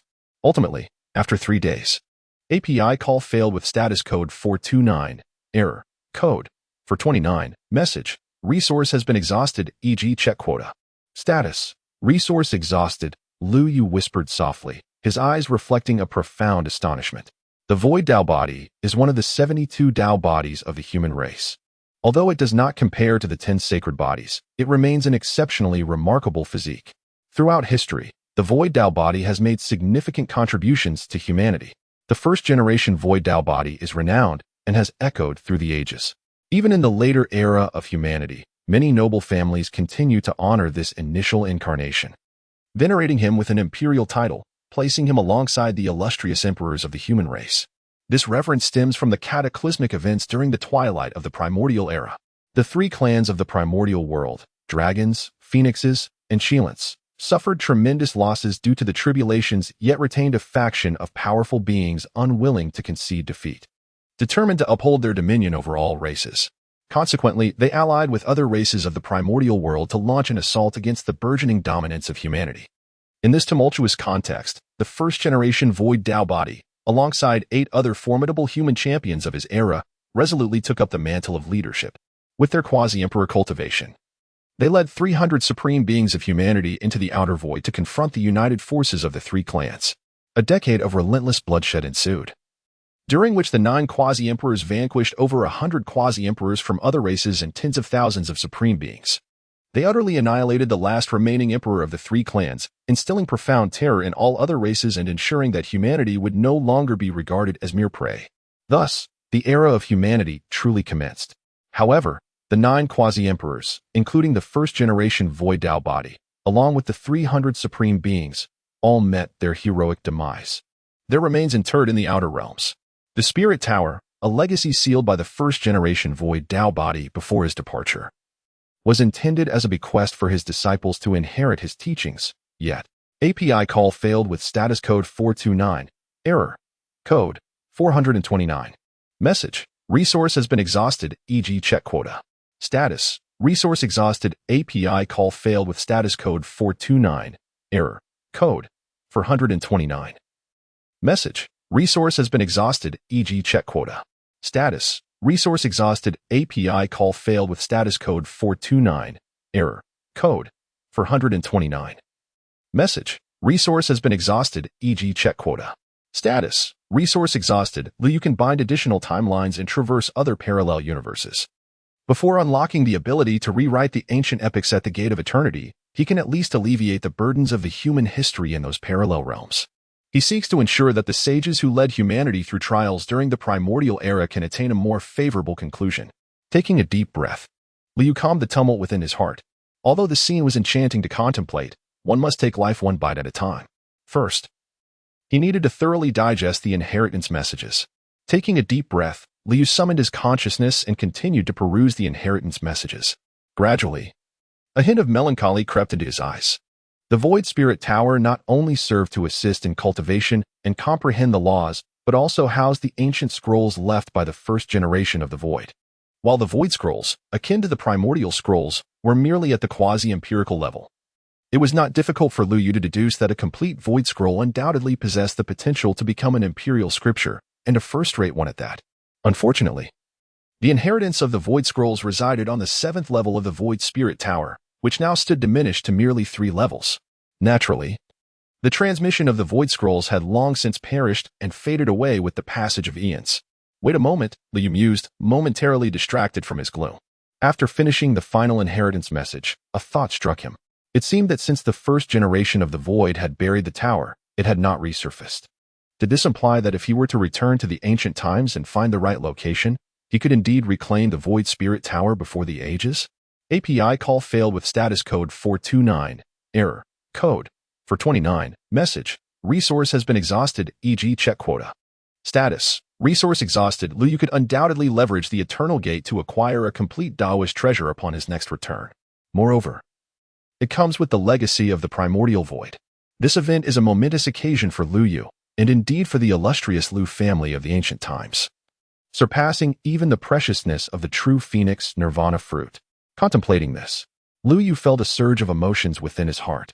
However, there were still approximately 20 days until his next return. He suppressed the tumultuous feelings within. With a flicker of thought, Liu activated the intricate array of laws within the 3rd level of the Ethereal Spirit Tower. Previously, martial artists entering the tower could only passively receive its enhancement and training, failing to unlock the true potential of the law array. However, as the master of the Ethereal Spirit Tower, Liu could harness this enhancement to its utmost limits. What was originally a mere tripling of training efficiency surged dramatically, now exceeding 5-fold. Although it still fell short of the training environment offered by the Lihui Imperial Palace, given the current circumstances. Bestowing such an extraordinary augmentation upon the primordial sacred body was indeed a remarkable feat. Liu nodded slightly, his eyes brimmed with anticipation. The quintuple acceleration of cultivation, coupled with the precious blood within him and the divine fire. Liu Yu estimated that within at most half a month, he would attain the realm of a quasi-emperor. However, nearly 10 days had elapsed. In the third level of the Void Spirit Tower, Liu Yu, who was in deep meditation, suddenly opened his eyes wide. With a resounding roar, the principles of the royal path, which had been comprehended and were now radiating with a silvery divine light from his dantian, surged forth from Liu Yu's heavenly spirit. Manifesting outside the Void Spirit Tower, golden glimmers began to appear around the Pillar of Law. Outside the tower, a multitude of formidable masters from the southern region had gathered, preparing to queue for entry into the tower for their own cultivation. Suddenly, they looked up and beheld the astonishing phenomenon of the Law Pillar. Their eyes widened in amazement, filled with envy. The golden light emanating from the Pillar of Law indicated that a powerful expert was on the verge of breaking through to the quasi-emperor level. They wondered which esteemed senior from our southern region this could be, truly a sight to behold. Even those originally stationed there to maintain order, the kings of the realm, could not help but cast envious glances at the extraordinary occurrence triggered by the Law Pillar. At that moment, as the crowd marveled, Liu Yu, sensing the opportunity to break through, leapt out of the Void Spirit Tower. He sat cross-legged in midair, drawing in the spiritual energy of heaven and earth, contemplating the laws of the universe. Instantly, as Liu Yu emerged from the tower, an invisible black hole seemed to materialize around him.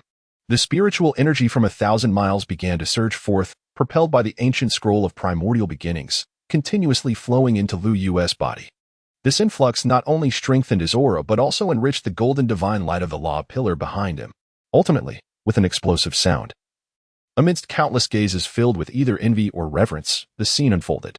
The Pillar of Law behind Liu Yu trembled violently, transforming entirely into a brilliant golden light, soaring like a colossal dragon, before cascading back into Liu Yu's being. As this imperial law returned to his essence, the aura of Liu Yu was thoroughly stabilized, officially stepping into the realm of the quasi-emperor. A quasi-emperor at such a tender age?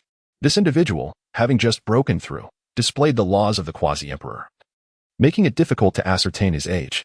Yet, I surmise he must be a hidden senior. Indeed, a quasi-emperor under 20 years of age seems rather exaggerated. He must be a predecessor from our great Xia's hidden lineage. The gathered experts from the southern region murmured among themselves, their eyes reflecting reverence as they regarded Liu Yu. A couple of quasi-emperors among them gazed eagerly, ready to recruit Liu Yu into their families or sections. However, at that moment, they suddenly noticed that the group of kings who had been maintaining order had changed their expressions dramatically. This rendered the southern region masters somewhat unsettled. Dear friends, what is happening here? Surely a hidden quasi-emperor would not cause such a commotion? Hidden quasi-emperor? The kings, upon hearing the inquiries, fell silent for a moment before communicating telepathically. This individual is no hidden quasi-emperor. His age is truly under 20.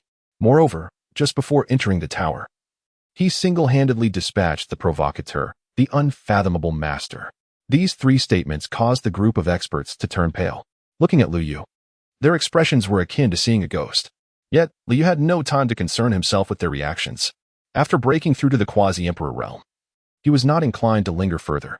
He intended to take the Void Spirit Tower back to his family, aiming to enhance the strength of his kin. Ideally, he hoped to elevate his family's standing before his next return to the Eternal Realm, allowing him to remain there for an extended period. After all, he had numerous plans to execute upon his next visit to the Eternal Realm. Apart from retrieving the Void Spirit Tower, there were precious opportunities within the Xian Yuan ancient realm, a sect's primordial Dao fruit, and a rare chance long coveted by the ancestral figure of the Yun family. If possible, it would be best to seize all three opportunities at once to avoid prolonged uncertainties. With this thought in mind, Liu Yu immediately activated the Void Spirit Tower. Buzz! The tower hummed and trembled, and the warriors still cultivating within it were directly teleported out. What is happening? I still had 3 days of cultivation left, exclaimed one elder. I had 5 more days. Who activated the Void Spirit Tower? A host of young talents and elder kings, suddenly transported from the tower, wore expressions of ire as they looked towards the kings responsible for maintaining order. The kings, appearing innocent, could only gesture towards the sky. The crowd paused, and then they collectively turned their gazes upward, their eyes widening in astonishment. Is it the previous heavenly king? The mysterious young man who ascended to the 3rd level? The young talents and elder experts spoke in unison, their words causing the countenance of everyone present to shift dramatically. The awe in their eyes as they regarded Lu Yu was palpable.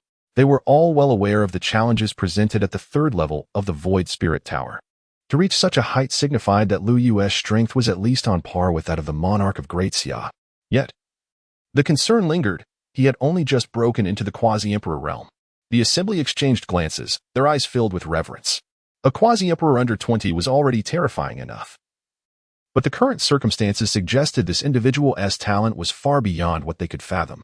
He could rival, if not surpass, the established monarchs of the realm. Suddenly, a keen observer reacted, instinctively glancing towards the Void Spirit Tower, as if affirming his thoughts. Almost simultaneously with his gaze, Lu Yu's thoughts flowed seamlessly. With a sudden flash, the once motionless Spirit Tower, which even the Emperor of the Great Xia could only gaze upon in awe, trembled and transformed into a flicker of golden light, shrinking to the size of a palm and landing softly in Lu Yu's hand. With a swift motion, he stored it in his storage pouch. The Spirit Tower had indeed been refined by this young gentleman. The assembly of experts stared in astonishment at Lu Yu, and as he prepared to depart with the Spirit Tower, a quasi-emperor instinctively called out, "Young master, please wait." API call failed with status code 429. Error. Code 429. Message. Resource has been exhausted, e.g. check quota. Status. Resource exhausted. Lu Yu smiled serenely. Under the watchful gaze of many odd eyes, he ascended upon the clouds and swiftly returned to Nanli City. Within the city, the members of the Yun family had already made considerable preparations. The revered Master Moyong and half of the assets from the remaining 4 families of the quasi-imperial lineage had been meticulously accounted for by the illusionary spirit sect and were entirely delivered. As Lu Yu was about to depart with the Yun family, the revered ancestor of the illusionary spirit sect hesitated for a brief moment before finally summoning his resolve to speak.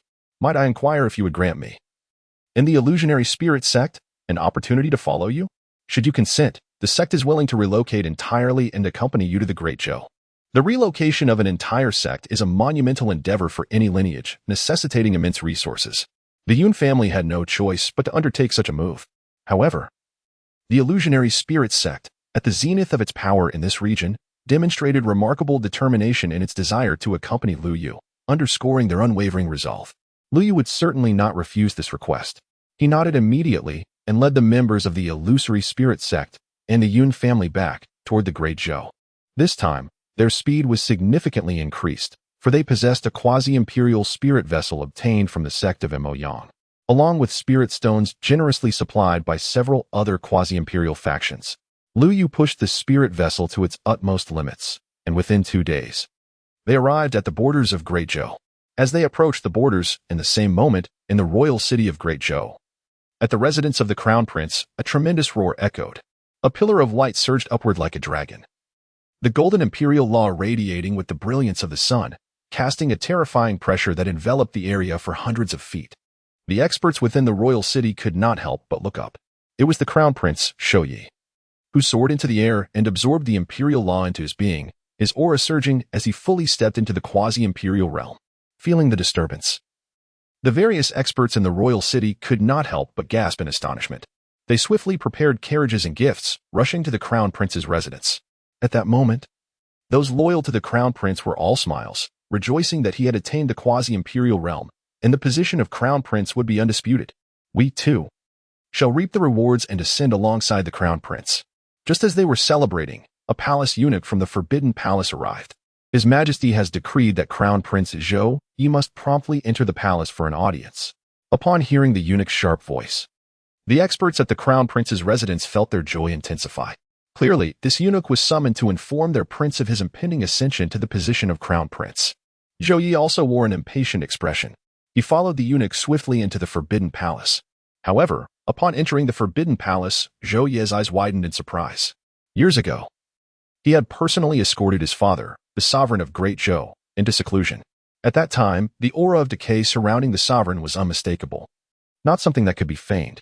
Yet now, seated in the grand hall of the Forbidden Palace, the sovereign of Great Zhou appeared vigorous, his gaze sharp, and his aura profound. There was not a trace of decay to be found. After a moment of stunned silence, Zhou Yi's eyes sparkled with realization. "Have you broken through the bottleneck?" The sovereign smiled and nodded. "Indeed, I succeeded in breaking through last year. After a year of consolidation, I have fully achieved the realm of sovereign. However, this news must not leak. The sovereign looked intently at Zhou Yi. I need you to undertake a task. Zhou Yi hurriedly knelt, exclaiming, Your servant dares not refuse his majesty. Do not worry about dying, the sovereign replied, raising his hand to lift Zhou Yi gently with a surge of spirit power. I want you to lead a campaign to annihilate the Lu family, who previously provoked you, and reclaim the 3 states of the northern frontier. After that, press southward and wage war against the several families in the south. Zhou Yi had no objections to the first request. However, he became unsettled at the second. The quasi-imperial families of Great Zhou, including the 5 great royal houses, numbered 8 in total. The 5 great royal houses were concentrated in the royal city, directly under the watchful eye of the sovereign, while the other 3 families guarded the southern 7 states. Over the years, taking advantage of the sovereign's seclusion, these 3 quasi-imperial powers had, like Lu Yu, carved out their own territories in the southern 7 states. These 3 quasi-imperial figures had been in their realms for over a century, far stronger than Zhou Yi, a newly ascended quasi-imperial prince. Father, I may not be able to defeat the 3 families in the south. No, you can prevail, the sovereign replied with a slight smile, conjuring 3 imperial spirit talismans and handing them to Zhou Yi. With these 3 talismans, no one in the southern families will be able to withstand you. Moreover, I want you to display an unbridled arrogance after you set out, showing no regard for anyone. The more reckless, the better. You must let the world know that in your youthful fervor, you exhausted all of your father's imperial talismans to crush the 3 quasi-imperial powers in the south. Upon hearing the sovereign's final words, understanding dawned upon Zhou Yi. His father intended to strike against the 5 great royal houses. Indeed, the sovereign replied with a hint of a cold smile. Previously, I was merely at the imperial level and needed the 5 great royal houses as wings for our royal family. But now, having entered the sovereign realm, there is no longer a need to keep them. It is time for a new generation to rise. The 5 great royal houses had been restless over the years. Although they were rooted in the royal city, and despite the sovereign's seclusion, whether he had left any contingencies was still uncertain. Thus, they had ambitions but dared not act. However, if they were to learn that Zhou Yi had exhausted all of the sovereign's reserves, the situation would change. The 5 great royal houses, long harboring ambitions, would not let this opportunity slip by. Father, what a brilliant scheme. Zhou Yi could not help but exclaim. The sovereign chuckled, stroking his beard. Zhou Yi then gritted his teeth. Perfect. The Lu family previously killed my retainer. I shall use this opportunity to annihilate their entire clan as a tribute to my fallen comrade. Let the world know that the crown prince of Great Zhou must not be insulted. On this day, Great Zhou was shaken. In the royal city, war drums thundered, and banners fluttered. The newly appointed crown prince Zhou Yu led 3,000 imperial guards, soaring into the skies toward the northern frontier, his murderous intent almost shattering the vast clouds above. Before long, they reached their destination, Spirit State City, where the new lord of the northern frontier, the Lu family, resided. At that moment, countless martial artists were already on high alert within Spirit State City. Under the command of King Yu and King Yin, they stood ready, gathered on the city walls to confront their foes. The defensive formation, prearranged on the walls, was activated, radiating with spirit light and divine power, its momentum impressive.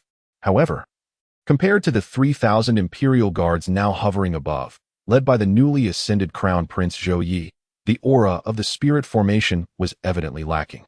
Can we truly withstand the quasi-imperial realm? The martial artists gazed up at Zhou Yi, who emanated an imperial pressure, their eyes filled with trepidation and anxiety. Even King Yin felt the weight of the moment. Though he had been persuaded by King Yu and remained fiercely loyal to Lu Yu, the latter was not present in Spirit State City. Could they rely solely on the talismans left behind by Lu Yu to hold their ground? As these thoughts plagued him, King Yin could not help but glance at King Yu beside him. Brother, can we survive this ordeal? King Yu's expression was remarkably calm. Now that we have come this far, what is there left to hesitate about? The worst that can happen is death. Moreover, King Yu thought of the many glories Lu Yu had achieved along his journey, his eyes reflecting an almost fervent admiration. I believe our master will not let us down. As they engaged in discussion, Zhou Yi, perched high in the clouds, arrogantly spoke. Where is the traitor Lu? Come forth and kneel to greet me, and I may grant him a swift end. Otherwise, on the day this city falls, the entire Lu family shall be left utterly exterminated. As he spoke, Zhou Yi's fierce gaze swept across Yu Wang, Yin Wang, and other formidable figures from the northern frontier. As for you, the treacherous supporters of Lu, should you choose to abandon the darkness and embrace the light now, I, the Crown Prince, would not mind sparing your lives. Now, make your choice. Choice? Upon hearing Zhou Ye's words, Yin Wang's countenance shifted slightly, while Yu Wang merely smiled. With a swift motion, he spread his fingers wide and then clenched them tightly. As his spiritual power surged, his innate spiritual weapon materialized. The icy spear was gripped firmly in his hand, its tip aimed directly at Zhou Yi in the clouds. An action that spoke volumes of his resolve. Witnessing this spectacle, Zhou Ye's expression darkened. What a bold Yu Wang! Do you truly wish for death? In Zhou Ye's view, after his proclamation, Yu Wang should have immediately knelt in surrender. After all, figures like him and Yin Wang were like reeds swaying in the wind, easily influenced by the prevailing gusts. Yet now, confronted with his overwhelming forces, Yu Wang dared to resist. Did this mere grassroots king truly consider that traitor Lu to be a chosen one? Zhou Yu coldly declared, I shall generously send you to join your master in the underworld. With a swift motion, Zhou Yi commanded, let the entire army advance and breach Lingo City. Not only must the Lu family be slaughtered, but not a single member of Yu Wang's clan shall be spared. Kill! With Zhou Ye's command. The 3,000 elite troops roared in unison, launching forth like a divine rainbow toward Lingzhou City below.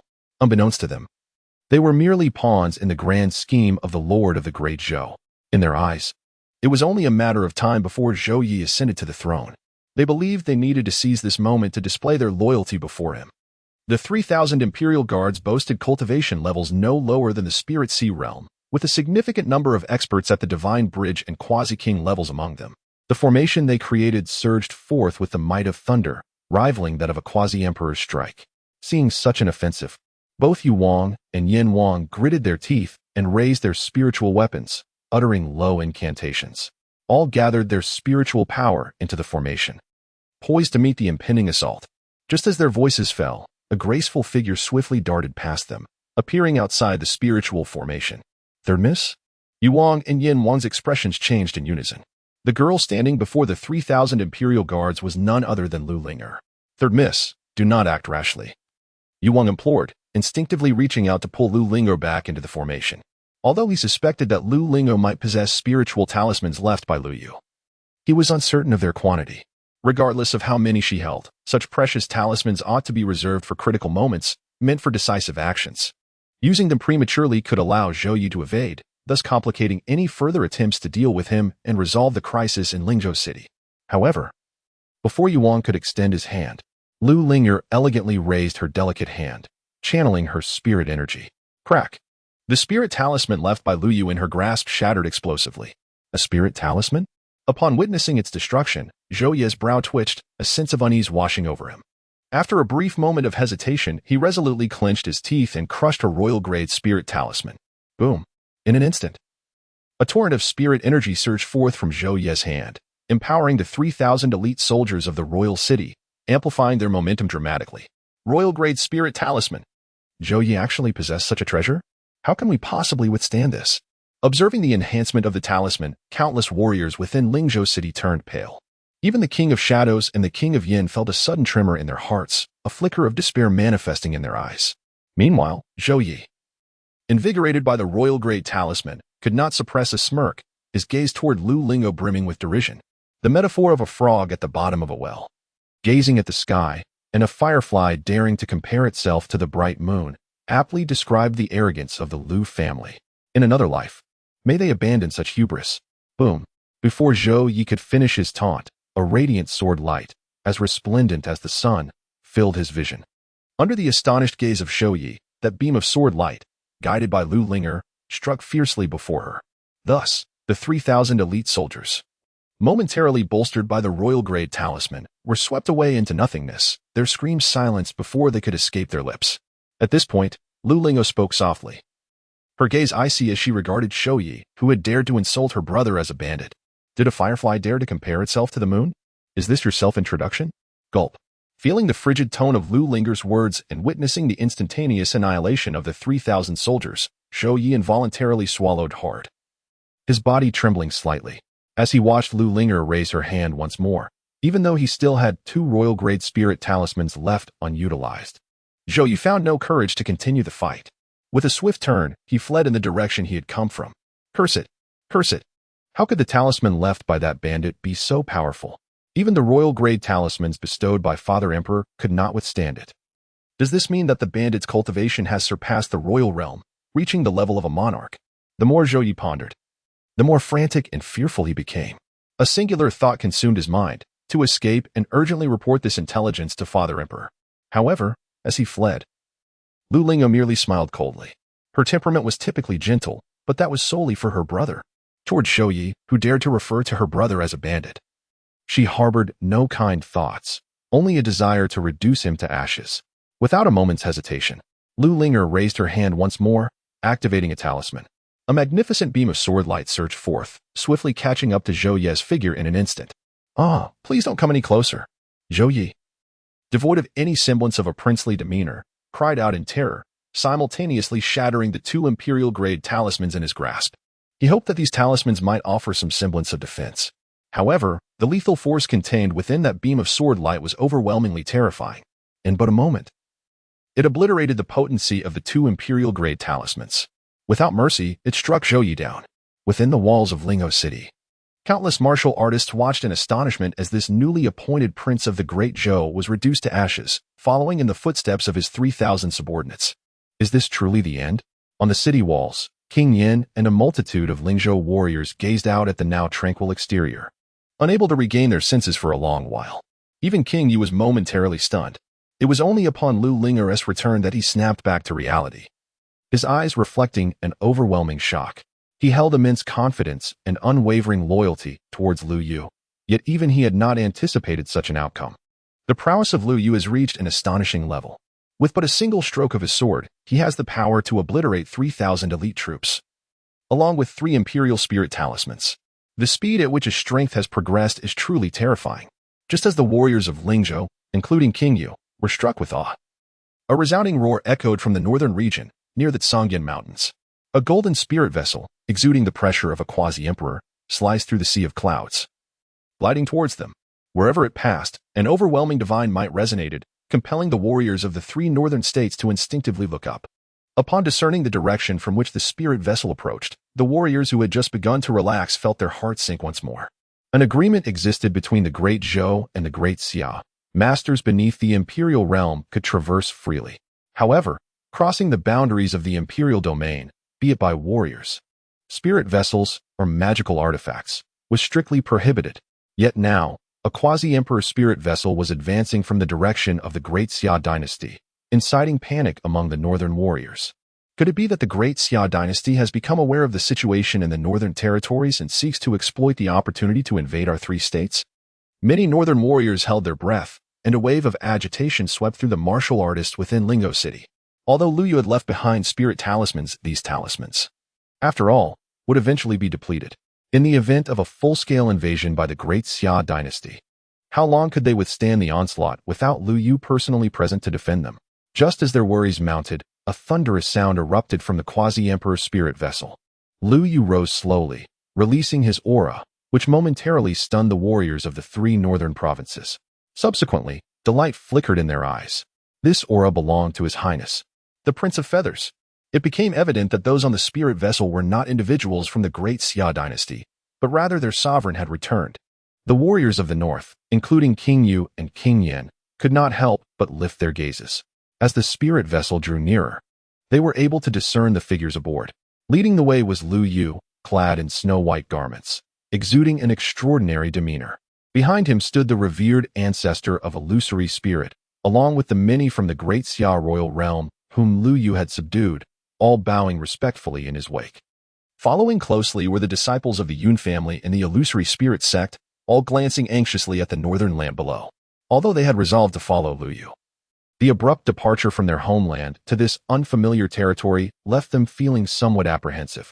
Fortunately, just as their anxiety began to mount, whoosh, Lu Ling'o, Lu Ming, and other members of the Lu family, accompanied by the formidable experts from the northern frontier, including the Phantom King and the Yin King, gathered to welcome them. Although it was their first meeting, Lu Ming and Lu Ling'o could sense the unwavering loyalty that the Phantom Ancestor and his followers held towards Lu Yu. Setting aside other considerations, their willingness to forsake their established foundation in the Great Xia and accompany Lu Yu to the Great Zhou was enough to endear them to Lu Ming and his kin. However, not all local experts from the northern frontier were pleased with the arrival of the Phantom sect and the Yun family. For instance, the Yin King, Zhu Yu, regarded the matter with skepticism. Brother Wang, the Yun family's influence is trivial, but the Phantom sect is no small matter, he remarked, narrowing his eyes as he observed the elders of the Phantom sect trailing behind the Phantom ancestor, a palpable sense of threat flashing in his gaze. Yet, the Phantom King remained composed. Wasn't this outcome anticipated? With the Master's strength and talent, the number of those who follow him will only grow stronger. If we do not strive for progress, even if the Master holds on to old ties, we will eventually be left behind. As he spoke, his gaze turned to Lu Yu, his eyes alight with fervor. The Master is advancing. We must exert ourselves as well. In that moment, the Yin King found himself at a loss for words. It was not that he lacked ambition, but his potential was limited. Without a significant opportunity, no matter how diligently he practiced, he found it difficult to elevate his cultivation further. This predicament applied to the Phantom King as well. Without a great opportunity, he too would inevitably be outpaced by Lu Yu. One cannot fathom where your confidence stems from, Brother Wang, the Yin King murmured quietly. The Phantom King shook his head gently, responding, with the Master's prowess, the Lu family will only grow more formidable. When the time comes, even a mere fraction of opportunity slipping through the Master's fingers will be enough for us to soar to great heights. Observing the Phantom King's fervent gaze, the Yin King instinctively felt that his brother was perhaps exaggerating. The bottleneck of potential was not so easily surmountable. Yet, as he silently shook his head, Lu Yu, having settled the members of the Yun family and the Phantom sect, snapped his fingers. The already refined Phantom Tower from his storage bag transformed into a streak of radiance and, under Lu Yu's guidance, landed directly in the plaza of Lingzhou City. As the Phantom Tower descended, the very essence of spiritual energy in Lingzhou began to converge towards it, enriching the spiritual environment of the entire city manifold. Is this the legendary Phantom Tower? In Lingzhou City, countless martial artists gazed at the extraordinary ancient tower, their eyes filled with disbelief. Lingzhou, situated in the northern frontier of the Great Zhou and bordering the Great Xia, had frequent interactions with martial artists from the southern regions of Great Xia. The renowned Phantom Tower of the Southern Territories was well known among the martial artists of the northern frontier. At this moment, the ancient tower unveiled by their master bore an uncanny resemblance to the legendary Phantom Tower. Could it be that this is truly the fabled Phantom Tower? Old Master Lu Ming, unable to suppress his excitement, swallowed hard and looked at Lu Yu, his lips moving for a moment before he managed to utter a question. API call failed with status code 429, error, code 429, message, resource has been exhausted, e.g. check quota. Status, resource exhausted, API call failed with status code 429, error, code 429, message, resource has been exhausted, e.g. check quota. Status, resource exhausted. Lu Yu gazed towards the illusory spirit sect, the Yun family, as well as the two kings, Yu and Yin. After a brief contemplation, he spoke. For external masters below the realm of kings, they may enter for a duration of 3 months each year. Those above the realm of kings may enter for 1 month annually.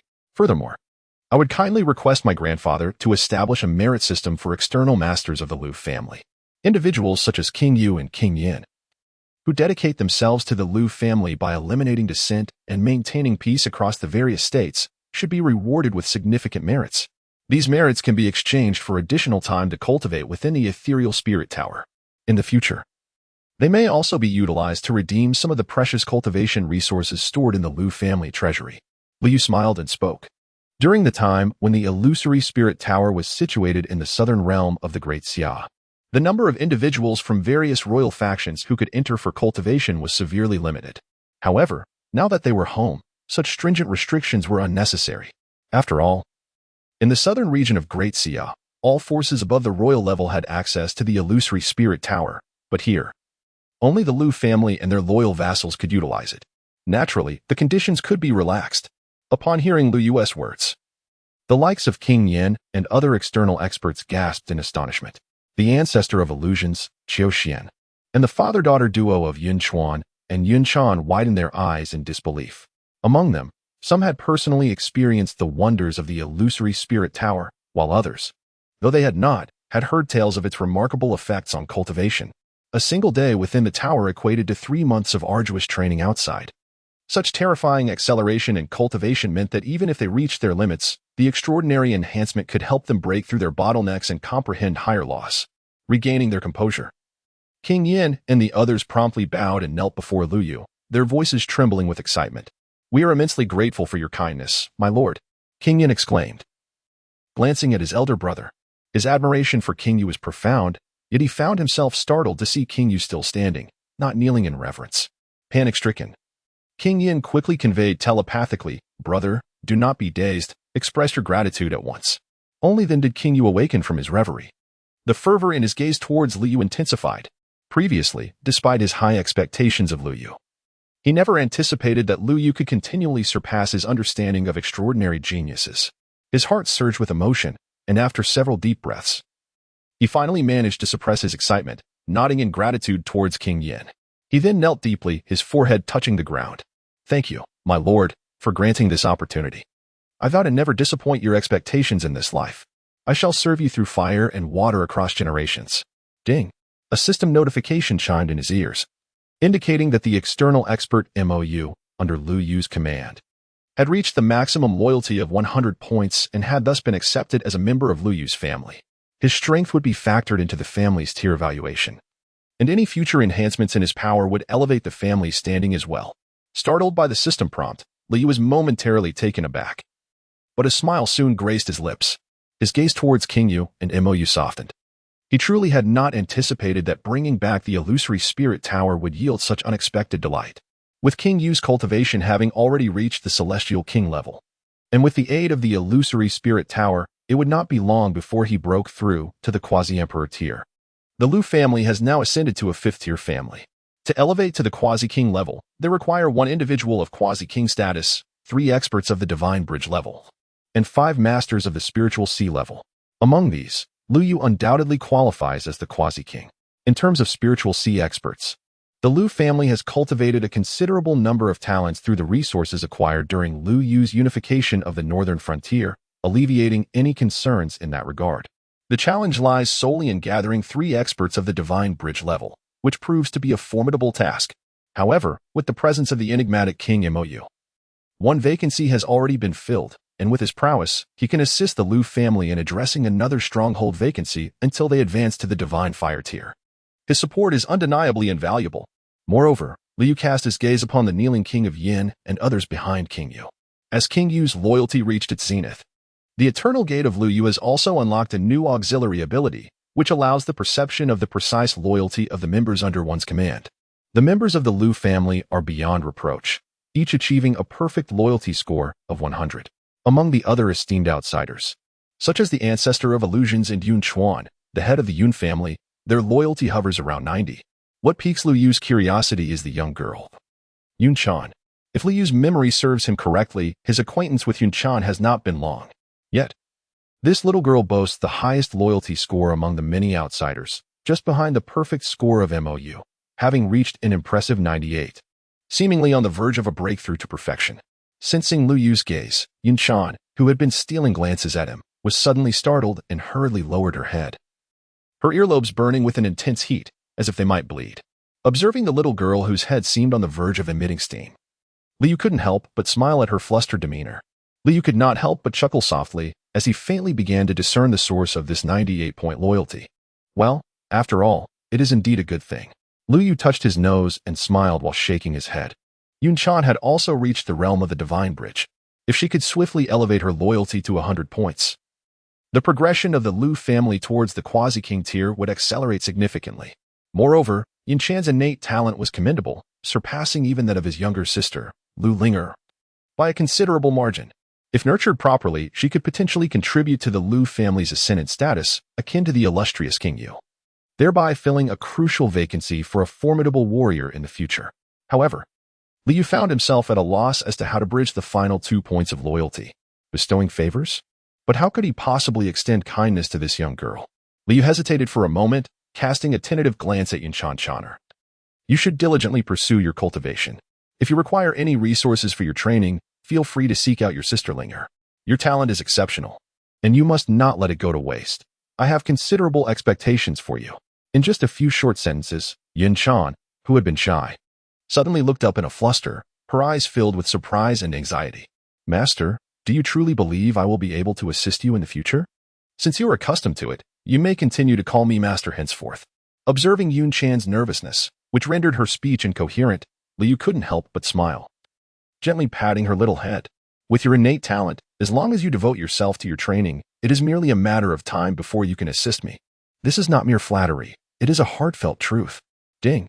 The system detected that there was an external expert, Yun Chan, under the host's command, and her loyalty had reached the maximum value of 100 points. This external expert has implicitly become a member of the host family, and her strength will be factored into the host family's tier assessment. As her power increases in the future, it will also elevate the host family's standing. Liu? Listening to the system notification echoing in his ears, he gazed ahead, his eyes brimming with joy. In his eyes, the shimmering reflection of Yun Chan was almost overwhelming. Liu could not help but chuckle in silence. Although he understood that enhancing Yun Chan's loyalty would be a straightforward endeavor, the efficiency of such an increase seemed rather exaggerated. Shaking his head, he quelled the distracting thoughts within his mind, gently patting Yun Chan on the head. Liu turned his gaze towards Lu Ming and Lu Linger. Lu Ming gazed at Yun Chan, stroking his beard, his eyes brimming with a maternal smile. However, Lu Linger's expression was considerably more intricate. The hint of jealousy in the little girl's eyes was evident even to Lu Yu. Linger, what are you pondering? He inquired. You are my sister, and my care for you will not diminish by even a fraction because of Chaner. My expectations for you are no less than those for Chaner, Liu said, giving a thumbs up to Xiaolinger. Brother has already heard of your remarkable feats in subduing Zhou Yi and others with the spirit talisman. Truly, you are my sister. Well done. You surpassed me by far at the age of 16. Upon hearing her brother's praise, the youthful heart of Lu Lingo was soon lifted, and a smile graced her delicate face. However, in her eyes, as she glanced at Yun Chan, there still burned a fierce fire of competition. Observing his little sister in such a state, API call failed with status code 429, error, code, 429, message, resource has been exhausted, e.g. check quota. Status, resource exhausted. Upon hearing this, Liu smiled, yet his gaze turned towards the location of the Great Zhou Imperial City. Sun Air was poised to act, intending to seize control of the Great Zhou entirely. This single statement caused the breaths of the numerous masters present to momentarily falter. Although prior to this, the formidable power exhibited by Lu Yu's spirit talismans had already made everyone aware. Lu Yu's strength has subtly begun to exude the confidence of dominating the Great Zhou. Yet, no one anticipated his eagerness. Even the most loyal to Lu Yu, King Yu, could not suppress a gulp of apprehension. My lord, might this be a tad too hasty? Lu Yu smiled faintly. Long before he achieved the status of a quasi-emperor, his prowess was already sufficient to contend with the early-stage masters of the emperor. By invoking the sacred body's extraordinary manifestation, he could easily vanquish ordinary emperor-level experts. The reason he refrained from striking against the Dezhou royal family at that time was solely due to his urgent quest for clues regarding the chaotic Dao fruit. Now, the clues are in hand, and his cultivation has ascended even further. Lu Yu, naturally, had no intention of retaining the great Zhou royal family any longer. Although he possessed his own spiritual talismans, he believed that even if Zhou Yi were to approach, or if the sovereign of Great Zhou were to come personally, the Lu family could handle the situation with ease. However, an abundance of flies can become quite irksome. Furthermore, while cultivating within the Void Spirit Tower, he could utilize various spiritual elixirs and herbs to further enhance his training efficiency. Ordinary royal and imperial grade pills held little value for Lu Yu. Yet for the members of the Lu family and the loyal external experts, the benefits were substantial. The complete unification of Great Zhou would also yield resources that could expedite the family's ascension and status. Thus, in response to the persuasion of King Yu, Liu merely smiled and said, "There's no need for concern." With a subtle lift of his hand and a flow of thought, he unleashed a tremendous imperial aura. The presence of this regal energy erupted from him, causing King Yu, Lu Ming, and other experts from the northern frontier to widen their eyes in astonishment as they gazed upon Lu Yu, who radiated profound shock in their eyes. Master, Yuer has attained the status of quasi-emperor. Liu smiled and nodded, assuring, "Now, you can rest easy." The expressions of Yu Wang and Lu Ming were filled with immense excitement as they took deep breaths. Previously, when Lu Yu had not yet attained the status of a quasi-emperor, his swords might have been sufficient to annihilate 3 imperial spirit talismans. Now that he had achieved quasi-emperor status, who in the vast Zhou realm could withstand him? With the eager gazes of his followers upon him, Lu Yu soared into the air, leaping onto the spiritual vessel. He activated the quasi-emperor ship and set it on a swift course towards the imperial city of Zhou. In just a day and night, the silhouette of the Zhou imperial city emerged in Liu Yu's sight. At this moment, within the Songming King's residence in the Zhou imperial city, the 5 formidable kings, who instilled dread in the heart of the Zhou sovereign, had gathered together. Each of them exuded an aura of profound depth, evidently having mastered the pinnacle of quasi-emperor cultivation in the 16 kingdoms of the eastern wilderness. Such power could dominate any region and bask in glory. Yet, the expressions of these 5 kings were notably grave. Songming Wang, you hold the highest cultivation among us and are the most likely to break through to the imperial realm.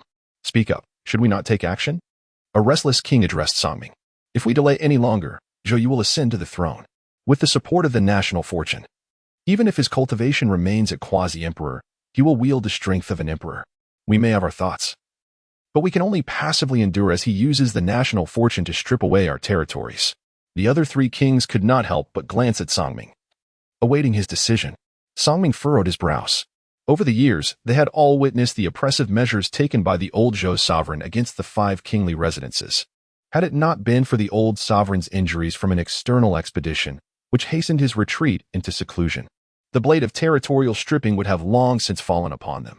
However, one can evade the initial strike, but not the subsequent ones. While the king who spoke may have been hasty, his words bore truth. If they continued to delay, once the new emperor ascended, youthful and vigorous, he would undoubtedly wield the blade of territorial stripping against them, gradually eroding their power until the 5 kingly residences were utterly diminished. How could the 5 kings, with a legacy spanning millennia, who shared a history as long as that of the Zhou, resign themselves to such a fate? Yet, should they truly raise arms? A flicker of hesitation crossed Songming's eyes. Observing this, the most impatient of them, the Spirit Bone King, could no longer contain himself. Songming Wang, what are we waiting for? This is our prime opportunity to rise. The old ghost is already in a state of decline, and Zhou Yi, even if he receives our news and hastily claims the throne outside the capital, will lack the imperial formation and the sovereign seal. His ability to gather national fortune will be severely limited, his strength, at most a complete quasi-emperor. At that time, if we unite the strength of the 5 kingly residences to eliminate him, we can each claim 3 or 4 provinces and establish ourselves, gathering fortune to achieve the imperial realm. In the future, we may even transform the 16 kingdoms of the eastern wilderness into 20. Listening to the Spirit Bone King's fervent words, the other 3 kings' eyes sparkled with eagerness. Yet, Songming Wang remained composed and shook his head. The future that Spirit Bone Wang envisions is indeed appealing, but let us not forget that Old Fox is exceedingly cunning. He has remained in the Forbidden Palace for years, and only Zhou Yi and a few trusted inner officials know the true state of affairs. Are you all not afraid of falling into the same traps as the princes of that era? The current Zhou sovereign, in his youth before ascending the throne, had not stood out among his peers. Consequently, during the fierce competition for the throne, none paid him heed.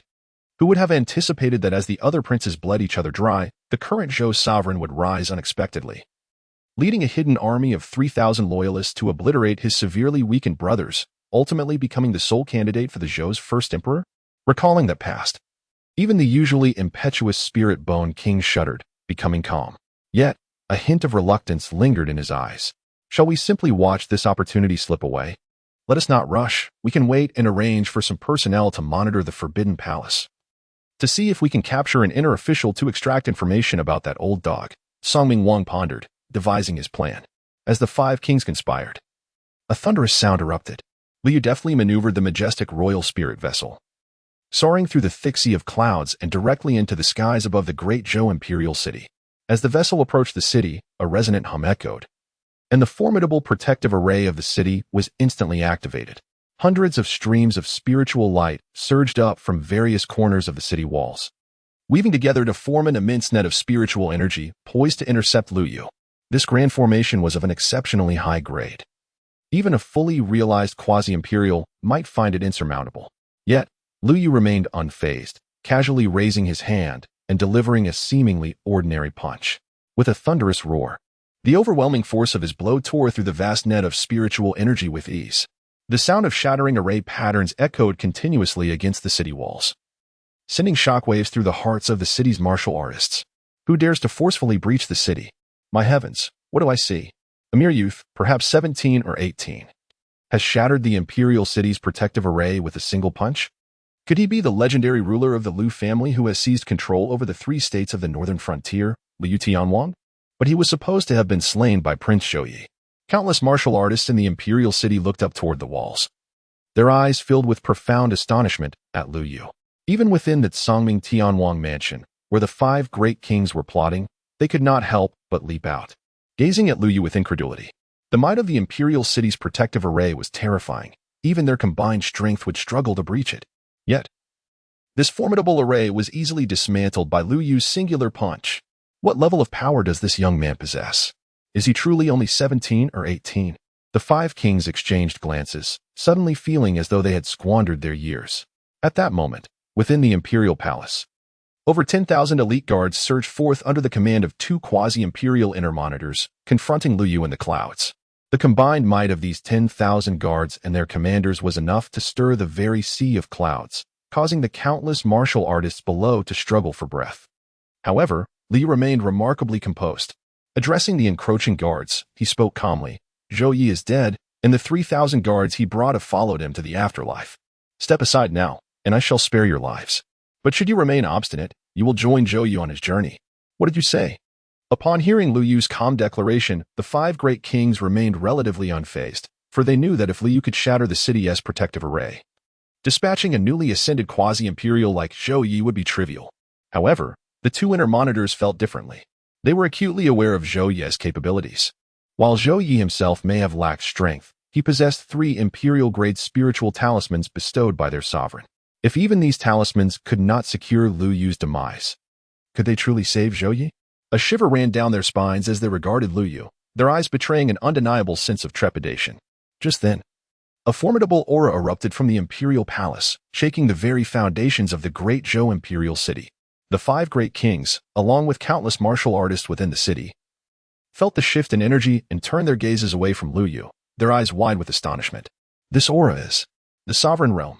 Countless martial artists in the city widened their eyes, staring at the figure emerging from the palace, their expressions filled with awe. The once frail and decrepit ruler of the great Zhou now stood resplendent, exuding an imperial aura so dense it could easily overpower an ordinary quasi-imperial, far surpassing the might of a martial emperor. He appeared as if he had reached the pinnacle of sovereign power, a manifestation exclusive to the sovereign realm. Under the watchful gaze of countless reverent onlookers, the ruler of the great Zhou fixed his gaze on Liu Yu, his eyes ablaze with fervor and avarice. To truly think, our great Zhou has produced such a remarkable talent. Liu Yu, was it? I shall remember your name. Rest assured, when you have perished, I shall inherit your fortunes. Your sacrifice will not be in vain. It shall become the cornerstone of my glory. The great Zhou ruler murmured softly, his gaze toward Liu Yu akin to that of a collector admiring a rare treasure. Initially, he had felt a twinge of regret at Zhou Yi's demise. But upon witnessing Liu Yu's prowess, he had long since cast aside any thoughts of Zhou Yi. He understood his own potential all too well. Without significant fortune, he would only reach the early stages of the sovereign realm in this lifetime. Yet, if he could capture Liu Yu and obtain the secrets behind his rapid ascent, he believed that not only would he achieve the pinnacle of the sovereign realm, but he could also ignite divine fire and attain eternal life. Within the imperial city, the 5 great kings, led by Songming Tianwang, regarded the great Zhou ruler with a sense of relief. This old fox had indeed concealed his strength. They felt a cold sweat break out over their brows, silently thanking their calmness for not impulsively taking action earlier. As they gathered their thoughts, they realized that Zhou Yi's departure from the city to quell dissent was likely a trap set by this old fox to lure them into conflict, using his own son as bait to provide an excuse for his attack. As Songming Tianwang and the others exchanged thoughts, they could not help but feel a strange sense of gratitude toward Liu Yu. Had he not arrived unexpectedly, they might have fallen victim to the ruler's schemes. Alas, it seemed this Liu Yu would meet his end here. Songming Tianwang sighed softly, his tone tinged with sympathy, and the other 4 kings nodded in agreement. The great Zhou ruler, impatient as ever, wasted no time and immediately launched an attack against Liu Yu. With a surge of his sovereign power, pure energy cascaded from within him like a torrential flood. As he executed intricate hand seals, numerous ethereal weapons materialized before him: divine blades, long spears, arrows, lethal swords, and even colossal halberds, 365 spectral weapons coalescing in an instant. Each weapon, when stirred, caused the surrounding air to tremble, as though the very fabric of reality were on the verge of being cleaved asunder. This was the supreme secret art of the great Zhou royal family. a pinnacle martial technique known as the 100-weapon technique. Throughout the annals of history, the sovereigns of the Great Zhou, even the founding ancestors of the dynasty, could muster no more than 108 spiritual weapon phantoms at the height of their power. Yet at this moment, the current ruler of the Great Zhou has surpassed that record by more than threefold, summoning a formidable assembly of 365 spiritual weapons.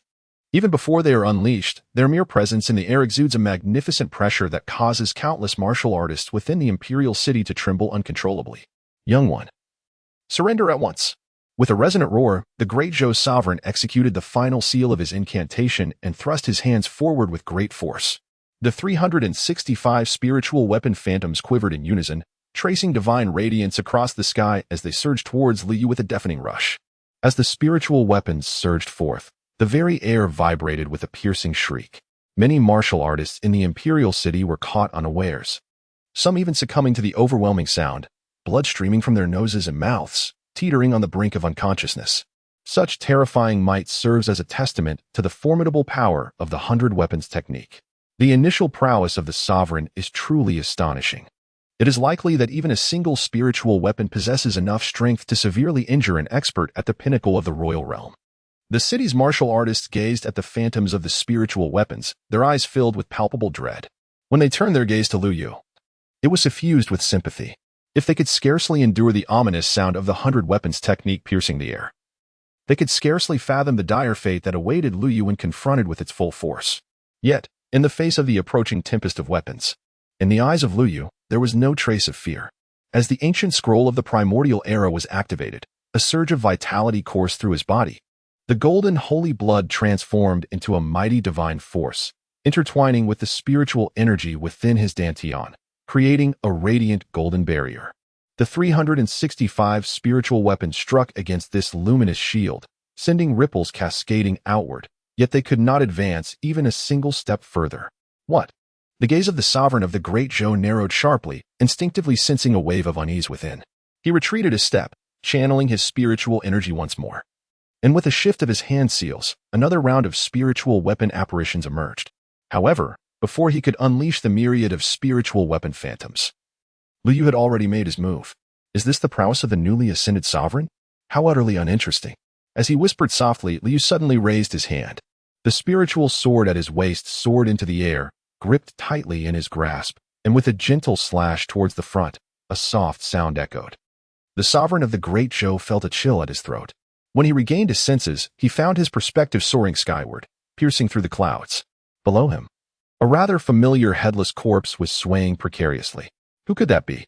Oh, it turns out to be me. The sovereign of the Great Zhou's lips moved, as if he wished to utter something more. Yet, in the next moment, an abyss of darkness engulfed his consciousness. Under the astonished gazes of all the martial artists present, the head and body of the sovereign of the Great Zhou swayed once in the clouds before plummeting to the ground with a resounding thud. After a brief silence, two loud thumps reverberated, blooming into two tragic blossoms of blood upon the earth of the imperial city. From this day forth, the Great Zhou royal family shall no longer exist. My Liu family shall seize control of the imperial city, renaming the nation to Primordial. My Liu family shall become the new rulers of the Primordial dynasty. In the clouds, Liu activated the spiritual vessel, gently descending above the forbidden palace. His gaze remained tranquil as he surveyed the assembly and spoke softly, having spoken my words, who is in favor and who is against? Within the imperial city, countless martial artists exchanged glances, and after a brief silence, a series of kneeling sounds echoed forth. The 5 great kings, led by the king of Songming, decisively knelt before Liu Yu's spiritual vessel, proclaiming, "We pay our respects to your majesty. May your martial arts flourish and may you attain eternal longevity." Time flowed swiftly, and in the blink of an eye, another month had passed. At the heart of the primordial imperial city, the ethereal spirit tower stood solemnly. Countless martial artists within the city frequently glanced towards the tower, their eyes filled with profound reverence. A month prior, Liu had arrived in overwhelming force, vanquishing the sovereign of the Great Zhou and initiating a change of dynasties. Initially, some members of the Great Zhou royal family harbored resentment. However, once the ethereal spirit tower descended, those remnants of the Zhou royal family surrendered all hope. With the ethereal spirit tower in hand, there was no need for Liu to speak. Many factions within the Great Zhou dynasty voluntarily pledged their allegiance to the Liu family. actively seeking to capture the remaining remnants of the Zhou royal family and delivering them to the imperial city for Liu Yu's suppression and imprisonment. Liu Yu had anticipated this situation, for the name of the ethereal spirit tower was far too illustrious. With such a precious state for cultivation at his disposal, the Liu family seeks to consolidate loyalty effortlessly. However, when matters come to a head, those who waver in their allegiance prove to be mere fair-weather supporters. Their rewards will undoubtedly pale in comparison to those bestowed upon the likes of King Yu and King Yan, not to mention the opportunities for cultivation within the ethereal tower. Even slightly more precious resources will remain beyond their reach for the foreseeable future. Yet, Liu harbors no concerns that these fickle supporters will harbor resentment. With the ethereal tower serving as a tantalizing incentive, as long as they possess a modicum of intelligence, these opportunists will strive to ingratiate themselves and demonstrate their allegiance to the Liu family, all in hopes of securing a chance to cultivate within the ethereal tower. As for those who, feeling deprived of immediate access to the ethereal tower's opportunities, contemplate betrayal against the Liu family, they will find themselves aided by the ancient gateway. API call failed with status code 429. Error. Code. For 29. Message. Resource has been exhausted, e.g. check quota. Status. Resource exhausted. Liu could not help but glance toward the first level of the ethereal spirit tower. The cooldown of the eternal gate had, in fact, long since concluded. However, none of the family members had yet broken through to the divine bridge realm. Consequently, the rank of the eternal gate had not ascended. Thus, Liu did not feel compelled to return to the eternal realm in haste. His previous urgency to return stemmed from the realization that, with his innate talent as a primal holy body, remaining in the mortal world for cultivation was merely a squandering of time. Yet now, with the assistance of the ethereal spirit remnant tower, coupled with the innate divine fire and supreme blood within him, his progress in the mortal realm, albeit somewhat slower, was not without its gains. However, after a month of cultivation, upon reaching the realm of Liu, one must advance further to attain the mid-stage of the quasi-emperor level. Liu distinctly perceived that the enhancement effect of the training on the third level of the Void Spirit Tower had become somewhat negligible for him. Continuing to remain there for cultivation would yield diminishing returns in efficiency.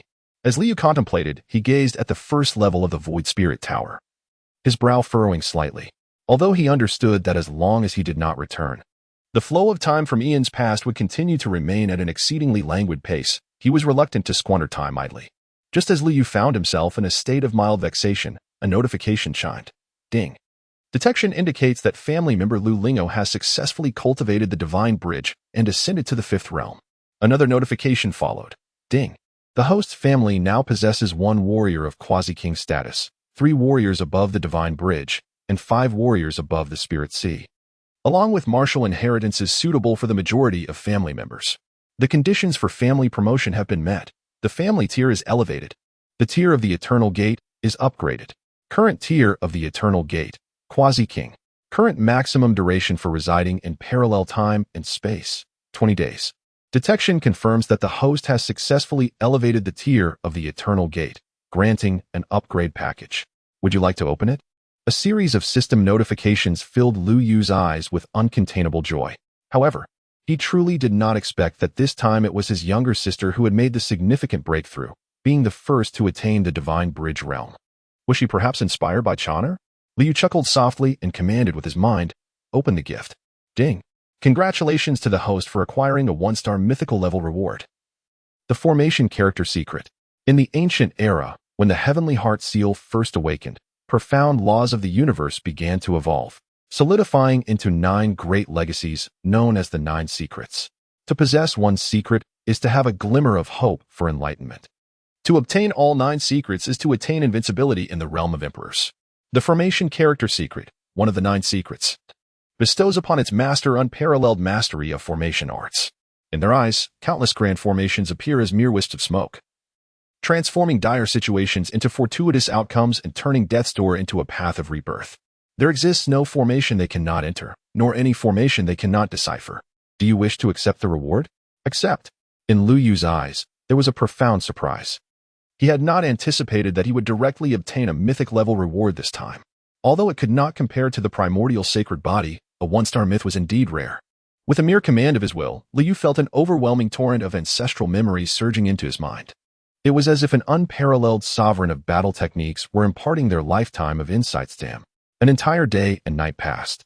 Liu emerged from that profound state, and upon reopening his eyes, he found them to be even more profound than before. The transmission he received over the course of a day and night made him feel as though he had experienced a century within that brief span. Although his cultivation level had not ascended, it had directly enabled him to refine the secret of array characters to a minor accomplishment. With the enhancement of this minor-level array character secret, although my cultivation remains at the imperial realm, my mastery of array techniques has already reached the exalted domain. Below the realm of enlightenment, I can unravel and arrange any array, provided I have sufficient time and resources. Liu took a deep breath, his eyes brimming with profound astonishment. Although this array secret, in itself, did not provide a substantial enhancement to combat prowess, it held immense potential for the long-term development of both Liu and the Liu family. Moreover, with the support of a minor mastery-level array secret and an ample supply of precious materials, the possibilities are boundless. Liu is entirely capable of independently mending the fragmented law imprints of the Void Spirit Tower in the present world, restoring the tower to its complete state. After all, whether it is the Void Spirit Tower or other supreme treasures of the universe, the core law imprints are, in essence, a variation of formations. This principle applies not only to spiritual weapons, but also to the myriad restrictions imposed by various secret realms and ruins. In the eyes of Liu, who has mastered the secret of formation characters, these are merely different applications of formations. Given sufficient time, he can achieve this. API call failed with status code 429. Error. Code. For 29. Message. Resource has been exhausted, e.g. check quota. Status. Resource exhausted. Liu cast his gaze upon the interface of the Eternal Gate. At present, the rank of the Eternal Gate had already reached the Quasi-King level. If it could advance further, it would be elevated to the King tier. Liu is capable of unlocking the Eternal Space. At that time, he will be able to retrieve various precious treasures from the parallel realms prior to the Eternal Era.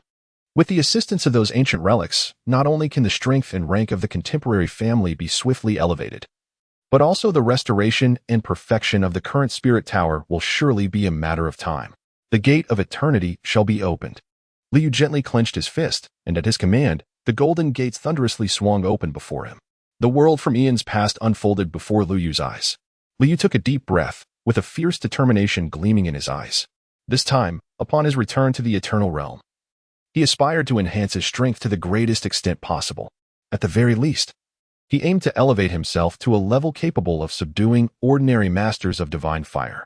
Then, when he once again steps into the mortal realm, he would venture to the Purple Moon Cave heaven in search of his elder sister as whereabouts.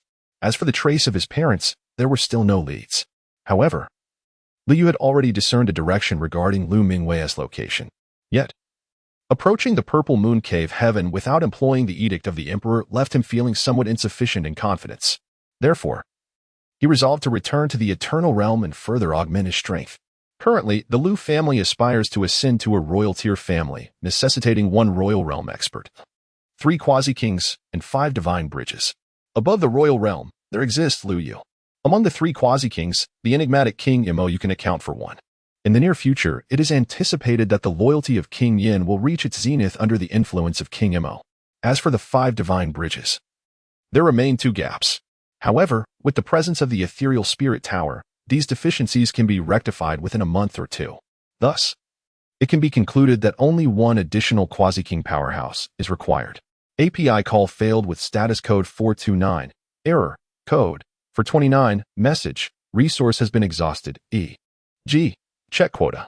Status. Resource exhausted. API call failed with status code 429. Error. Code. For 29. Message. Resource has been exhausted. E.g. check quota.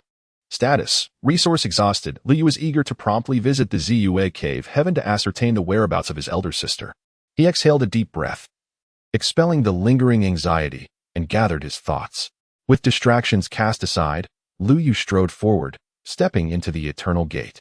In the next instant, he reappeared in the still chamber of the Lihua Imperial Palace, a moment suspended in time. Your Highness. Upon witnessing Liu emerge from the still chamber, Nangong I, who had been dutifully standing guard outside, immediately bowed respectfully. Curiosity flickered in his eyes as he regarded Liu. Although Liu had not released any fluctuations of his realm, Nangong I could sense a palpable difference in his master's aura. His Highness's cultivation had indeed advanced. It had only been a few days. Truly, He is worthy of being called the son of the era. Yet, one wonders how far he remains from the threshold of the emperor's realm. Nangongwen mused silently, his gaze toward Lu Yu filled with increasing reverence. Lu Yu waved his hand, signaling Nangongwen to rise. Observing Nangongwen, a thought crossed his mind. Nangong, you should still be at the pinnacle of the heavenly king realm, shouldn't you? Indeed, your highness, came the reply. Lu Yu nodded thoughtfully. Although the completion of the heavenly king realm allows one to venture into the ancient mysterious realm, it still lacks a sense of certainty. Nangongwen, as his devoted follower, would undoubtedly accompany him on this expedition. However, the ancient mysterious realm imposes age restrictions and realm suppressions. Only youthful prodigies with cultivation ages not exceeding 500 years are permitted entry. Moreover, their cultivation must not surpass that of the heavenly king.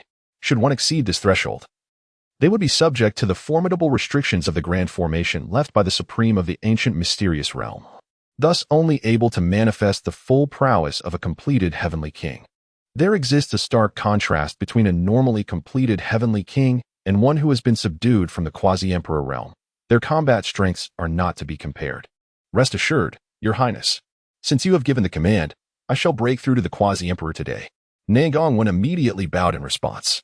Individuals like Nangongwen, carefully nurtured by the revered immortal traditions, possess an exceptionally solid foundation. If he so desired, surpassing to the realm of quasi-emperor today would be a mere trifle, even achieving a complete quasi-emperor status in one go. However, such impulsiveness risks destabilizing his foundational cultivation, potentially affecting his future accomplishments. Therefore, prodigies at this level tend to remain within a particular realm for an extended period, refining their skills to the utmost before attempting a breakthrough. Yet, with an unwavering reverence for Lu Yu, Nangongwen executed the command without hesitation. It was not merely the prospect of attaining quasi-emperor status now. Even achieving complete quasi-emperor status on the spot would evoke no doubts in him, and he would act without a second thought. Nevertheless, Lu Yu was reluctant to see his first, strictly speaking, follower suffer from an unstable foundation. Nangong, do not be so hasty. I merely recall that your cultivation path is also the Sword Dao, and I thought to offer you some guidance. If you can achieve quasi-emperor status through this, that would be splendid. If not, you may still refine your strength, thus reaping greater opportunities in the forthcoming journey into the ancient mysterious realm. Upon hearing Lu Yu's words, not only Nangongwen but even Ji Ming, who had sensed Lu Yu's emergence and hurriedly followed him like a shadow, raised an eyebrow in surprise. Their glances towards Lu Yu were tinged with astonishment. Nangongwen, as the foremost seed of the path of heaven's repair, despite his youth, exhibited remarkable talent in the Sword Dao. Although His Highness also possessed extraordinary talent in swordsmanship, it was unlikely to surpass that of Nangongwen by a significant margin. How much could this guidance truly enhance his abilities? As Ji Ming and Nangongwen pondered in confusion, Lu Yu smiled faintly and flicked his fingers lightly. A surge of spiritual energy transformed into a glimmering sword light, soaring from his fingertips to land upon a nearby screen wall in front of the imperial palace. A soft crack echoed as a sword mark appeared on the wall. Nangongwen turned towards the sound, and the moment he beheld the sword mark, a jolt coursed through his body. His vision plunged into darkness, with Lu Yu's sword mark emerging as the solitary beacon of light. Though the mark appeared unremarkable, once his consciousness delved into it and he focused intently, he could discern myriad distinct transformations of sword techniques and the profound truths of the sword path from that single mark. The more he observed, the more he felt that the various doubts he had encountered during his own sword training were effortlessly resolved in that moment. His mastery of the sword path experienced a remarkable surge. After a brief moment, Nangongwen abruptly shuddered, emerging from that state of profound enlightenment. A hint of confusion and unexpectedness lingered in his eyes as he pondered why his epiphany had come to an end. Yet, in the next instant, the reason became clear to him. With a flicker of thought, his spiritual sword at his waist soared into his palm. Without needing to channel his own spiritual energy or laws, the surrounding spiritual essence of heaven and earth surged forth, gathering around his spiritual sword. This phenomenon signified but one possibility: had my sword path already ascended to the celestial level? The realms of martial arts, including swordsmanship, can be categorized from the foundational level to the pinnacle: entry level, basic, minor achievement, major achievement, and perfection. Beyond perfection, there exist three realms: human level, martial heart level, earth level, law earth level, and heaven level, celestial level. Above the heavenly level, there are the three tiers of profound realms. Under normal circumstances, even martial prodigies, including someone of Nangongwen's caliber, would only reach the human level prior to igniting the divine fire, merely condensing a martial heart. Those who attain the earth level are exceedingly rare. Only exceptional talents like Chu Qingyao, who belong to the lineage of immortal traditions, could potentially elevate their martial prowess to the heavenly level before igniting the divine fire. Yet now Lu Yu was merely a scar left by a sword. Yet he propelled himself from the sword heart level to the celestial phenomenon level.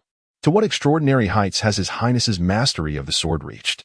Could it be that he has already comprehended the profound essence of the sword path? Nangong's heart trembled with disbelief, his gaze fixed on Lu Yu, filled with incredulity.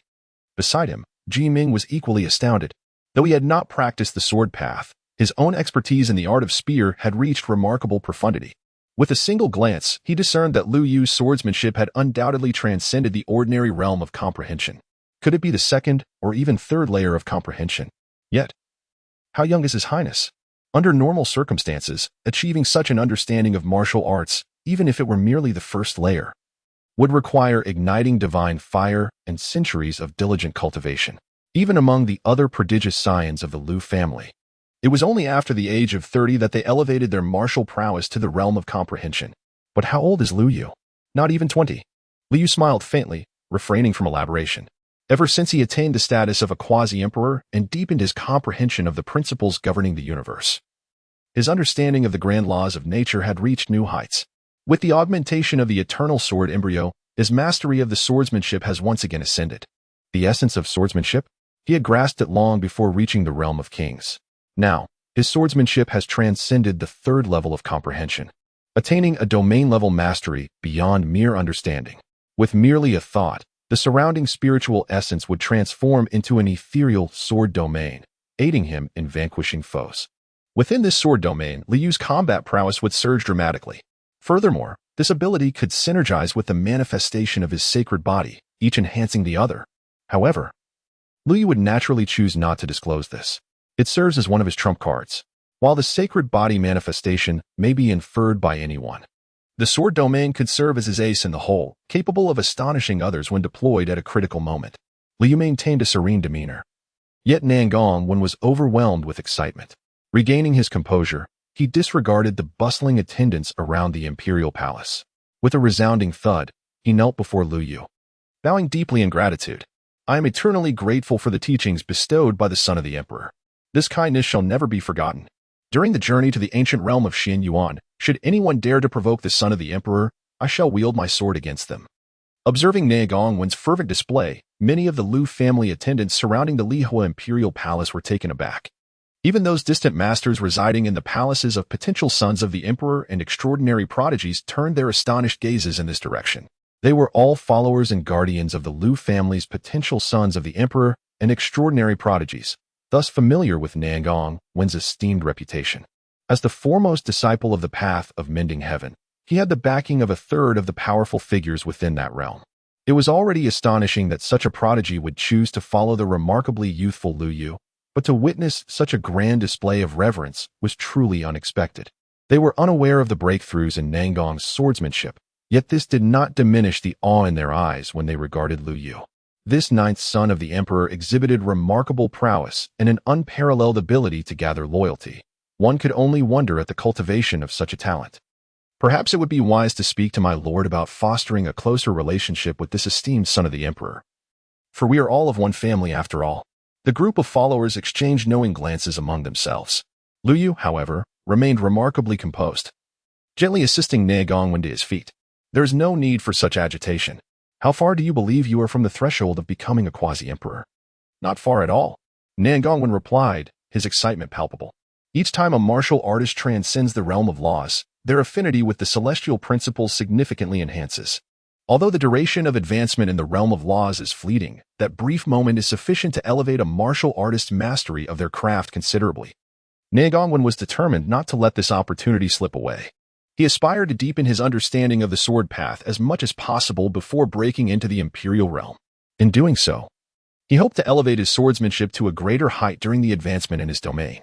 Initially, he had anticipated that the best-case scenario would be to achieve perfection at the sword heart level before utilizing the breakthrough opportunity to elevate his sword path to the entry level of the Law-Earth realm. Yet now, before he could even break through, he had directly attained the celestial phenomenon level of swordsmanship under Lu Yu's guidance. What was there left to wait for? Rest assured, Your Highness, I shall commence my seclusion immediately. Before the opening of the Xian Yuan ancient realm, I will undoubtedly cultivate to the early stages of quasi-emperor and refine my abilities to their utmost potential. Very well, go forth. API call failed with status code 429. Error. Code. For 29. Message. Resource has been exhausted, e.g. check quota. Status. Resource exhausted. Liu did not return to the Imperial Palace. With only a few days remaining before the opening of the Xian Yuan ancient realm, he, having already reached the mid-stage of quasi-emperor, realized that even if he entered seclusion once more, he would not be able to significantly enhance his strength in such a short span of time. Therefore, Liu decided to take a trip to Luozhou before the ancient realm's commencement. Luozhou, located in the heavenly domain, is the southern region of the Great Xia dynasty, where the revered Nanhua Mountain, home to the unearthed Void Spirit Tower, resides after the passage of countless ages. Time was of the essence. So he did not intend to rely on any imperial favor, but chose to be accompanied by King Ji Ming alone, as he did not anticipate that the complete Void Spirit Tower would possess a value akin to that of an imperial weapon. API call failed with status code 429. Error. Code. For 29. Message. Resource has been exhausted, e.g. check quota. Status. Resource exhausted. Lu Zhanshan gazed at the approaching Lu Yu. A look of perplexity etched upon his face. He could not help but glance at Ji Ming, who stood behind Lu Yu. With the esteemed Taoist Ji Ming safeguarding your path, that should suffice, should it not? Although Ji Ming was merely at the Saint King realm, the formidable backing of his grandfather, the contemporary quasi-emperor Ji Tai Su, who had bestowed upon him the phoenix-winged golden halberd, provided ample support. In this era where the supreme are seldom stirred, an ordinary great saint would be utterly incapable of withstanding even a single strike from him. API call failed with status code 429. Error. Code. For 29. Message. Resource has been exhausted, e.g. check quota. Status. Resource exhausted. API call failed with status code 429. Error. Code. For 29. Message. Resource has been exhausted, e.g. check quota. Status. Resource exhausted. API call failed with status code 429. Error. Code. For 29. Message. Resource has been exhausted, e.g. check quota. Status. Resource exhausted. Lu Yu smiled and nodded. If this journey goes smoothly, it is possible that my grandson will be able to add another volume of the imperial scriptures to our family. Huh? Lu Zhanshan's face was a portrait of disbelief. The imperial canon, how extraordinarily precious it is. The entire collection of the Lu family comprises a mere 19 volumes of the imperial canon. To think that his grandson could add yet another volume to their lineage. However, he recalled the true Phoenix Nirvana fruit that Lu Yu had discovered earlier. In Lu Zhanshan's eyes, anticipation began to swell. What a spirited young man. Let us accompany you on this journey and discover the true essence of the imperial scriptures you speak of. At the foot of Nanhua Mountain in the Tianyu Luozhou region, a multitude of young prodigies gathered, numbering no less than 10,000. Not only were the talents of Luoyou present, but young elites from over a dozen nearby states had also converged here. Their gazes, fixed upon Nanhua Mountain, were imbued with fervent eagerness. This day marked the momentous occasion of the renowned sage of the great saint realm, Su Hua, emerging from seclusion. Nanhua Mountain is the sacred ground of Su Hua. According to the edict handed down prior to his century-long retreat, upon his return, Su Hua intends to select a young prodigy to become his disciple and inherit his legacy. It is truly astonishing that the prospect of a great saint accepting disciples could attract such a vast array of talents, even martial prowess from distant states. Witnessing the grandeur before Nanhua Mountain, were struck with disbelief. Upon hearing their exclamations, a Luozhou prodigy laughed and remarked, "You may not be aware that Su Hua is one of the strongest great saints of our time. Since achieving quasi-saint status 3 millennia ago, he has fought in the borderlands nearly 1,000 times, defending the Tai Xian and bloodily combating the creatures of the forbidden zones, having slain countless beings of the sacred paths therein. After attaining the great saint level, he has achieved the remarkable feat of defeating multiple great saints of the forbidden zones in a single battle. Furthermore, Su Hua's ancestry boasts a void Dao body. Thus, he possesses a portion of the void bloodline.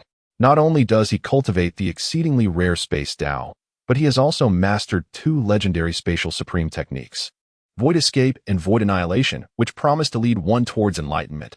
To be favored by such a figure and welcomed into his fold may currently signify merely being a successor of the great saint. However, with the passage of time, the identity of a disciple of a quasi-emperor will undoubtedly follow. Such an opportunity naturally draws forth this grand spectacle, does it not? Upon hearing this introduction, the initially incredulous outsiders revealed expressions of astonishment. Many young onlookers, glancing towards Nanhua Mountain, could not help but exhibit a flicker of fervor in their eyes. Observing their reactions, the Luo prodigy who had initially shared Su Hua's background experienced a sudden pang of anxiety. Deep down, he felt a twinge of regret. Alas, why must my tongue be so reckless? This competition was already fierce enough. Why have I invited so many rivals upon myself? Moreover, numerous young prodigies who had been patiently awaiting at the foot of Nanhua Mountain now cast unfriendly glances at their loquacious compatriot. The chatty prodigy suddenly felt as if a thorn were lodged in his back, instinctively shrinking back, preparing to blend into the crowd until the trials of Su Hua commenced. Yet, before he could retreat, a swift motion from the distant sky caught his attention. Swish! Lu Jinshan arrived at the skies above Nanhua Mountain with Lu Yu and Ji Ming, soaring through the air. In an instant, they reached their destination. Upon seeing Lu Yu's arrival, the gathering of exceptional talents before Nanhua Mountain was momentarily stunned. Those young outsiders who had been swayed by the loquacious genius now found themselves momentarily dazed upon encountering Lu Yu. The fervent desire that had been ignited within them to become disciples of the illustrious sage of vanity was suddenly doused, akin to cold water being thrown upon them, extinguishing their ambitions. Many young prodigies, upon catching sight of Lu Yu, felt as if their spirits had been extinguished, their fighting spirit vanished. It was not that they recognized him, but rather, upon their first glimpse of Lu Yu, they were struck by his transcendent and unparalleled demeanor. They realized that this paragon had far surpassed their level. Who was this peerless genius? Could he be a prodigious seed of enlightenment hailing from an immortal lineage, come to vie for the opportunities of the sage of vanity? Such audacity seemed excessive, even if he was not a product of an immortal tradition. His bearing was undoubtedly remarkable. With him present, who could possibly compete? The once cocky, loquacious genius, who had sought to retreat into the crowd, now found himself peering out once more. Comparing himself to Lu Yu, he felt utterly dejected. However, not all the prodigies were engulfed in despair. At the very least, the female talents present, upon seeing Lu Yu, did not feel disappointment. Instead, their eyes sparkled with admiration. What a handsome young man! Such an individual is truly deserving of becoming a disciple of the sage of vanity. I no longer aspire to be the sage's successor. I would be content merely to serve as this young man's attendant. The goddesses, as perceived by other prodigies, were filled with a radiant light in their eyes, inciting further frustration among the male talents who looked upon Lu Yu with growing envy and even desperation. Yet, as they lamented, a divine light shot up from the peak of Nanhua Mountain. Following this, an overwhelming presence of sacred authority enveloped the surroundings, causing the breaths of the gathered prodigies to catch in their throats as they turned their gazes towards the figure emerging from the mountain's summit, their faces etched with astonishment. What does this signify? The figure that appeared before them was none other than the host of the Nanhua Mountain Assembly, the Sage of Vanity. However, this esteemed sage strode forward with purpose, directly approaching Lu Yu, leaving the assembly of prodigies in a state of palpable unease. While they recognized Lu Yu's extraordinary presence and unparalleled aura, it seemed too much to simply forego the pretense of a performance. Must he not even feign formality before accepting a disciple? Yet, as they were caught in their bewilderment, the Sage of Vanity, upon reaching Lu Yu, exhibited no semblance of a senior's demeanor. Instead, he bowed deeply, offering a respectful greeting to Lu Yu. This spectacle caused the hearts of all prodigies, regardless of gender, to skip a beat. Surely, I must be dreaming. Did the Sage of Vanity just about to appear? Could someone please give me a slap to confirm whether I am awake? All the young prodigies gathered at Nanhua Mountain gazed in disbelief at the scene of the Sage of Vanity bowing before Lu Yu, feeling as though they were in a dream. Yet, the sage was unconcerned with their astonishment. He bowed deeply, his voice filled with delight. I, Vanity, have the honor of meeting His Highness, the Prince of the Divine. Why did you not inform me of your arrival in advance? I have failed to greet you properly. Senior Vanity, you are too kind. I merely came here on a whim and was unaware that this is your esteemed domain. I should be the one apologizing for the intrusion. Lu Yu approached with a smile, intending to assist the illustrious great sage of illusions. Yet, the resplendent great sage was not one he could easily lift. He resolutely persevered until the completion of the ceremonial gesture before rising. After exchanging nods of acknowledgement with Ji Ming, he turned to Lu Jinshan and remarked with a grin, "Brother Jinshan, you ought to have informed me in advance of the Emperor's arrival, even if he did not say so himself, so that I might adequately prepare." Since stepping into the realm of the sacred path, the great sage of illusions had frequently ventured to the borderlands, answering the summons of the various emperors guarding those territories. He journeyed to the heavenly pass of the borderlands to defend the Taishan, engaging in fierce battles against the beings of the forbidden zones. Possessing a portion of the void bloodline and endowed with extraordinary talent, he stood on par with Chu Qingyao. Over the past 3 millennia, he had rendered remarkable services to the Taishan. However, this brought upon him the enmity of the beings from the forbidden zones. A century ago, during another campaign to the borderlands, he was ambushed by several celestials from the forbidden zones. Had it not been for Lu Jinshan's timely intervention, the great sage of illusions would surely have met his demise at the hands of those beings. Consequently, the great sage willingly took Lu Jinshan as his brother, forging an exceptionally close bond with the Lu family. Lu Jinshan placed great importance on the news regarding the contemporary 9 emperors of the Lu family, and he had heard a thing or two about it. Naturally, he held immense respect for Lu Yu as well, given his affection for the family. Upon hearing the words of the illustrious great sage, the group of prodigies below gradually shifted from their bewildered expressions to one of understanding. So, it was indeed the presence of the 9 emperors that clarified matters. In the previous battle at Mingao City, Liu single-handedly subdued the 3 great seeds of enlightenment, even forcibly extracting the accompanying divine fire of the Jing family's young deity and refining it into his own being. Moreover, he shattered the supreme shackles with the manifestation of his holy body. His name has resonated throughout the entirety of Taishan. It is only natural for the illustrious great sage of illusions to come forth to welcome such a figure. However, upon regaining their composure, the assembly of prodigies found themselves in a state of perplexity. What matter could possibly warrant the personal visit of the Prince of the Empire? Their confusion was shared by the great sage of illusions, who, after the formalities, could not help but cast a curious glance towards Lu Yu. "Might I inquire, esteemed prince, what brings you to my humble abode? Could it be that there has been an incursion of beings from the forbidden zones at the border, requiring my assistance?" The great sage spoke, excitement gleaming in his eyes. "API call failed with status code 429. Error. Code. For 29. Message. Resource has been exhausted, e.g. check quota. Status. Resource exhausted." Upon hearing this, Lu Yu smiled mysteriously. "Senior, you may not be aware, but this opportunity has some connection to you. If you do not believe me, may I venture into the mountains to seek it? Of course, the Divine Son may proceed with his search. I too am quite curious about what opportunities lie within these mountains." The illusory splendor sage, observing this, grew even more intrigued. He immediately waved his hand, lifting the restrictions of the Great Formation upon Nanhua Mountain. Furthermore, he took the initiative to guide Lu Yu, leading him into the skies above Nanhua Mountain. API call failed with status code 429. Error. Code. For 29. Message. Resource has been exhausted, e.g. check quota. Status. Resource exhausted. API call failed with status code 429. Error. Code. For 29. Message. Resource has been exhausted, e.g. check quota. Status. Resource exhausted. Lu Yu gazed upon the Grand Sage of Extravagance. Noticing his attention, the Grand Sage became even more intrigued and boldly gestured with flair. Do not merely speak of excavating the foot of the mountain. I would not hesitate to hollow out this entire mountain. For I too am curious about the extraordinary fortune that the son of the Emperor has unearthed." Lu Yu inclined slightly, expressing his gratitude to the illusory splendor saint, and then suddenly raised his hand. Boom! A beam of sword light surged forth, crashing down upon the foot of Nanhua Mountain. The area unprotected by the array formations set by the illusory splendor saint was instantly cleaved open, creating a chasm 1,000 feet deep. Within the chasm lay an abyss of darkness.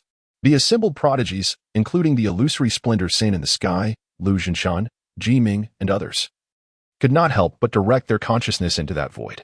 However, upon doing so, their expressions shifted dramatically. They failed to perceive any opportunities within that darkness. Instead, their consciousness was utterly obliterated and shattered upon entry. Even Lu Jinshan was no exception. What could be concealed within? A supreme treasure left by the master of fate? No, that was not it. Lu Jinshan's brow twitched, and the expressions of Su Hua the great sage and others were filled with astonishment, just as they were immersed in shock. A faint earthy yellow glow quietly rose from within the chasm. Accompanied by the intertwining of this light, an ancient tower gradually emerged from the depths of the ravine. Towering over 100 zhong, the structure radiated an earthy hue, indistinguishable from the color of the Nanhua mountain itself. Its aura was extraordinarily ordinary, devoid of any peculiar fluctuations. One could hardly perceive it with divine sense, and even with the naked eye, unless one observed meticulously.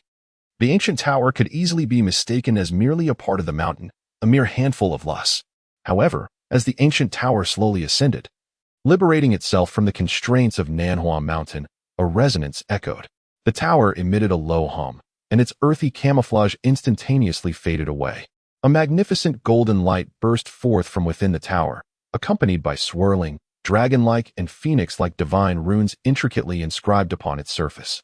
Each rune had the power to resonate with the laws of the universe, shaking the very fabric of the void, previously concealed by the earthy disguise.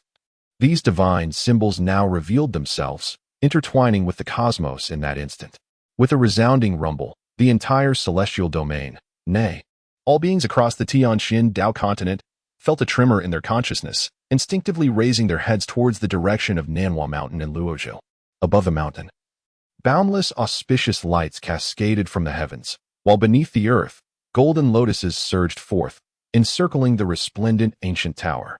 Moreover, the melodious sound of the great Tao resonated, drifting down from the clouds beyond the 9 heavens. The countless prodigies gathered before Nanhua Mountain, upon hearing this celestial sound, felt their consciousness quiver, their minds becoming crystal clear. The myriad challenges encountered during their cultivation suddenly unraveled before them. Many fortunate individuals experienced profound insights into the laws of the great Tao, elevating their understanding to a higher echelon. Their auras surged significantly, allowing them to break through one or even several realms instantaneously. Such an occurrence could only signify one possibility: the emergence of a transcendental treasure, its location right at Nanhua Mountain in Luozhou, the sacred ground of Suhua the Great Sage. Immediately, the foremost powers of the Tianxin Dao continent, particularly the 3 major quasi-emperor factions adjacent to Luozhou, Qi family, Yuangu sect, and Shenhuan clan, saw their great sage-level experts emerge from seclusion at the earliest opportunity. Each wielded their most formidable sacred weapons, rushing towards Nanhua Mountain at an unprecedented speed. Lu Zhinshan and the others widened their eyes, gazing at the ethereal tower, filled with disbelief. Although it was their first encounter with the ethereal tower, the intricate engravings upon it, resonating with the very fabric of the cosmos, emanated an aura potent enough to shatter space itself. In that moment, they recognized the significance of this treasure. You have unearthed the legendary ethereal tower? The illustrious sage of illusion also regarded Lu Yu with incredulity, his gaze shifting back to the ethereal tower, reflecting boundless astonishment and a hint of reverence. The ethereal tower, a supreme sacred artifact left behind by the primordial void at the end of the ancient era, represents the ultimate legacy coveted by generations of void cultivators and bloodlines. Yet, as he regained his composure, the Sage of Illusion's expression became a tapestry of complex emotions. Having established his sanctuary on Nanhua Mountain for 3 millennia, he had spent every day in its presence, yet remained utterly unaware of its true nature. Had it not been for Lu Yu's discovery today, he might have departed this world without ever realizing how intimately he had brushed against the foremost legacy esteemed by the Void's ancestors. Illusionary Sage? Just as the Sage of Illusion was lost in contemplation, Lu Zhinshan could not help but glance towards the celestial Sage of Illusions. Upon sensing Lu Zhinshan's gaze, the celestial sage was taken aback, swiftly comprehending the meaning behind Lu Zhinshan's eyes. After a brief moment of hesitation, the celestial sage waved his hand and said with a wry smile, "Brother, do not inquire further. I have established my doctrine on Nanhua Mountain for 3,000 years and have yet to discover this ethereal tower. How can I claim it as my fortune? This treasure was uncovered by the son of the emperor, and it rightfully belongs to him." With that, the celestial sage sighed in relief, as if he had cast aside a heavy burden, and his thoughts became considerably lighter. He promptly urged Lu Zhinshan, "Brother, do not delay. Swiftly send word to our family and summon the Supreme Elder to retrieve this ethereal tower." Lu Zhinshan immediately breathed a sigh of relief. Although the illusory spirit tower was discovered by Lu Yu, it ultimately belonged to the sanctum of the illusory grandeur saint. If it were another opportunity, it might have been acceptable. However, the illusory spirit tower is the pinnacle of transcendental treasures, intricately connected to the illusory grandeur saint, who possesses a portion of the void bloodline. It is not surprising that even sworn brothers like Lu Jinshan and the illusory grandeur saint could find themselves at odds, let alone blood brothers who might resort to conflict over such matters. Although Lu Jinshan is not afraid of ostentation, he is also reluctant to engage in battle with his friends. Now that the great saint of vanity has voluntarily relinquished his obsession, Lu Jinshan feels a twinge of emotion in his heart. After pondering for a moment, he cannot help but glance at Lu Yu. Before Lu Jinshan can utter a word, Lu Yu offers a slight smile. Rest assured, Uncle Ancestor. Lu Yu gazed at the illusory splendor sage and, with a smile, remarked, if you do not mind, esteemed elder, you are always welcome to visit my Lihua Imperial Palace and immerse yourself in the Void Spirit Tower to contemplate the numerous legacies left by the primordial Void ancestors. Although the illusory splendor sage was not yet a member of the Lu family, he had fought valiantly in the borderlands multiple times, serving under the banners of the 7 imperial ancestors of the Lu clan, thereby forging a close bond with them. Given that he was indeed a descendant of heroes, Lu Yu was more than willing to extend this opportunity for enlightenment within the Void Spirit Tower. Upon hearing Lu Yu's words, the illusory splendor sage felt an overwhelming surge of excitement. After a moment of hesitation, he promptly bowed deeply, saying, in that case, if the son of the emperor does not disdain me, I, illusory splendor, am willing to follow you closely, guarding your path and assisting you in attaining the great way at the earliest opportunity. With the sage's declaration, the atmosphere shifted. Lu Yu immediately sensed an extraordinary surge of auspicious energy emanating from the great sage. A portion of this energy descended upon him. However, in contrast to Nangong Wan, whose fortune was directly intertwined with Lu Yu's, allowing him to wield it entirely, the great sage merely shared a fragment of his own fortune to connect with Lu Yu. Nonetheless, this gesture was indeed remarkable. After all, although Lu Yu currently held a prestigious status, he had only recently embarked on the path of cultivation and had yet to ignite the divine fire, remaining merely a junior among his peers. In contrast, the great sage had long been renowned. Should he speak, the other 8 young masters of the Lu family would not hesitate to extend their support. In such circumstances, the great sage's willingness to make this declaration was particularly commendable. Henceforth, I shall seek your guidance, esteemed elder. As Lu Yu absorbed this fortune into his being, he distinctly felt a newfound fluidity in both his absorption of spiritual energy and his comprehension of the laws of the universe. A glimmer of joy dancing in his eyes as he assisted the great sage to his feet. A smile inevitably graced the faces of Lu Jinshan and Ji Ming. Excellent. From this moment forward, we shall all be one family. Lu Jinshan clapped his hands and laughed, then prepared to shatter the communication jade talisman to notify the Lu family, calling forth the supreme ancestor from seclusion. The treasures that lead to enlightenment, particularly the top-tier treasure like the Void Spirit Tower, are of immeasurable value. Once the news of this extraordinary phenomenon spreads, it is certain that numerous formidable beings will arrive shortly. The Void Spirit Tower is of such high caliber that not even Lu Jinshan, nor the supreme of the Lu family, could possibly refine it initially. They can only employ their grand powers to transport the entire Void Spirit Tower back to their clan. Along this journey, without sufficient supreme members of the Lu family to maintain order, relying solely on Lu Jinshan, Ji Ming, and even the illustrious Great Saint of Illusion, would still leave them vulnerable to unscrupulous supremes who, in a moment of madness, might conceal their identities and attempt to assassinate them. Perhaps once or twice this would pose no issue, but repeated occurrences could very well lead to disastrous consequences. Liu had not anticipated this outcome. He initially believed that with Lu Jinshan's strength, he should be capable of preliminarily refining the Void Spirit Tower and bringing it back to the family. Indeed, I underestimated the remarkable nature of this complete Void Spirit Tower. Meanwhile, he awaited a response from the family. Liu could not help but step forward to admire the complete Spirit Tower. Unlike the remnants of the Spirit Tower in later generations, which only retained 3 tiers, the Spirit Tower now before him had endured merely the passage of an era and remained unscathed. Its 10 tiers stood whole and resplendent, radiating an aura that was both awe-inspiring and captivating. Experts of the ordinary sacred path and those below would find it impossible to approach, even from a distance. Their consciousness would tremble and stir in response to its formidable presence. Yet, bolstered by the terrifying physique of the primordial sacred body, Liu managed to withstand this overwhelming pressure and approached the magnificent Spirit Tower. Just as he prepared to closely examine the profound patterns of the great Tao upon the tower, a resonant hum emanated from it. As Liu drew near, the Spirit Tower vibrated, and a mysterious beam of divine light cascaded down from its pinnacle, transforming into a radiant bridge. In the distance, the assembled prodigies at Lujinshan, Suhua, and the foot of Nanhua Mountain gazed in astonishment, as if witnessing a ghost, while this divine light descended before Lu Yu, seemingly inviting him to ascend the spirit tower and take command of it. What could this possibly mean? At this moment, Lu Jinshan and others were somewhat taken aback, gazing at Lu Yu with eyes full of astonishment. Even Lu Yu himself felt a sense of bewilderment. Yet, he soon grasped the crux of the matter. He immediately turned his attention inward to his consciousness sea. Upon doing so, Lu Yu's eyes were suddenly filled with delight. Within the consciousness sea at the center of his brow, as he approached the ethereal spirit tower, a previously ethereal and suppressed law imprint emerged from the deepest recesses of Lu Yu's consciousness. It was a law imprint that even Lu Yu himself had been unaware of until now. At this moment, stimulated by the complete ethereal spirit tower, it finally surfaced.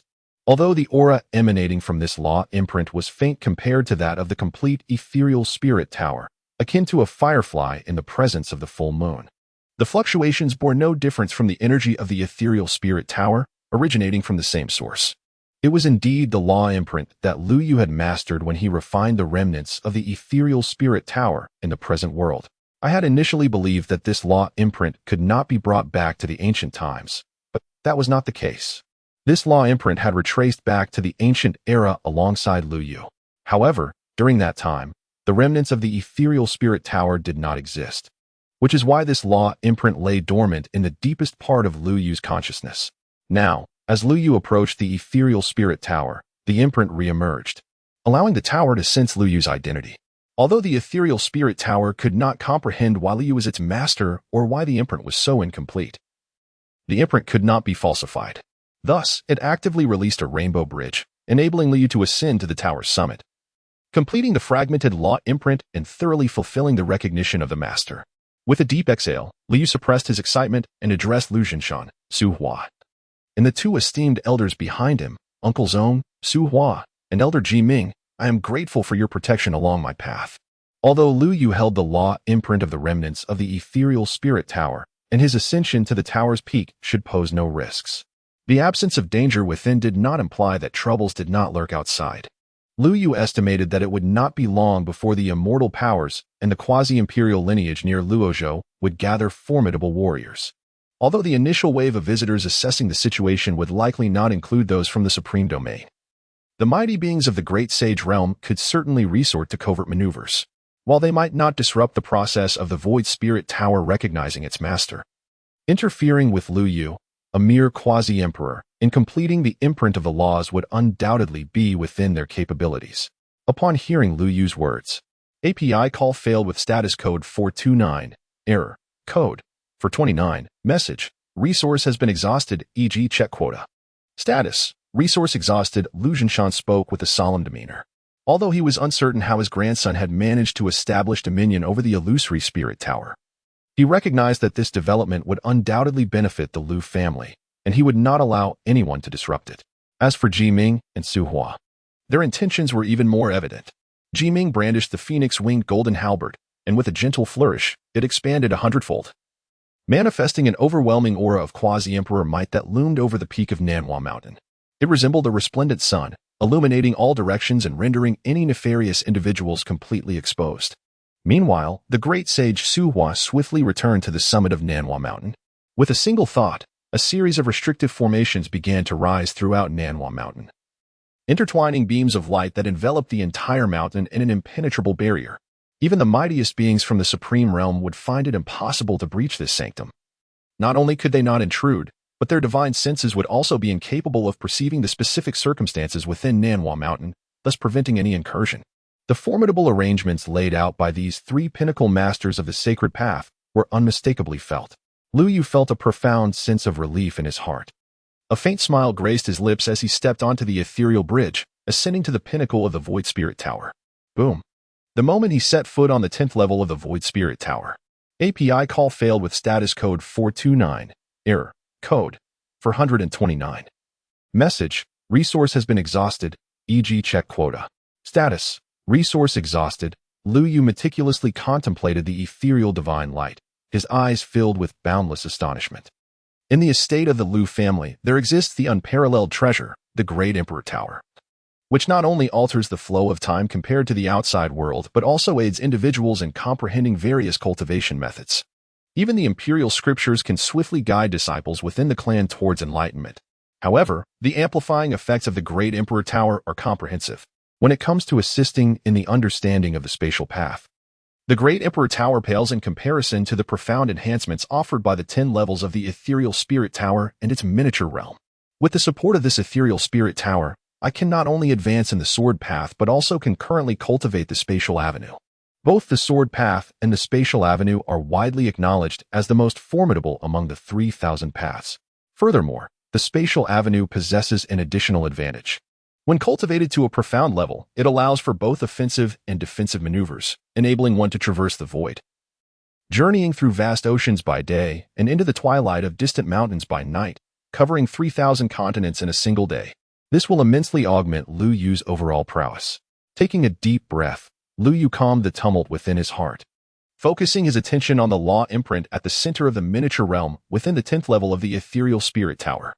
This law imprint is significantly larger than the one residing within Liu Yu's Sea of Consciousness. Liu Yu discerned the imprint of the laws within the world. Merely touching it with his thumb, the radiance dimmed akin to that of a firefly. However, this complete law imprint was substantial, akin to the size of a human head, radiating brilliantly like a diminutive sun, casting a warm and harmonious golden divine light within this dark purple realm. Yet, Liu Yu could sense that within this seemingly warm and serene divine light, a hidden peril lurked. Invisible spatial divine patterns interwove in the areas enveloped by this divine light. Should an ordinary person approach recklessly, they would not only fail to refine this law imprint, but would likely be severed into fragments by the myriad spatial divine patterns before even getting close. However, as Liu Yu stepped forward, those spatial divine patterns retreated, as if in reverence to their master, parting to either side to honor Liu Yu's approach towards the law imprint. With a hum, as Liu Yu advanced, a thought stirred within him. The incomplete law imprint concealed within his brow soared forth, akin to a fledgling bird seeking the warmth of its nest. In that fleeting moment of descent, it eagerly nestled into the complete law imprint. The instant of their fusion was marked by a resounding crescendo. API call failed with status code 429. Error. Code. 429. Message. Resource has been exhausted, e.g. check quota. Status. Resource exhausted. Liu held a steadfast belief that the power of the mark would not inflict any substantial harm upon him. Indeed, as the torrent generated by the mark surged into Liu Yu's Sea of Consciousness, he found no need to activate his techniques. The force transformed into a myriad of gentle streams, cascading into his consciousness. Nonetheless, Liu did not let his guard down. Although the power of the mark had dispersed, he still needed to preliminarily refine it into his consciousness. Otherwise, if he allowed the force to inundate his Sea of Consciousness unchecked, even the most proactive of marks could ultimately lead to its explosion. Fortunately, thanks to the cooperation of the Illusory Spirit Tower, this step had been considerably simplified. As Liu Yu sat cross-legged, channeling his divine sense, he slowly refined the complete imprint of the Illusory Spirit Tower, melding it into his Sea of Consciousness. Meanwhile, as Liu Yu was engaged in this refining process, the outside world unfolded as he had anticipated. Shortly after his entry into the Illusory Spirit Tower, numerous formidable figures began to converge upon Luozhou and its surroundings. Eventually, 2 radiant streaks of divine light darted across the sky from the north and south of Nanhua Mountain. Swiftly arriving at its periphery, the overwhelming aura emanating from these streaks caused the assembled masters and prodigies to tremble in apprehension. These were none other than the renowned twin saints of the Qi family, Qi Yunlong and Qi Fenghu. Leading the contingent from the north was none other than the chief guest elder of the Yuan ancient sect, the great Saint Yiyu. Countless experts gazed up at the two groups with profound admiration and reverence. The Qi family and the Yuan ancient sect were both esteemed quasi-imperial factions in the vicinity of Luozhou, renowned far and wide. Warriors from Luozhou and the surrounding states held immense aspirations toward these two factions. However, as the crowd engaged in discussion, several radiant figures descended from the west. Upon recognizing the identities of these figures, the expressions of the onlookers shifted dramatically, revealing an undeniable wariness. Many warriors harbored feelings of anger and even hatred towards these figures. These beings, tall and graceful in form, were strikingly handsome men and alluring women, yet each possessed a pair of colorful wings that marked their non-human lineage. They were the great saints of the Divine One tribe, one of the 10 royal clans of the primordial era. In the vast multitude of ancient clans, thousands were recognized as royal bloodlines. However, only 10 clans held the distinction of being among the top royal families. The Divine One tribe was one of them. These top royal clans enjoyed a preeminent status, each boasting several, if not numerous, quasi-imperial experts within their ranks. Their profound heritage rivaled that of the ancient imperial clans, setting them apart. Consequently, the Divine One tribe had long been known for their overbearing conduct. Prior to the ascendancy of the Liu family, they dominated Luozhou and its neighboring states, committing atrocities such as slaughtering cities, devouring countless lives, and regarding human experts as mere resources. It was only after the Liu family rose to prominence and claimed the heavenly domain as their own that the Divine One tribe began to temper their behavior. Yet, many warriors still bore ancestral grudges against the Divine One tribe for past oppressions and slaughters, igniting a fierce enmity in their eyes upon encountering them. Sensing the hostile glares directed at them, the few great saints of the Divine One tribe merely sneered, paying no heed. Their gazes were fixated on the illusory spirit tower, eyes glinting with insatiable greed. The illusory spirit tower was a supreme treasure. The original void, in ages past, had slain numerous experts from the myriad tribes of the primordial realm. Now that its legacy had resurfaced, the Divine One tribe felt compelled to reclaim it, viewing it as a means of exacting retribution for past grievances. One of the great saints licked his lips and whispered softly, and the others shared similar fervent gazes. However, amidst their avarice, they did not completely lose their composure. Observing the formidable barrier rising around Nanhua Mountain, they furrowed their brows and refrained from rash actions. Instead, they flapped their wings and ascended to the peak of Nanhua Mountain, addressing the situation. Illusory Hua, this illusory spirit tower is a treasure without an owner. How can you claim it as your own? Indeed, treasures of the world belong to those who are fated to possess them. You, Illusory Hua, are but a mere great saint, fortunate to encounter this tower by chance, yet you cannot claim true affinity with such a treasure. Release the barrier and relinquish the illusory spirit tower, or fear the wrath of heaven upon you today. Upon hearing this, the great Saint Illusory Hua atop Nanhua Mountain had yet to respond when the great Saint Yu from the Yuan ancient sect could no longer suppress his frown. Whether Illusory Hua is fated or not is irrelevant. How can your Divine One tribe even dare to speak of being fated with the illusory spirit tower? In ancient times, the original void wielded this tower to slay countless experts of the Divine One tribe. Do you not feel any shame in uttering such words? On the other side, the twin saints of the chief family could not help but chuckle. What Brother Yu has said rings true. The emergence of the illusory spirit tower is a grand event for the various factions in the southern region of the heavenly domain. Yet how could this occasion permit your Divine One tribe to intervene? Although the Yuan ancient sect and the chief family also coveted the illusory spirit tower, they instinctively aligned themselves with great Saint Illusory Hua in opposition to the Divine One tribe. Observing this development, the three great saints of the Divine One tribe frowned momentarily before their expressions relaxed, followed by a mocking smile. What you speak of is precisely the connection our Divine One tribe shares with this illusory spirit tower. Long ago, the master of this tower slaughtered numerous beings from our tribe. The reappearance of this tower signifies that its master, if aware from beyond the grave, has sent it forth as an act of atonement for past transgressions. Three-feathered imbeciles, if you dare, repeat that.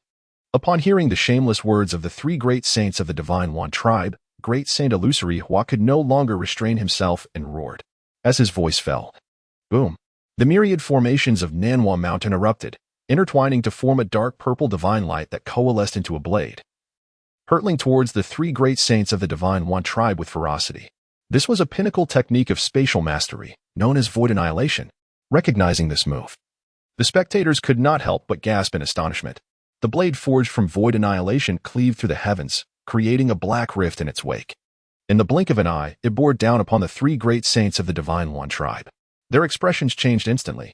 However, they were well prepared. The foremost middle-aged great saint of the Divine One tribe bellowed, swiftly producing a small shield from his sleeve. As he infused his spiritual power into it, the shield unfurled into a five-colored wall, just in time to deflect the impending void annihilation. What? Witnessing this scene, not only great Saint Illusory Hua, but even Yu and the twin saints of the chief family were taken aback, their brows furrowing in disbelief. The void annihilation of the illustrious sage has transcended the realms of the sacred path, rivaling the might of the foremost experts in the supreme domain, specifically, the celestial sovereign realm. Yet, this formidable assault was astonishingly deflected by a mere weapon wielded by the Divine One Clan's great sage. Could that small shield possibly be the supreme treasure of the Divine One Clan? The five-color scaled shield? Shi Yunlong, the elder among the twin sages of Dragon and Tiger, furrowed his brow tightly, astonished as he fixed his gaze upon the small shield. Remarkable perception. The middle-aged great sage of the Divine One Clan sneered. Behind him, two other great sages of the Divine One Clan similarly scoffed, stepping forward to unleash their sleeves. Boom, boom. Two more supreme divine weapons soared into the air, hovering ominously above their heads, intertwining with the five-color scaled shield. The three supreme treasures of their respective sects emanated in overwhelming divine might, subduing the illustrious sage, Yi Yu, and the twin sages of Dragon and Tiger in that instant. Supreme treasures, and all at once from three sects? The Divine One Clan was evidently well prepared. The expressions of Yi Yu and the twin sages of Dragon and Tiger shifted dramatically. Their eyes filled with apprehension as they beheld the three sages of the Divine One Clan. Although they had also brought treasures, they were hastily armed only with their respective sage weapons. While formidable, these were no match for the three supreme treasures. Illustrious, this is your final warning. If you wish to retain your domain, release the restrictions and allow us entry into Nanhua Mountain. Otherwise, do not blame us for our lack of courtesy. The three sages of the Divine One Clan sneered as they urged their three supreme treasures towards Nanhua Mountain. Clang. Yi Yu and the twin sages of Dragon and Tiger exchanged glances, their brows knitted in determination. They raised their hands and summoned their respective sage weapons into Nanhua Mountain. Illustrious, we shall assist you.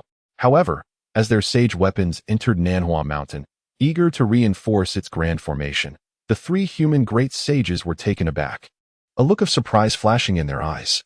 This aura, the three great sages had previously stood outside Nanhua Mountain, concealed by the formation left by the illustrious sage.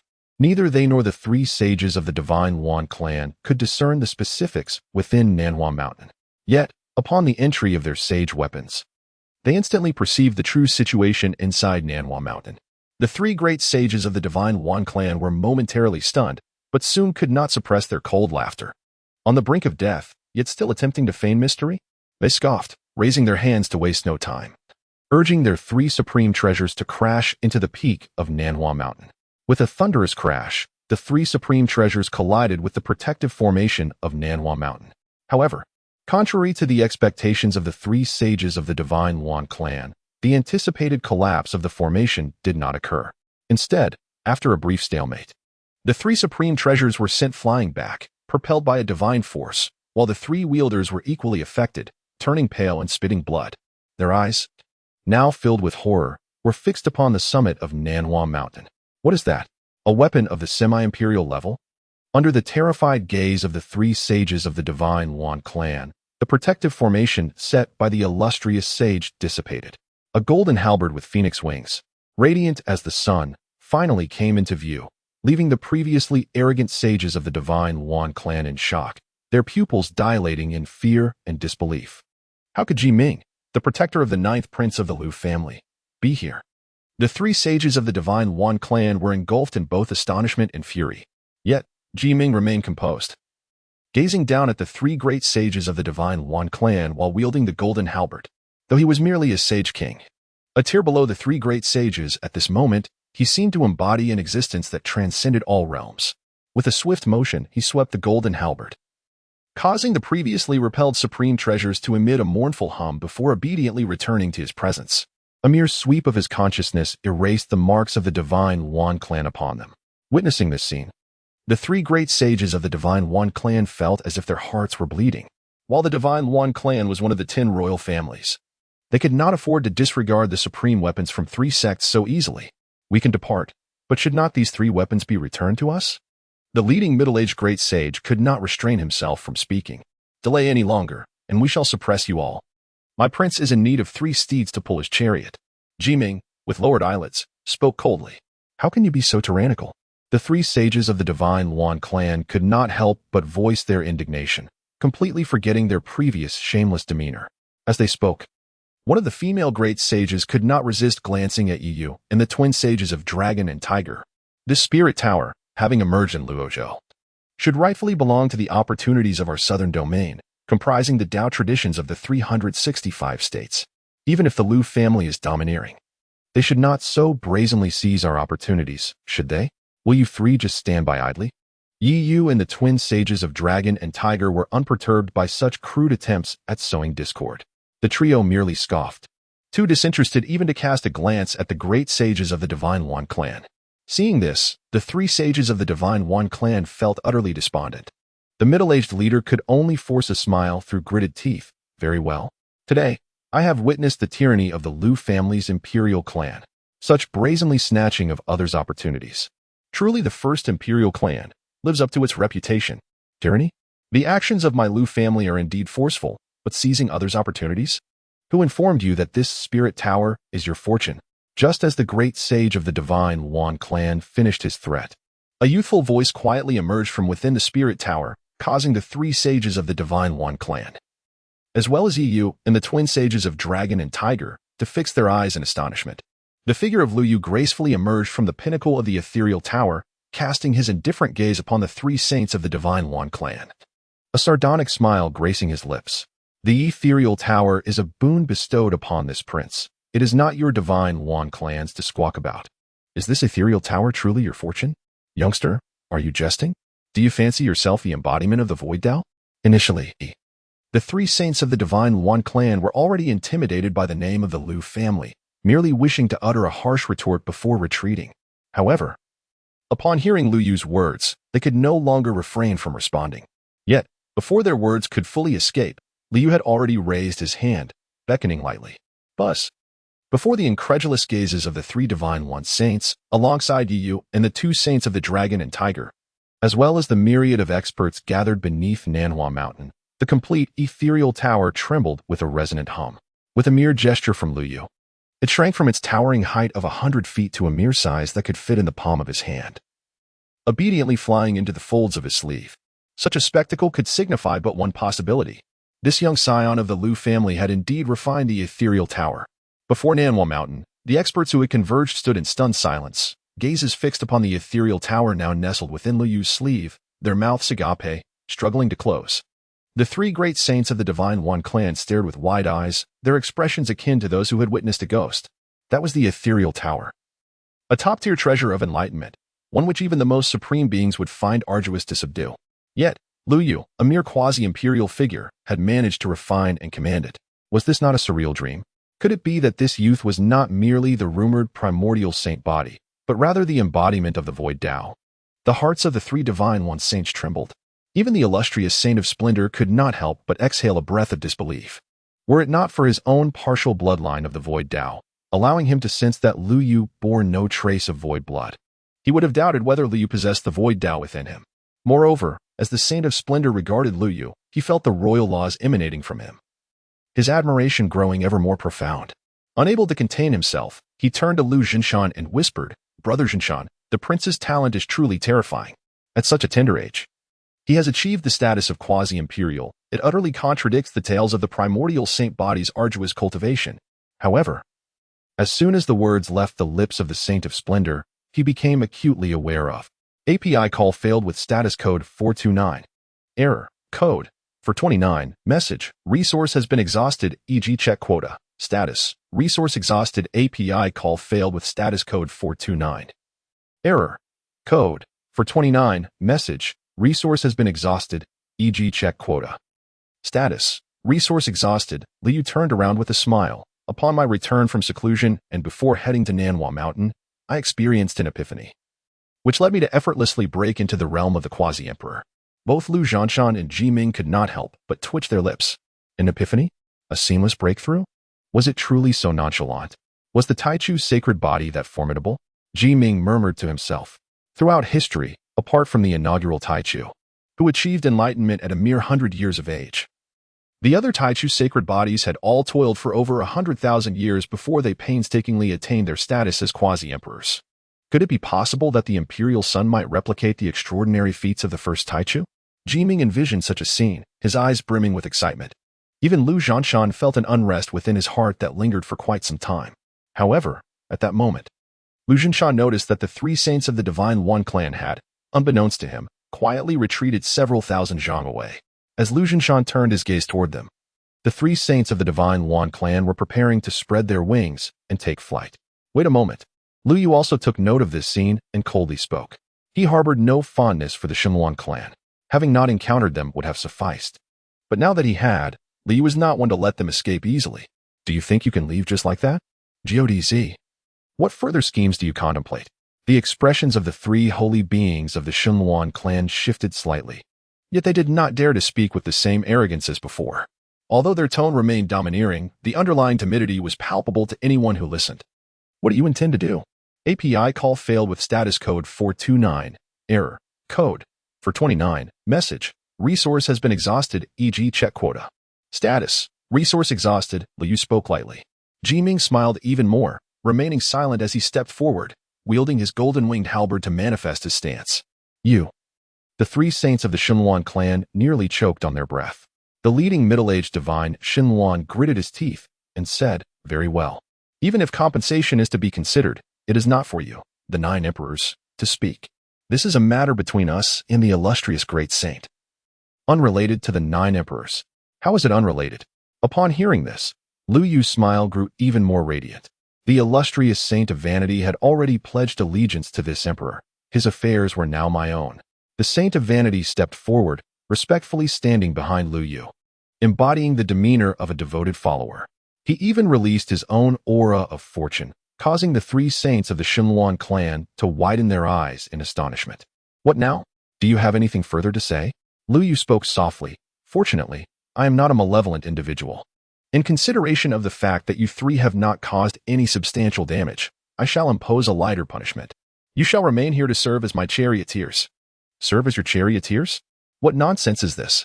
The three great sages of the Shenluan clan initially felt a sense of relief upon hearing the leniency of the punishment. However, upon hearing the subsequent demand to be reduced to mere beasts of burden for Lu Yu, they nearly erupted with indignation. Let it be known. They were not merely illustrious sages. Even an ordinary Shenluan would find such an insult intolerable. They would rather face death than accept such a condition. It is impossible. Absolutely impossible. We will not accept this condition, no matter what. The three great sages of the Shenluan clan exclaimed in unison, yet their protest was far from finished. Behind Lu Yu, Jiming let out a cold laugh. Boom. The golden-winged halberd trembled as the pair of wings, sculpted from the bones of the heavenly phoenix, buzzed ominously. 2 ethereal silhouettes of golden-feathered celestial phoenixes soared forth from the halberd, one to the left and one to the right. The oppressive force emanating from their bloodline caused the three great saints of the divine Wan clan to collapse to their knees before Lu Yu. It is an honor for you to serve the imperial son. Do you disagree? Then you shall offer your lives to atone for your sins. Jiming stepped forward, his expression brimming with malice, leaving no doubt in the minds of the divine Wan saints that should they dare to refuse again, this old ghost Jiming would indeed cleave them with his halberd. We agree. We will serve. We will serve. The three great saints of the divine Wan clan were on the verge of tears, feeling utterly humiliated. Had it been anyone else, even if it were Lu Zhenshan, they would not feel this way. But Jiming, merely a saint king, they would not even spare a glance at someone of such rank, dismissing them as nothing more than fodder or medicinal herbs. Yet now, they found themselves forced to kneel before Jiming, bowing at the feet of a mere junior of the human race.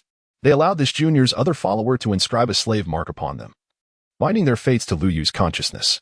From this moment onward, their lives and deaths would hinge upon Lu Yu's whims. Thus, as the 3 slave marks were inscribed, the 3 great saints of the divine Wan clan were plunged into utter despair. The female saint, her eyes brimming with resentment, glared at Lu Yu and declared, "Our divine Wan clan will not let this matter rest. The Lu family must provide an explanation." The great saint's words remained unfinished. API call failed with status code 429. Error. Code. For 29. Message. Resource has been exhausted, e.g. check quota. Status. Resource exhausted. API call failed with status code 429. Error. Code. For 29. Message. Resource has been exhausted, e.g. check quota. Status. Resource exhausted. API call failed with status code 429. Error. Code. For 29. Message. Resource has been exhausted, e.g. check quota. Status. Resource exhausted. Lu Yu cast a cold gaze towards the remaining 2 divine phoenix saints.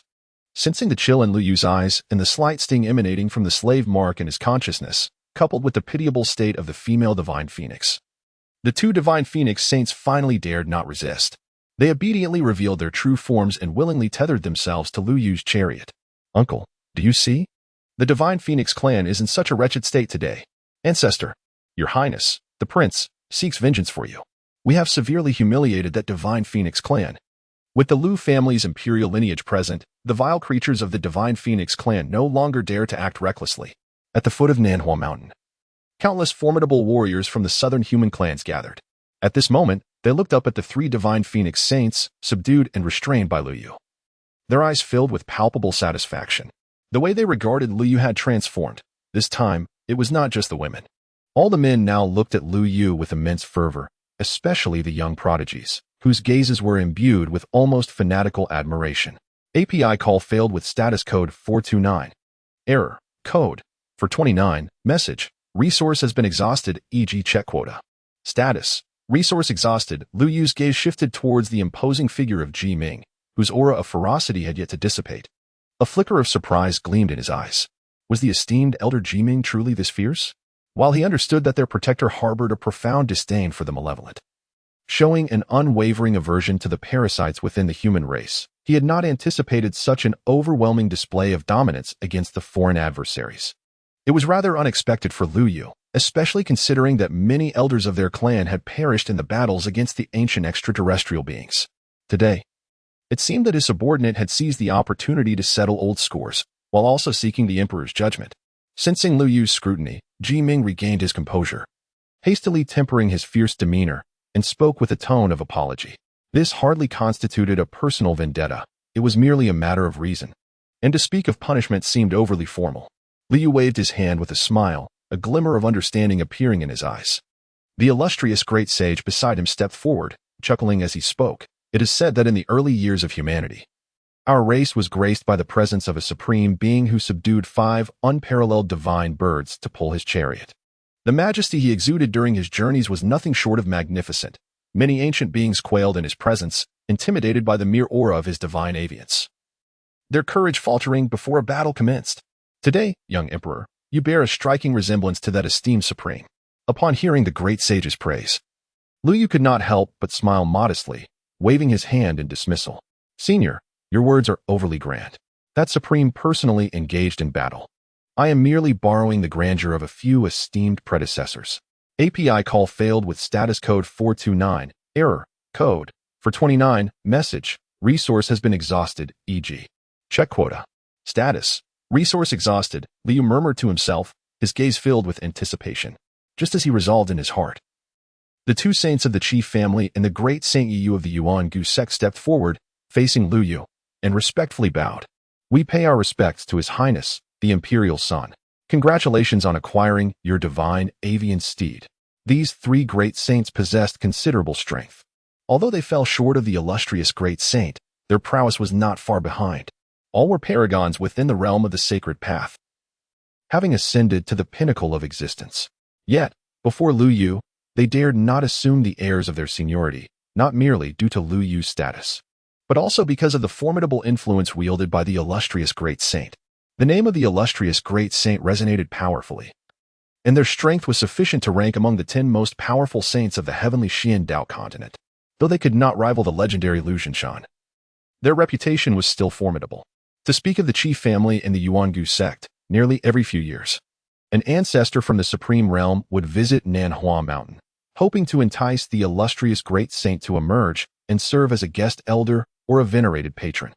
On several occasions, even the living fossils of both families had made their appearances to express their sincerity. Yet, despite these efforts, they had been unable to persuade him. There were even rumors that the 5 imperial sons of the Lu family had sent envoys to recruit the illustrious great saint, but to no avail. However, now, this 9th imperial son had merely set foot upon Nanhua Mountain and had successfully recruited him. This naturally garnered the admiration of the 3 great saints towards Lu Yu. Moreover, they could not resist stealing glances at the sleeves of Lu Yu's robe. To subdue and refine the illusory spirit tower at the threshold of the quasi-emperor realm was no mere display of strength, it signified a fortuitous opportunity. Yet, this did not lead the 3 great saints to underestimate Lu Yu. Rather, it deepened their respect for him. Opportunity and fortune are, in themselves, integral components of a top-tier prodigy strength. API call failed with status code 429. Error. Code. For 29. Message. Resource has been exhausted, e.g. check quota. Status. Resource exhausted. Lu Yu gazed at the great sage of Yi Yu. The great sage of Yi Yu slightly bowed and said, "Your Highness, I have a son named Yan. Although his aptitude may be lacking, he possesses a sincere heart towards the path of martial arts. If your Highness is willing to bestow upon him a promising future, I assure you that he will dedicate himself wholeheartedly, repaying your grace with unwavering loyalty." Yan? Is he the one who ignited the divine flame after a millennium of cultivation and achieved the sacred path after 3,000 years? Lu Yu raised his sword-like eyebrows slightly and gazed at the great sage Yi Yu, saying, "Great sage Yi Yu, you are perhaps being overly modest. In comparison to the Emperor's son, my offspring's accomplishments are truly insignificant." Yi Yu bowed respectfully, but you could hardly overlook the friendly intentions of the great sage Yi Yu. However, considering the Yuan-Gu sect behind the great sage, Lu Yu felt compelled to speak. "What about the Yuan-Gu sect?" The great sage reassured him, saying, "Rest assured, Your Highness, if the sect were to learn of your circumstances, they would only resent me for not recommending more people to you, and certainly would harbor no other thoughts." Lu Yu nodded with a smile. "In that case, I shall trouble great sage Yi Yu to convey the message to sage Yan." Upon hearing this, Yi Yu was overjoyed and hastily bowed in gratitude to Lu Yu. Before he could send the message, Xie Yunlong, from the Chia family, stepped forward briskly. "Your Highness, to be candid, my sons may lack exceptional talents, but my grandchildren possess commendable gifts. Among them, my little granddaughter, named Xie Lan, is but 18 years old. Although her cultivation is modest, she is of pleasing appearance and diligent in her endeavors.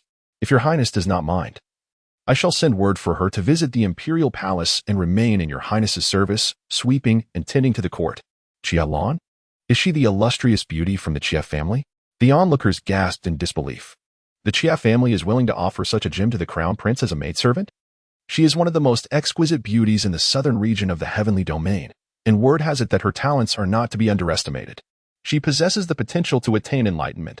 Many experts from the southern region were left dumbfounded by this revelation. However, the two saints of the dragon and tiger were entirely focused on Lu Yu, their eyes filled with fervent anticipation. Having lived 2 lives and held high positions in both, Lu Yu was well accustomed to such scrutiny. Otherwise, he might have faltered under the intensity of their gaze. "If Miss Xie Lan is willing, I see no reason to refuse. Thank you, Your Highness, for granting this opportunity to honor." Xie Yunlong bowed deeply, followed by Xie Fenghu, who also expressed his gratitude. They had no concerns regarding whether Xie Lan would accept. After all, Lu Yu's remarkable performance in the Battle of Mingao City had already spread throughout the heavenly domain. Many curious souls had even etched his likeness onto recording stones for private sale. The clearer the image, and the more complete the sequence of events captured, the higher the price of these stones. The most prized among them, an alleged limited edition that chronicled the entire battle, was auctioned for a staggering 9,000 pounds of divine essence. The one who paid such an exorbitant price was none other than Xie Lan, Xie Yunlong's little granddaughter. A quarter of an hour later, after sending off the 3 great sages and finalizing the date for the arrivals of Yin and Xie Lan, the atmosphere remained charged with anticipation. Lu Yu no longer squandered time. Accompanied by Lu Zhanshan, Su Hua, and Ji Ming, he embarked on the journey homeward. "Well done this time, young one. However, do not let pride take hold. Let us not forget, the Shenwan clan will not easily relent."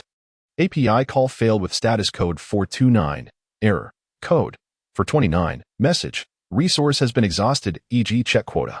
Status, resource exhausted, API call failed with status code 429, error, code, for 29, message, resource has been exhausted, e.g. check quota.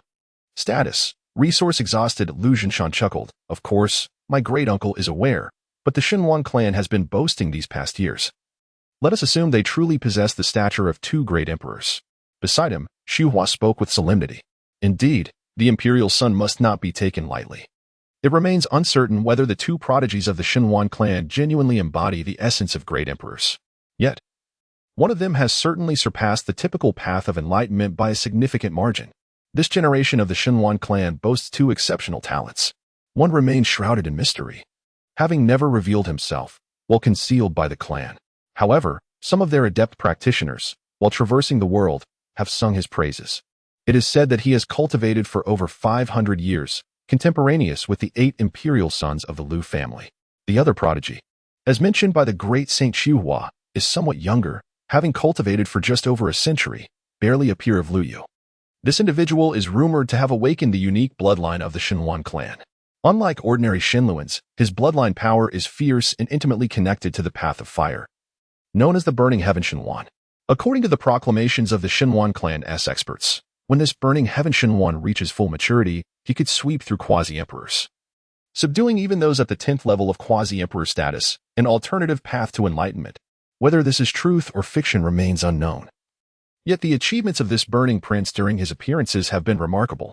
In his most recent display, he engaged in a fierce contest against a preliminary monarch-level expert, drawing the battle to a standstill despite being in the early stages of the imperial realm. Listening to the introduction from the great Saint Xihua, Liyu's eyes sparkled with interest. However, rather than fear, there was only exhilaration at the prospect of a challenge. The Burning Heaven Shinwan? The ancient divine bird of the imperial realm would not be easily subdued. Yet, to harness some peerless divine birds of equal standing as steeds seemed a splendid idea. To personally subjugate such divine creatures, albeit perhaps lacking the might of the 3 Shinwan great saints, would undoubtedly carry a certain flair. There is some truth to this assertion. However, the imperial son might find it challenging to meet him. Xihua the great saint was momentarily taken aback by Liyu's confidence.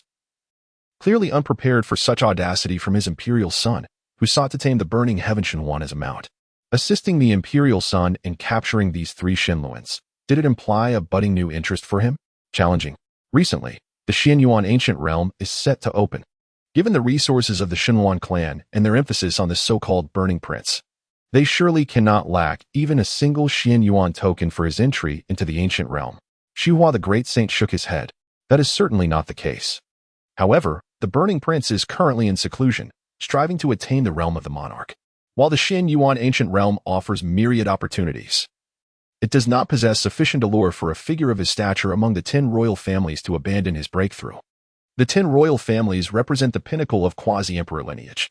Although the Xianyuan ancient realm is extraordinary, it remains a legacy left by the supreme of creation. For the much-admired Burning Prince, its appeal is indeed minimal. Only a legacy of enlightenment caliber might entice him to forsake his critical moment of breakthrough. However, do not be disheartened. In time, you shall inevitably cross paths with him. Lu Zhinshan, standing nearby, added with a smile. Yet, before he could finish his words, the communication talisman at his waist flickered, and a message of divine consciousness surged into Lu Zhinshan's mind. API call failed with status code 429. Error. Code 429. Message. Resource has been exhausted, e.g. check quota. Status. Resource exhausted. Liu was momentarily taken aback, but soon a smile graced his face. There must be reasons pertaining to this matter, yet they are not of paramount importance. Upon hearing this, Lu Zhinshan could not help but chuckle. Yet he quickly regained his composure and, with a serious expression, gestured dismissively. The crux of the matter lay in the opportunities presented by the forthcoming Xianyuan ancient realm. According to the predictions of the Tianji sect, the opening of the Xianyuan ancient realm would herald the complete emergence of the Xianyuan Supreme's legacy. The Xianyuan Supreme is a master of the supreme realm of creation, known for having once defeated quasi-emperor-level beings from the primordial era. His legacy is far more precious than nearly all the opportunities within the Xianyuan ancient realm, and it is certainly worthy of a path to transcendence. However, the dilemma lies in Lu Yu's recollections. In his memory, the legacy of the Xianyuan Supreme remained unclaimed until the end of the human era. During the early days of the ancient times, when an ancestor from the Yun family entered the realm, could it be that this time, the legacy of the Xianyuan Supreme has not yet materialized? Is it possible that the Tianji sect's predictions are flawed? Lu Yu felt a stir within his heart. The Heavenly Mechanism sect is a rather enigmatic lineage within the Tai-Shin Dao continent. It is said that throughout history, more than one supreme emperor has emerged from its ranks. In this era, although the sect lacks an emperor to oversee it, it is still supported by an unconventional living relic that has attained enlightenment. The adept members of the sect are all formidable experts skilled in the art of divination, capable of anticipating their enemies' moves and navigating the tides of fortune and misfortune. Many of their predictions and prophecies have proven accurate. Among the most renowned prophecies handed down through the ages from the Heavenly Mechanism sect is the ominous verse regarding the departure of the 7 ancestors of the Lu family and the return of the 6th ancestor. At that time, the Lu family merely regarded it as foretelling the demise of one of the 7 imperial ancestors in battle. Given the cooperation of the 33 sovereigns of the Forbidden Zones, such a sacrifice seemed entirely plausible. Thus, the 7 imperial ancestors, along with countless valiant members of the Lu family, resolutely ascended the battlefield. Little did they anticipate that the prophecy would ultimately manifest in a far more tragic interpretation. However, it must be noted that the predictions of the heavenly mechanism sect are not infallible. Hence, Liu Yu speculated that the sect's divination may have been erroneous. Or perhaps the circumstances within the ancient realm of Xian Yuan have undergone unforeseen changes. Lu Jinshan was unaware of Liu Yu's thoughts and continued to speak. Previously, although the Xian Yuan ancient realm had opened several times, the legacy of the Xian Yuan Supreme had only left behind a few traces, insufficient for the talented individuals entering it to ascertain a specific location. However, this time, the situation is different. The legacy of the Xian Yuan Supreme is said to be fully manifesting. Those who enter will be able to seek it out and undertake the trials left by the Xian Yuan Supreme. If they succeed, they shall inherit the legacy of the Xian Yuan Supreme. Lu Jinshan spoke, gazing at Liu Yu with a keen sense of anticipation in his eyes. The news of the Tianji sect has already spread far and wide, prompting the emergence of prodigies from various prestigious sections. In addition to the Burning Sky Prince of the Shenwan clan, the Tianlang clan, also among the top 10 royal families, boast a prodigy renowned for possessing an imperial demeanor, surpassing the innate potential of a Dao seed, and having achieved the martial emperor realm. As for those concealed within the mortal realm, lacking significant backgrounds or illustrious lineages, yet believing themselves to possess the talents of a true dragon and an extraordinary presence, they will undoubtedly seize this invaluable opportunity to bridge the gap of their humble origins upon hearing this news. Thus, the competition in the Xian Yuan ancient realm will be tenfold more intense than in previous years. Are you prepared for what lies ahead? Upon hearing this, Liu smiled faintly. At present, he had already attained the mid-stage of quasi-emperor. Without employing the manifestation of his sacred body, he could effortlessly subdue experts at the mid-stage of emperor. Should he invoke the sacred body manifestation, even those at the late stage of emperor would be unable to withstand a single strike from him. Moreover, with his domain-level swordsmanship as a hidden trump card, his strength, when pushed to its utmost limit, had reached a level capable of suppressing a complete emperor. What I fear is that the opponents may not be numerous or formidable enough. Otherwise, this journey into the Xian Yuan ancient realm might prove exceedingly dull for my grandson. As Liu contemplated these thoughts, high above the Lu family imperial city, within the outer precincts of the imperial court, an elderly man clad in the robes of the Jing family, who had been assigned to the imperial palace, knelt before the master of the palace, the remarkable Lu Qingyang. With red-rimmed eyes, his face a portrait of sorrow and indignation. This venerable elder of the Jing family, with trembling hands, held forth an ancient decree of Xian Yuan, tears streaming down his cheeks. Qingyang, you must take a stand for your uncle and for your young divine cousin. Within the Qingyang imperial palace, the elder of the Jing family knelt on the ground, wailing as he spoke. This decree was originally prepared by my Jing family for your young divine cousin. Who would have thought that he would encounter such calamity, gravely wounded by the 9 emperors, and even have his divine fire seized? Yet, even in his unconscious state, your cousin did not forget to inform us that, despite his plight, he harbors no fear, for he has you, his cousin, by his side. He entrusted us to deliver his ancient decree and the numerous resources his family prepared for him to you. His affection for you is profound. You must not fail him. You must take a stand for him. API call failed with status code 429. Error. Code. 429. Message. Resource has been exhausted, e.g. check quota. Status. Resource exhausted.